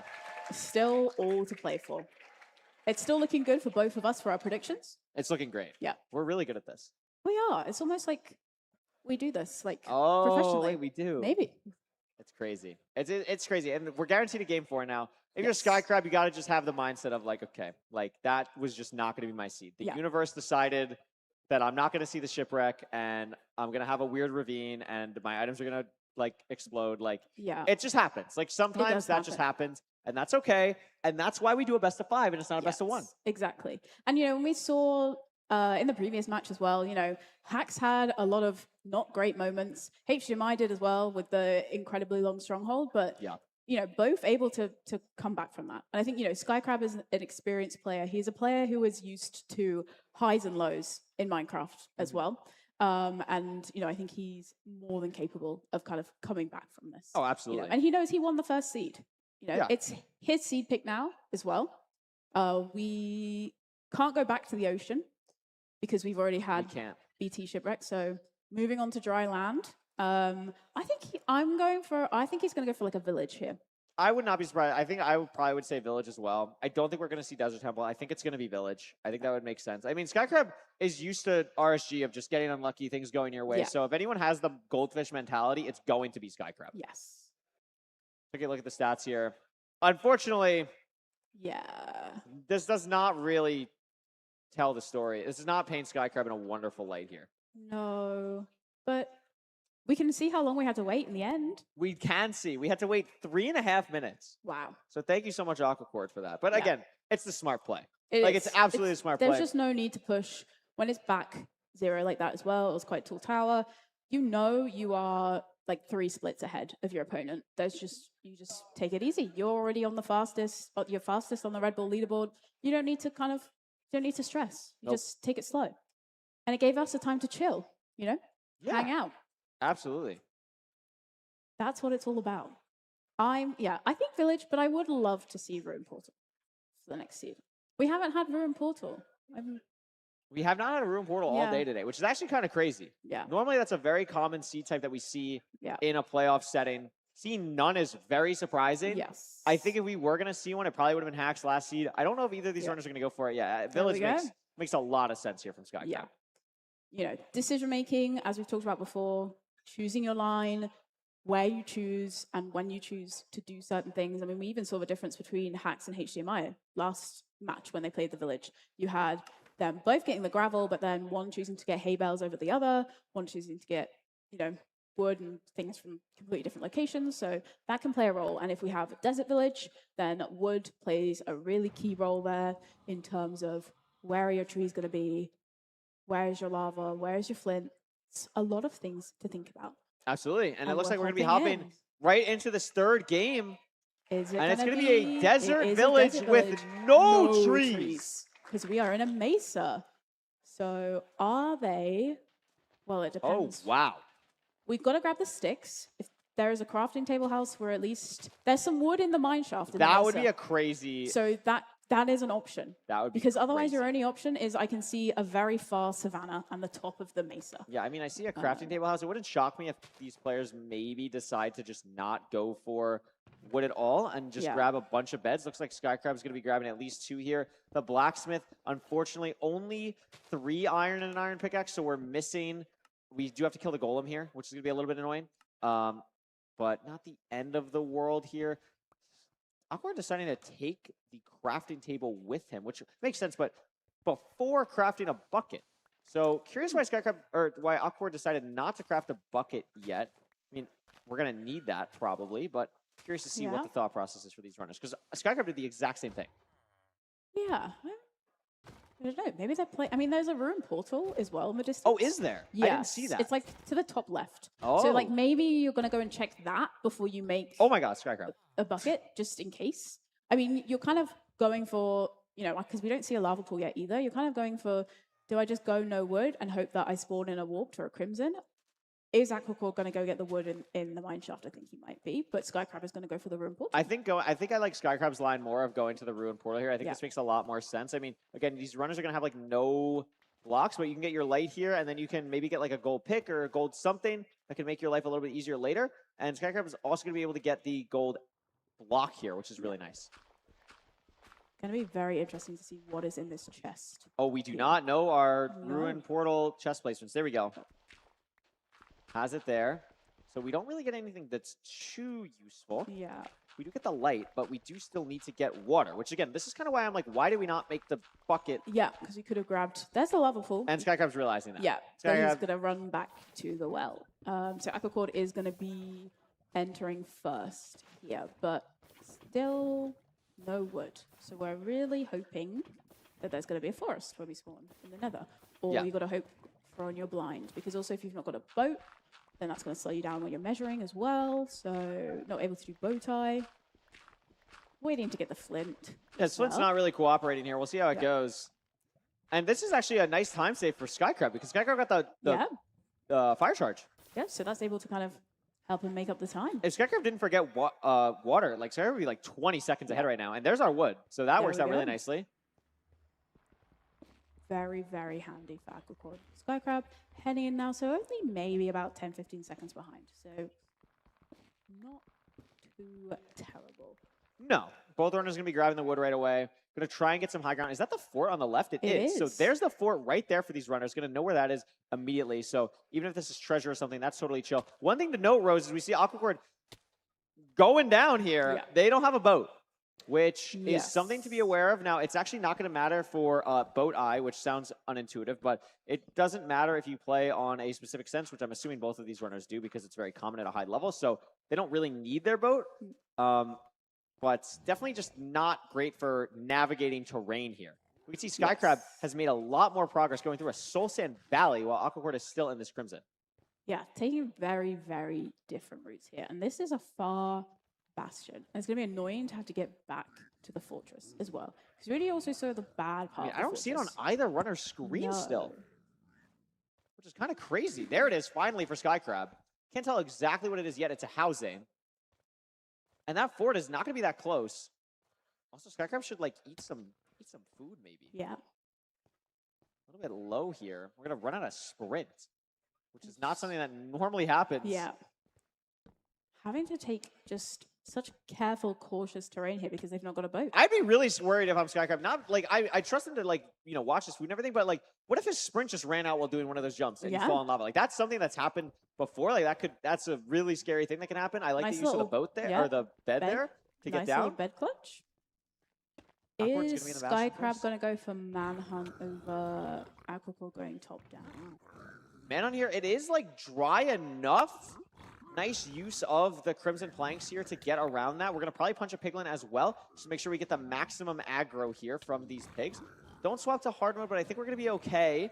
And Aquacord starting the top-down route a little bit earlier, but these runners are actually quite close right now, even though they did very different things. Yeah, very, very different routes, but bringing them pretty much to the same point. I mean, they're mining the same gold blocks almost at the same time. I didn't see... Oh my god! Are you kidding me?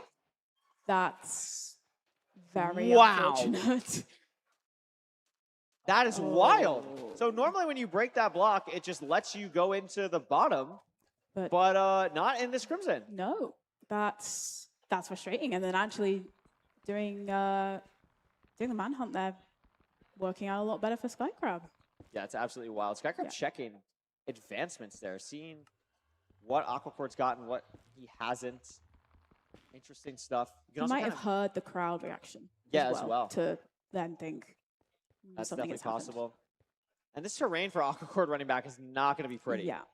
This is something where it's so hard sometimes to like think about how you're going to get back. It's not something that you're thinking about in the moment because you're just assuming you're never going to die. But in a tournament setting like this, it can be really, really difficult. Just a wild situation for Aquacord. Not really his fault. I mean, very, very unlucky. Yeah. And this has been a very slow seed as well. I mean, we're at 6 minutes and... This is true. Yeah, it took us a long time to get in just because of the wood and the desert village. And now we've got a very long run back to get to the bastion. And Skycrab's getting ready to leave. I think he's ready to leave, yes. Potentially doing so here. Aquacord back at the bastion. Or excuse me, Skycrab back at the bastion. Or no, Skycrab... he's only got 16 obsidian. Yeah, needing the obsidian is what I'm trying to say. And it's not in those chests. So is it in one of the outer housing chests?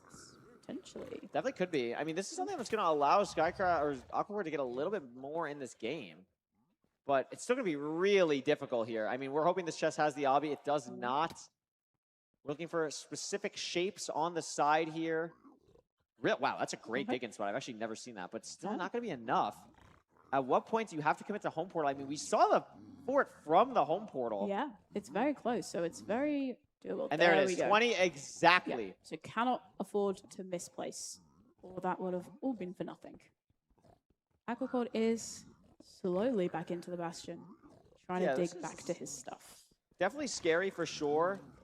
Getting a little bit of a dig in, but so low as well on health. I mean, they're going to have to probably kill this pig. Oh my gosh, half a heart exactly. Oh! Misplaces the block. That is so tragic. That's frustrating.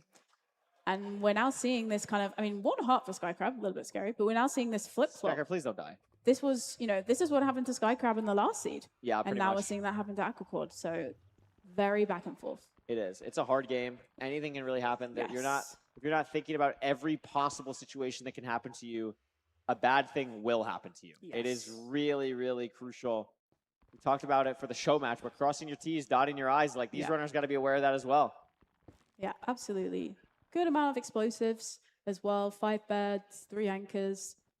We've got a bow this time. We've got arrows, so we're pretty much set.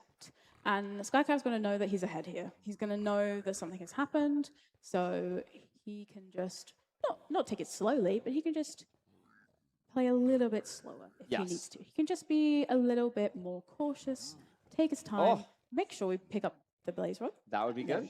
We're in. We're going to blind with just the one rod, but makes sense too. The seed has been pretty wild so far, but what happens basically once you get to the spawner, every seed is basically the same. Like it's very hard for a seed to be like quote unquote bad post the spawner besides like the stronghold being unlucky. So at this point it should be relatively normal for Skycrab. It should be a pretty clean end game. Has to go down here, pick up the eye. Aquacord's still making his way back all the way to the Bastion. It definitely is not helpful with how far this Bastion is, let alone the fact that you don't have a boat. So Aquacord going for lap 3 here. Hopefully this is going to be the one that works out. Skycrab doing the really cool hunger reset. Loses the armor, but not going to be a big deal. It's not the end of the world. I mean, in a Crimson, I believe, still for this fort. So maybe losing the gold armor could be something that you're not thinking about. But again, that's a pretty rare thing. We are in a way, so it's not going to be as big of a deal here. And still need to pick up the rods. Only 2 so far.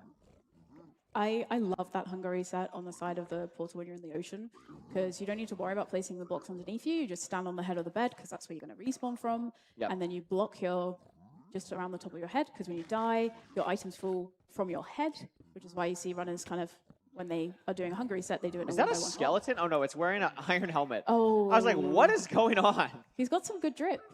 It's good. Yeah, at the cost of Aquacord's items. Yeah.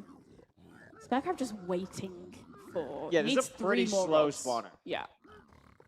This is just a very slow seed, but that's okay. Maybe lost the rod early on. I mean, we didn't see it pick Maybe. up, but we weren't as locked in on that because of Aquacord. But I mean, this is definitely some slow rates here. Starting to pick up a little bit, but like, only how are we 2 not spawns. getting a? Yeah, how are we not getting a 4 spawn there? Yeah. I wonder what fire or anything is causing that. Normally in ranked, you're guaranteed at least a 3 spawn.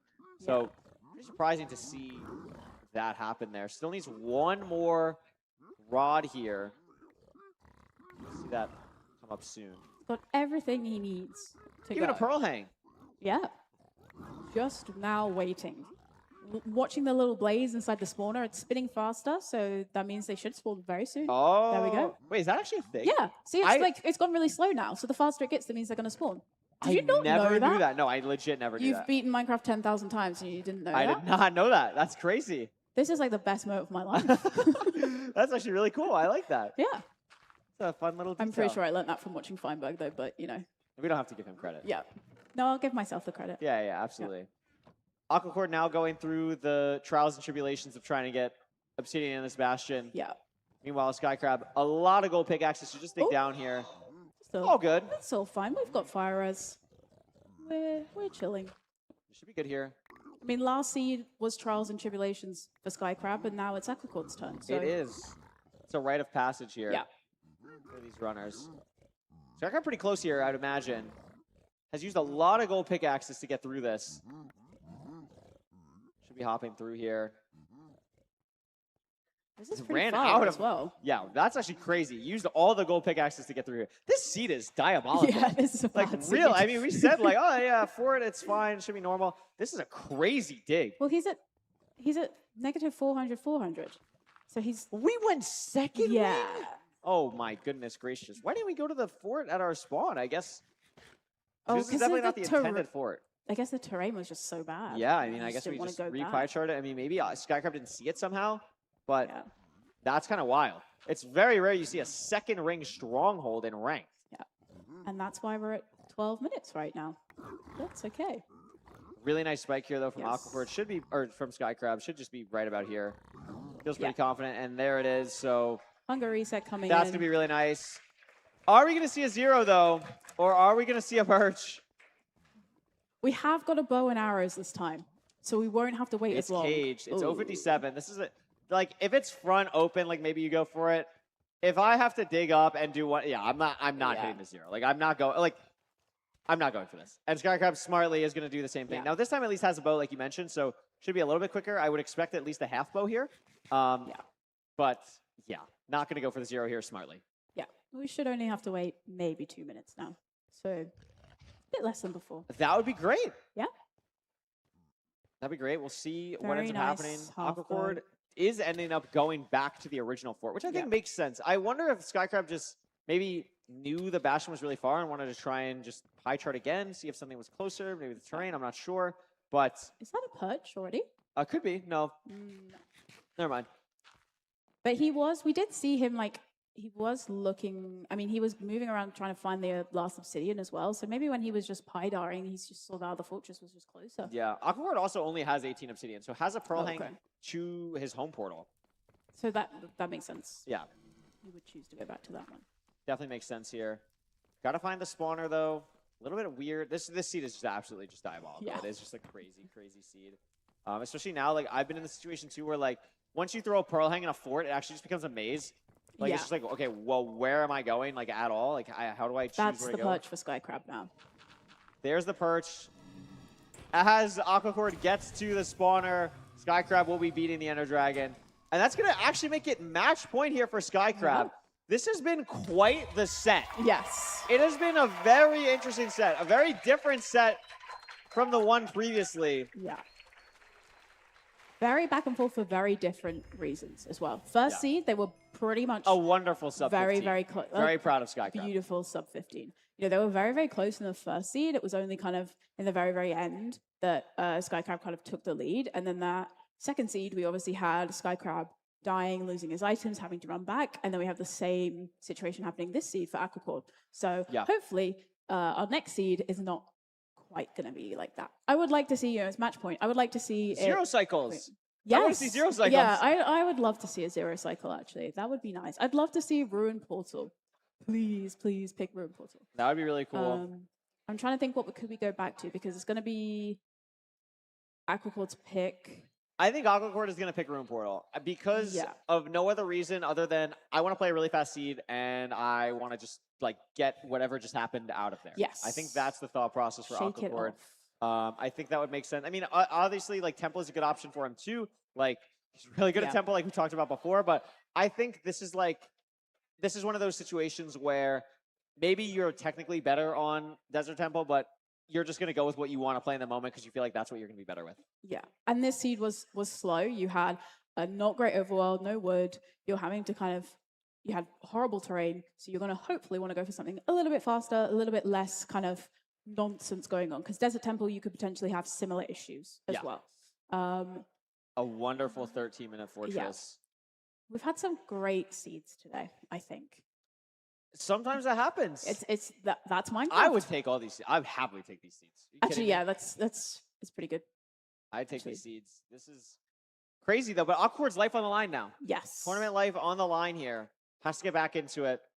Again, someone who, if I remember correctly, has had a lot of reverse sweeps recently. Yes. Last playoffs. Yes. You don't even have to do that here. You just got to win 2, not even 3. Yeah. So if you're Aquacord, you're like, okay, I did this 47 times last playoffs. Yeah. I can do this and beat Skycrab twice here. It's definitely doable. Because he had 2 reverse sweeps, I He believe. had 2 reverse sweeps back to back last season. So. And we're going back to we're Buried going back to Treasure. Buried Treasure. I did think maybe he would go for Buried Treasure because he could have picked it, but these runners love the ocean. we just today. love the ocean. Aqua. Yeah. That's why I said Aqua before. And Crab. Yeah. Wow. Because they're both unbelievable. Yeah. Well, that That's doesn't good. explain the HDMI hacks game, but good enough for here. Yeah. Explains these guys.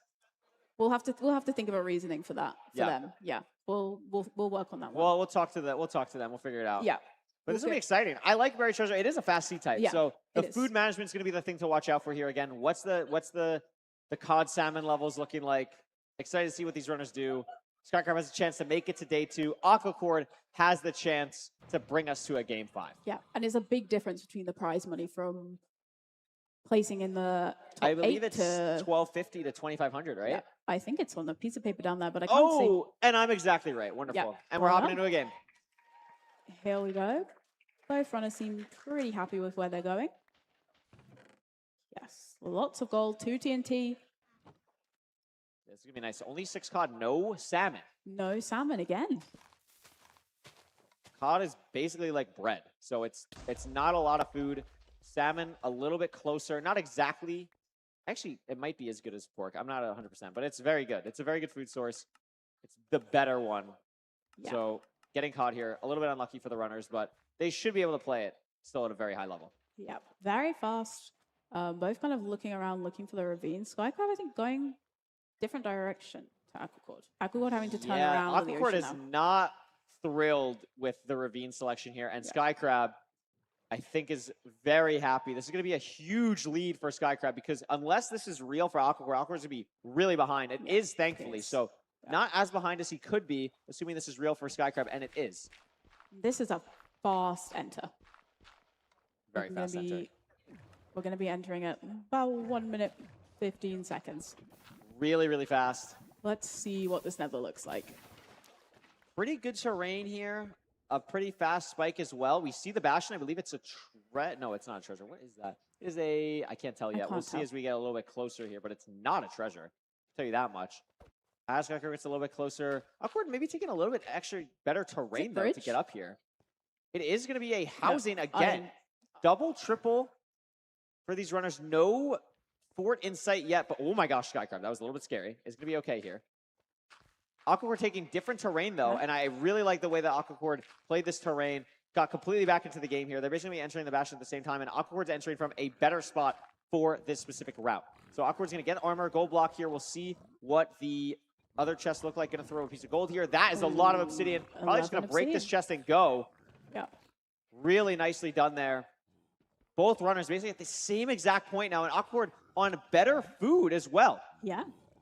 Skycrab, because of playing RSG, really likes to not worry about food until, like, we know the seed is playable. In ranked, obviously, the seed is always playable. Yes. But having that muscle memory of keeping the food in your inventory instead of in your offhand, like, Awkward has played this way better, is going to have way better food management going into this second part of the seed here. So that's really to watch out for. Skycrab bouncing in his chair a little bit there. Very expressive. Yes. He's got so I appreciate it. Like, I really appreciate it because you can just tell exactly what's going through his mind. He's got so much obsidian already. He's got 14 obsidian already. Has got just a whole lot of other junk. So he's going to have to take the time to sort through his inventory. Comes from breaking the chests as well. You just pick up a lot of random stuff. But yeah, both runners pretty much at the same point here. Absolutely wild here. Iron Swordcraft for Aquacord has one TNT as well, so we'll be able to do TNT plus Blazebed. Still trading a little bit more gold. Not sure exactly what we're looking for here because it would be nice to get that for the gold picks, but not going to have that. Knows the direction is this way. This is pretty fast, but not absurdly fast just yet. We have to try and find some terrain here. I really like these pearls from Aquacord. Trying to get height, trying to go around here. Meanwhile, Skycrab's still at the bottom organizing inventory. Yeah. You know, he knew the direction and he knew he was facing a wall. So kind of wrapping around here, actually a really smart play. Aquacord's just going to be out a lot quicker and a lot easier. Still really high up, though. Oh, no, does have the sword at Y79. This is a really high fortress. Wow. So is going to be able to find it here. Has a blaze, two blazes. Two blazes. Why not? Really nicely done here. Going to go through the bad part of the fort to get to the spawner. Skycrab still trying to find exactly where to go, but Aquacord is in a great spot here to take us to a game 5. Yeah, looking really, really strong from Aquacord here. Having a look around, looking for the spawner. Pearls into the open spot. Has to try and find a little bit of an awkward fort, kind of overlapping itself just a tad, and finds a spawner here. There is glowstone on the spawner, which is a bit annoying, but with the TNT and the blaze bed should be totally fine. Yep. And Skycrab! Yeah, at the exact same spawner. Yeah, the way he pearled in to like the open bit.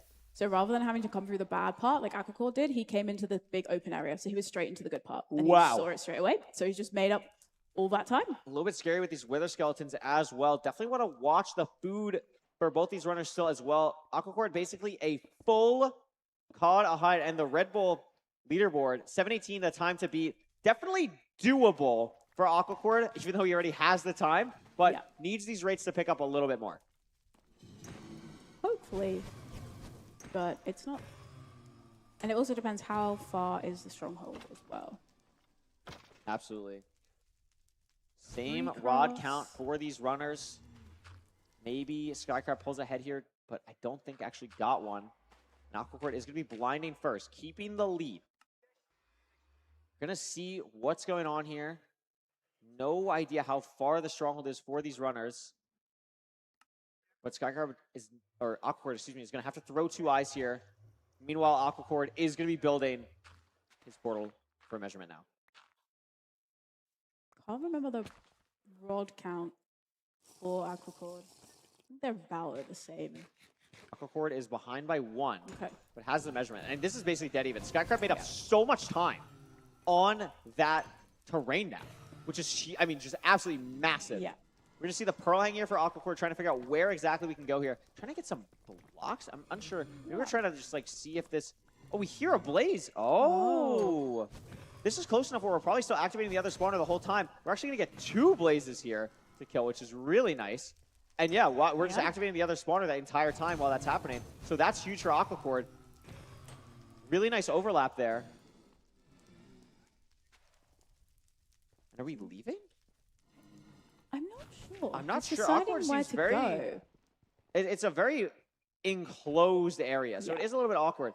Skycrab going a completely different direction here. Yeah. And a lot more positive about it. Like very... Oh, maybe we just realized we pearled the wrong way or something? Yeah. Both these runners are like, where do I go? Yeah, a little bit hesitant. Oh, wait. Do we have to... Oh, no. We're just pearling down here. I was like... Okay.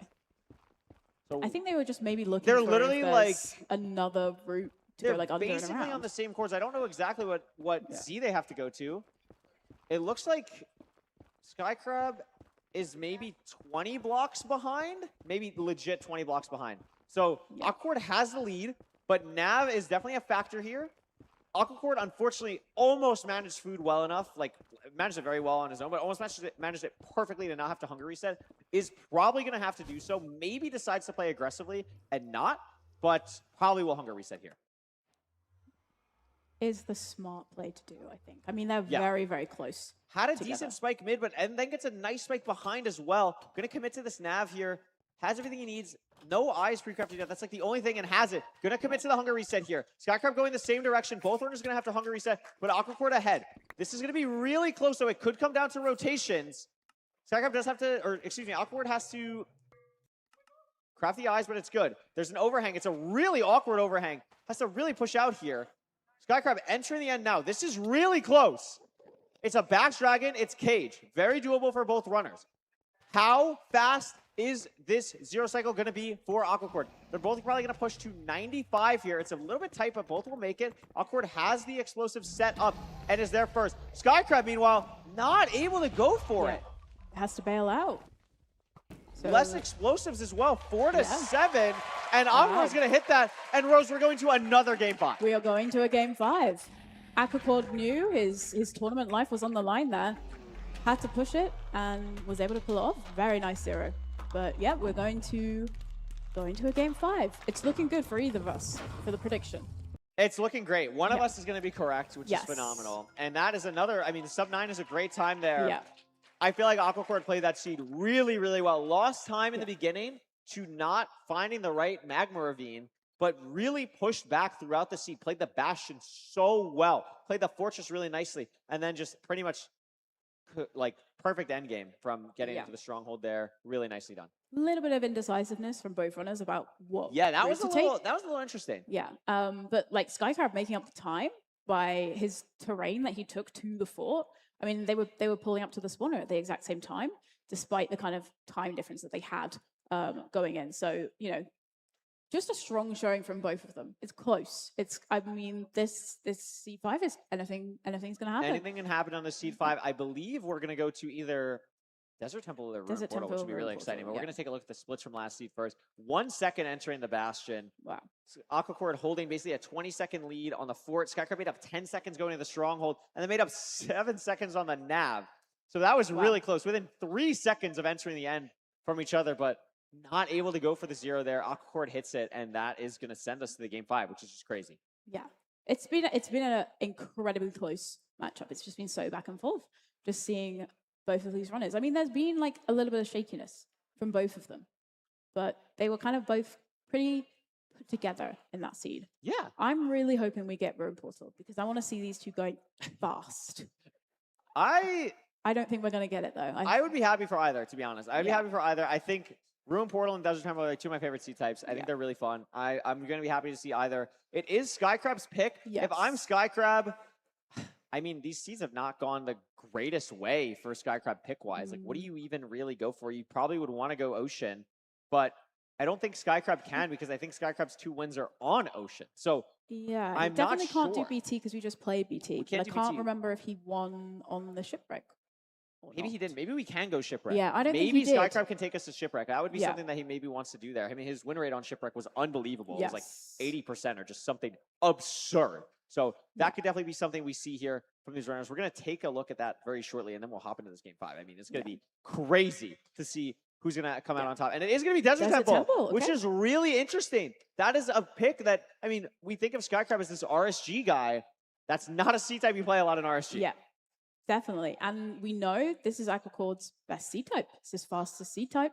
It's his highest win rate. But maybe Skycrab is going for, I guess, you know, we had with the Village, we had Desert Village, a little bit more kind of, I guess, flexibility. Maybe Skycrab's thinking a little bit more potential variance. I mean, you know, we know he's used to taking risks. He doesn't eat food until very, very late. You know, potentially your Desert Temple could have very low food. You've got TNT, a lot of kind of extra kind of things to play with there with TNT as well, both on the Blaze Spawner and in the Bastion. So it's going to be interesting. It's going to be fast. I'm manifesting the fast part. Manifesting the Yeah. fast. I just over fun TNT. Treasure or stables or something fun. Yeah, I want to see some TNT in the Bastions, but I want to see this come down to the 0 at the end again, as we've seen. I want to see these two runners go full tilt, as they have been doing so far. But this is anyone's game. It's been so back and forth. So whatever happens, I'm just excited. I'm just excited. I'm super excited. This is going to be crazy. Let's make some noise for this game 5 here between 2 incredible runners. Tournament life on the line for both of them. Who will be facing Hacks tomorrow in the semifinals? Oh, I forgot about that. Yeah. Yeah, enjoy that. Let's see here. Both going for low TNT. I saw some diamonds. 1, 2. 2. So Diamond Sword. Gravel at the bottom as well. Yeah. Aquacord deciding not to grab it. Meanwhile, Skycrab does. Maybe Aquacord missed it. That could be a huge deciding factor. Unless there was very obvious gravel out here, that's actually something that could honestly decide the game, like straight up. There is a river. Don't see the lava pool just yet. But that, I mean, I cannot believe that Aquacord did not go for that gravel there. I actually am blown away. That is such a play that I feel like these runners would want to make. They'd want to get that gravel, get it out of the way. So Aquacord's going to have to go this way now. If the lava pool is not the same direction, that could be really annoying. And Skycrab's going to get all of his crafts in now and be pretty much set to go because he has the flint and steel ready. He's done. Like, he's done. Oh, misplaced. Bodai. Never mind. Never mind. Still don't see a lava pool. So Aquacord's going Oh, there is a lava pool right in front of Aquacord, actually. So actually, having to go to the river there, because Skycrab's gone in completely opposite direction. Skycrab sees one now. Yeah. But Aquacord's going to be entering first. Every second matters. These are 2 incredibly skilled runners, as we've seen. And Aquacord's going to be entering first by about 7 seconds or so. Very close. Very nice terrain here. Going to be able to boat down. Skycrab not too far behind. And Skycrab's going to be hoping that his ability to really make up pace in the Bastion is going to be crucial here. Yeah, a little bit close to falling in the lava there, but not too bad.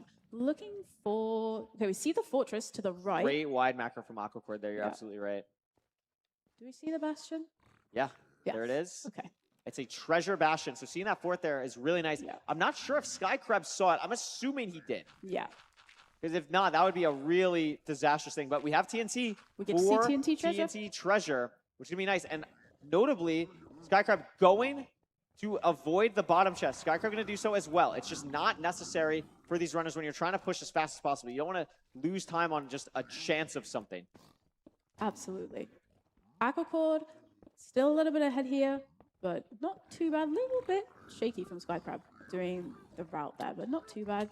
Aquacord taking a lot of damage here. A little bit awkward on this treasure setup. It is going to be okay. A late Piglin from Skycrab coming from the top is going to make it a little bit awkward, but again, Skycrab handles that really nicely. And I mean, both runners very close at this point. Yeah. Interesting to keep an eye on the food. Aquacord's got 11 flesh. They have got 1 golden apple, but because he's taking that extra damage now in the Bastion, he's got to think very carefully about when he's going to use that golden apple. Absolutely. Great job from both runners to utilize TNT Treasure here. Love to see it. I like the boat as well from Aquacore. That was really cool. Very smart to leave the boat there to get back. Just saves a little fraction of a second, but that can count. It absolutely can count. He is going to eat his golden apple now. That's a really interesting play. I mean, I actually think I like it because we've seen so much hunger resetting today. Like, you're not really going to be able to save that throughout the whole seed to go for a 0 at this point. Use it now. Hunger reset when you need to. Make sure that you're playing comfortably for as long as you can. Yeah, so much obsidian from the chest there. Got all the obsidian that he needs without having to check the trades. Let's see if these trades are done. Got to split pearls here for sure. A lot of string as well. We'll split that too. Diamond Sword already crafted for Aquacord. Are we going to pearl out? We have to. Yes, there we go. I was going to say, we need to get more pearls. There we go. Both runners out basically at the same time. Both know where the fort is. This is neck and neck here. Skycrab, awkward pearl. Is going to be okay. Low health. And is going to utilize the gapple now. That was really aggressive. Overlapping as much as possible. And Aquacord is going to get to the fortress earlier, just barely. While Skycrab's using Obsidian as a block because we have 34. Yeah. I really like that from Skycrab because he threw the pearl and was eating the gapple, and then he dropped his render distance at the same time because he was only on 2 hearts. So he was like buying himself kind of an extra second just in case he didn't get the apple eaten in time. I also love what Aquacore did there. Did the TNT for the spawner, but didn't use his flint and steel because of the zombie piglins around here. So had crafted buttons for that exact scenario and ends up paying off big time. Both runners literally so close in pace here. Both 2 rods, both plenty of explosives. It could easily come down to a 0 cycle here. All the pre-crafts coming out for Aquacord. The portal build is coming through as well. There are more blazes to potentially kill too. Skycrab is going to build this first. Notably didn't make a diamond sword, by the way, Rose, which is just a time save. So very interesting to see that from Skycrab. That could literally potentially be the difference from these runners. And also Skycrab blinding very early compared to Aquacord trying to get as many blazes as possible. Very, very early blind there. Yeah, still using the stone axe over the diamond sword. Just still has the diamonds chilling in the inventory, but plenty of blazes for Skycrab. He's looking pretty good. He just needs 2 more rods. Aquacord, I think, is in a similar situation. Yes. The pearl hits, but we are very low. We're actually going to go for a hunger reset here. Whoa, this is a new one. I've never seen this one before. I've not seen that one either. Very cool. I like it. I like that one. It's going to break through here. Inventory is a little bit weird, but we're going to fix it. But Skycrab, I think, is in the lead now. Gets immediately shot by a fireball. A little bit annoying there. He's out now. He's got all his And rods. Skycrab is out. Yeah. This is great. Skycrab has the lead. Yeah. It's going to be really close here. Awkward's not going to be far behind. This last blaze should drop. It does. It's going to come down to where this terrain goes. Awkward staying high. Half a heart. This is scary. This is scary. If you miss that, you're dead. If you miss that, your tournament life is over. So now we have to dig with an iron pickaxe twice. Meanwhile, Awkward's digging down on quartz. They're within 4 blocks of each other. They're basically on the same spot. Awkward digs into random lava. Skycrab's going to be building the portal first, but it's so close, especially with the gold pick. Has to swap to an iron one now. Skycrab ahead by maybe 5 seconds, but that could matter. The miss for Skycrab, but it's going to happen to both runners, so you just have to stay locked in. A hunger reset's going to have to come out for Skycrab, where it's not going to have to come out yet for Aquacord. That is a big difference. Yeah. They're basically tied because they're both probably going to have to hunger reset still. Yeah, and they're both digging pretty much at the exact same place. They're in the struggle at the exact same time. There's a decent spike for Aquacord. They're both going the same way. Skycrab is not going to have to hunger reset. Meanwhile, Aquacord will, unless he gets shot by the skeleton twice here. Maybe we still hunger reset. Does get shot by the skeleton twice. We are going to have to hunger reset. Aquacord in the portal room. And just like that, the momentum keeps changing.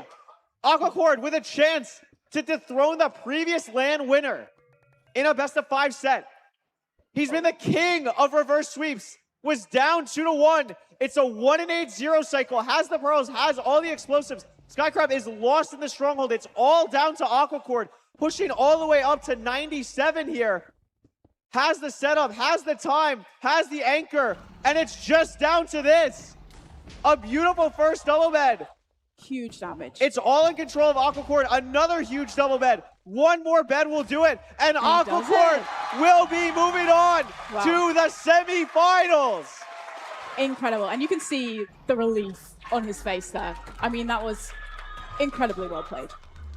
He has been playing phenomenally so far today. I mean, he was really, really strong in the free-for-all to come back from being, 2 seeds down, closing it out there. Beautiful zero cycle at the very end. He's looking very happy.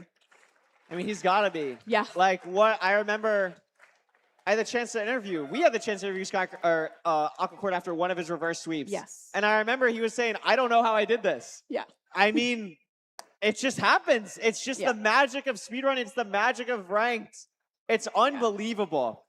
You can see the emotions. You can just the see relief from him. Yeah. I mean, it's just crazy. And we have to give a huge round of applause for Skycrab. Yes. I mean, an unbelievable player. Yeah. Coming all the way from Europe to play here, pushing Aquacord to a best of 5, played phenomenally well. Just a crazy, crazy matchup.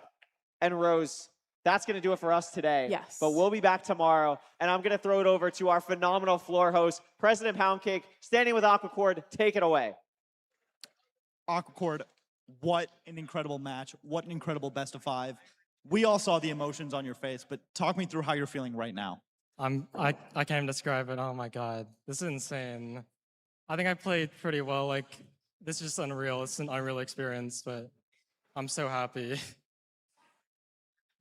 Back to the wall, again and again and again. At this point, you're the comeback king. When you're down, whether it's in ranked playoffs, whether it's here, you're down 2-1, you come off a couple of devastating deaths. How do you have that mental to just constantly come back and push and win these insane matches? Yeah, I mean, it doesn't matter if you're down, like any seed can go any way. Like I know I can win on any given seed for sure. So I just try to like stay confident. On like a lot of times I'll be like, if I lose matches, I'll like think I still played the match better. Like I like some of these like seeds earlier, I like lost, but I think I played better. So I like try to keep that confidence that like I'm playing better. I should win these next seeds still. I just try to like stay locked in. Absolutely. Now I want to ask you, because I see it on your screen there, you're listening to peak video game OSDs on Spotify. How does that improve your game? Does that set your mindset? I think it helps, yeah. Like I usually if I'm playing, actually I've started listening to like playing ranked, but like RSG I'll listen to like regular music, like rock music or like all music or something.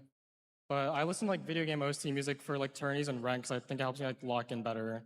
So there's like no lyrics and stuff, so I can like focus on the game more. Yeah, I mean, it looks like it helped here. A massive best of 5 victory. We will see you in the semifinals. Do you have any words? I think you're playing Hacking Noises, a monster matchup. Any words for Hacks? Dude, Hacks is really good. I played him once in playoffs. He swept me really badly, but I think I'm better now, so we'll see how it goes. All right, give it up for Aquacord. You're a semifinalist.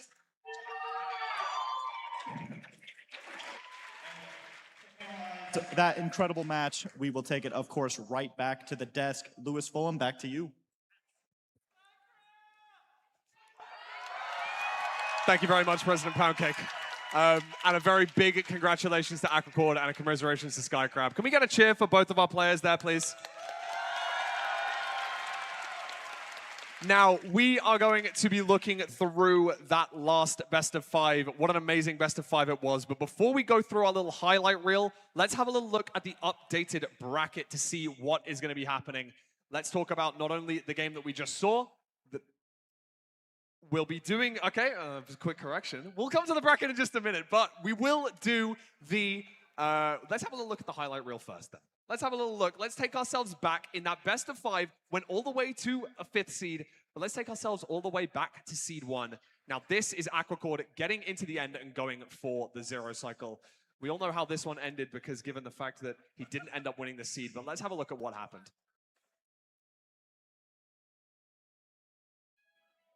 Gets to 95 standing. Unfortunate that it didn't end up going his way, but you can see that he really pushed.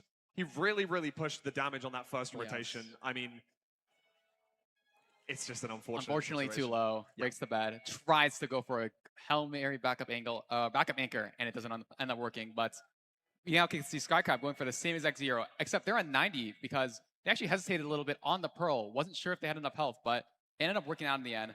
Tries to go for a quick bow. Doesn't work, but still manages to clutch up with a beautiful double anchor here. It wasn't like the cleanest 0 cycle we've seen ever from Skycrab. I mean, a very consistent player, you would say.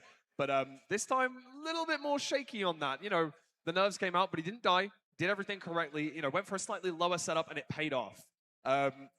And if we go on to the second seed, this is where things really started to take a turn for the worse for Skycrab. Jojo, do you want to talk me through what happened here? We saw a bit of an unfortunate turn here, just missing a jump, and unfortunately, it kind of ended the game a little bit too early. And then as we see here, Skycrab does an amazing job at blocking himself in so the items don't spread out everywhere. But unfortunately, he blocked himself off with wood, which right next to lava spread the fire and all of his items burned anyway.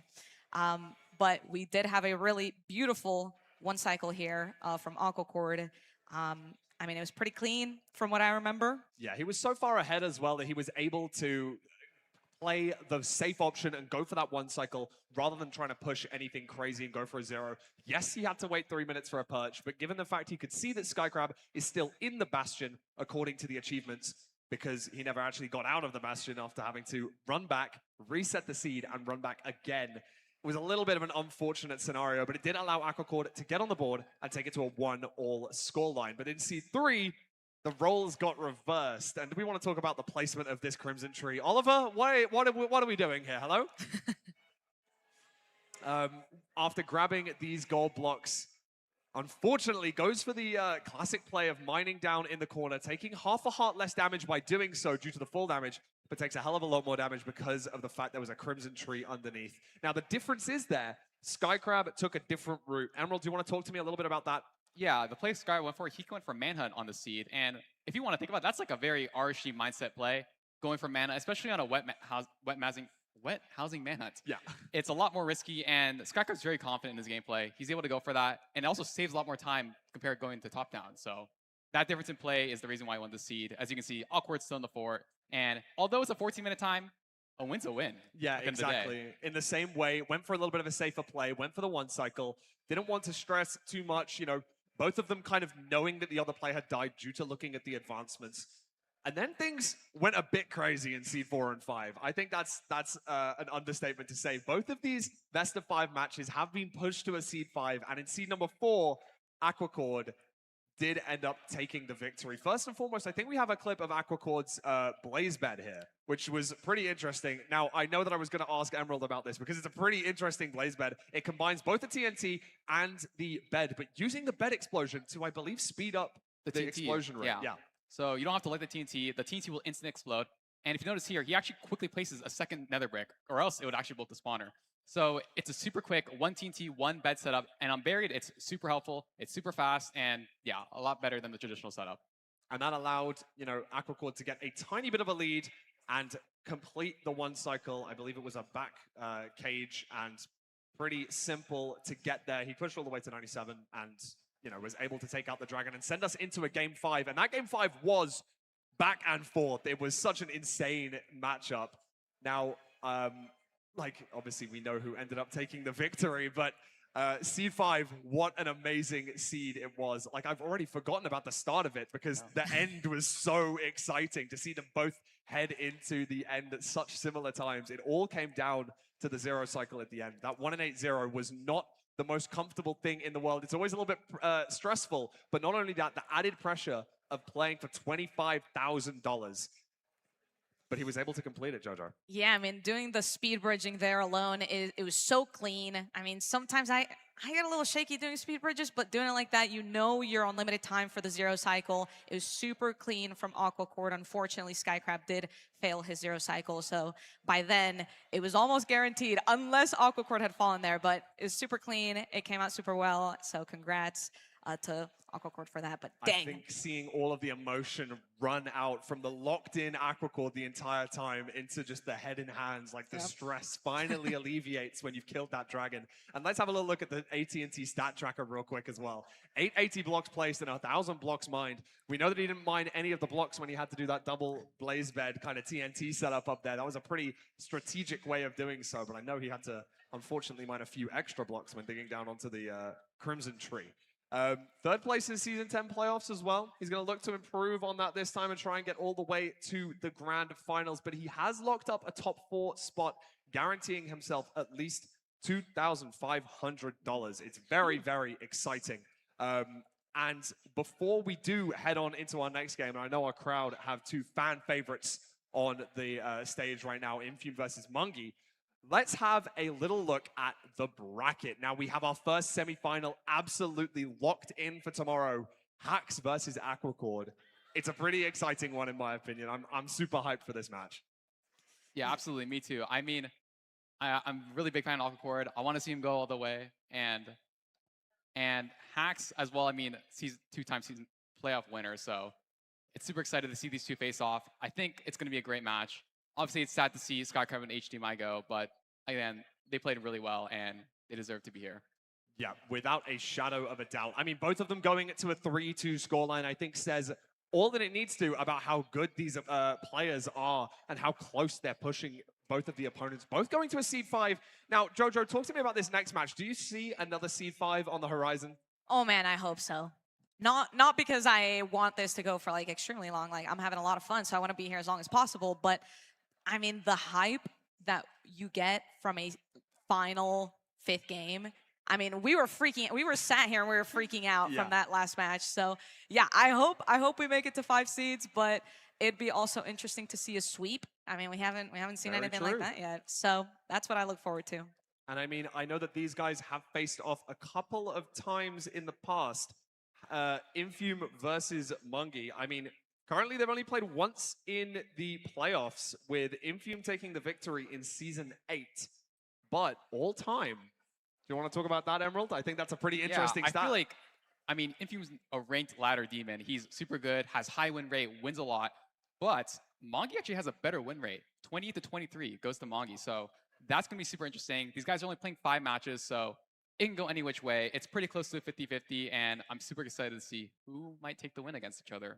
Yeah, in seasons 6 and 7, Mungie had the better win rate. However, in these last 3 seasons, which is really how these guys qualified into the World Championships that we're here watching, Infume does have a slightly better win rate. I mean, you can look at it each which way. All of the stats can show either message. Whether you want to be supporting Infume or supporting Mungie, you can find a stat that shows that they are the better player here. And I think we can look at all of the spotlight stats that we see on the screen right now.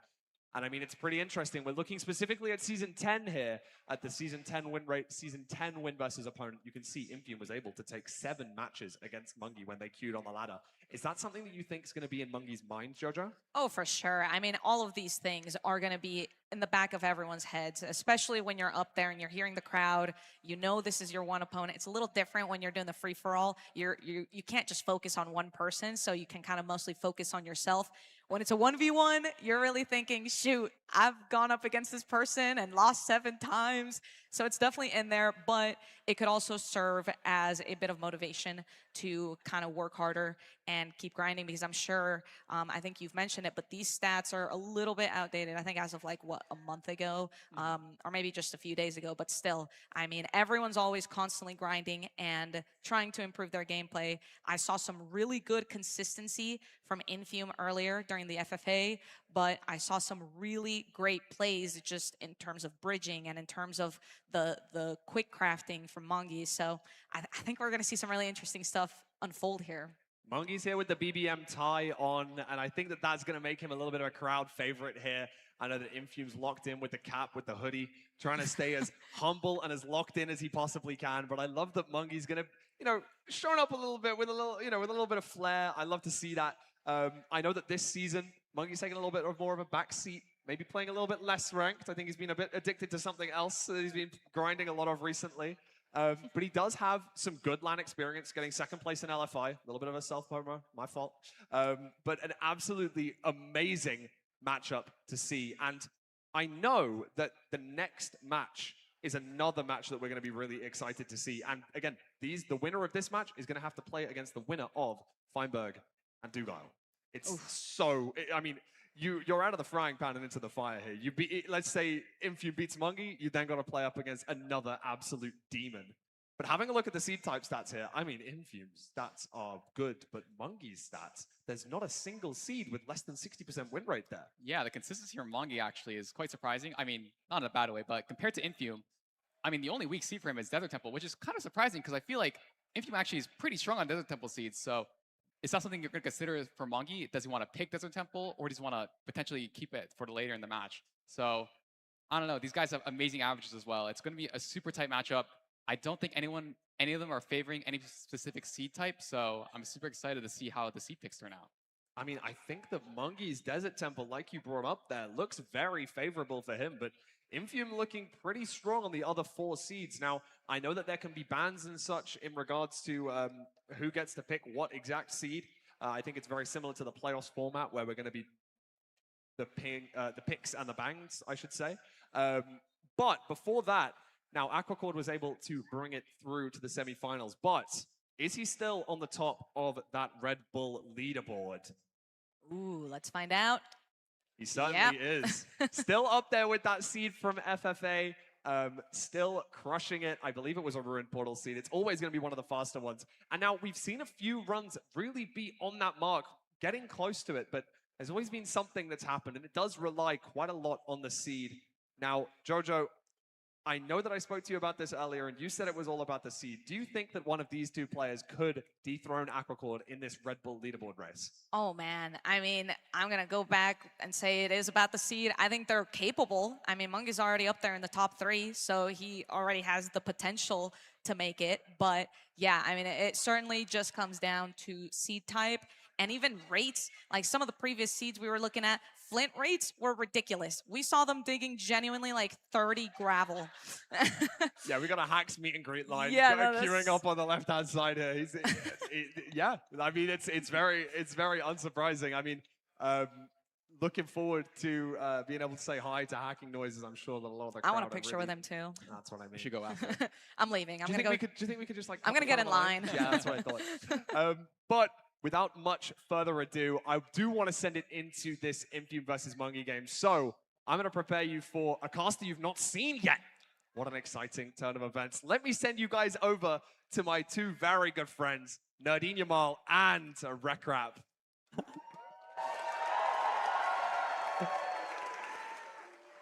Hello. Hello, everybody. Very excited to be here. You know, I'm from Seattle, right? We don't get a lot of sun there, so it's nice to have some sunshine in LA. But of course, we're inside playing Minecraft. You know, that's just what it is. But yeah, anyways, we'll get some sunlight in a little bit, hopefully, if it hasn't set already. But I'm so excited, and boy, oh boy, do we have a good match to start us off here. Infium versus Mungi. What are your thoughts? I know we were just talking about this, but what are your thoughts? Maybe reiterate what you were saying. I feel so torn, you know, which is nice because I don't really care who wins because I'm gonna enjoy any outcome. But I think it's so tough. I think Infium is clearly the favorite, and I think if I had to write it down and I was betting, I think I would bet Infium. But I kind of want to see a Magic Mongi pull through. He's got the tie on. He's looking good. I'm a little bit torn, but those are my thoughts going into this match. Yeah, no, both runners definitely look like they're getting finalized and ready to go. I do think this is going to be a great match. We were talking earlier, I mean, some of the stats from both these runners are absolutely ridiculous. Yeah. Both kind of similar-ish playstyles, right? For sure. Infium is maybe statistically, as you said, maybe the favorite. We see like looking at, you know, the peak elos. We look at the various performances in previous playoffs and whatnot. Infium definitely looking really, really good for this game. But at the end of the day, Mungi is absolutely not someone to underestimate. And so, I mean, he's gotten this far, right? It's very challenging to get here already. And Mungi has proven that he can absolutely do that. So, yeah. And also, as they mentioned, the record between them seeming to potentially favor Mungi in some ways, but also I saw when we were looking at the other stats for like I think just this season, then it favored like Infium 7-2. So I don't know, there's lots of things, but I guess take me through what are your thoughts on this Desert Temple pick from Infium? I mean, I think it's a classic pick. We saw it in the last playoffs a lot. Infium always going for Desert Temple. You know, it's what he's known for. If there's any like home court advantage, it's going to be Desert Temple for him. Interestingly, on the stats, it did say that Mongi's stats were better. I'm actually kind of curious if those were the right stats. Very surprising. But I think it makes a lot of sense from Infium here. Mongi, again, has that similar play style, but I think Infium is going to be very comfortable leading with the Desert Temple. Yeah, for sure. I mean, I was totally surprised by those stats as well. I always think of Infium as like the Desert Temple guy, so to see him with his weakest stats being on the Desert Temple was a little bit surprising, but I mean, I don't know. I feel like it could be an off season. It could be. It's hard to say exactly. Right. And at the end of the day, it really is just these seeds, you know. The game isn't played on paper with stats. It's played here live in front of an audience. You know, there's so many variables. But we've had such good matches already. Like that first one, HMI versus Hacks, I absolutely lost it on that last zero. I'm hoping for some more absolute cinema with these two phenomenal players coming up. Yeah, it's going to be absolutely fantastic. I think it's been very exciting to see these matches with the crowd here. Everyone's so excited. Like I love seeing all those best of fives to hear when both runners were entering the end at the same time, to hear everyone so excited as I am. So even in the show match, like we've had a lot of really close matches. Yeah, it's been great. It's been fantastic. Yeah, I can't believe that match happened. By the way, like a full hour long, and then it was still so close, literally down to the second. Down to the seconds is crazy. They both killed the dragon. Yeah. Anyway, great so entertainers out here. I'm hoping, and I believe that this match will live up to the expectations that people have set here. Of course, these two runners are extremely experienced, extremely talented, and I think they're ready to go. They look good in the previously today. Yeah, both of them feeling very comfortable. I've talked to basically all the runners, and there's some of the two that I feel like are most cool-headed going into this. You don't see a ton of nerves from them. You know, a bit of showmanship from Mongi, Infume locked in with the hoodies. It's great.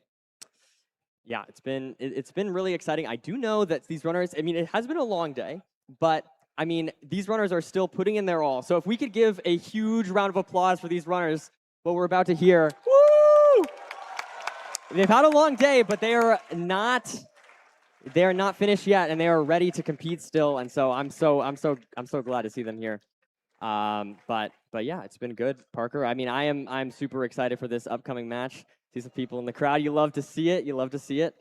And yeah, I mean, I think this is going to be a good one. Starting off on the Desert Temple. Yeah, I overall, I mean, the thing that I'm thinking about really is just that win rate from Infume. That was a little concerning. I mean, I was expecting him to pick the Desert Temple before seeing those stats, but I am, as you said it, I do wonder almost if those stats are like, I wonder what happened there. I mean, that just seems a little bit odd. Maybe he just hasn't been playing a ton recently. I know he's been doing a little bit of content stuff recently, but he's definitely been practicing. You know, we've seen them warming up in the back end.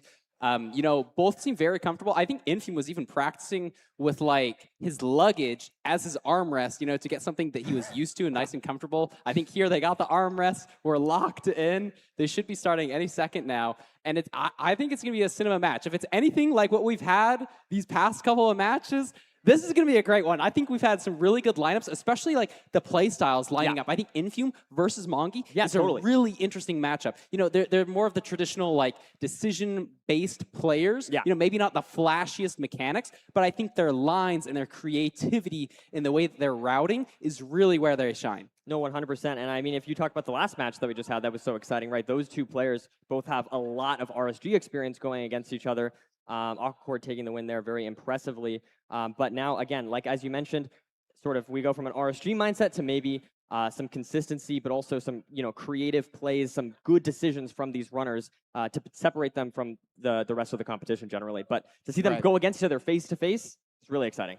Yeah. Phenomenal matchups. We got the Alienware ad play in here. So much coolness happening. I love all the sponsors and the support from the crowd and everybody that shows up. You know, players got family coming to watch. It's just, it's a great time. It's an absolute treat to be here. Yeah, no, this is like the coolest thing I feel like I've ever been a part of. You know what I mean? This is just so exciting. Yeah. This is the most legit production I've ever been a part of. It's awesome. It is crazy to see how far we've come. You know, I mean, a couple years ago, just commentating from my room, and now we're here in front of a crowd of 1,000 people. It's unbelievable. Right. Yeah, it almost like mirrors like the growth that you can have on your own just in speedrunning. You know, speedrunning is such a learning-based thing where, it's a game where it's not just so, who's the best aimer. It's how do you think? How do you learn strats? How do you always put yourself in a learning mindset? And these top runners, if you ever talk to them, they're constantly learning new things. Sometimes they're the ones developing the new Bastion routes. They're the ones creating the new strats. They're always on top of everything. And that's one of the things I love most about speedrunning. It's just that mentality and that mindset. And I think you can bring it to a lot of different aspects of life. And I think it's a really powerful and beautiful thing of this community. No, like everyone's always VOD reviewing. Even when they take a disappointing loss, we see a lot of these runners just instantly go into VOD review mode, which I think is like exactly the right thing to do. Try and improve from your mistakes rather than, sort of let them define you or whatever. And I think that these runners have shown time and time again that they're always coming back, they're always competing, and they're always ready to go. 100%. Looks All like we right. got some music playing, so maybe we'll be starting any second now. Infume, Mongi, both looking locked in, prepared. I love the tie. I mean, oh yeah, it's not only a it's fashion fantastic. statement, but a confidence statement at that too. Yeah, it's fantastic. I mean, Mongi knows how to put on a show, and I think that's what we're about to see. That's true. That's true. I'm very curious what kind of music Infume is going to be listening to here. I know he's a big fan of the Coco Melon. But I heard he was listening to rap earlier. It's possible. It's possible. It's possible. I do also know he has a tendency to just like watch a golf game or something. That's So true. so I mean we might see that. We might see that. But here we go. Beautiful. Into our match, the Desert Temple off the bat. Both these runners running right towards it. And we'll see what this Desert Temple has in store for us. I did not see a lava pool. I didn't see water, flint, things like that. So we'll have to look around for that as we get out of this temple. But for now, let's see what it has in store for us here. Both runners at pretty similar paces. We do see Mongi going for the high TNT and Infume going for the low TNT. But we got 3 gapples. That's True. significant food. I don't see the rotten flesh. It looks like 4 rotten flesh, but 3 gapples. That's going to really carry us through the whole run. Yep. We don't have great visibility with all this terrain, but there is an ocean and a river here. I maybe saw some exposed stone, but look at this creativity from Mongi here doing a TNT cannon. Wow, nice. That's one of the cooler strats in ranked speedrunning. yeah, and Mongi just always doing the creative strats. You love to see it. Meanwhile, we see Infume playing the single tree and just going to be looking for some gravel here in this river. Mongi now taking a look at his inventory. It looks like we've got the bucket crafted, we've got the iron pick, we've got the spare iron for that flint and steel, but now we see the crafts coming out for Infume. So slightly different decision making off the bat from these two. Both, of course, known for their routing in the overworld, both known for their creative plays, but they have done very different things off the bat. Yeah, even so, though, I think Infume just clearly having the slightly better route, maybe playing the river or a slightly different tree, but it's going to be in a handful of seconds above or before Mongi. Yep. Nothing crazy, but maybe it's an indicator of how the rest of the seed is going to go. So we see a fortress off to the right here, running past this flowing lava. The terrain is a little bit iffy here. Isn't it going to open up? If it doesn't open up to the left, which it doesn't here, we're going to have to really wrap around right. And it looks like it probably opens up decently well. But if Mongi aggressively goes left here, that could be a difference. No. But this terrain looks great from Infume. We see the Bastion. It looks like a Stables Bastion. I think that's a double. Was that a double triple?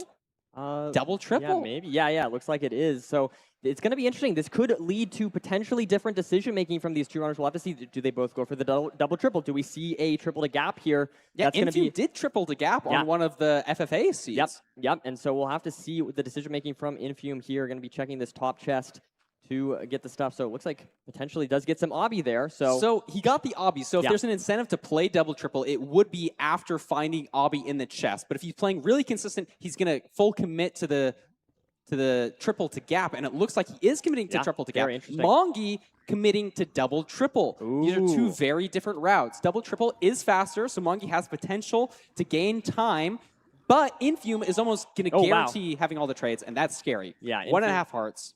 Infume taking a lot of damage there, but we do see... We have 3 gaps. Oh, yeah. True. And now we see both runners getting their pigs into their holes, but as we said before, Infume here is just a little bit behind because he went for the slightly slower route, but potentially could be more consistent since we have more gold blocks. Yeah, Mongi taking another hit there, but canceled it out with the absorption. I mean, these apples are going to be so useful getting to the fortress, allowing you to heal up in basically any scenario. In Infume, there is terrain at this lower bastion where his trading hole is, so he can leave, but Mongi is going to be clearly having the better terrain just by simply having better elevation. So he's got 15 obsidian, not going to have to worry about that. The real question with Mongi is what are his pearls going to be? We're at 8 here. We have 3 explosives, so it could get iffy. It's going to really come down to what are these trades when Mongi goes to check. Infume probably going to be having better trades. Mongi looks like he has his obby. Only 14 pearls, that could be a big problem. problem. This is significant. He's going to be leaving on 14 pearls. Oh, wow. But Infume is going to have maybe 10 more pearls than Mongi and can play more aggressive the entire rest of the seed.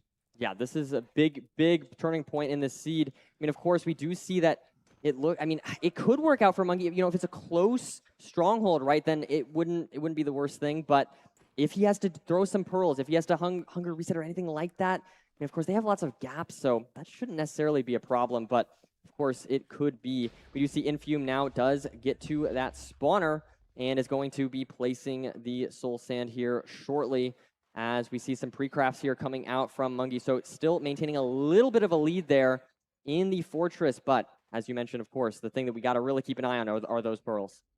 Yeah, and I think explosive counts as well. They are on... No, Infume just has way more. The tracker isn't... Oh, no, I think he doesn't have enough wood. So we're going to be on a very similar explosive count here as well. But, I mean, those pearls are really going to matter a lot, especially because we have the 2 golden apples.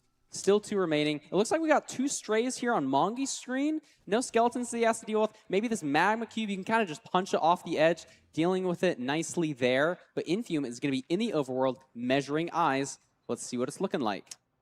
And we do see one more stray here for Mungie. We'll have to see if it drops. Does have to kill a Wither Skeleton, so there's a little bit more time loss there for Mungie, but is back to the spawner now. We see Infume getting some wood there, so that could potentially end up helping him with that 0 later on. But we now have Mungie getting a 4th and a 5th rod, I believe.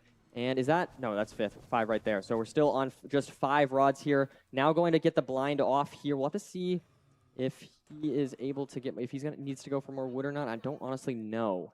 I don't think he has enough string for more explosive. Right, Look at the creativity here. He's using the sword from the Wither Skeleton to kill blazes a little bit faster. Love to see that. Wow, nice. Infume maybe needs...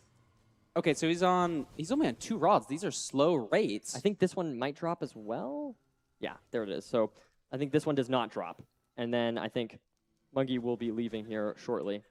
After we get 1 more rod. Does have some bone meal. If he makes another tree and another, I'm going to actually lose it. I don't think he has a use for it. It doesn't have the sapling. But he does get the last now rod. Out, overlapping these gapples really nicely. Ooh, it almost Infume out as entirely well, cancels though. the pearl. So both runners, despite the fact that Mungie had that early lead from the double triple, we did see Infume actually leave about the same time. Now Mungie is going to be pearling. Honestly, I'm not even sure. Infume might be ahead here. It's very, very close. I don't know exactly what the Ninja Brain bot coordinates are, but I think it looks like Infume digging down on cords potentially here. Yeah, and notably, Mongi can't use the pearls to go faster. Also, if it's a 0 eye, he's only going to have 1 pearl, so that really limits the amount of zeros that you can go for. Not even acknowledging the fact that he has 5 explosives, Infume has 9 explosives. So this is really Infume's game to lose here. He's ahead, he's got a pure spike, down, bottom left. Mungie finds it though. But Mongi's in! It's a 1 eye. I mean, so we have the 2 door's pearls. open. If it's a back and awkward, this is going to be really hard to hit. He has 5 explosives. He has the bow. I think he has arrows. Yeah, it's back. It's back 1 and 8, Nerdy. This is hard to hit. He's going to be going for it. You have to go for it, but it's a delayed pearl. So he might not be going as high rotation as Infume, and we've seen some dragons fly already. And looks like 87, Mongi's so going just gonna 87. Yep. And we see Infume going Building 92 up. here. So it's going to be a little bit different here. It could potentially fly from Mungie. I don't know. It's going to be really close here. We'll have to see. I mean, and it does fly. Yeah, wow. It flies. Unbelievable. Infumes has stayed, though, Yes. and it looks like he's going to be able to close it out here. Wow, great stuff. That's unfortunate for That is- Mongi fans. I mean, he was there at the setup, but because of his playstyle, because of choosing to do that double, triple Bastion route, he didn't get enough pearls to do the same 0 that Infume did. And that's Infume taking the win 1-0 against Mongi. Very interesting. And you know, very well played to both runners, right? That play, obviously, it did in this case. Infume got the win. He got rewarded for it. But of course, that play can reward Mungie, right? If he does get those pearls, it's not just like a wrong play necessarily from Mungie. That's just sometimes coin flips happen and it favors one player over the other. In this case, favors Infume. But we might see a coin flip or something similar in a future seed where it's, you know, sort of unsure who's going to win, and it could go in Mungie's favor. Yeah, I mean, there's a reason we're seeing 2 players play the same Bastion, but different Bastion routes, is because even at this high level, it's just you're dealing with odds, and sometimes the situation says that you should do one Bastion route, sometimes it says that you shouldn't. There's always a debate for it, and I think this is a great example of, like, whether you should go for double, triple, or not. You know, there's so many factors that go into it. And like you were saying, 1 pearl trade, and it could have changed the course of the entire seed. 100%, but good stuff from Infume, regardless, playing that seed very well. Taking advantage of the advantage that he had and taking the win with an 8:06 time. Now leads 1-0 against Mungie. But it's early on. It's early on. This is absolutely not, Mungie is still in this 100% at this point. We'll have to see how this next game. Then it could be Jeopardy here for Mungie. But it's looking good so far for Infium. But Mungie's still in this. Yeah, for sure. And it's going to be Mongie's pick going up since he lost. I'm very curious what kind of seed he'd be picking, because, traditionally I would maybe say he picks Desert Temple. I think maybe a Village from him, but that feels kind of scary. Village and Infume, that's kind of a recipe maybe for disaster. Maybe you shake it up and go Rune Portal. We haven't seen and any a of Rune those. Portal, very But nice. that's a Rune You're Portal. so good at your picks. Yeah, I have to say you're always on point with those. So I think that makes sense. You're think it picking does too. a linear overworld, but it still leads to decisions to be made, and I do think that is where Mungie really thrives, is when there is some important decision to be made. Of course, last seed it didn't work out for him, but of course, in any seed we could see some decision, some correct play, some creative play from Mungie, as we saw with like the TNT cannon, for example. Yeah. He's He's things doing like TNT that. cannons, growing trees. Yeah. That's why I love to watch Mungie. Yeah. I think that's why he's so good in one of the newer versions like Draft Out that's come out. totally. And those skills can translate here. You're just going to have to hope for, some variety in the seed, some really unique positions to put yourself in. And I think that's really where Mungie shines. So we'll see if that plays into this next seed. We'll see if he can take the win. Here we are. Into this Rune Portal seed, both runners finding it nice and smoothly. Looks like it is a completable Rune Portal, so that is nice. We do not have an iron pick, but we do have some extra gold that we could potentially make some tools with. We also do have Flint and Steel, of course, and a Fire Charge to light that portal with. And now we're going to have to see, are any of these runners going to go for food here? Or are they just going to insta-enter? Looks like Mungie just going to insta-enter as well as Infume. This is fast. Yeah. Sub 30 seconds. I mean, it's because we didn't have animals. This is nice. We're in a stables bastion, so you can get food chests. You can kill hoglins. We already saw one, but you might have to play this entire seed with no extra food, and that can be really scary. I know Infume is very confident, and he feels that's one of his strengths, playing on low food seeds. So maybe this is going to be favoring his play style. Yeah, 100%. I know he has sort of defined the meta of Desert Temples, for example, of not getting a lot of food. So absolutely. But I do think that Mungie as well is someone who's really, really good with these low food seeds. So it really could go either way. We'll have to see. This is going to be there's going to be a lot of important decisions to be made, and that could define the maps. Now we do see Infume is going to check this triple. Not much, Obby. We only have 5 so far.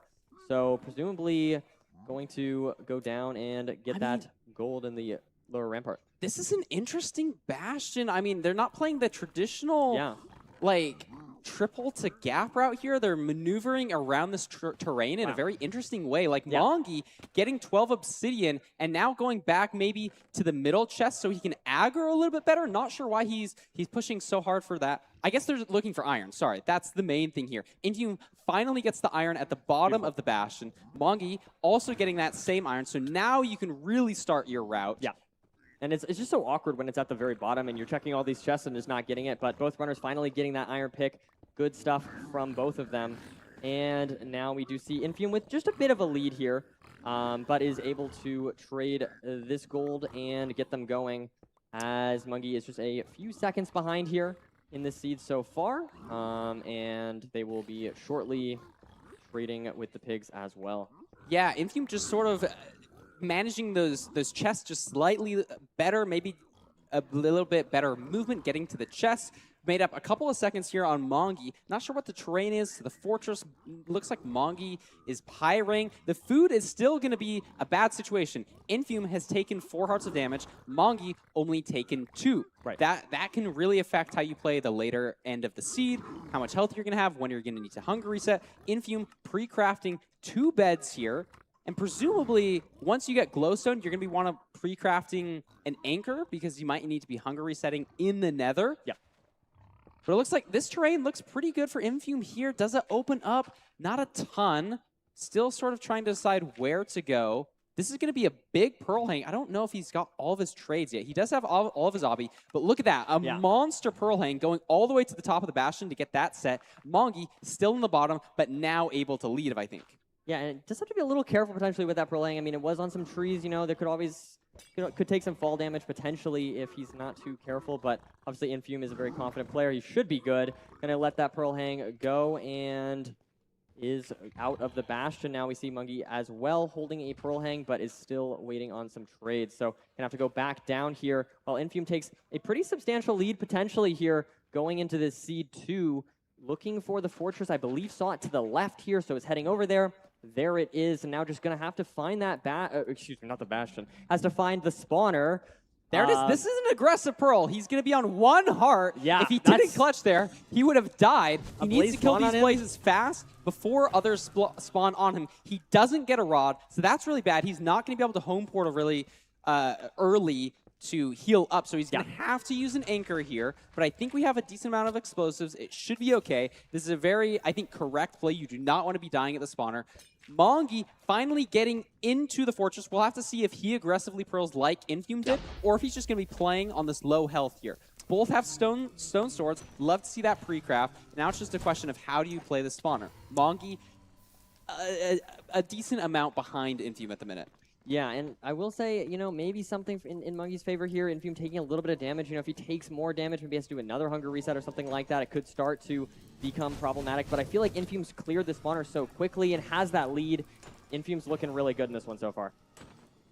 Yeah, I mean, Mongi's got a couple strays here, though, so that's definitely going to be helping his case. Infume appears to be digging in the wall. He's either hearing some strays or maybe even another spawner. And look at this. Wow. Another spawner for Infume. So he gets a pack of 3 here and another stray at the bottom. So this is really good for Infume, making up so much pace, and he's now leaving the nether. Mongi on 4 rods, Infume on 6.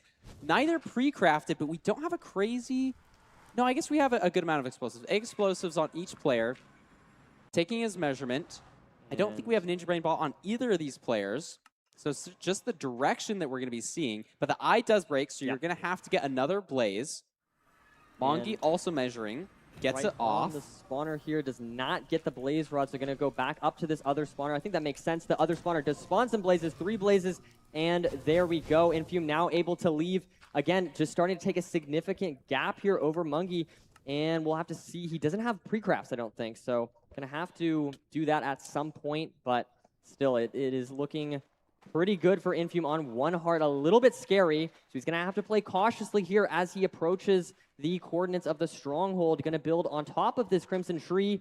And is going to hopefully enter at around 6 minutes. What great pace here from Infume. Yeah, great pace. Kind of just playing every split a little bit better than Mongi. Not spawning in starter staircase, but you can climb down this ladder and sort of back nav the library. But it looks like this is a blessing in disguise. He doesn't mind the string. No, only getting 1 extra, so maybe enough to craft another bow. Oh, the skeleton! No. And Infume dies! He ghost blocked his bed. So he right-clicked, his player went for the animation, but either the skeleton was in the way of it or his aim was a little bit off. And that's so unfortunate. He's dead. Mongi's now in the stronghold. He's at full health. And the risky play from Infume deciding to not hunger reset earlier is just so punishing. Yeah, 100%. I mean, that is the risk of playing a stronghold on low health. Unfortunately, Infume is running back. All that stuff is there if he can get back to those coordinates. I think it's pretty, relatively easy terrain to get back to if I recall. Yeah, he's not even getting a pickaxe or anything. So he knows the line in his head of where he needs to run. And we have seen some really bad strongholds. So it is not over by any means. Mongi's still scanning, maybe getting something to the top left here that he likes. Wormholing, there's a light source here, but it's just lava. Going down this staircase, there's 2 creepers and a skeleton. Scary. Is this the portal room down here? It is. And it is. So this is Mongi's match to seal it out. He has enough explosives. This time, he does have the pearls. A very attuned player can hit almost any 0 out there. Entering the end, let's see what the 0 is looking like. Very open. Dragon. Is it front or back? It's back. Small tower, though, so maybe you can't push super high. Probably can get to... It's going to be a little tricky getting to 95, but I think he'll be able to push to 95. Maybe looking at F5 to make sure that he's getting to the right height. Pushing to 95.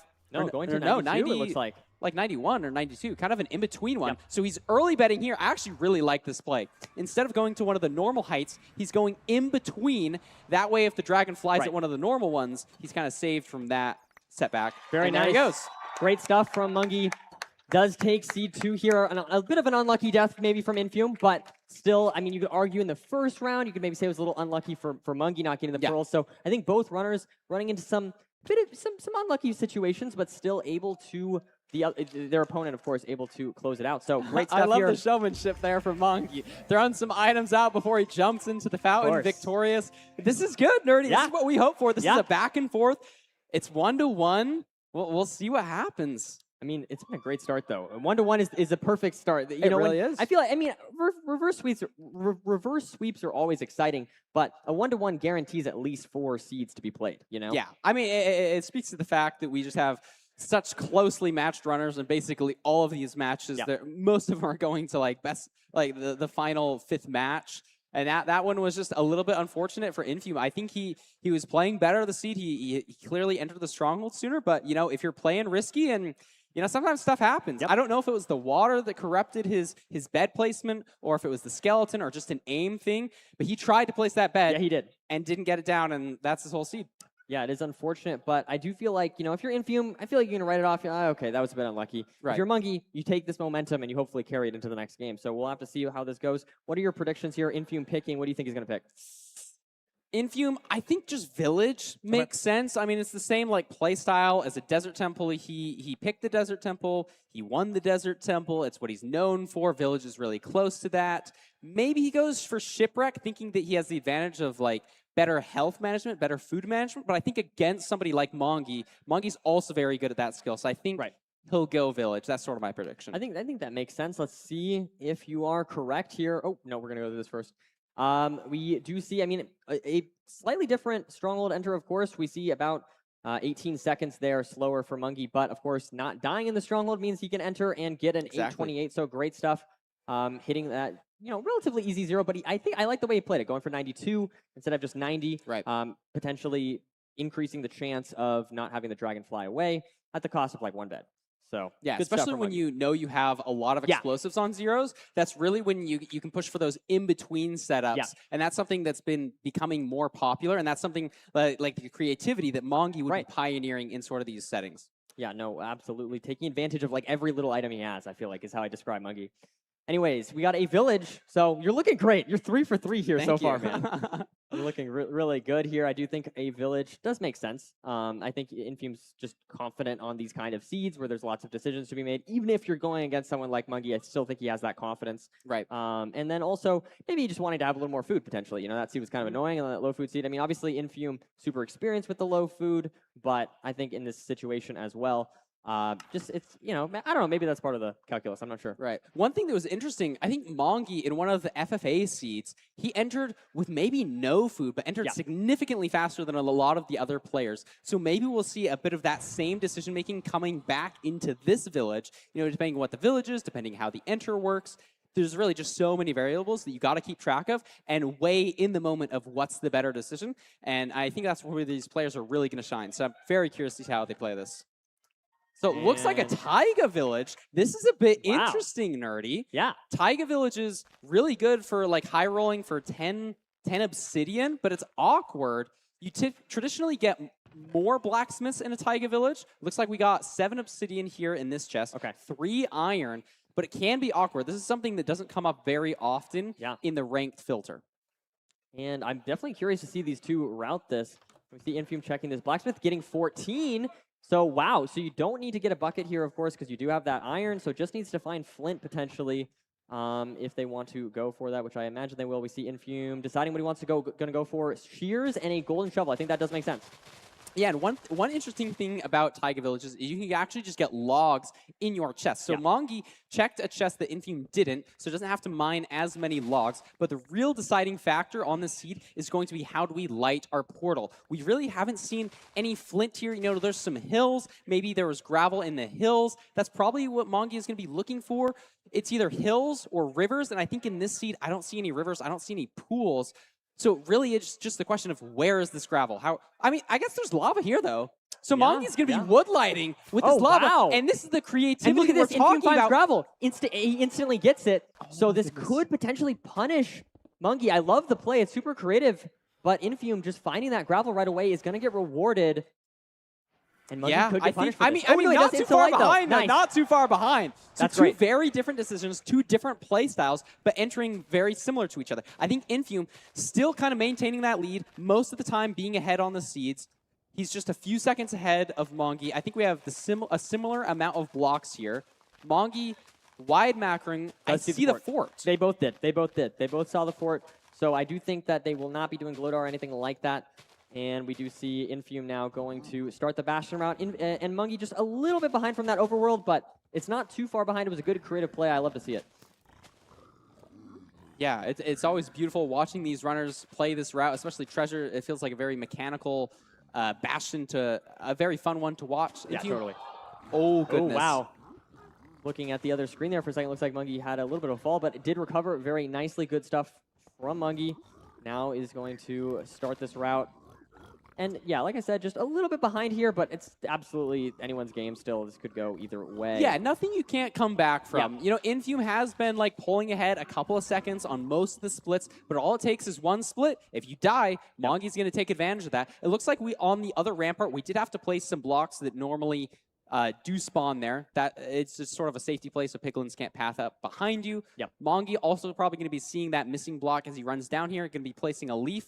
No, doesn't. So this could be a little bit scary. Piglins can get to Mongi at the minute, but I don't know if he has any stray ones following him. So Infume mining the last little bit of gold.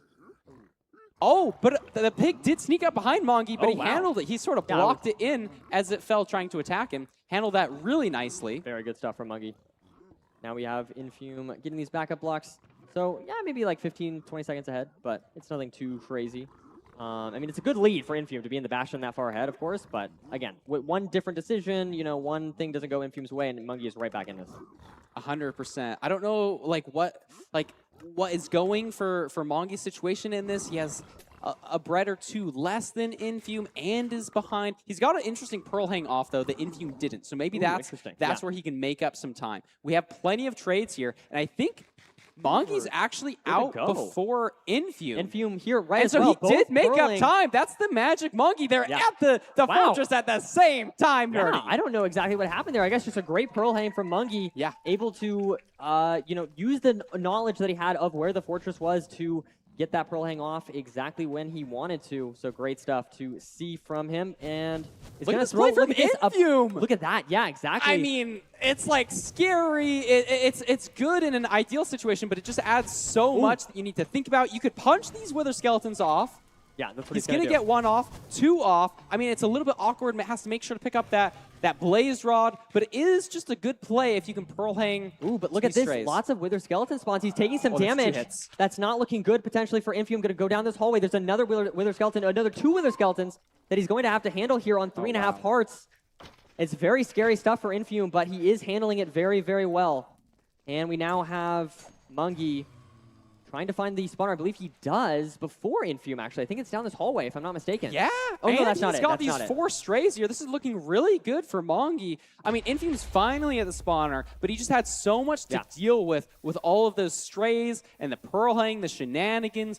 Mongi playing it a lot more linearly, a lot more safe, maybe less risk-averse. And I think it's paid off for him here. He's at 4 odds. Infume's only at 2. Yeah, great stuff from Mongi handling this fortress very well. Just making a lot of smart decisions so far in this seed. Yeah, it looks like he's clearing his inventory. We have plenty of pearls here. We have plenty of wool. We can make 2 anchors. This is looking really nice. Pre-crafting a bow, even though you have a crossbow, bow is just traditionally better. You have a little bit more control with like when you can fire your arrows.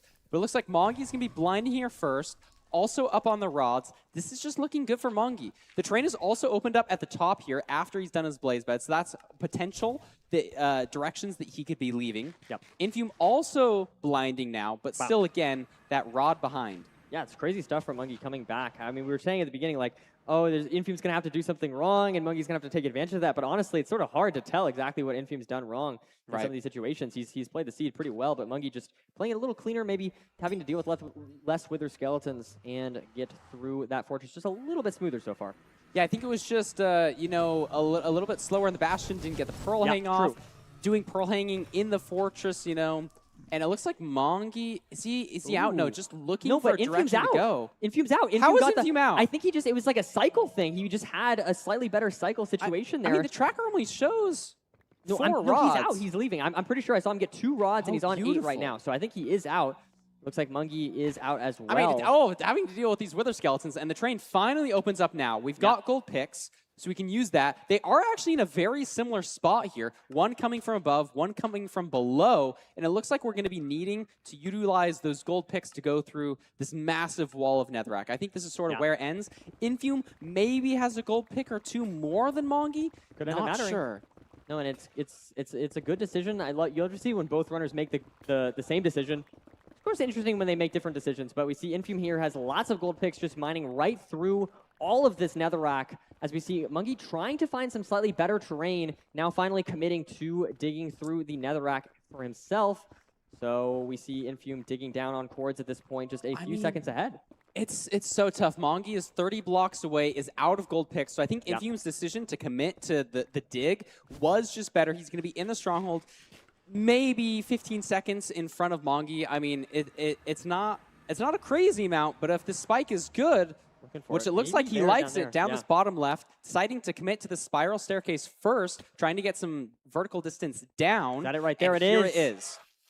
Doesn't even need to hunger reset, and he still has 2 golden apples, able to craft those while in his this is really awkward, though, potentially. 057. We'll have to see if Infume can't handle this. Does look like he does get out very smoothly there. We'll have to see if he can hit this 0, though, Parker. This could be a potentially tricky one. Yeah, it's a little bit weird, but you should be able to get to 95 just fine. We had a good pick situation. Oh, and Mungi takes a death. Infume now just needs to hit the 0 to close this one out. Let's see if he can do it. I mean, you just want to keep the correct height here with the dragon, and this should finish it off. Beautiful 0 cycle from Infume. He's going to be taking the 3rd seed up 2-1 against Mongi. Yeah, I mean, that was not the easiest 0, so great stuff from Infume to handle it very cleanly. Didn't really hesitate at all on that one. Yeah, building lots of netherrack portals for us. Love to see it. There we go. 849 from Infume. Takes a 2-1 lead. Not in his head. Feeling confident, I think. And ready to go potentially into this 4th seed. I think he's looking good. He's feeling confident. I mean, I think confident is the word. Yeah, because even on the previous seed, I feel like you really can't shrug that off, right? You walk into a room, you see a skeleton, you're on 1 heart. It's unlucky at that point. You place your bed, it ghost beds. I mean, it was just an unlucky situation, honestly. So I think Infume just able to put that behind him really easily, and he looks great on that seed, I think. Yeah, I think not only does he have the stats to back it up, I think virtually almost every single stat is just in his favor. Yeah. Not only that, he's just looking really good today. He's looking calm, cool, composed. I mean, Mongi is no threat, but I think Infume has been making the better decisions in general, gaining a few seconds here and there. Mongi on that last seed, making up a lot of time on the fortress, but I think that was one of the bigger ones for Mongi. Yeah, for sure. I feel like Infume's looking locked in today. I feel like even in previously, he had some off seeds, of course, as you would if you're playing 10 seeds against the best players in the world. You're going to have seeds that don't go your way. But he got 2nd place. He's looking really good overall, I think, today. And in the LAN, in person, obviously having to adapt to a new setup is always a little bit tricky, but they're doing a great job. I think all the runners today have been doing a great job. In fact, we have an 849 there from Infume to take the 2-1 lead. Any splits here jump out to you? I mean, obviously, to me, it's mainly just about that Nether versus Fortress Enter, but I'm curious if anything sticks out to you. So Mongi makes up about 7 seconds in the Bastion getting to the Fortress, but the main factor is that difference in getting to the 2nd portal to Rain Cores. They both had gold picks. They both did end up digging through the netherrack, but Infume committed to going into the netherrack wall way before Mongi did. Mongi really trying to wrap around, and even though he maybe had to mine less, it just took him so much longer to get to that position. Yeah. So I think that's really what the story was on this last seed. But it's great to see. I mean, they're both looking locked in. You can kind of see them breathing. Some of them sort of have a routine before they're playing these matches. Sure. You wanna get totally locked in for the shipwreck seed. Yeah. For sure. I mean, I do feel like both runners are looking good. I mean, obviously, we've seen 2 deaths or 1 from each runner, but overall, the runners are really neck and neck throughout these seeds. They've been doing a fantastic job. Do we go to a Game 5? That's my question for you right now. I think we go to a Game 5, and I think it'll be a world tour. That's sort of my hope here. Okay. We've played 4 of the 5 seeds. If Mongi wins this one and picks BT for the last seed, which I don't know if he would do, but that's sort of what I'm hoping for here. Yeah. No, it's definitely that would be. I think they'd be down for that. That sounds exciting. Yeah, right. Sure, they're hearing us. Maybe they'll listen. No, but it's been a great series so far. I'm hoping for a Game 5. So far, we've only had Game 5s in this series. So or in this tournament. So I'm hoping that we get the privilege of commentating one of those as well. I hope so as well. You know, I'm always here for the game 5s. One thing that I think is interesting, I think Mongi is holding a hand warmer. You know, sometimes in gaming, cold hands can be the bane of your existence. It can be so much trouble when you're really trying to play fast. That's interesting though, because I know Silver has like a hand, he had a fan that was like cooling his hand. Really? Yeah, to like prevent it from to getting get the too sweat sweaty. away. Yeah, so it is interesting to see these different runners and their different approaches. As we have our 4th seed here, we have a beautiful shipwreck. Both runners swimming right out to it. Let's see if they can find the iron, and we're checking it. What do we got? Ooh, not the best. Not the best. And, you know, what's also interesting, we can see so much ocean, but I don't think I saw a single ravine. So it might be a little bit weird where you're going on this island, what terrain you're playing around. You know, it's terrain decision-making in the sense of looking around and seeing what part of the ocean is good. So they're both probably going to be playing this first tree here. Okay. I maybe see some ravines off to where those ocean ruins are. But again, this isn't like the highest quality seed. We're not going to be able to make shears, but we do have a golden axe, so you can really blitz through and get some blocks that way as opposed to shears. Yeah, for sure. It is interesting. I think Mungie just had a little bit of an advantage there going into the crafting. We'll have to see if he can maintain that in the rest of this overworld split. Infume is known for his overworlds, so it is very tough to beat him on one, but we'll have to see if he can do that. Looks like he is boating out first, so I mean, it's a good this start. ravine looks good. I would be very surprised if this is not real. If it's not real, it's going to be a little bit weird, Yeah. but it I mean, seems it's to go faking deep. both of There's them out, light here. if it is. Ooh, It's is it real? not It's real, not though. real. Wow. There's a second ravine past it, and it's like they're both boating the same exact direction, so it's not like one player is going to be making up time off a different decision. And they're both doing the same thing here, both checking.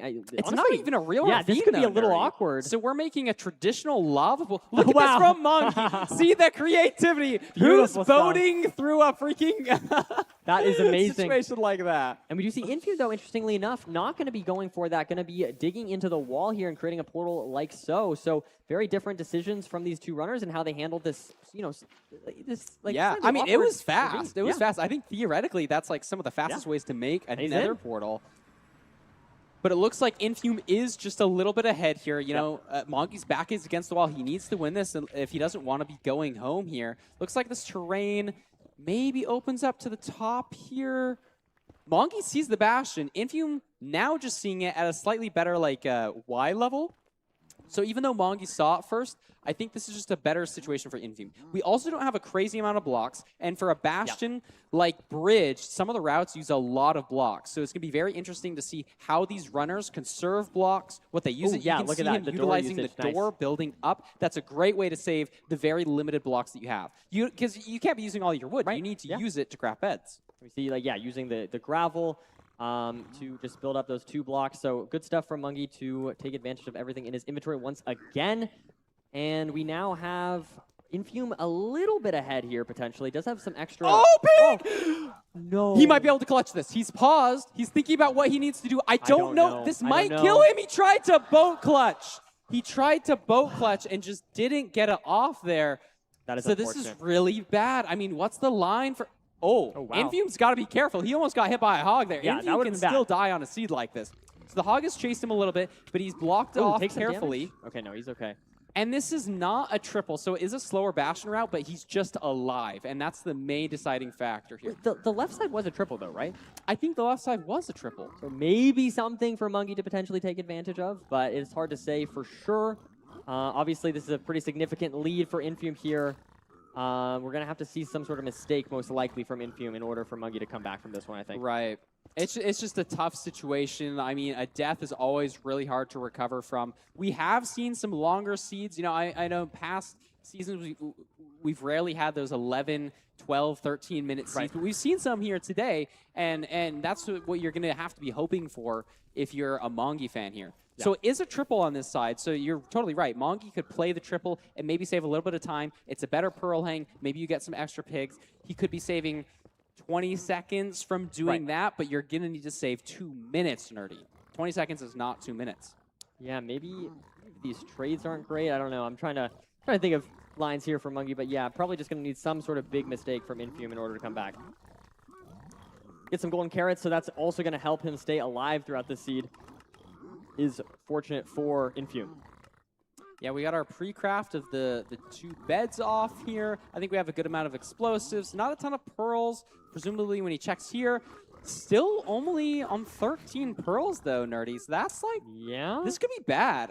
We don't have a ton more gold left to trade. And some of the other seeds, we haven't had good pearl trades. Ooh, and using a What's pearl he there. doing? Interesting. Wait, I actually have no idea what It looks Infum like he is has doing. 19 pearls.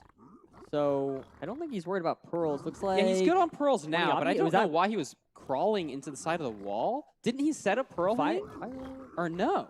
I'm trying to see. I mean, the whole time, Mongi, I mean, this is sort of what he needs. Mongi could save maybe 30 seconds on the Bastion here, and that's going to be significant. Yeah, I guess maybe just trying to get like extra explosives and stuff like that. Probably. Maybe at this point, you don't see the advancements in chat, and you might know that your opponent took a death in the Bastion, so that could sort of allow Infum to play a little bit safer here, maybe wait a little bit longer for those trades. Of course, that could mean that maybe Infum just needs to make a slightly smaller mistake than he needed to before. Maybe he doesn't need to take a full death or something like that in order for Mungie to come back. Maybe Mungie can just play the seed really fast, and Infum can make maybe a smaller mistake in this endgame. Right, exactly. I mean, we'll have to see what the rates are like. We had some bad rates on the last couple of seeds. I'm not sure what situation would favor Mungie. Probably just bad rates. Yeah. But these strays are looking really good for Infum. This is 4, maybe even this is 5 strays for him here. If they all drop, he's going to be at 6 rods. That one doesn't drop. He's still at the 1. There's now 2. at 2. There's now 3. at 3.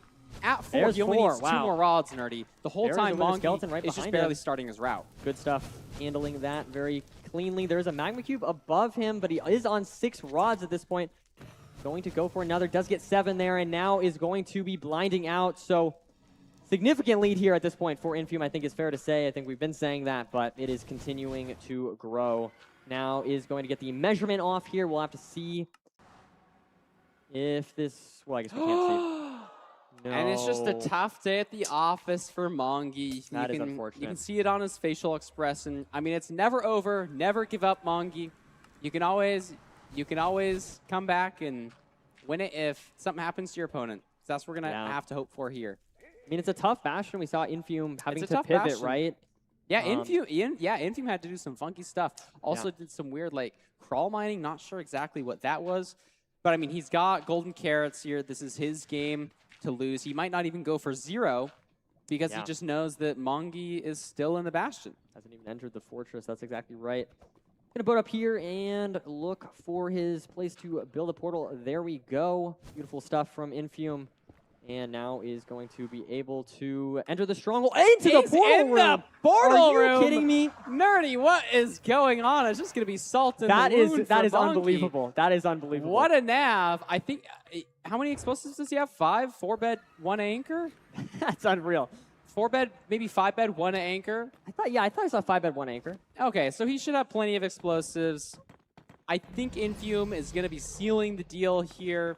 We've seen some messed up zeros, but Infum is one of the best in the world. Been looking very good today. He's got the bow out. This double bed looks really good. Almost 2+2 territory, but not quite, and is going to need to kill it with this last anchor here. And a little scared, but good stuff. Good stuff from Infum. Takes his first win. And we see a house coming out here from Mungie. Good stuff. Oh my gosh, wait, I love the house. Thank you, Mongi. We appreciate you here, but congrats to Infum. He's going to be moving on to the second and final day of the tournament. Yeah, you and can see the relief on his face there. Both players put up a show for us. They really love did. to see it. Played really well throughout the entire day from both these people. Like massive, I guess, I don't know. Thanks to both of them for being here, of course. And yeah, just really great play, really consistent play from Infum. We did see the one mistake maybe or unlucky moment in that stronghold, of course, but overall was able to take the win. So I think both runners. Give it up for both Give these it up for runners. Monkey. Give Come on. him some love. We love to see him here. Thank you so much for playing. It's always a treat to watch these guys play. It truly is. It truly is. I absolutely love both of them, and it was a good match. It was a good match for sure. But yeah, I mean, I do think Infum at the end of the day looks good. Moving forward. He does here. look good. I was wondering, is he like doing too much contest stuff? Nah, he's locked in. He's showing this is why he's one of the best in the world. Yeah, for sure. I do think that he's going to be a potentially scary opponent. Of course, he's going to be going against either Feinberg or Dugile after this, so we'll have to see how that goes. I do believe we are ready to send it over here to President Poundcake. in our interview here. Oh, not quite. I think we have a 1 minute here. Oh, I guess we are. Yeah, good we're to gonna throw it. Yeah, we're going to throw it. So yeah, we will be back shortly, but stay tuned for this interview with President Poundcake and Infume. Congratulations, Infume. Go ahead and meet me up here.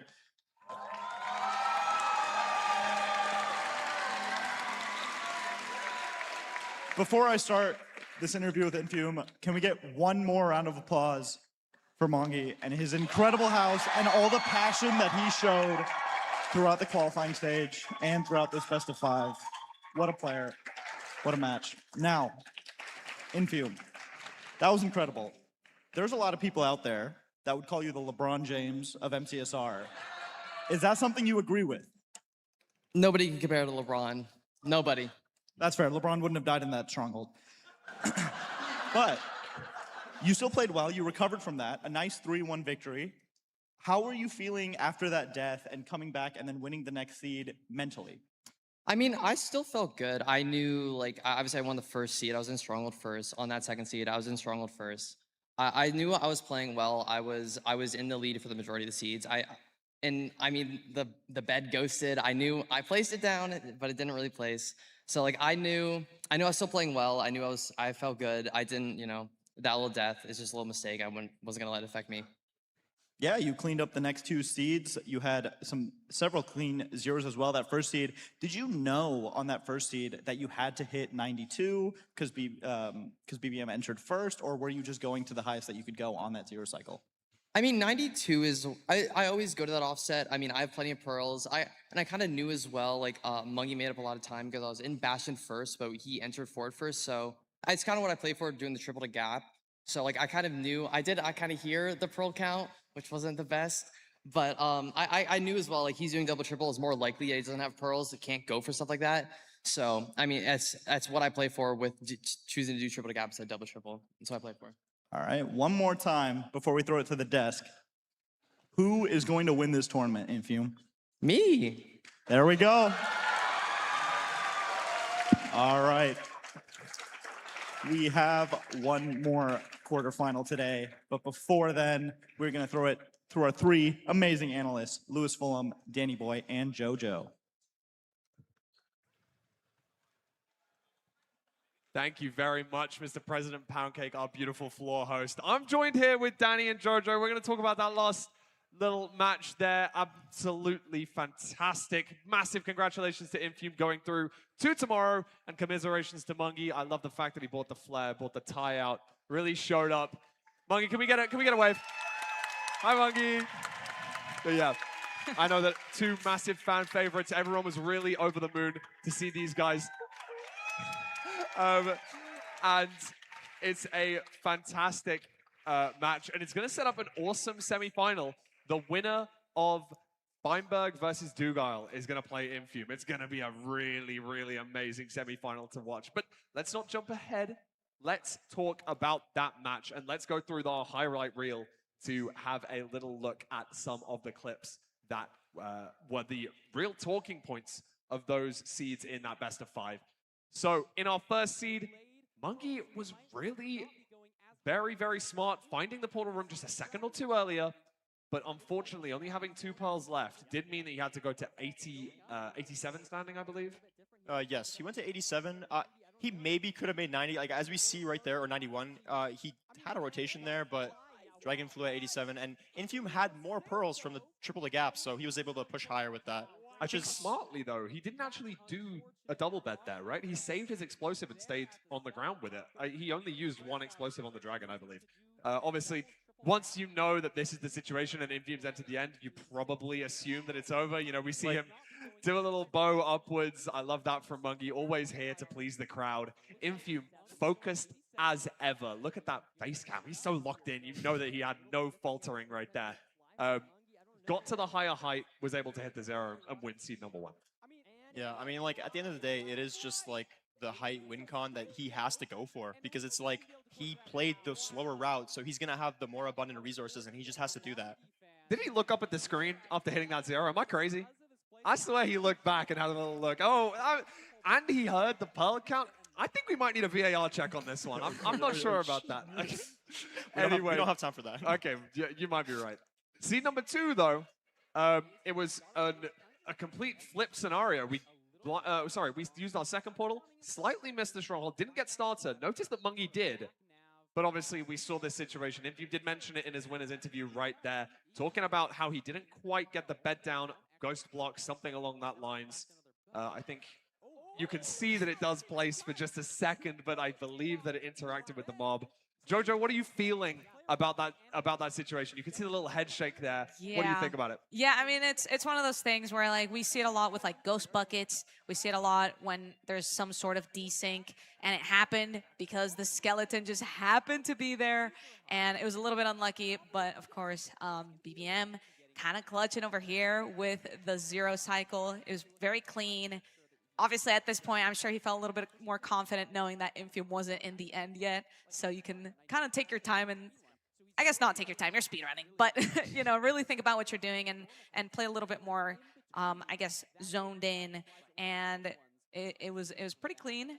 Yeah, very comfortable there for Mungi, and I know that he, he went to a high height, but he had to use Crying Obsidian because he had a little bit peculiar block counts. I think he had single digits of both Netherbrick and Soul Sand there, so had to use Crying Obby for quite a lot of it. Is that something that you think about there? Yeah, Danny? you kind of just want to have as many blocks on your bar as possible, and then Crying Obsidian on your bar is just so useful when you're trying to do 0 cycle because it's just indestructible. And one thing that Mongi did that was really, really interesting was that I think he went in between 2 like common Y heights and just did a bet early to try to avoid the dragon flyaway, which was really smart. That was very smart. And another smart play that we see from Mungi here, deciding not to have to run around too far for the flint, as we saw. Infium did find the gravel, was able to get the flint, but using this is actually what I would consider to be a more consistent play in this situation, because even though we have the lava, and yes, we're relying on a lucky woodlight, I would say that on average, it's more consistent to do that rather than search for a river or a gravel in the side of a cliff, which is what Infium ended up finding. Is that obscene of me to say, or do you think that's a reasonable situation? No, I think it was super clever, super clever. Unfortunately, one bad pearl there, and that set him back on this entire seed. But it was super incredible. I mean, at the end of the day, he made up that time. Like, if he had gone out looking for that flint, that would have been worse for him. And had that one pearl not killed him, he would have actually maybe potentially had this seed in the bag. But of course, Infium had a very clean 0 cycle here. Yeah, it was difficult for Mungi to come back from that one, and obviously even with the Gapple in the offhand, I believe, Infium was pretty comfortable with hitting this 0-3 rotations, 3+3, I believe that was, and able to send us to match point. And unfortunately, Mungi took a couple of deaths in this last seed. It was pretty inevitable once we got in a few minutes in. I know that I believe here we entered the Nether, and it was just a little bit of an unfortunate situation. We were running backstage to try and get over to the desk, so we're seeing him boat over to the lava, which I love.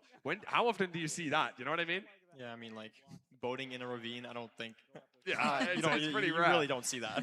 But unfortunately, he did fall off the chalice here. I didn't exactly see how, but I did see that he was paused midway through. So it's awesome to get these replays. It's just like, you don't expect this ever. Like, at the end of the, like you know that there's terrain, you don't see the pigs. It's kind of hard to clock it, especially in like a tournament setting where you're like a little bit more nervous. You're not as aware of your surroundings. So it's kind of like you can blame him, but you can't really blame him. And you look at Mungi there afterwards, he shrugs. It's like what can you do in that situation? Exactly. It's just so difficult.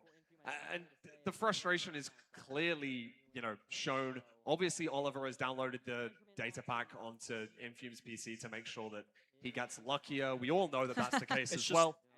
Those blocks that he placed before the staircase are meant to prevent that hoggling. And and it just was still there. Like, because this there's is just terrain crazy. that goes around the side. It's, I don't know. You could say that Mungi got unlucky, but also, to be honest, Infium played really well. Infium didn't rely on luck to get this 3-1 victory here. He played super clean, and even though he knew that Mungi was still in the Bastion here, he doesn't even go for the safe play of going for the 1 cycle. Is that something that he wants to show Feinberg and Dugal? Like, he's not someone to be messed with. Like, I know that my opponent's in the Bastion. I'm still hitting this, and I'm still cranking to, I think it was like 99 height on on a caged tower. Like, it's not an easy feat, and he was able to crank that out for the victory, 3-1. Yeah, no, I mean, I think he's just very confident in his play style. I mean, the main thing we know about Infume is being consistent, and I don't think he needed to slow down, even though he knew his opponent was kind of behind, because ultimately, you're always trying to be the fastest player. We're trying to speed run here, and we're all low key thinking about what is this right here? Like, can we talk about this? Mindberg is always throwing me off, man. He's just sitting there in the corner. Yo, I mean, we're about to see him on stage right now, play off against Dugile. He chose Dugile. Let's like bring that back to the pick section. Feinberg had 3 different options to pick, and he chose Dugile. Is that an aura pick, do you feel, or is that like actually he thinks that's the best player to play against? Personally, I think it's an aura pick. I mean, I don't know. Going back to the question that you asked earlier, where it was like, why go for that 0 cycle? And I've asked Dugile that question, and he said he just wants the match to end as fast as possible. And it's like, man, like, you're playing against that guy now, and it's too tough.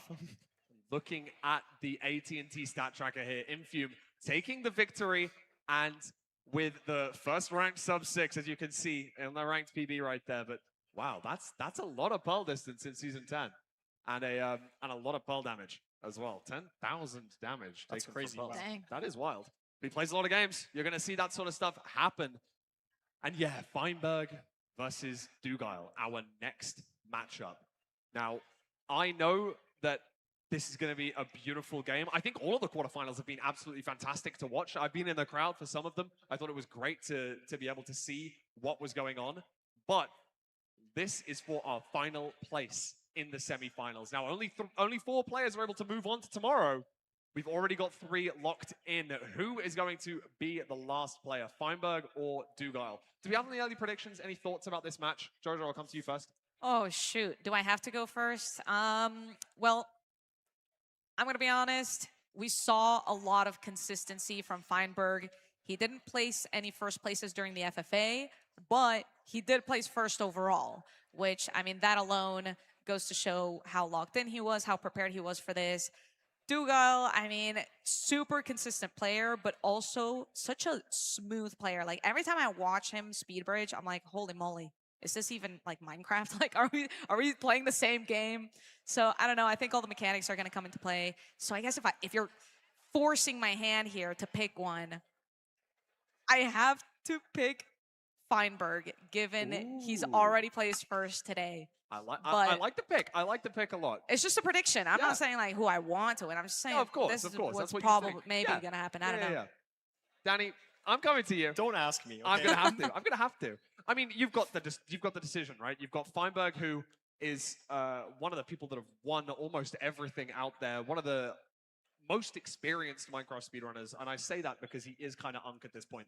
And then we've got Dugile, the person who has won, ranked playoffs. Because Feinberg, I think that's his one thing that's not on his resume of wins, in my opinion. Man, it's so tough. I want to just take a moment to appreciate that this is our final game today. It I feel is. like it is crazy that the FFA lined up so that we have Dugile and Feinberg as our final game of day 1. But anyway, I think Dugile has like a higher performance, like peak performance, but I think that Feinberg beats him out on consistency.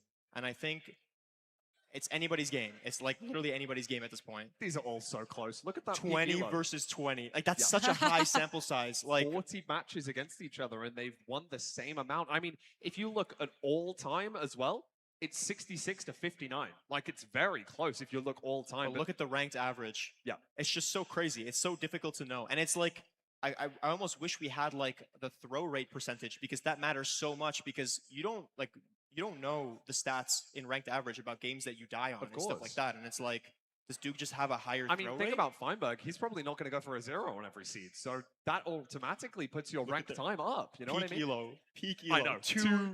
It's apart. 2. It's amazing. And these two playing off against each other in our quarterfinals, like you were bringing up, this is our quarters. This isn't even the finals. Like, this match, I think, to be fair, any of the matches today could have been seen as like a grand finals level match. But this is just to fill our 4th slot tomorrow. And let's have a look at the seed type stats here as well. Dugile with his lowest win rate at 62%. And Feinberg with his highest at 64. That maybe favors Dugile in this situation, but I mean, it's very close. It's all very close. Is there anything you're going to pick out there, Jojo? Is there some big disparities? Yeah, I mean, I'm looking particularly at BT seeds. I mean, that's probably like one of the biggest changes. I guess maybe Ruin Portal as well. It's a little bit close there. Dugile definitely gets a little bit of a profit, I guess, with those seeds. But I mean, these are just kind of like averages, and I feel like that doesn't go to show how good a player actually is with that particular seed, because there's so many factors to it. I've already explained this like a bajillion times today, but there's so many different things that go with it. Even just something as small as like going for strays instead of going for the actual blaze spawner, and that alone could totally change that statistic. So I don't know. I'm curious to see what's going to happen if we see a BT seed in there. I think that'll be, I mean, Dugile should have, you know, that seed, but we'll see. Yeah, I mean, we could see that the Desert Temple, quite historically akin to Feinberg, given the fact that he is the AA guy. He does have a better average time on Red Desert Temple versus Dugile. But on every other seed, it seems like Dugile has the faster average. I think that the obvious choice for this match could be Dugile, I think, to the outside point of view. But it's completely different when you're in a LAN setting, right? What do you think about that, Danny? I think it's so tough to say. I mean, like, if you're going off FFA performance, I guess, like, Feinberg would be the favorite. But it's also, like, I think even Dugile has said, like, formats like MSS and stuff like that are just, like, kind of disgusting with, like, being able to show off how well you do in, like, a 1v1 style game. Like, ultimately, ladder is just 1v1. It's not, you're not playing against 8 other people, 50 other people, 100 other people. Like, it's a completely different game. So it's just, you just have to make the different decision than one other person, right? So it's just kind of like, is what it is. I mean, yeah, it's absolutely great. And I think that we've got some awesome stuff going on in the crowd as well. I can see a massive line forming once again. These runners absolutely beloved by the community. So exciting to see that this is going on. It's kind of crazy to stand back and think that we're here, right? Yeah, this is wild. I mean, it has been an incredible day. We've been here for so many hours already, and there's still such an incredible audience out there. So shout out to you guys once again for being here. But yeah, I mean, it's incredible. These people are here for MCSR and just Minecraft. So it's beautiful. Yeah, it's absolutely fantastic. And I know that Feinberg and Dugile are getting themselves set up. What a match this is going to be. What an insane match that this is going to be. I mean, we've got some stats printed out in front of us, and I could read through them all, but one thing that's really standing out to me is just the split performance of Feinberg in Season 10. Oh. Oh. Oh. Oh.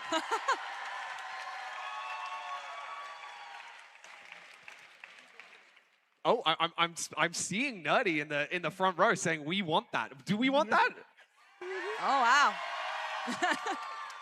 I mean, these guys have been arguing non-stop about the fact that, oh, I've got a ranked sub 10. Oh, I've got 2 ranked sub 10. Like, they've been going back and forth all weekend talking about, I mean, it would be great to see. It'd be great to see. I'm not saying anything. I'm not the guy organizing this. Replace Feinberg and Dugile, right? Honestly, right now, we could sub them in. I think that they might even be favorites. That'd be the problem, right?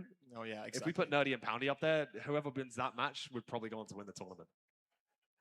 Well, sure. Yeah, thanks, man. Just like if you were up there, you'd win the tournament. No, exactly. No, exactly. Yeah, exactly. Exactly. No, it's exactly what that is. Even though it's so late, I feel like I really want a Game 5. Like, I want a Game 5 so bad. 100% like, agree with you. Every single, like, match, I've been wanting a Game 5. Like, these runners are incredible. Like, watching them on stage like this is just absolutely incredible. I think it super sucks to see people go home as well. Like, we are all friends with all of these runners. We all love to see them win.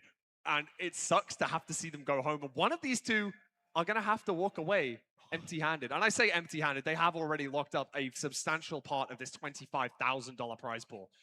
But one of them's not going to be able to get their hands on that crown. And that's going to be done tonight. One of them is not going to be playing tomorrow. And that's going to be really sad. But before we get into that match, I'm going to send us over to a really, really quick word from our sponsors. So we will be right back.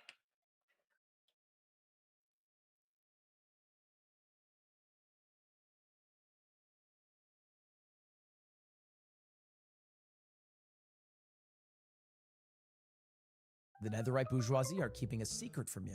Do you ever wonder how they get their runs so fast? I finally figured out the secret. You guessed it, it's the Alienware 27-inch QD OLED monitors. Yes, it has everything to do with their technology and nothing to do with me being mechanically bottlenecked. And at $350, it's one of the most accessible monitors around. So I figured out how I'm gonna make my revenge. Feinberg. Can I say that? Speedrunning on this monitor feels faster. It's more responsive. The colors feel more rich. And if you want to be like me and the rest of the pros, go to aw.gg/shuttle. Thank you to Alienware for sponsoring the MCSR World Championships. All right, back to it. Red Bull gives you wings. Fellas, did we say 11:30 tomorrow? I forget. No, we did not say 11:30. What we agreed on was 11. 11 a.m. sharp. No. You have to say razor sharp. If you don't say razor sharp, his eyes go into the back of his head and he can't remember anything. Also, don't do the fella's voice. You know how that makes me feel. Okay, voice is gone. 11 razor sharp. I totally got you. I have a small ask though. Can we do a little bit later? How much later? 7 p.m. Oh my 7 p.m.? Oh my guys, god. Kelby's on the line. I gotta go. 7 p.m.? That's so much later. Kelbo. Letty, the golden goose. It's good to hear your voice. And remember when you were blonde? I do. This is humiliating. What if we have plans? We can't just change what we're doing. Okay, you wouldn't have plans. Yeah, you have plans? Anyways, tomorrow, agenda, it's full. We should review your list of commitments. You got time? Kelby, we talked about this. Leave me alone. Letty? If I was your neighbor, I'd think you're dead in there. I'm at a dinner party. I'm wearing a tuxedo. Uh-oh, yeah, you're it's at a dinner wellness party? check. I haven't seen you in 7 days. What's the cut of the tuxedo? Low? Low cut? It's low cut. The band's playing. I can't hear you guys. I gotta go. When connection matters, it has to be AT&T. There's no band. I've had it. I've had it with this doubt. Welcome back, everybody, to our final match. Yes, sir. Of day one of the MCSR World Championships. Parker, how are you feeling? How are you feeling after that first match? And what are you thinking moving on here? I'm feeling great. This match has been hyped up. I think it's going to deliver. You know, we got a lot of fans, a lot of people cheering for both of these runners. They're two titans of the scene. Yeah. I think, I don't want to jinx it, but I think it's going to be good, Nerdy. I think it's going to be good too. We're going to quickly check out the Red Bull leaderboard here. Aquacord still absolutely dominating. Doing a fantastic job. Do you think we're going to get a potential sub 7 maybe in this event? What are you thinking? Is that too greedy? I mean, statistically speaking, we've played most of the matches, right? Yeah. Because the FFA was 10 matches. Yeah. So I feel like Aquahorde is going to secure that year supply of Red Bull, but like there's always the shot. These are some of the best runners in the world. Duke has a sub 7. Yeah. Feinberg has a sub 7. Yep. Feinberg, interestingly, actually has a faster personal best than Dugat, which is something you wouldn't expect. I think in both any percent and in ranked, Really? In any percent? I think that's true. Yeah. I mean, well, no, I'm wrong. It's 4 seconds off. My bad. Apologies. Oh, close. But very close. Yes, very close. So definitely both runners have a great top speed.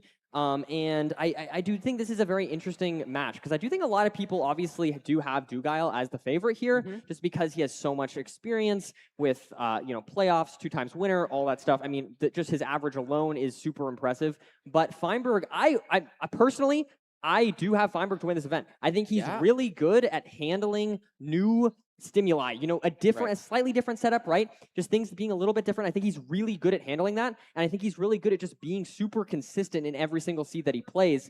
And I think we saw that him being super rewarded, right? In that LCQ earlier, or not LCQ, but you know what I mean. Right. And so in the FFA, I should say. I think while Dugail definitely could win, I wouldn't be surprised. I personally, I have Feinberg winning. I don't know about you. I mean, he is looking really good. He's got the stats to back him up. One thing I will say is although Feinberg did win the FFA, he didn't win any individual seeds. Dugail, on the other hand, did win 2 individual seeds. So I think there's a lot of toss-up between these players. Even if we think about their play style, Duke traditionally thought of as the more mechanically a gifted player, Feinberg more decision-based. One thing I thought was interesting about the stats, the only stats that Feinberg is better than Dugile is Feinberg's win rate on village seeds and his average time on desert temple seeds, which is something we would expect and talk about, but it's nice to see that in the stats that it really is a difference between these two players. Yeah, I do think it is also just like their sort of approach to the game, I do think is different, right? Feinberg is always about just playing the game, and, you know, I think they're about to be doing that. But Dugile, on the other hand, really into practice, VOD review, all that kind of stuff. So very methodical player, and it's going to be interesting to see these two collide here as we get into our final game of the night.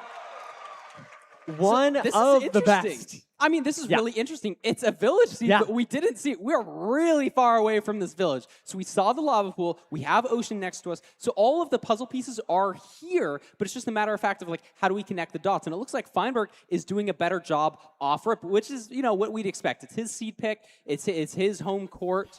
Dugile a little bit far behind here. Absolutely, we do see a slightly different, you know, direction they're coming from in this blacksmith here, though we do have, looks like 3 obsidian and 5 iron here for these runners to work with. Gonna craft shears and stone tools here, which is what we'd expect from both. And they are going to need to kill the golem here. Unfortunately, you know, a little bit of time loss. You love the seeds where you just don't need to do that. You can just skip it. But unfortunately, on this seed, going to have a little bit of time loss. Going to have to get that going here, as we do see slightly different decisions, though. Feinberg choosing to go for some wood beforehand and going for the leaves, whereas we saw Dugile build that tower with dirt. Right, exactly. You're totally right. You could overlap it with a crafting table or some other blocks. You should be handling this golem fine. The one interesting decision that we'll have to look out for is how many beds are each runner going to be taking. You know, on a village seed, you want to be maximizing the amount of beds that you can take. But if the village just isn't good, or if there's not any in your path, you might sacrifice it and not pick as many. Absolutely, and we do now have these runners in similar positions here. Interestingly, let's see, 5 hay bales there for Duke. Seems like kind of a lot, honestly, considering you had that 4 bread already. And we do see Feinberg here has found the lava pool. Now going to be just getting the flint from this little lagoon. Yeah, I think I like Feinberg's decision better here. I think the gravel is just so close to the lava pool. Duke having to go all the way to the ocean and backtrack a little. So he does, he is able to overlap mining the gravel with it. But Feinberg just is going to be clearly ahead here, you know, proving that he is the king of villages in this matchup. And we'll see if maintaining that lead is going to matter as the rest of the seed plays out. And I mean, Duke actually... because he had to mine the flint. Yeah, so not even that too far behind. Actually, only maybe 1 second ahead for Feinberg here. It is a lead, but a small one at that. We're in a really awkward basalt. Are these different? Were those different spawns? Surely those weren't different spawns. No, I think they're the same, but I think they're going different ways. We see Dugile going up high here. Feinberg taking this like sort of lower terrain. It is a treasure bastion, and it is also potentially a little bit awkward here. I don't see the fortress. I don't know if you saw it. Where is Duke?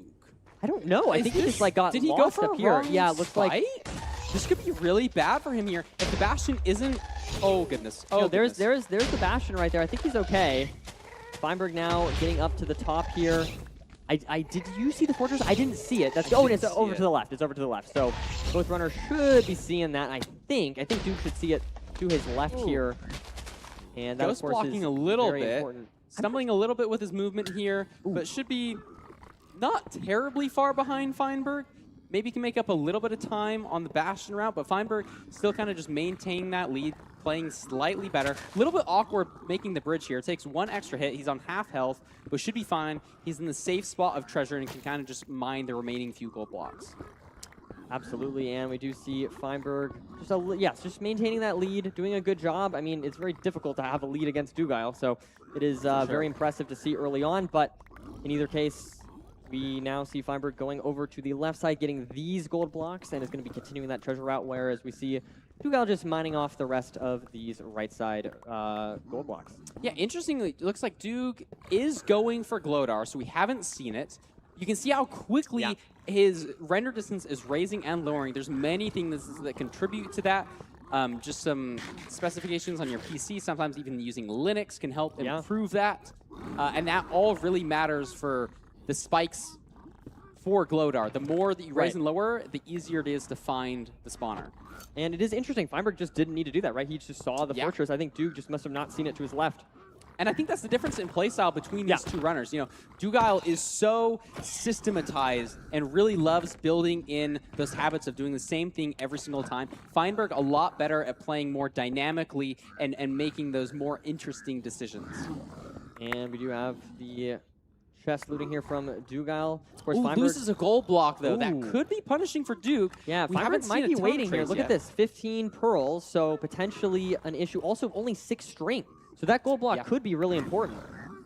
Yeah, I mean, I'm not maybe sure if he's checked we'll his see trades both recently. these runners go Yeah, there we down to go. lower treasure, but no. Still really low string count.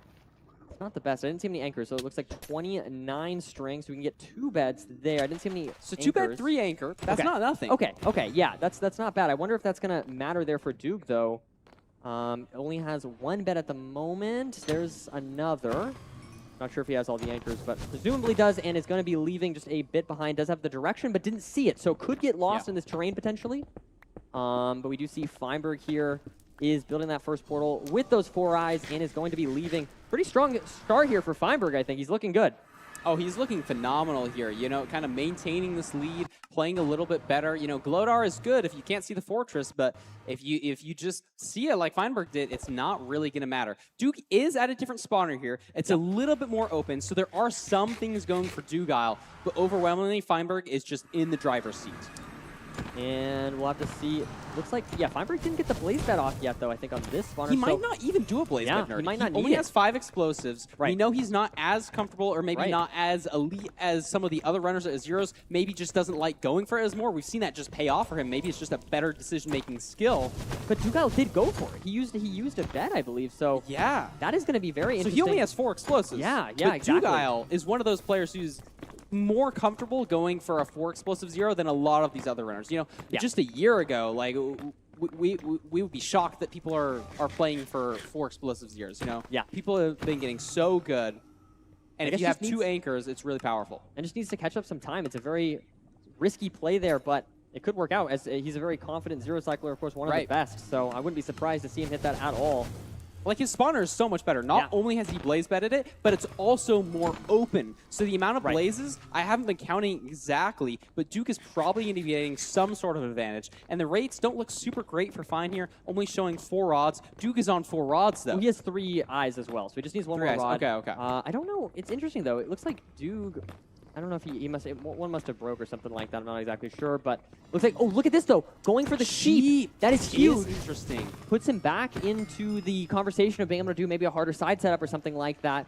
Having that extra... I believe just 1 bet. I think that's only... for sure. 4 But if Duke gets 2 here, Yeah. he's out. Feinberg still needs 1 more rod. Did that drop for Duke? Duke needs 1 more rod, I think. So if this drops, he's out, but it doesn't. I don't think So so, he's going to need to wait another cycle, just like Feinberg. He can maybe get a better pearl hang off here. The terrain is just so open, and this is really going to matter. I don't know if Feinberg has one. Picking up his crafting table, I mean, there's just not much that you can do. Duke gets Here we go. another There's the- spawn. Is he going to get... He And does! he's out. Wow!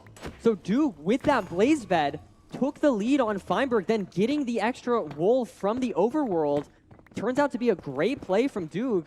And as long... I mean, he's in the same position, like, explosive-wise, as Feinberg here. But he just has... He has that lead now that he was able to get out of that spawner faster. Right, that really is the story of this entire seed. I kind of like this terrain. Duke being mindful that there's a ravine here. He could go down, but wants to go a little bit further.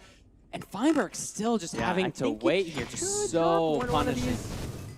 There it is, yeah. So Feinberg does finally get that rod, but ultimately that blaze bed from Duke really paying off. Now we see Duke mining down, presumably on coordinates here, potentially able to take game 1 if he can have a clean nav and zero cycle. It is a little scary, of course, with the 5 explosives. It's not, I mean, obviously Duke can hit that, but it is still a little bit scary for some situations. And digging down a long way here, but is finally in the realm of the stronghold. Oh my and Feinberg goodness, takes a there's a lot of skeleton. damage. I just fully didn't look there. I mean, also taking a little bit different terrain. I maybe like this better, maybe saves a little bit of time on Duke, but Duke is just in the stronghold scanning. There's a spike down mid. I think he likes this. He's going to be committing. pathways aren't going exactly where he wants, so hopefully this wraps around to the right here. If it doesn't, it could get a little bit hairy. Yeah, it's interesting. He maybe could have pushed a little bit further there, but if there was a pathway maybe top right or yeah, bottom that's right, what I'm expecting him to go. Looks like this the way. could potentially be good for Duke. We'll have to see if it is here. It looks like he's confident. He's raising that render, and he does find it. So it's a 2i. Dugile has 5 explosives to close out this seed. It is open. Let's see if he can hit this 0. Going to be looking. It looks like it is a back dragon small boy. So I mean, this is kind of scary if it flies. It's not like you can push all the way to 99. You only have 5 explosives. So if you sacrifice some anchors in the setup, it could get really bad. He has three anchors, 2 beds. So he only places 1 anchor. I think this is a very smart move. Okay. If the dragon flies here, it could be bad, but it doesn't. Oh, but no. that's not good. That's he might really actually not be able good. to salvage this. I think he's going to have to wait for another lower rotation. Oh my and goodness. the Obsidian just blocks some of the damage, and so this is really bad. He's on half a heart. He's alive. The fire went away. Wow. The fire went away mid-air. He would have died. You saw him pause. He thought he was dead, but the fire went away at the perfect time. I don't even know how that happened. But now it's a chase down situation. I don't know if he can salvage all of this. It's going to be really tough. Just so unfortunate. Really scary situation there for Duke. Is alive, but is not looking too good. Feinberg just has to find the portal room here, struggling a little bit more on this stronghold than we saw Duke did. I mean, he's not in the end yet. I don't know if this is the direction. This is not the direction that Duke went. And I think, I mean, does Duke have any arrows? He has arrows, but he still has those 2 cages. I think he's just, no, he's going for 1 shot. He's going for 1 shot. Wow. It makes sense. It's I'm the not right sure play. if he has the correct thing set up. I think he's trying to get a pixel in the middle of his screen set up. That's how you know exactly where to aim. He's going into his browser nerdy. He's going into his browser setting. Look at him smiling in the bottom. He knows needs this is something on his wild. screen. He needs some sort of reference for where the exact center is. That is how 1 shot works. If you line your player up with the exact center of the dragon, your hitboxes interact in such a way that it gives you enough momentum to kill the dragon with a single arrow. An arrow's damage is based on the momentum. So that is what Dugile is going for here. Literally trying to get that pixel on his screen here. And this is looking really bad. The whole time, he could have invested all this time into shooting down crystals. Feinberg still lost in the stronghold. And this is just so weird. When have we seen somebody grab a file? I do think this is the direction, though, for Feinberg. I believe that, and there it is. There's the portal room for Feinberg. I mean, Duke could still get this. We could. don't know what the dragon is doing. It's literally just technical difficulties. I've never seen technical difficulties in a freaking speedrun like this. Feinberg has the 5 explosives. It's the same 0 as Duke.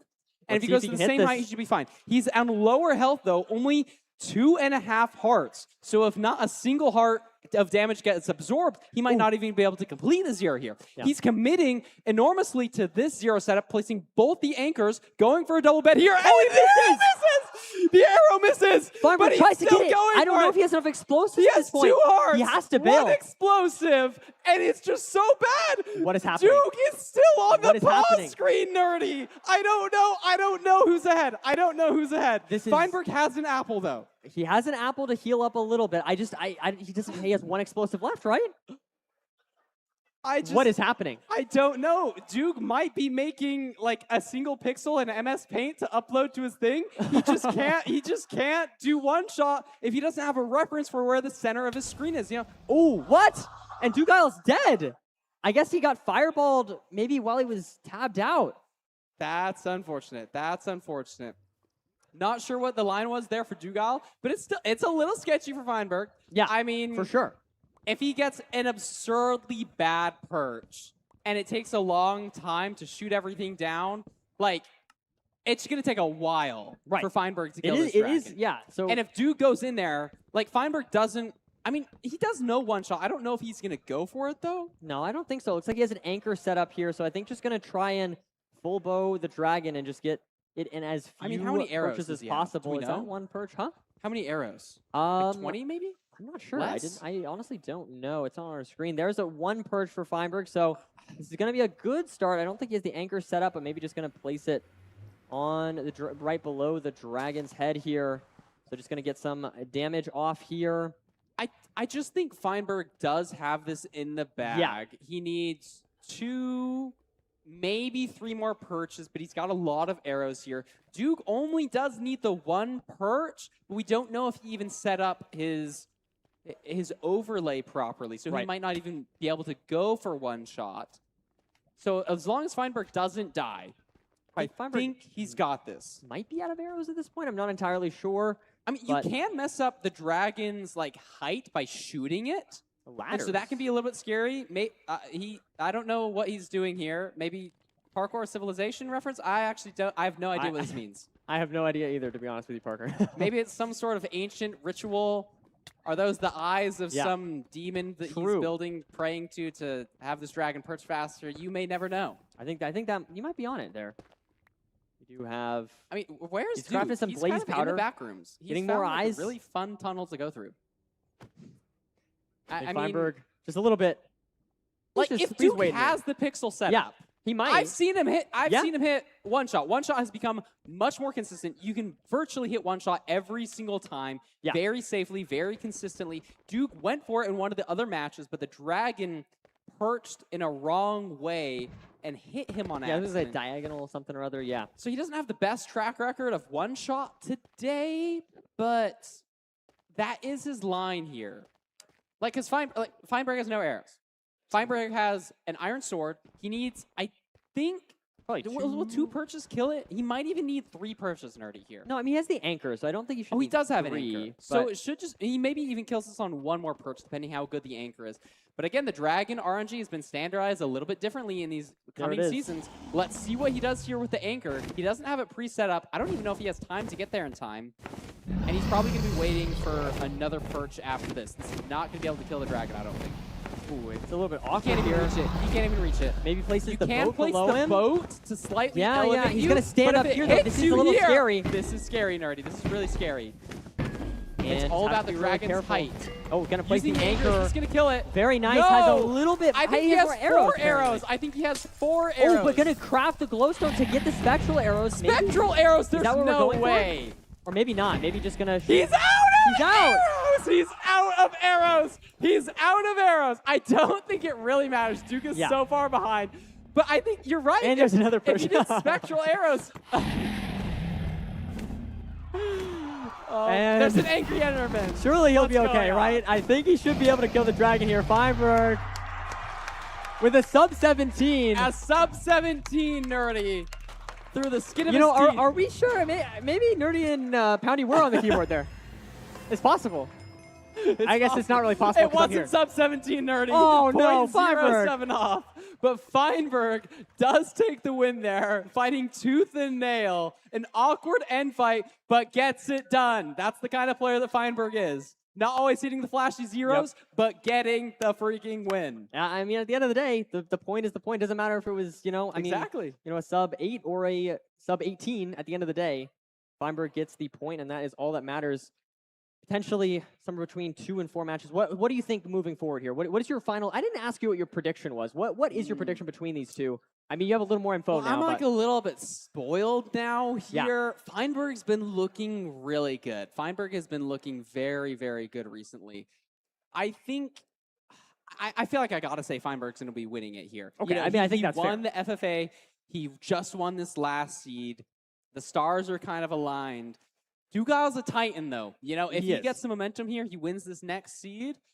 I think there's a really good shot, especially because he's more favored in these coming up seed types. Feinberg, more of a favorite in the Desert Temple Village seeds. Right. Dug, a favorite in all of the other ones. Absolutely. You can see Dugal was 2 minutes and 30 seconds faster than Feinberg to enter the end, but unfortunately took that death going for the 0. Or actually, I guess waiting for the perch, actually, rather, not going for the 0. Yeah.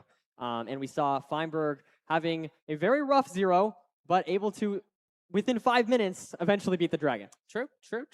I mean, he got it done, didn't have to run back, managed his resources well there.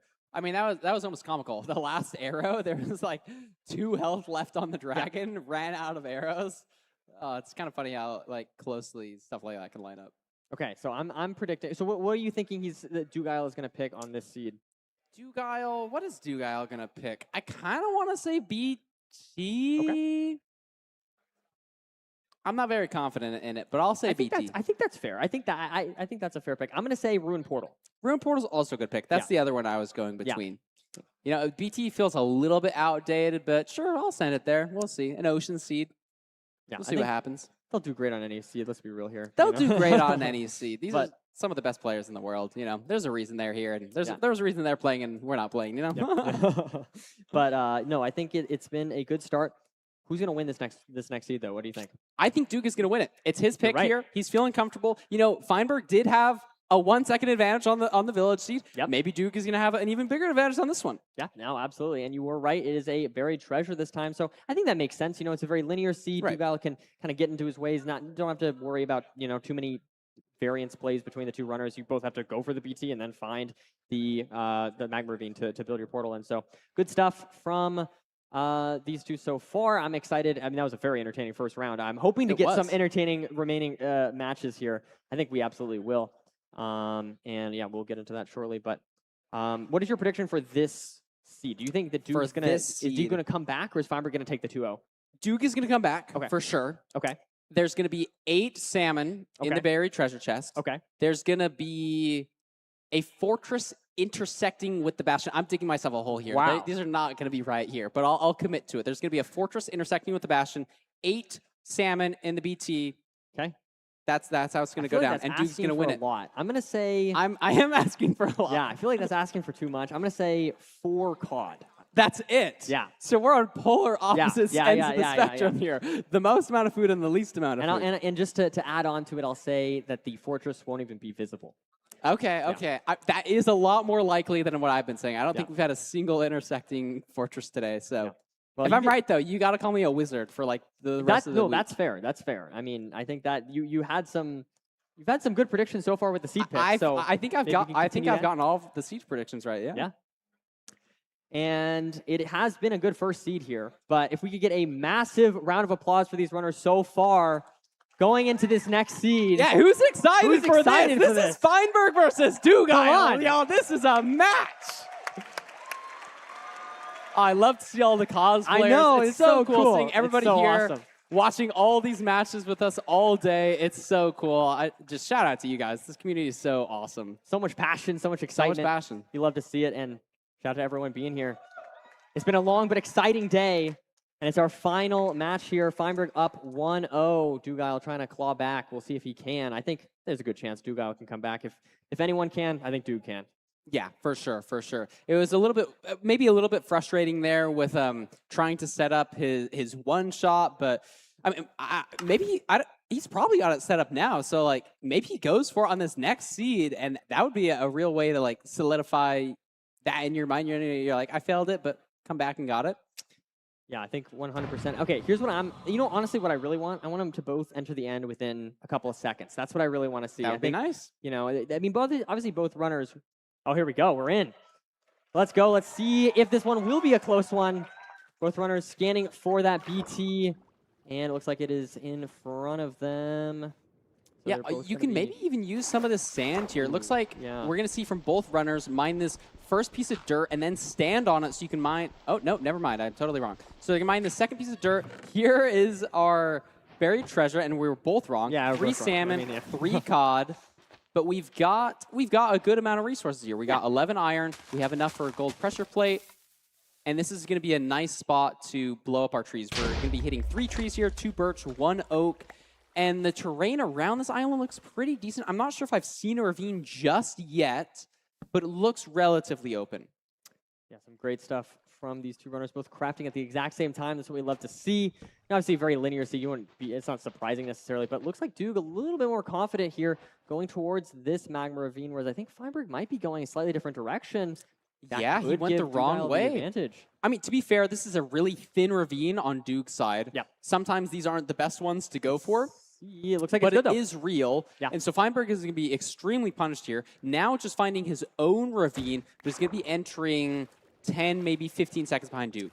We'll have to see. I think Duke entered there at 1:16 or something like that. So we'll have to see exactly how much. This is awkward, though. There's kind of a spike everywhere, Nerdy. Where's this bastion? So far, not an intersecting bastion So far not. with the fortress, as you predicted. But we'll have to see. It's possible still. It's always possible. And there is the fortress off to the right. Now just has to go in the direction of the spike and find the Bastion. Looks like it's actually pretty far here. Some slightly awkward terrain. We do see the Bastion in front of us. Lands on top of a skeleton. Look at that. That's kind of funny. But I think I like another this skeleton up here, so going to choose to go off to the right a little bit. Interesting decision there from Duke. I think it makes sense. And the skeleton shooting like at him, but he is parkour map. a little bit too fast. He's a little bit too fast for the skeleton to hit that shot, I think. We now see Feinberg also taking similar, I mean, obviously the same direction. I believe this is the exact same route that Dugile took, but just behind from that, just, you know, not going quite to the same close magma ravine now. Dugile going to start this manhunt, Is this but lava is this housing? lava housing? This might be lava housing. Just No. barely not lava Wow. housing. One block off. I think the pigs can pathfind around that. I think they need 2 blocks of gap between the lava. Right. They might be getting stuck, actually. So Duke is actually going to be staying here trying to save some of these pigs. He's re-aggroing them.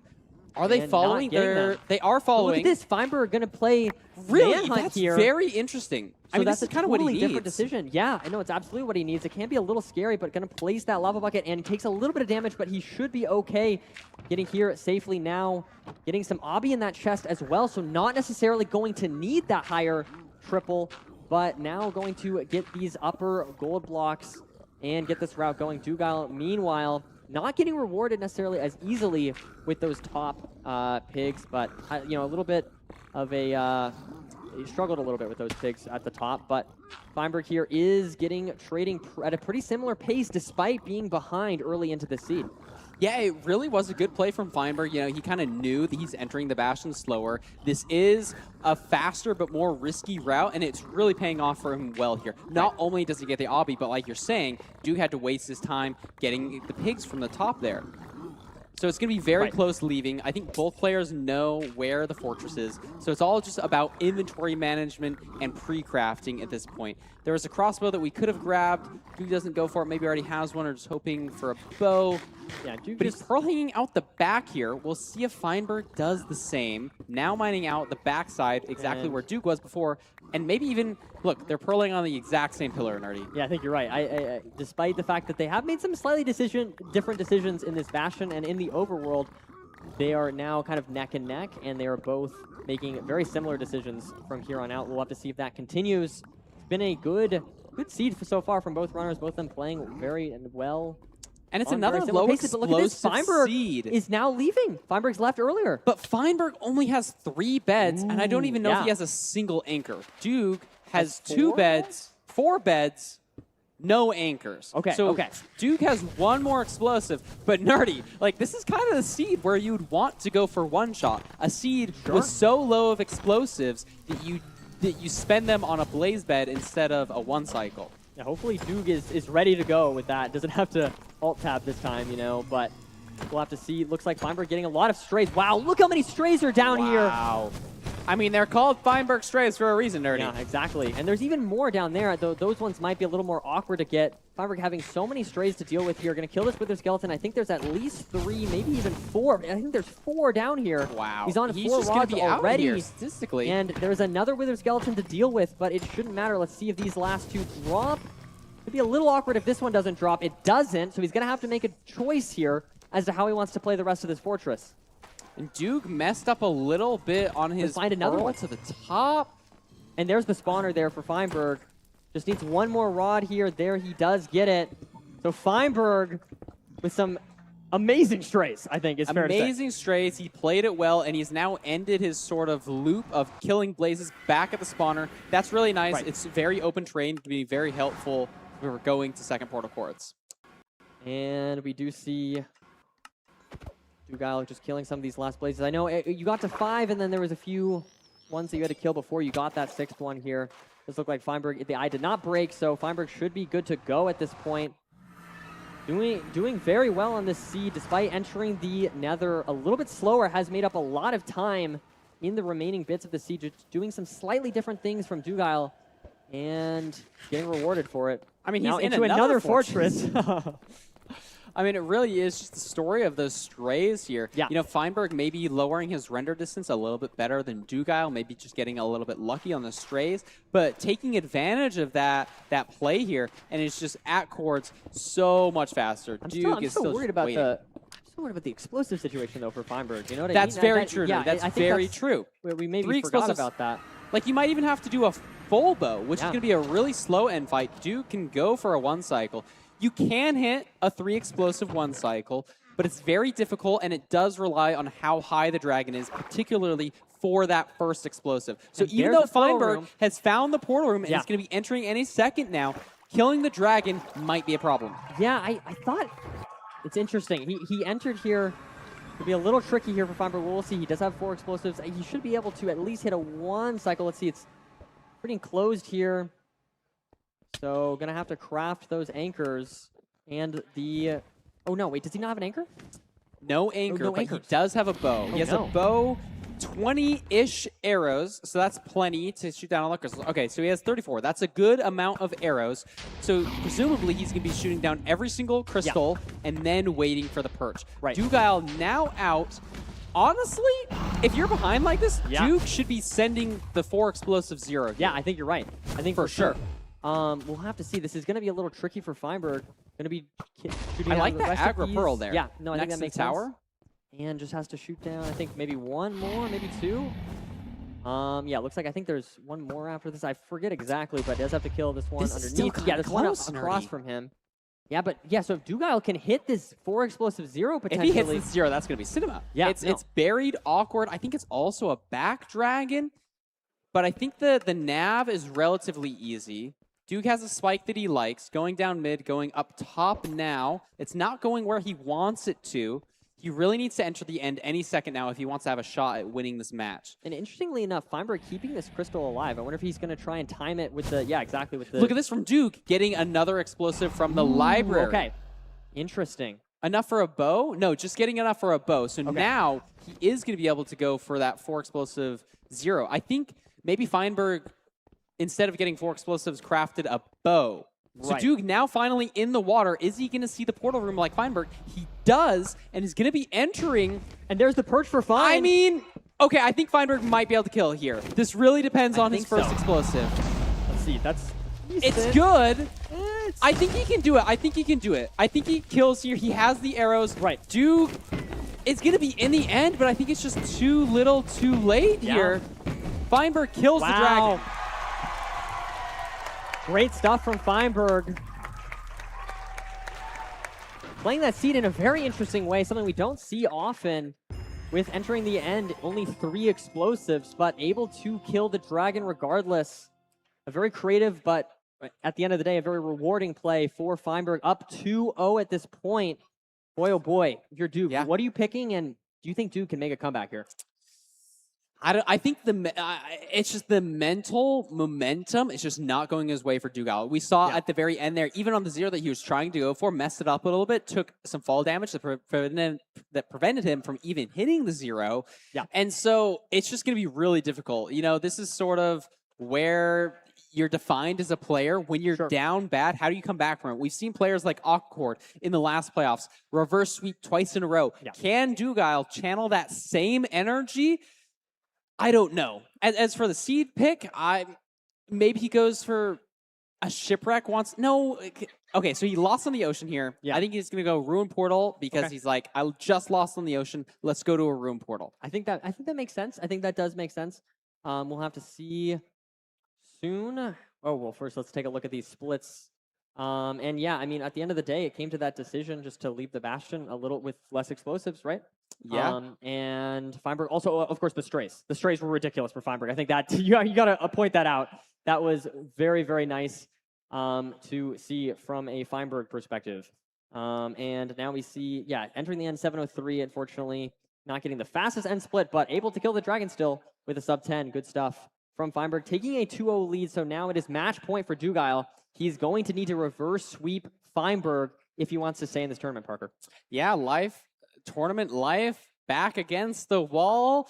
I mean, if there's players that can do it, Duke is one of the ones you'd want to pick for. Yeah. You know, he's kind of a legend in this space, has many like playoff wins. Yeah, absolutely. Maybe one of the most decorated players here. It's just really a matter of like how do you lock in a situation like this? I mean, they were both even. I think on the stats earlier, 20 matches apiece in the last season. So it's going to be really hard for Duke to pull off 2 in a row, or 3 in a row, I guess, against Feinberg to sweep it back. Yeah, no, and so, of course, this is our last game of the day, and a Ruin Portal. So, It is a Ruin Portal. You're on fire. You're on fire, man. A little bit. I think it just makes sense, though.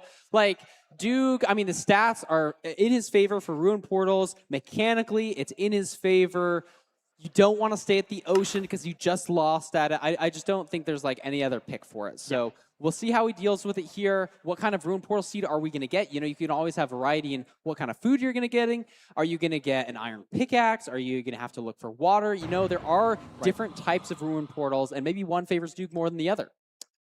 And we'll get into the game here in just a couple of seconds. Very exciting stuff as we have our Ruin Portal, potentially our final seed of the night. True. Unless Dugile can start a comeback here. This is a good Ruin Portal, though. Yeah. So we have an iron pickaxe. We can enter the nether. We have a gold pickaxe for blocks. We have a gold axe for getting even more blocks. The only downside here is food, animals. Do either player spot even a single pig? A single pig could make a big difference on this seed here. Yeah, and it is nice, of course, to get those. You're not guaranteed that iron pick on these Ruin Portals, but it is always nice to see. And I think neither runner going for the food, as you mentioned.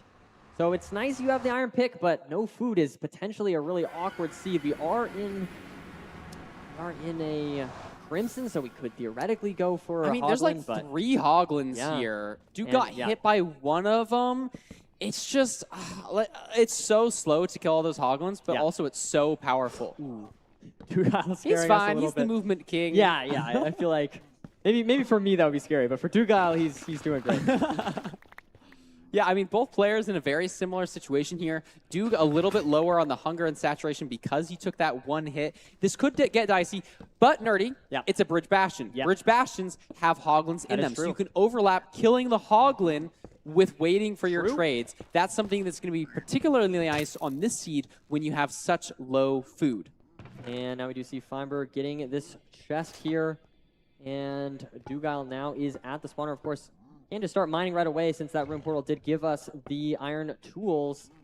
And Feinberg going to be mining a few seconds behind.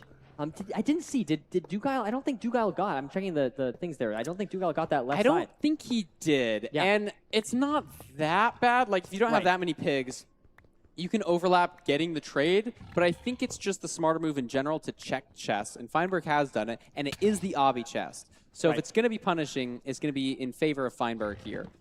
But we have the hogs, so I'm very curious to see if both players are going to be trying to kill these hogs. There's a lot to overlap here on this bastion. We need to find the fortress. We need to potentially get food.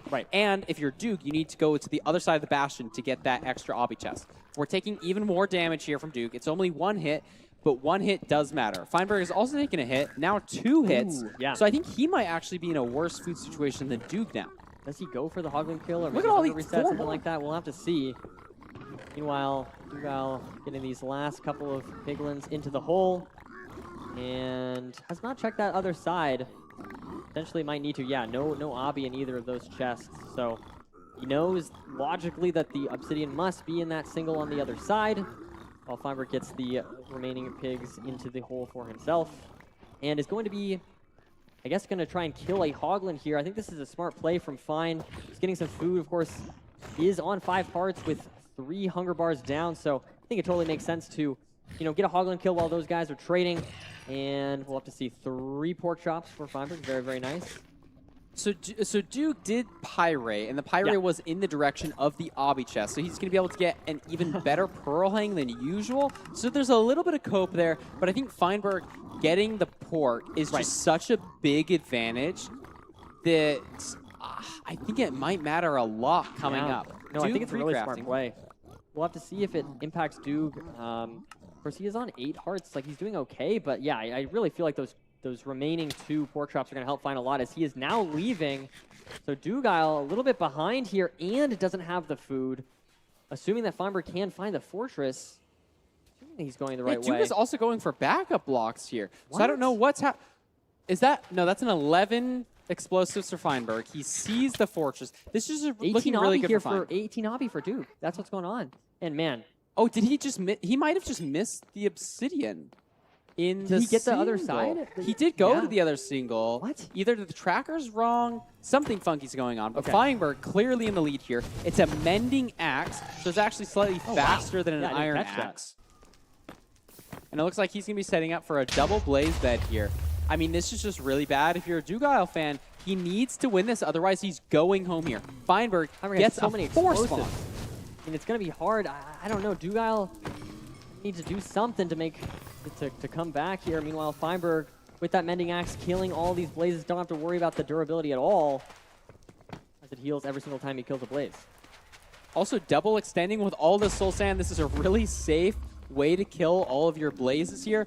Duke is on half a heart, wanting to really wait until he gets next to that blaze spawner. He finally gets to it. Does he need the glowstone here to craft? He can't even make an anchor. Yeah, he can't even. has an anchor, got he it just to charge needed- an anchor. Okay, okay, okay. Needed to charge So it. got bailed out a little bit there, maybe with the glowstone on top of the blaze spawner. Not going to be having to hunger reset in the overworld. Has plenty of explosives, so probably doesn't matter as much. But Feinberg, again, just so commandingly in the lead here. He needs one more rod. Duke hasn't even got his blaze beds off. And just going to go for a hunger reset here for Fine. And he It's a does- double spawner for Duke, though. Okay, okay, that could potentially help I think him. these are different fortresses. I wasn't Yeah. sure in the moment, but I think they actually left different directions, which Yeah, is that's very interesting. interesting. Maybe just like scan or pirate on slightly different chunk borders. Yeah. The terrain is clearly better here for Feinberg, but this might mean we have different strongholds, Nerdy. Yeah. And that's the variance that Duke needs in this situation. I think Feinberg's is about 900 blocks away. Not sure how far Dukes is. We'll see that potentially in a second if he has that up. But Feinberg should be, you know, it's not 924 in the overworld is not too bad at all. It's a little bit below average. Yeah, no, it's good. It's good. He's low on the terrain here. Has to do his boat crawl again. It's a scary. little bit unfortunate. But we don't know what Duke's stronghold looks like. It Yeah. could actually even be worse and just compound how far behind Duke is. Yeah, so I think Dugile wants different stronghold and Feinberg's stronghold to be bad. I think that's Yeah, the different potential and win better. color. Yeah, yeah, true. That is true. And so we'll have to see. Again, I don't know if we'll see those coordinates on screen for Dugile, but Look at all I'll say I these don't think we blazes. will. And it just doesn't matter. I think he's got all of his rods. So even Feinberg though he here has 6 extra. building his portal to the stronghold now. He is in a starter. That spike look potentially good down right here. Will Feinberg send the portal room? Likes this direction still going, It's continuing getting a on this little way. bit deep here. Yeah, at this point. There's a library. If it's not here. Not here. but There it is. Wow. So for Feinberg to close out the night with a 3-0 against Dugile, he has lots of explosives. Let's see if he can pull off the 0. Going to be, it's a little bit open here. A little bit awkward with the terrain, but it's not too bad at all. And he's got plenty of explosives. Yes. He has the bow, even though it's back. Even if it flies, he just has so many explosives. You're going to need something really bad to happen here for Feinberg not to take the victory. And this is pretty fast, too. We're only at 730. He's going to be pushing only 90. Not a weird in-between setup like Mongi. If it flies here, yeah, Duke could win. Yeah, let's see if it does fly. But That's it gonna be doesn't very fly. important. He doesn't have arrows, but he has 11 explosives. so many so I beds. think he's going to be totally fine here. The dragon's very high. Even though Duke is now into the portal room, it's just too little, too late. Yep. This next bed kills the dragon. And with that, Feinberg wins 3-0 against Dugile. Hey, never say never. I never like to celebrate until they're in the fountain. That is but fair, Look at that this. is The fair. crowd celebrating, cheering. Feinberg putting on a show for us today, playing very well, showing us that, hey, I won the FFA. I know. I'm winning here. I threw out Dugile. Wow. A fantastic performance from Feinberg. I mean, really well played throughout this entire tournament today. He's had a really good day. And looking like a scary opponent going against Infume, it's going to be a fantastic match. Really good stuff from Feinberg throughout the entire 13 seeds that he played today, and I think he's feeling great. First place in a 3-0. I mean, what more can you ask for? Yeah, it was a great matchup. Let's give it a little cheer for Duke and Feinberg. Yes. Thanks for showing up today. Absolutely. It was a pleasure to watch you play. And we got some more Minecraft tomorrow. It's a beautiful weekend already. Yeah, 100%. I feel like these runners have had a long day, but they've really been putting their all into this, and so it's such a treat to be here. Such a treat to have you all here. Thank you so much. Of course, everyone who showed up. It's been a really fantastic experience, I think, and so I don't know. I've had an absolute blast. How about you? We've had a lot of unique moments. I think that's what I've liked about this tournament is we had a very good variety. It's not like every single seed has been like a fast, awesome seed. We've had some really clutch moments with the silver clip, with the HDMI clip. We've seen some really slow seeds. We've seen some very interesting decisions. We've seen some creative decisions. Growing a tree in the nether. You know, there's been a lot of highlights here. I've loved it all. I think my favorite moment is the silver pearl dragon kill. Silver Pearl is one to remember. That was amazing. But yeah, no, I mean, I think it's just been a phenomenal experience so far, and so I'm just so excited for tomorrow. And speaking of which, I mean, Feinberg versus Infume. That's a legendary matchup. Look at this. Feinberg! I love you. Yeah. Love to see the enthusiasm in the crowd. We got a lot of fans out there. It's awesome to see. Oh my goodness. And we are going to throw it over to President Poundcake for the final interview of today.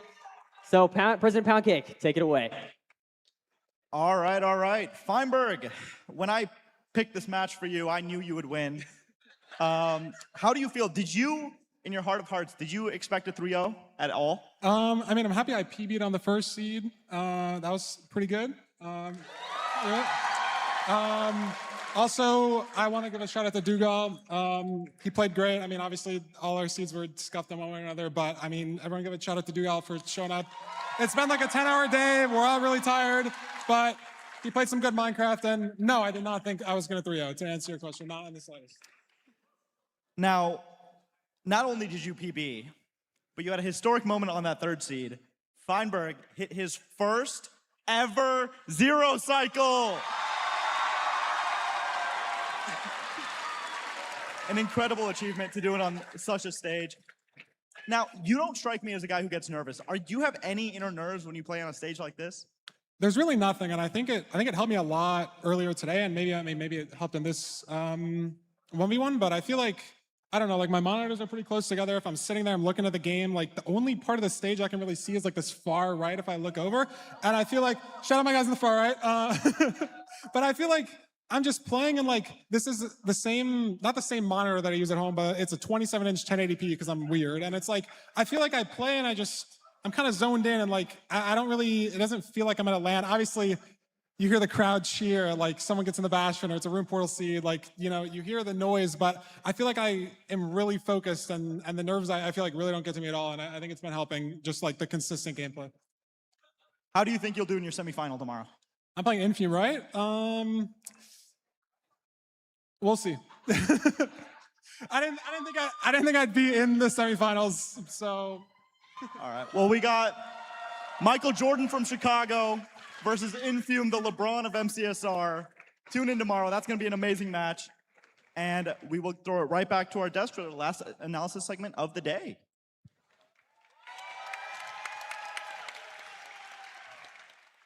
Big thank you to President Poundcake. Thank you so much to our floor host, and a big congratulations to Feinberg on our first sweep and our only sweep of the quarterfinals so far. What an interesting match. What a fast match. It's kind of a nice way to round off the day. I mean, it's very sad for Dougal, obviously, but such an interesting match, Danny. What did you... Yeah, that's you, bro. That's you. What did you think about it? I mean, I'm just really shocked. I really thought that it was going to be like a close game, at least 4 games. But a 3-0, I'm completely just, I don't know, I'm so shocked. It's just insane. Now, I can feel like a few people may have assumed this to be a 3-0, but I think people might have, if they had to guess a 3-0, probably would have guessed it the other way, Emerald. What do you think about the potential upset? And I mean, if I don't say that it's an upset here, there's an upset guy over there, at least, that thought that Feinberg might be, you know, a little bit washed, but he's kind of shown up. What do you think? What do you think his chances are? I think when Feinberg picked Doug, it's like, in my head, it's an aura pick, right? You're picking Dougal. He's won 2 playoffs. He's been top 3 multiple times. And I don't know, 3-0ing Dougal. If I had to pick some of the sweep, it would obviously have, I think it would have been Dougal. But seeing Feinberg do it here kind of proves himself. He still got it. And he's here to play. And he's here to play against Infume. So I'm super excited to see that matchup tomorrow. Yeah, it's going to be an absolutely amazing one. And now we're going to have a little look at the replays from that match, our little highlight reel right here. And let's just think back to that seed 1. And I know that it did take, I believe it was our slowest seed of the day, minus the show match. Let's not even talk about that. But Dougal here getting the 0. We didn't assume it to be a long seed, given the fact that he was able to push to 90. He was going to be fine. Gets there with comfortable time, has good health, has good explosives, even gets an eat off before doing the first bed. But I think we all saw what happened. Just a misclick there while trying to place a block underneath. Ends up, his fire res runs out while being in the boat underneath, by the way. This is something that I'm not sure everyone would have noticed, but during this point, he takes half the heart of damage because his fire was there, and he gets extinguished magically and then gets to fire res, but unfortunately, it didn't end up going his way in the end. I mean, what an insane few minutes this was. Now, Danny, I know we spoke about it backstage, exactly what he was doing. Do you want to talk me through what, just in case some of the audience doesn't know exactly what tool screen and what he was doing in this moment? Okay, well, what there is for. a strategy to kill the dragon with one arrow and a bow. And because he had no explosives, that was his plan. But in order to do this strategy, you need a little cursor on the center of your screen that isn't the traditional Minecraft cursor. And that's how you line up like against the dragon to be able to pull off the one shot. It's pretty precise. So Dougal was looking for the overlay for that cursor, but I guess we just didn't have it on our tool screen, and he was like configuring it right now, and it was like he really wanted to save the RTA. So he left his game on pause when he was doing it, and well, let's just say it didn't turn out for the best. Yeah, I guess it didn't end up going well. Maybe it was to overlap the finding the image with the perch, but you can see he tabbed back in 2 minutes later, and yeah, death screen was there. Maybe it was unintentional, maybe it was intentional, but 12 minutes in, Feinberg does this. We all know what happens here. It's a Feinberg 0. It doesn't end particularly well. But I mean, hey, he did still end up winning the seed. It just took a little while longer than we might have expected. Yeah, the arrow. it is unlucky the arrow went through the dragon there. It does happen, and I honestly think he would have hit the 0 if that second arrow hit, but I don't know. It's just something you can't really control. So he was able to adapt well and still was able to finish the seed out and take seed 1. Doesn't matter if it's in 12 or 18 minutes. If he wins the seed, he gets a point on the board, and that's exactly what he did here eventually. Took a little bit of time. It's a motto to live by the way. Doesn't matter how long the seed takes. Average doesn't matter if you win the game. True. Very true. But it did take quite a while. And, yeah. So, hey, he got there in the end. That was what was important. I love this. Just no arrows left. He even broke the glowstone, thinking maybe he could make spectrals, but a crafting table maybe he needed. He did actually have one. Did he have one? Where he was on the other side of the end, but I think he just of course. Happens. But he got the perch pretty soon afterwards and finished the seed in 17 minutes. You can see he had the giggles there as well. Found it very funny, but did go 1 seed up. And, at that point, you're thinking Dougal might make a big comeback here, but no. In fact, Fine was able to hit the just the 1 cycle here. Gets enough crystals down, gets the faster perch, and was able to finish seed number 2. And then seed 3 rolls around. And I know we don't have a clip of it, but the Bastion was unreal. Like, I think that it was a crazy difference where Fine was able to get all of the trades required, get the obsidian needed, whereas I know that Dougal took a little bit of extra time going to the backup blocks, I believe, to try and get to that 20 obby. Went back to the trades, and there it was. Maybe it was just a case of all of the obby was in the later trades, and Fine happened to stay there, but that did end up making quite a lot of difference. Allowed Fine to get to the fort first, and then, as we saw, close out seed 3 to make it 3-0, and the only 3-0 of our bracket so far. There we go. We see Shay in the crowd there as well. But yeah, able to close out the seed with a 0. I mean, it kind of is baby's first 0 as well. It's not too difficult, right? Yeah, it's is this back small boy? Yeah. Goes to 91. Doesn't fly, thankfully. So he was able to finish off the 0. It was probably a clean 3+2, right? Oh, no arrows. So probably just a 5-bed. Yeah. I mean, he has enough explosives. He was chill.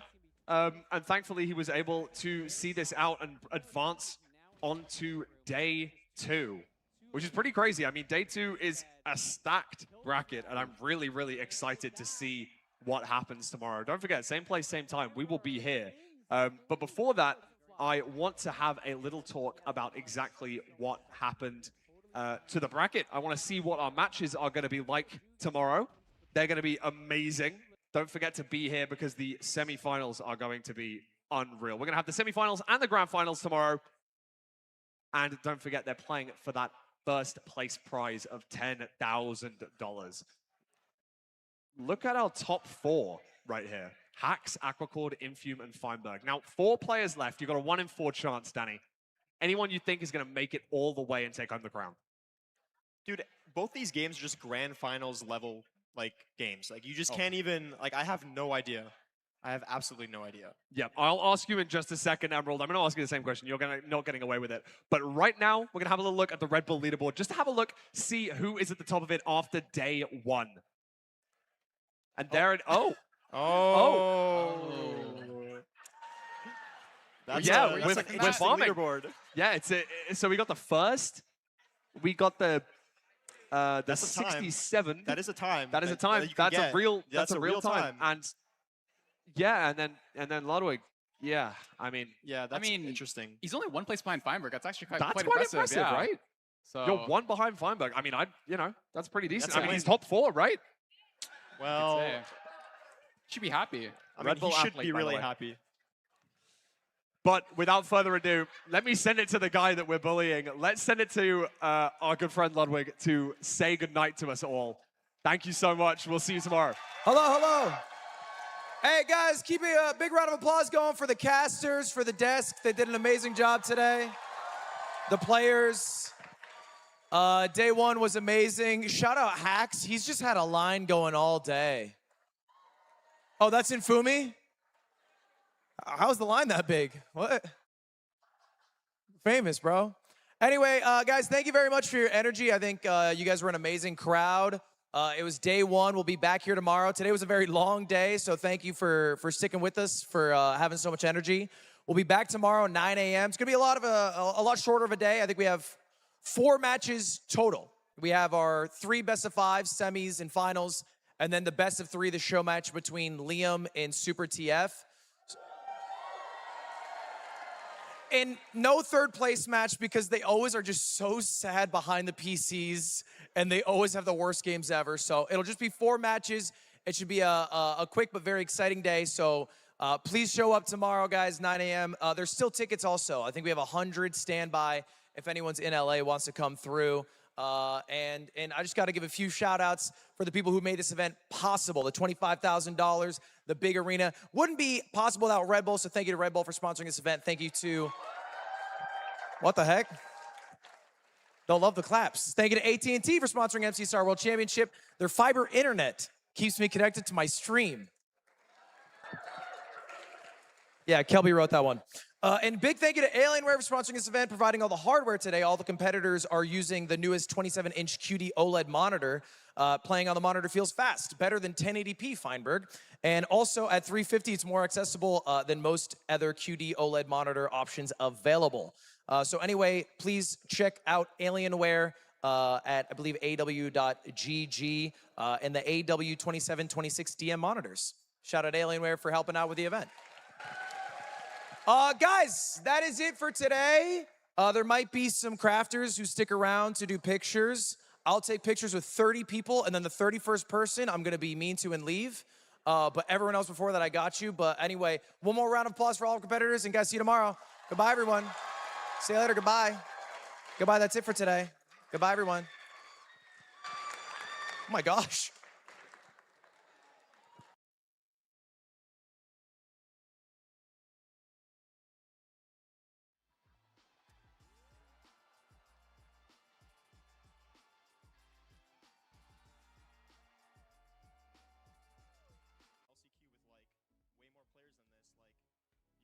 Push through. Don't get distracted. Guys, do not get distracted. What an insane match that this is going to be. I mean, we've got some stats printed out in front of us, and I could read through them all, but one thing that's really standing out to me... Kill the dragon here, and I don't believe anyone's going to be able to kill the dragon. It's only going to be 7 people. Now, maybe Budgie. Budgie's going for it right now. If he instant-nabs it, I mean... What happened? What happened? Are you kidding me? Talk about a way to bounce back your mental. Silver runs. Oh my gosh! You can can see his excitement. The bar, you need good damage here. He's double bowing the dragon, but misses, and that might be his entire seed. I don't know if this kills. No, it's definitely not going to kill. Wait a second, no, it does! Wow! Oh my goodness! I cannot believe that kill. There was no... The two anchors, it's because it was two anchors. Yeah. If it was two beds, that would not have killed. And oh my goodness, HDMI cables taking first place on the seed.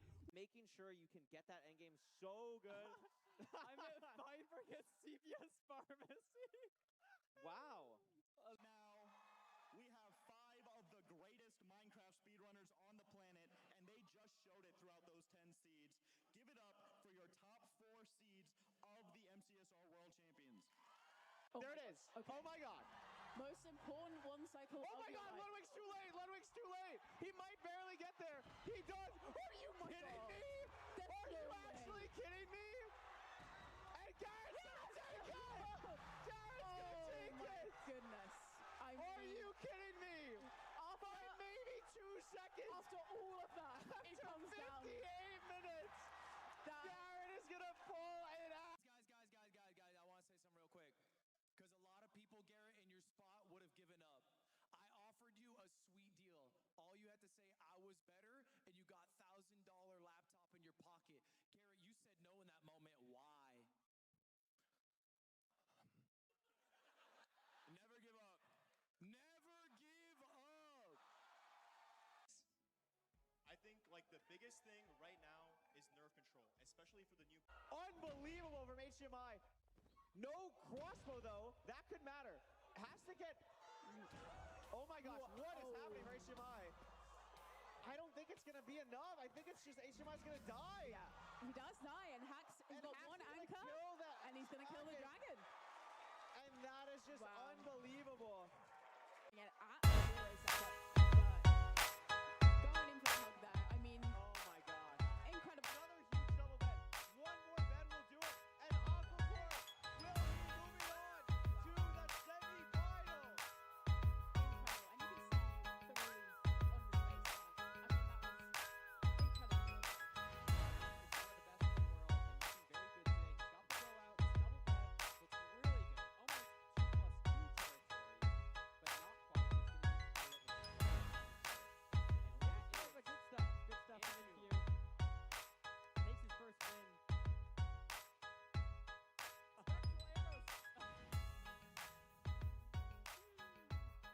There's an angry arrow. Surely he'll be okay, right? I think he should be able to kill the dragon here. Feinberg with a sub-17. A sub-17. Who's excited for this? This is Feinberg versus Dude. Come on. Now this is a match. I love to see all the comments. Dragon's very high. Even though Dude is now in control, it's just too little, too late. This next bed goes to Dragon. And with that, Feinberg wins 3-0. That is a legendary matchup. Look at this. Feinberg, I love you. Yeah. Love to see the enthusiasm in the crowd. We got a lot of fans out there. It's awesome to see.